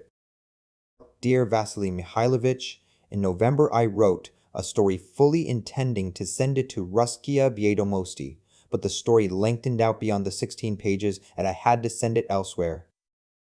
Then Elpachevsky and I decided to send you a telegram on New Year's Eve, but there was such a rush and a whirl that we let the right moment slip, and now I send you my New Year wishes. Forgive me my many transgressions. You know how deeply I love and respect you, and if the intervals in our correspondence are prolonged, it's merely external causes that are to blame. I am alive and almost well. I am often ill, but not for long at a time, and I haven't once been kept in bed this winter. I keep about though I am ill. I am working harder than I did last year, and I am more bored. It's bad being without Russia in every way. All the evergreen trees look as though they were made of tin, and one gets no joy out of them, and one sees nothing interesting, as one has no taste for the local life. Elpatievsky and Kondakov are here. The former has run up a huge house for himself which towers above all Yalta. The latter is going to Petersburg to take a seat in the academy, and is glad to go.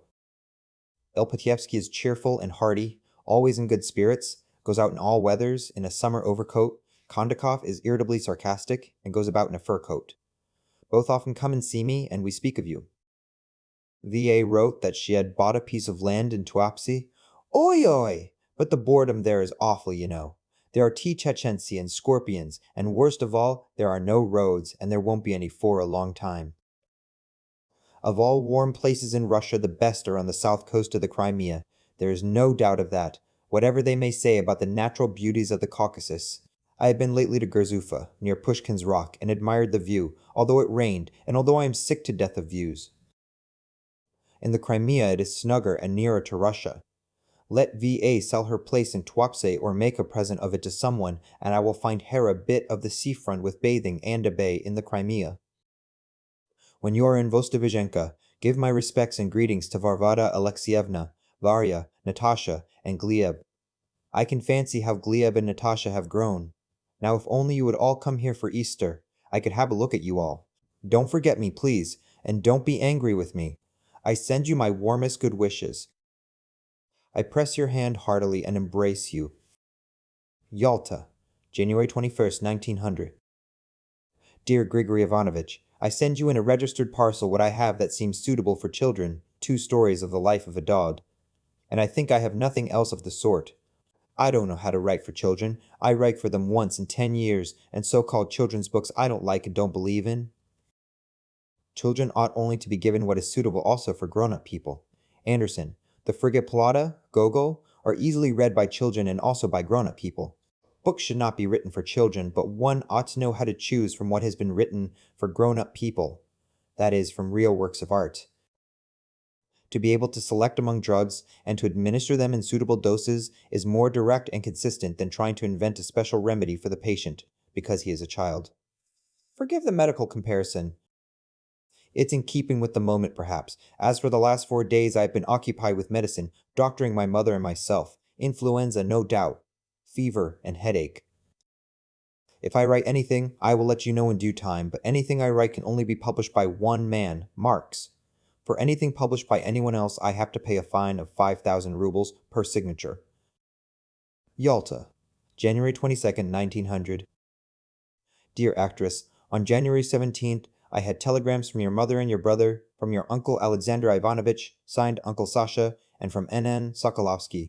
Be so good as to give them my warm thanks and the expression of my sincere feeling for them. Why don't you write? What has happened? Or are you already so fascinated? Well, there is no help for it. God be with you. I am told that in May you will be in Yalta. If that is settled, why shouldn't you make inquiries beforehand about the theater? The theater here is let on lease, and you could not get hold of it without negotiating with the tenant, Novikov, the actor. If you commission me to do so, I would perhaps talk to him about it. The 17th, my name day and the day of my election to the academy, passed dingily and gloomily, as I was unwell. Now I am better, but my mother is ailing. And these little troubles completely took away all taste and inclination for a name day or election to the academy, and they too have hindered me from writing to you and answering your telegram at the proper time. Mother's getting better now. I see the Sredids at times. They come to see us, and I go to them very, Very rarely, but still I do go. So then, you are not writing to me and not intending to write very soon either. X is to blame for all that. I understand you. I kiss your little hand. To F. D. Batyushkov. Yalta, January 24th, 1900. Much, respected F. D.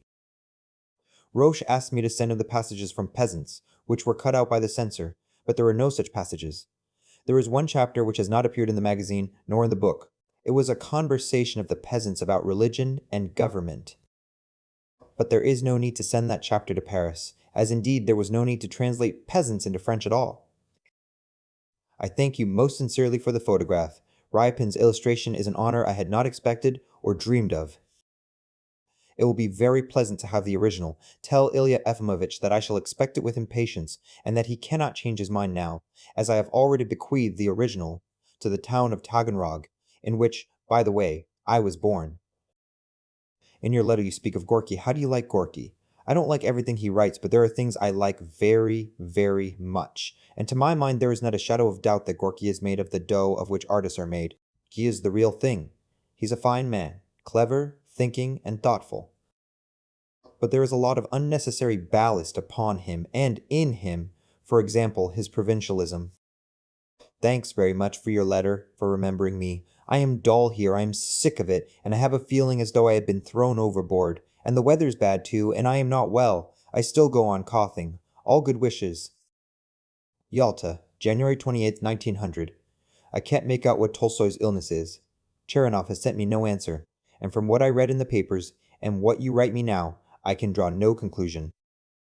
Ulcers in the stomach and intestines would give different indications. They are not present, or there have been a few bleeding wounds caused by gallstones which have passed and lacerated the walls. There is no cancer either.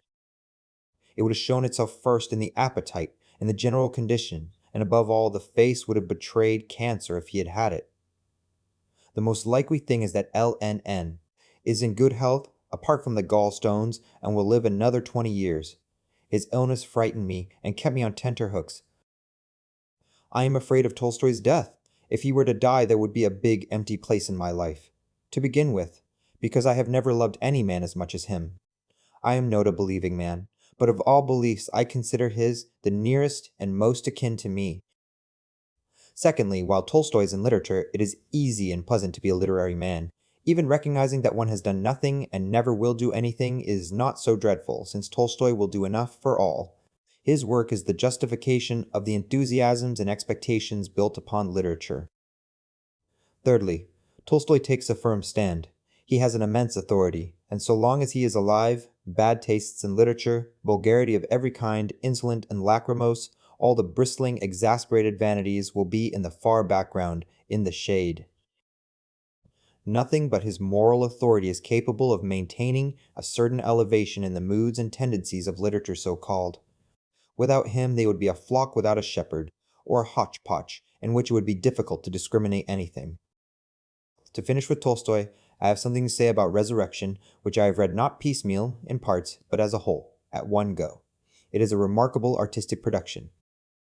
The least interesting part is all that is said of Neludov's relations with Katusha, and the most interesting, the princes, the generals, the ants, the peasants, the convicts, the warders. The scene in the house of the general in command of the Peter Paul fortress, the spiritualist, I read with a throbbing heart. It is so good! And Madame Korchagin in the easy-chair, and the peasant, the husband of Fedosia. The peasant calls his grandmother an artful one. That's just what Tolstoy's pen is. An artful one. There's no end to the novel. What there is you can't call an end. To write, and then to throw the whole weight of it on a text from the Gospel, that is quite in the theological style. To settle it all by a text from the Gospel is as arbitrary as dividing the convicts into 5 classes. Why into 5 and not into 10? He must make us believe in the Gospel, in its being the truth, and then settle it all by texts. They write about Tolstoy, as old women talk about a crazy saint, all sorts of unctuous nonsense. It's a mistake for him to talk to those people. They have elected Tolstoy, against the grain. According to notions there, he is a nihilist. Anyway, that's what he was called by a lady, the wife of an actual privy councillor, and I heartily congratulate him upon it. Why, Yalta? January 29th, 1900. Dear Lyra, they have written to me that you have grown very fat and become dignified, and I did not expect that you would remember me and write to me, but you have remembered me, and thank you very much for it, dear. You write nothing about your health. Evidently it's not bad, and I am glad. I hope your mother is well and that everything is going on all right. I am nearly well. I am ill from time to time, but not often, and only because I am old. The bacilli have nothing to do with it. And when I see a lovely woman now, I smile in an aged way and drop my lower lip. That's all. Lika, I am dreadfully bored in Yalta. My life does not run or flow, but crawls along. Don't forget me. Write to me now and then, anyway. In your letters, just as in your life, you are a very interesting woman. I press your hand warmly. Yalta, February 3rd, 1900. Dear Alexei Maximovich, thank you for your letter. For the lines about Tolstoy and about Uncle Vanya, which I haven't seen on the stage. Thanks altogether for not forgetting me. Here, in this blessed Yalta, one could hardly keep alive without letters. The idleness, the idiotic winter with the temperature always above freezing point, the complete absence of interesting women, the pig faces on the seafront, all this may spoil a man and wear him out in a very short time. I am tired of it. It seems to me as though the winter had been going on for 10 years. You have pleurisy. If so, why do you stay on in Nizhny? Why? What do you want with that Nizhny, by the way? What glue keeps you sticking to that town? If you like Moscow as you write, why don't you live in Moscow? In Moscow there are theaters and all the rest of it, and, what matters most of all, Moscow is handy for going abroad. While living in Nizhny, you'll stick in Nizhny and never go further than Vasilchersk. You want to see more, to know more, to have a wider range. Your imagination is quick to seize and hold, but it is like a big oven which is not provided with fuel enough. One feels this in general, and in particular in the stories. You present 2 or 3 figures in a story, but these figures stand apart. Outside the mass, one sees that these figures are living in your imagination, but only these figures. The mass is not grasped.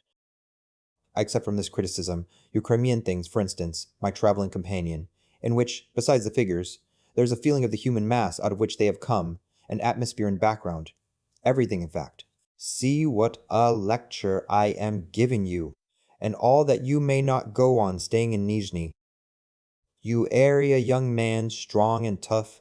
If I were you, I should make a tour in India and all sorts of places. I would take my degree in 2 or more faculties. I would. Yes, I would. You laugh. But I do feel so badly treated at being 40 already, at having asthma and all sorts of horrid things which prevent my living freely.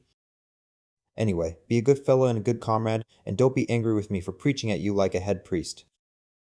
Write to me. I look forward to Foma Gordyev, which I haven't yet read properly. There is no news. Keep well, I press your hand warmly. Yalta, February 10th, 1900. Dear actress, the winter is very cold. I am not well. No one has written to me for nearly a whole month, and I had made up my mind that there was nothing left for me but to go abroad, where it is not so dull, but now it has begun to be warmer, and it's better, and I have decided that I shall go abroad only at the end of the summer. For the exhibition, and you. Why are you depressed? What are you depressed about? You are living, working, hoping, drinking. You laugh when your uncle reads aloud to you. What more do you want? I am a different matter. I am torn up by the roots. I am not living a full life. I don't drink. Though I am fond of drinking, I love noise and don't hear it. In fact, I am in the condition of a transplanted tree which is hesitating whether to take root or to begin to wither. If I sometimes allow myself to complain of boredom, I have some grounds for doing so. But you? And Meyerhold is complaining of the dullness of his life too. Ah, yea, aye. By the way, about Meyerhold, he ought to spend the whole summer in the Crimea. His health needs it, only it must be for the whole summer. Well, now I am all right again. I am doing nothing because I intend to set to work. I dig in the garden. You write that for you, little people. The future is wrapped in mystery. I had a letter from your chief Nemirovich not long ago. He writes that the company is going to be in Sevastopol, then in Yalta at the beginning of May. In Yalta there will be 5 performances, then evening rehearsals. Only the precious members of the company will remain for the rehearsals. The others can have a holiday where they please. I trust that you are precious. To the director, you are precious. To the author, you are priceless. There is a pun for a titbit for you. I won't write another word to you till you send me your portrait. Thank you for your good wishes in regard to my marriage. I have informed my fiancée of your design of coming to Yalta in order to cut her out a little. She said that if that horrid woman comes to Yalta, she will hold me tight in her embrace. I observed that to be embraced for so long in hot weather was not hygienic. She was offended and grew thoughtful, as though she were trying to guess in what surroundings I had picked up this facon de parler, and after a little while said that the theatre was an evil, and that my intention of writing no more plays was extremely laudable, and asked me to kiss her. To this I replied that it was not proper for me to be so free with my kisses now that I am an academician. She burst into tears, and I went away. In the spring the company will be in Kharkov too. I will come and meet you then, only don't talk of that to anyone. Nadezhda Ivanovna has gone off to Moscow. Yalta, February 12, 1900.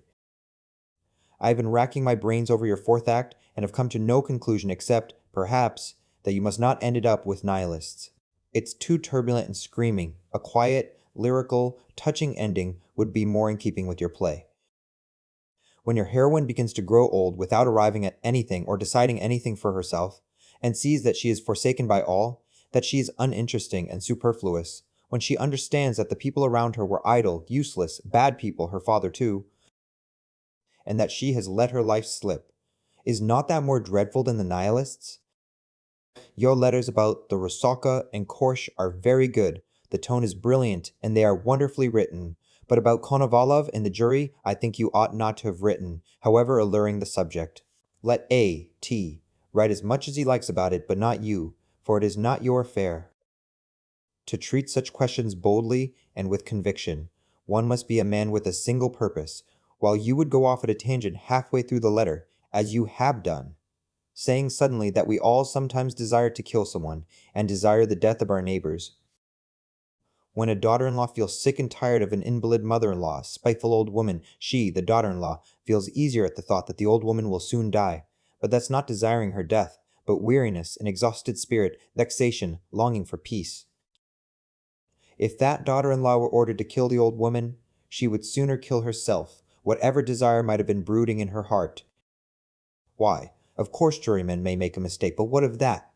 It does happen by mistake that help is given to the well-fed instead of to the hungry, but whatever you write on that subject, you will reach no result but harm to the hungry.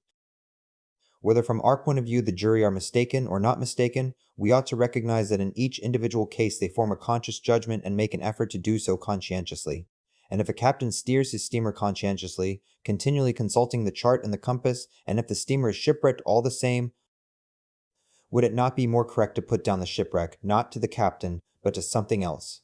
For instance, to think that the chart is out of date, or that the bottom of the sea has changed? Yes, there are 3 points the jury have to take into consideration. 1. Apart from the criminal law, the penal code and legal procedure, there is a moral law which is always in advance of the established law, and which defines our actions precisely when we try to act on our conscience. Thus, for instance, the heritage of a daughter is laid down by law as a 7th part. But you, acting on the dictates of purely moral principle, go beyond the law and in opposition to it, and bequeath her the same share as your sons, for you know that to act otherwise would be acting against your conscience. In the same way, it sometimes happens to the jury to be put in a position in which they feel that their conscience is not satisfied by the established law, that in the case they are judging, there are fine shades and subtleties which cannot be brought under the provisions of the penal code, and that obviously something else is needed for a just judgment, and that for the lack of that something, they will be forced to give a judgment in which something is lacking. 2. The jury know that acquittal is not pardon, and that acquittal does not deliver the prisoner from the day of judgment in the other world, from the judgment of his conscience, from the judgment of public opinion. They decide the question only so far as it is a judicial question, and leave A.T. to decide whether it is good to kill children or bad. 3. The prisoner comes to the court already exhausted by prison and examination, and he is in an agonizing position at his trial, so that even if he is acquitted, he does not leave the court unpunished. Well, be that as it may, my letter is almost finished, and I seem to have written nothing. We have the spring here in Yalta, no news of interest. Resurrection is a remarkable novel. I liked it very much, but it ought to be read straight off at one sitting. The end is uninteresting and false. false in a technical sense. Yalta, February 14th, 1900. Dear actress, the photographs are very, very good, especially the one in which you are leaning in dejection with your elbows on the back of a chair, which gives you a discreetly mournful, gentle expression under which there lies Hida, little demon. The other is good too, but it looks a little like a Jewess, a very musical person who attends a conservatoire, but at the same time is studying dentistry on the sly as a second string, and is engaged to be married to a young man in Mogilev, and whose fiancé is a person like M. Are you angry? Really, really angry. It's my revenge for your not signing them. Of the 70 roses I planted in the autumn, only 3 have not taken root. Lilies, irises, tulips, tuberoses, hyacinths are all pushing out of the ground. The willow is already green. By the little seat in the corner the grass is luxuriant already. The almond tree is in blossom. I have put little seats all over the garden, not grand ones with iron legs, but wooden ones which I paint green. I have made 3 bridges over the stream. I am planting palms. In fact, there are all sorts of novelties, so much so that you won't know the house, or the garden, or the street. Only the owner has not changed. He is just the same moping creature and devoted worshipper of the talents that reside at Nikitsky Gate. I have heard no music nor singing since the autumn. I have not seen one interesting woman. How can I help being melancholy? I had made up my mind not to write to you, but since you have sent the photographs I have taken off the ban, and here you see I am writing. I will even come to Sevastopol, only I repeat, don't tell that to anyone, especially not to Vishnevsky. I shall be there incognito. I shall put myself down in the hotel book, Count Blackfizz. I was joking when I said that you are like a Jewess in your photograph. Don't be angry, precious one. Well, herewith I kiss your little hand and remain unalterably yours. Yalta, February 15th, 1900. Dear Alexei Maximovich, your article in the Nizhny Novgorod Listok was balm to my soul. What a talented person you are. I can't write anything but belles, lettres. You possess the pen of a journalist as well. I thought at first I liked the article so much because you praised me in it. Afterwards it came out that Surdin and his family in Yartsev were all delighted with it. So peg away at journalism.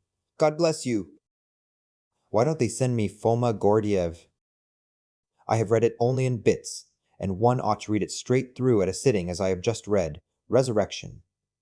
Except the relations of Neludov and Katusha, which are somewhat obscure and made up, everything in the novel made the impression of strength, richness, and breadth, and the insincerity of a man afraid of death and refusing to admit it, and clutching at texts in Holy Scripture. Write to them to send me Foma. 26 Men and a Girl is a good story. There is a strong feeling of the environment. One smells the hot rolls. They've just brought your letter. So you don't want to go to India? That's a pity. When India is in the past, a long sea voyage, you have something to think about when you can't get to sleep. And a tour abroad takes very little time. It need not prevent your going about in Russia on foot. I am bored. Not in the sense of Welchmers, not in the sense of being weary of existence, but simply bored from want of people, from want of music, which I love, and from want of women, of whom there are none in Yalta. I am bored without caviar and pickled cabbage. I am very sorry that apparently you have given up the idea of coming to Yalta. The Art Theater from Moscow will be here in May. It will give 5 performances and then remain for rehearsals. So you come, study the stage at the rehearsals, and then in 5 to 8 days write a play, which I should welcome joyfully with my whole heart. Yes, I have the right now to insist on the fact that I am 40, that I am a man no longer young. I used to be the youngest literary man, but you have appeared on the scene and I became more dignified at once, and no one calls me the youngest now. Yalta, February 15th, 1900. Much respected Vladimir Alexandrovich, Foma Gordiev, and in a superb binding too, is a precious and touching present. I thank you from the bottom of my heart. 1,000 thanks. I have read Foma only in bits. Now I shall read it properly. Gorky should not be published in parts. Either he must write more briefly, or you must put him in whole, as the Vyesnik Everpy does with Boborikin. Foma, by the way, is very successful, but only with intelligent, well-read people, with the young also. I once overheard in a garden the conversation of a lady from Petersburg with her daughter. The mother was abusing the book. The daughter was praising it. Yalta, February 29th, 1900. Foma Godayev is written all in one tone like a dissertation. All the characters speak alike, and their way of thinking is alike too. They all speak not simply, but intentionally. They all have some idea in the background, as though there is something they know they don't speak out. But in reality, there is nothing they know, and it is simply their facon de parler. There are wonderful passages in Foma.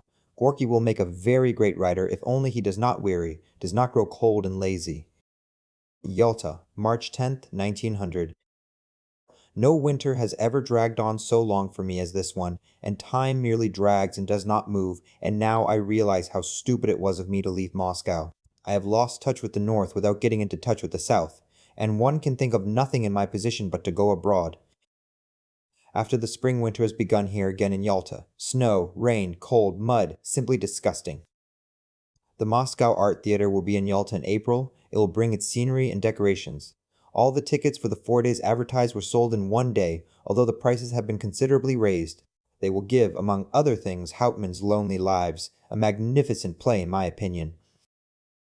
I read it with great pleasure, although I am not fond of plays, and the production at the Art Theater, they say, is marvelous. There is no news. There is one great event, though. N. Socrates is printed in the Neva supplement. I have read it, but with great effort. It is not Socrates, but a dull-witted, captious, opinionated man, the whole of whose wisdom and interest is confined to tripping people up over words.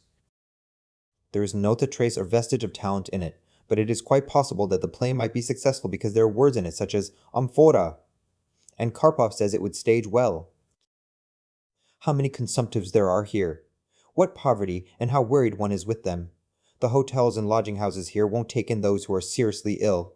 You can imagine the awful cases that may be seen here. People are dying from exhaustion, from their surroundings, from complete neglect, and this, in blessed Taurida, one loses all relish for the sun and the sea.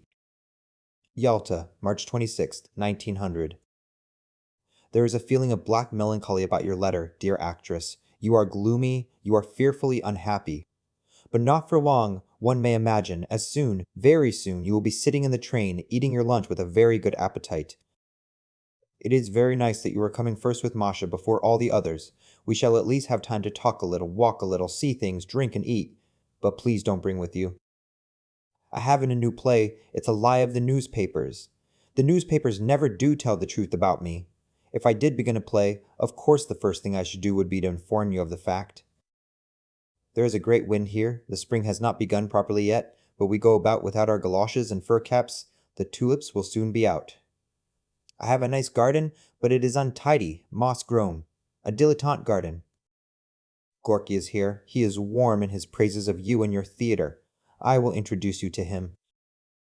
Oh dear, someone has arrived. A visitor has come in. Goodbye for now, actress. Yalta, March 26, 1900. Dear Masha, there is no news. There is no water in the pipes either. I am sick to death of visitors. Yesterday, March 25th, they came in an incessant stream all day. Doctors keep sending people from Moscow and the provinces with letters asking me to find lodgings, to make arrangements, as though I were a house agent. Mother is well. Mind you keep well too, and make haste and come home. Yalta, May 20th, 1900. Greetings to you, dear enchanting actress. How are you? How are you feeling? I was very unwell on the way back to Yalta. I had a bad headache and temperature before I left Moscow. I was wicked enough to conceal it from you. Now I am all right. How is Levitan? I feel dreadfully worried at not knowing. If you have heard, please write to me.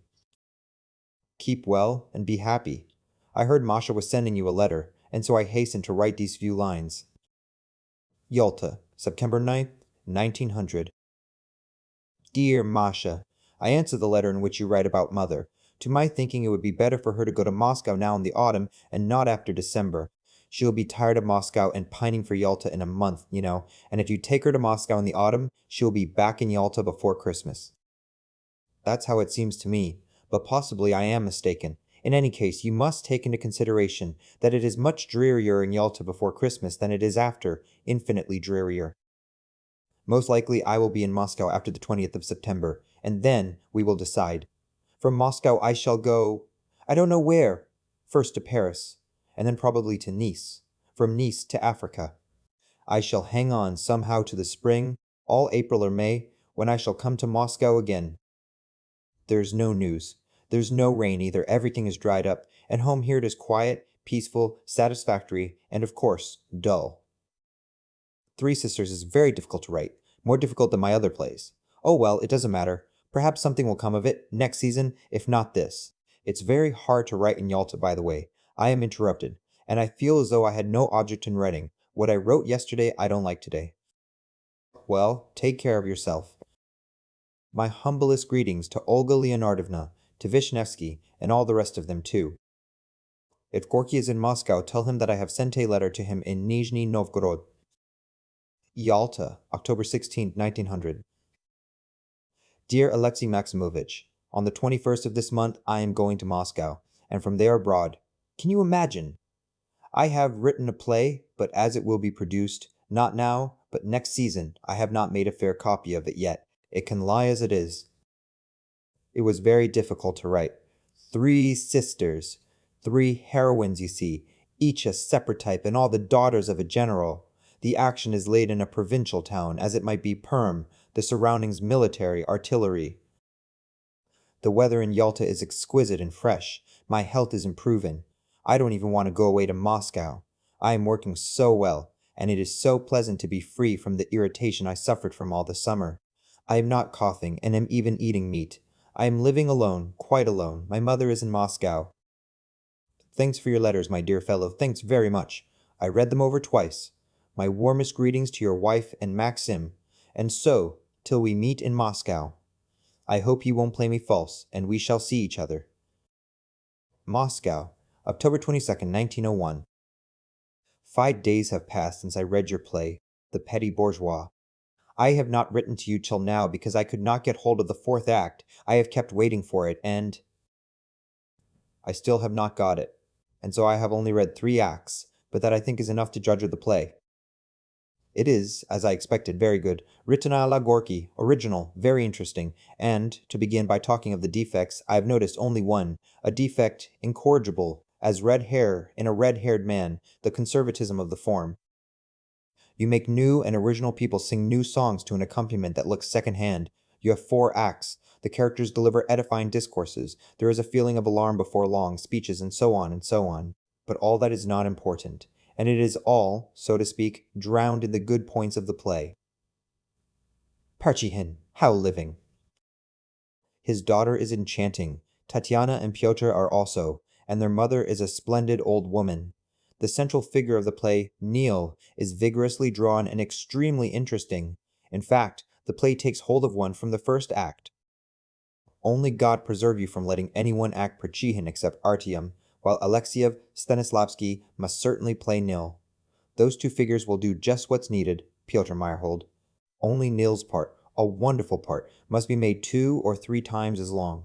You ought to end the play with it, to make it the leading part. Only do not contrast him with Pyotr and Tatiana. Let him be by himself, and them by themselves, all wonderful, splendid people independently of each other. When Nil tries to seem superior to Pyotr and Tatiana, and says of himself that he is a fine fellow, the element so characteristic of our decent working man, the element of modesty, is lost. He boasts, he argues, but you know one can see what sort of man he is without that.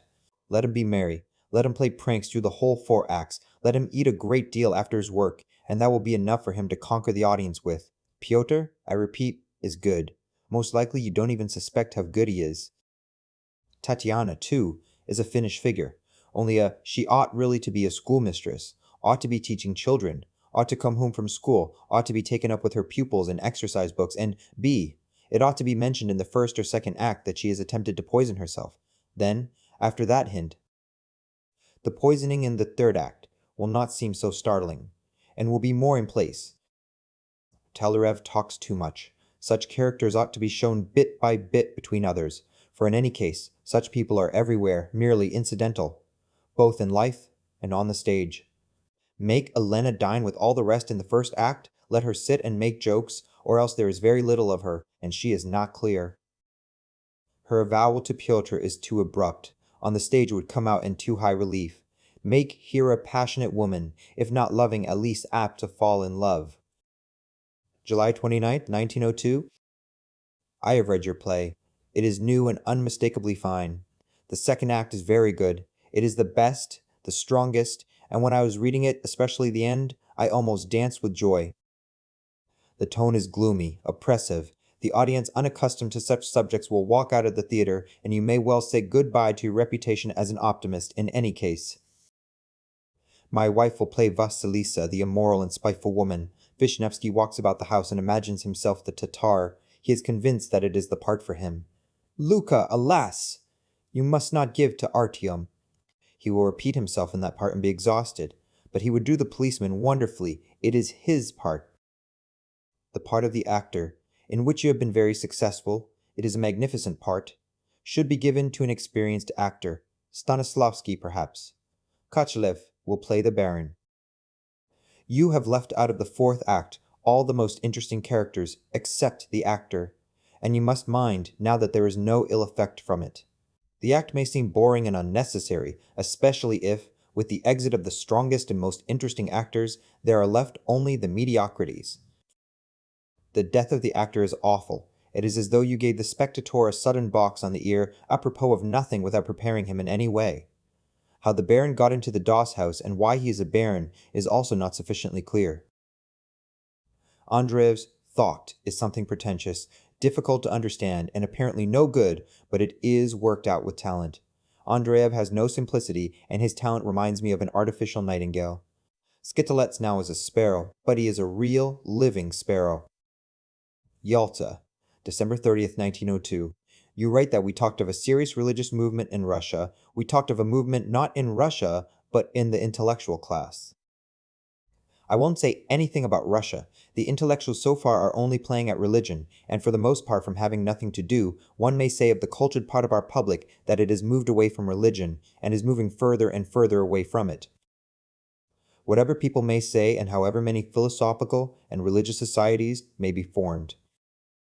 Whether it is a good or a bad thing I cannot undertake to decide. I will only say that the religious movement of which you write is one thing, and the whole trend of modern culture is another, and one cannot place the second in any causal connection with the first. Modern culture is only the first beginning of work for a great future, work which will perhaps go on for tens of thousands of years, in order that man may, if only in the remote future, come to know the truth of the real God. That is not, I conjecture, by seeking in Dostoevsky, but by clear knowledge, as one knows twice, 2 are 4. Modern culture is the first beginning of the work, while the religious movement of which we talked is a survival, almost the end of what has ceased, or is ceasing to exist. But it is a long story, one can't put it all into a letter. Moscow, June 29th, 1903. One feels so warm sympathy, of course, for Gorky's letter about the Kishinev pogrom, as one does for everything he writes. The letter is not written, though, but put together. There is neither youthfulness in it, nor confidence, like Tolstoy's. July 1st, 1903. You are reading Belles Lettres now, so read Versailles's stories. Begin with a little story in the second volume called Le Tsar. I think you will be very much pleased with it. Versailles is a doctor. I have got to know him lately. He makes a very good impression. Yalta, July 12th, 1903. I have been thinking over your letter for a long time, and alluring as your suggestion or offer is, yet in the end, I must answer it as neither you nor I would wish. I cannot be the editor of the World of Art, as I cannot live in Petersburg, that's the first point. And the second is, that just as a picture must be painted by one artist, and a speech delivered by one orator, so a magazine must be edited by one man. Of course I am no critic, and I dare say I shouldn't make a very good job of the reviews, but on the other hand, how could I get on in the same boat with Merezhkovsky, who definitely believes, didactically believes, while I lost my faith years ago and can only look with perplexity at any intellectual who does believe. I respect Merezhkovsky, and think highly of him both as a man and as a writer, but we should be pulling in opposite directions. Don't be cross with me, dear Sergei Pavlovich. It seems to me that if you go on editing the magazine for another 5 years, you will come to agree with me. A magazine, like a picture or a poem, must bear the stamp of one personality, and one will must be felt in it. This has been hitherto the case in the world of art, and it was a good thing. And it must be kept up. 2K. S. Stanislaus. Yalta, July 28, 1903. My play, The Cherry Orchard, is not yet finished. It makes slow progress, which I put down to laziness, fine weather, and the difficulty of the subject. I think your part is all right. though I can't undertake to decide, as I can judge very little of a play by reading it. To Madam Stanislavskoye. Yalta, September 15th, 1903. Don't believe anybody? No living soul has read my play yet. I have written for you not the part of a canting hypocrite, but of a very nice girl, with which you will, I hope, be satisfied. I have almost finished the play, but 8 or 10 days ago I was taken ill with coughing and weakness. In fact, last year's business over again. Now, that is today. It is warmer and I feel better, but still I cannot write, as my head is aching. Olga will not bring the play. I will send the 4 acts together as soon as it is possible for me to set to work for a whole day. It has turned out not a drama, but a comedy, in parts a farce indeed, and I am afraid I shall catch it from Vladimir Ivanitch. I can't come for the opening of your season. I must stay in Yalta till November.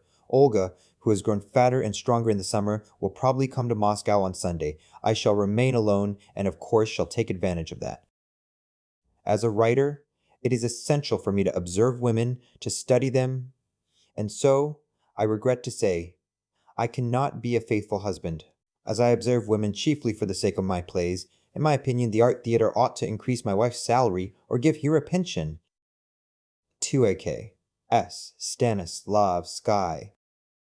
Yalta, October 30th, 1903. Many thanks for your letter and telegram. Letters are very precious to me now. In the first place, because I am utterly alone here, and in the second, because I sent the play 3 weeks ago, and only got your letter yesterday. And if it were not for my wife, I should know nothing at all, and might imagine any mortal thing. When I was writing Lopahin, I thought of it as a part for you. If for any reason you don't care for it, take the part of Gaev. Lopahin is a merchant, of course, but he is a very decent person in every sense. He must behave with perfect decorum, like an educated man, with no petty ways or tricks of any sort, and it seemed to me this part, the central one of the play, would come out brilliantly in your hands.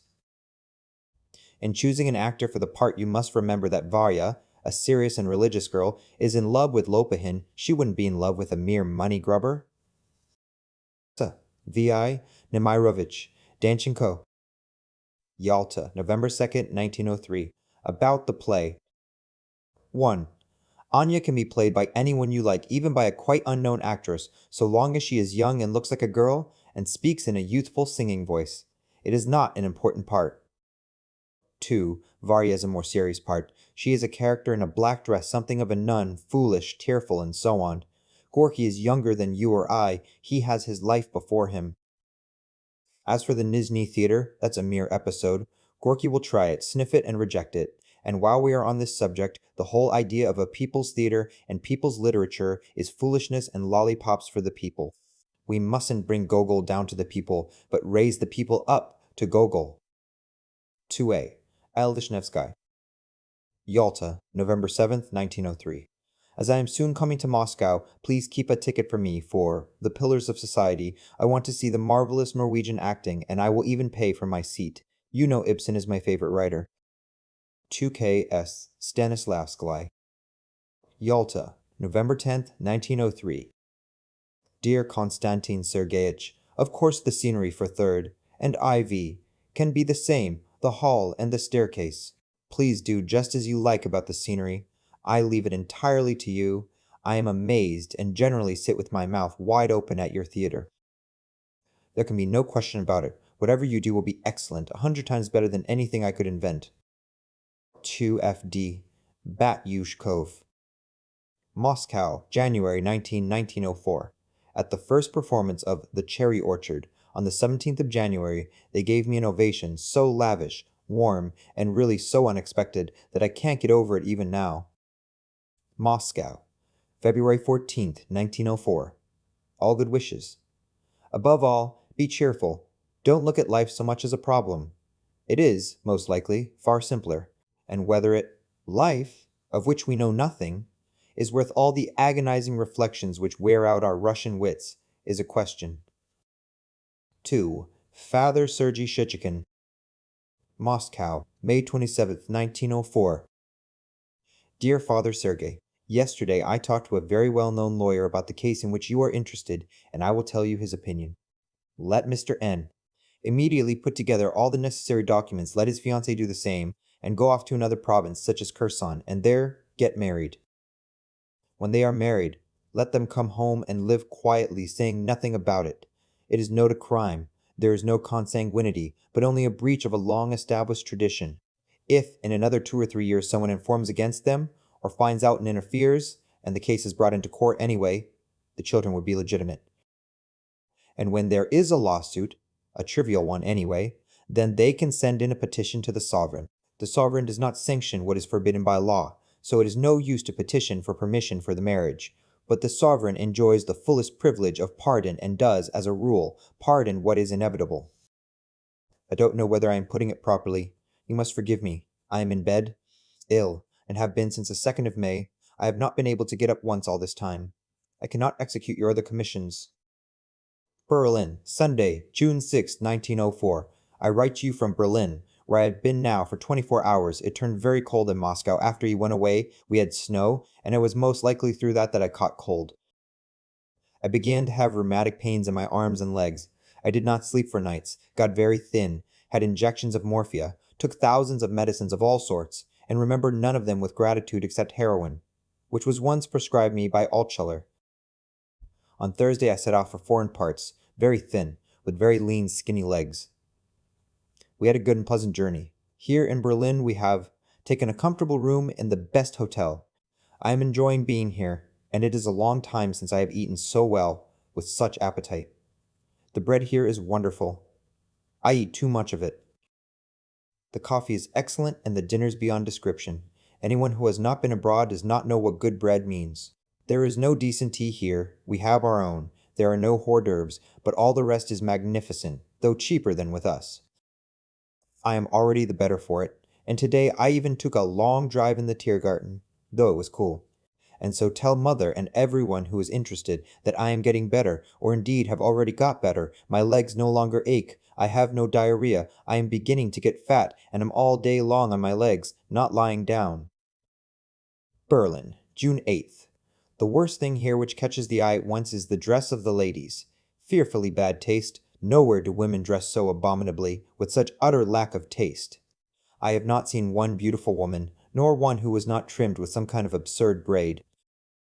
Now I understand why taste is so slowly developed in Germans in Moscow. On the other hand, here in Berlin life is very comfortable. The food is good, things are not dear. The horses are well fed, the dogs who are here harnessed to little carts are well fed too. There is order and cleanliness in the streets. Badenweiler, June 12th. I have been for 3 days settled here. This is my address, Germany, Badenweiler, Villa Friedriche. This Villa Friedriche, like all the houses and villas here, stands apart in a luxuriant garden in the sun, which shines and warms us till 7 o'clock in the evening, after which I go indoors. We are boarding in the house. For 14 or 16 marks a day we have a double room flooded with sunshine, with washing stands, bedsteads, and so on, with a writing table, and, best of all, with excellent water, like seltzer water. The general impression, a big garden, beyond the garden, mountains covered with forest, few people, little movement in the street. The garden and the flowers are splendidly cared for. But today, apropos of nothing, it has begun raining. I sit in our room, and already begin to feel that in another 2 or 3 days I shall be thinking of how to escape. I am still eating butter in enormous quantities and with no effect. I can't take milk. The doctor here, Schworer, married to a Moscow woman, turns out to be skillful and nice. We shall perhaps return to Yalta by sea from Trieste or some other port. Health is coming back to me not by ounces but by stones. Anyway, I have learned here how to feed. Coffee is forbidden to me. Absolutely. It is supposed to be relaxing. I am beginning by degrees to eat eggs. Oh, how badly the German women dress. I live on the ground floor. If only you knew what the sun is here. It does not scorch, but caresses. I have a comfortable low chair in which I can sit or lie down. I will certainly buy the watch. I haven't forgotten it. How is mother? Is she in good spirits? Write to me. Give her my love. Olga is going to a dentist here. I am living amongst the Germans and have already got used to my room and to the regime, but can never get used to the German peace and quiet. Not a sound in the house or outside it, only at 7 o'clock in the morning and at midday there is an expensive but very poor band playing in the garden. One feels there is not a single drop of talent in anything nor a single drop of taste. But, on the other hand, there is order and honesty to spare. Our Russian life is far more talented, and as for the Italian or the French, it is beyond comparison. My health has improved. I don't notice now as I go about that I am ill. My asthma is better, nothing is aching. The only trace left of my illness is extreme thinness. My legs are thin as they have never been. The German doctors have turned all my life upside down. At 7 o'clock in the morning, I drink tea in bed. For some reason, it must be in bed. At 7:30, a German by way of a masseur comes and rubs me all over with water, and this seems not at all bad. Then I have to lie still a little, get up at 8 o'clock, drink acorn cocoa, and eat an immense quantity of butter. At 10 o'clock, oatmeal porridge, extremely nice to taste and to smell, not like our Russian. Fresh air and sunshine. Reading the newspaper. At 1 o'clock, dinner, at which I must not taste everything but only the things Olga chooses for me, according to the German doctor's prescription. At 4 o'clock, the cocoa again. At 7 o'clock, supper. At bedtime, a cup of strawberry tea. That is as a sleeping draught. In all this, there is a lot of quackery, a lot of what is really good and useful. For instance, the porridge.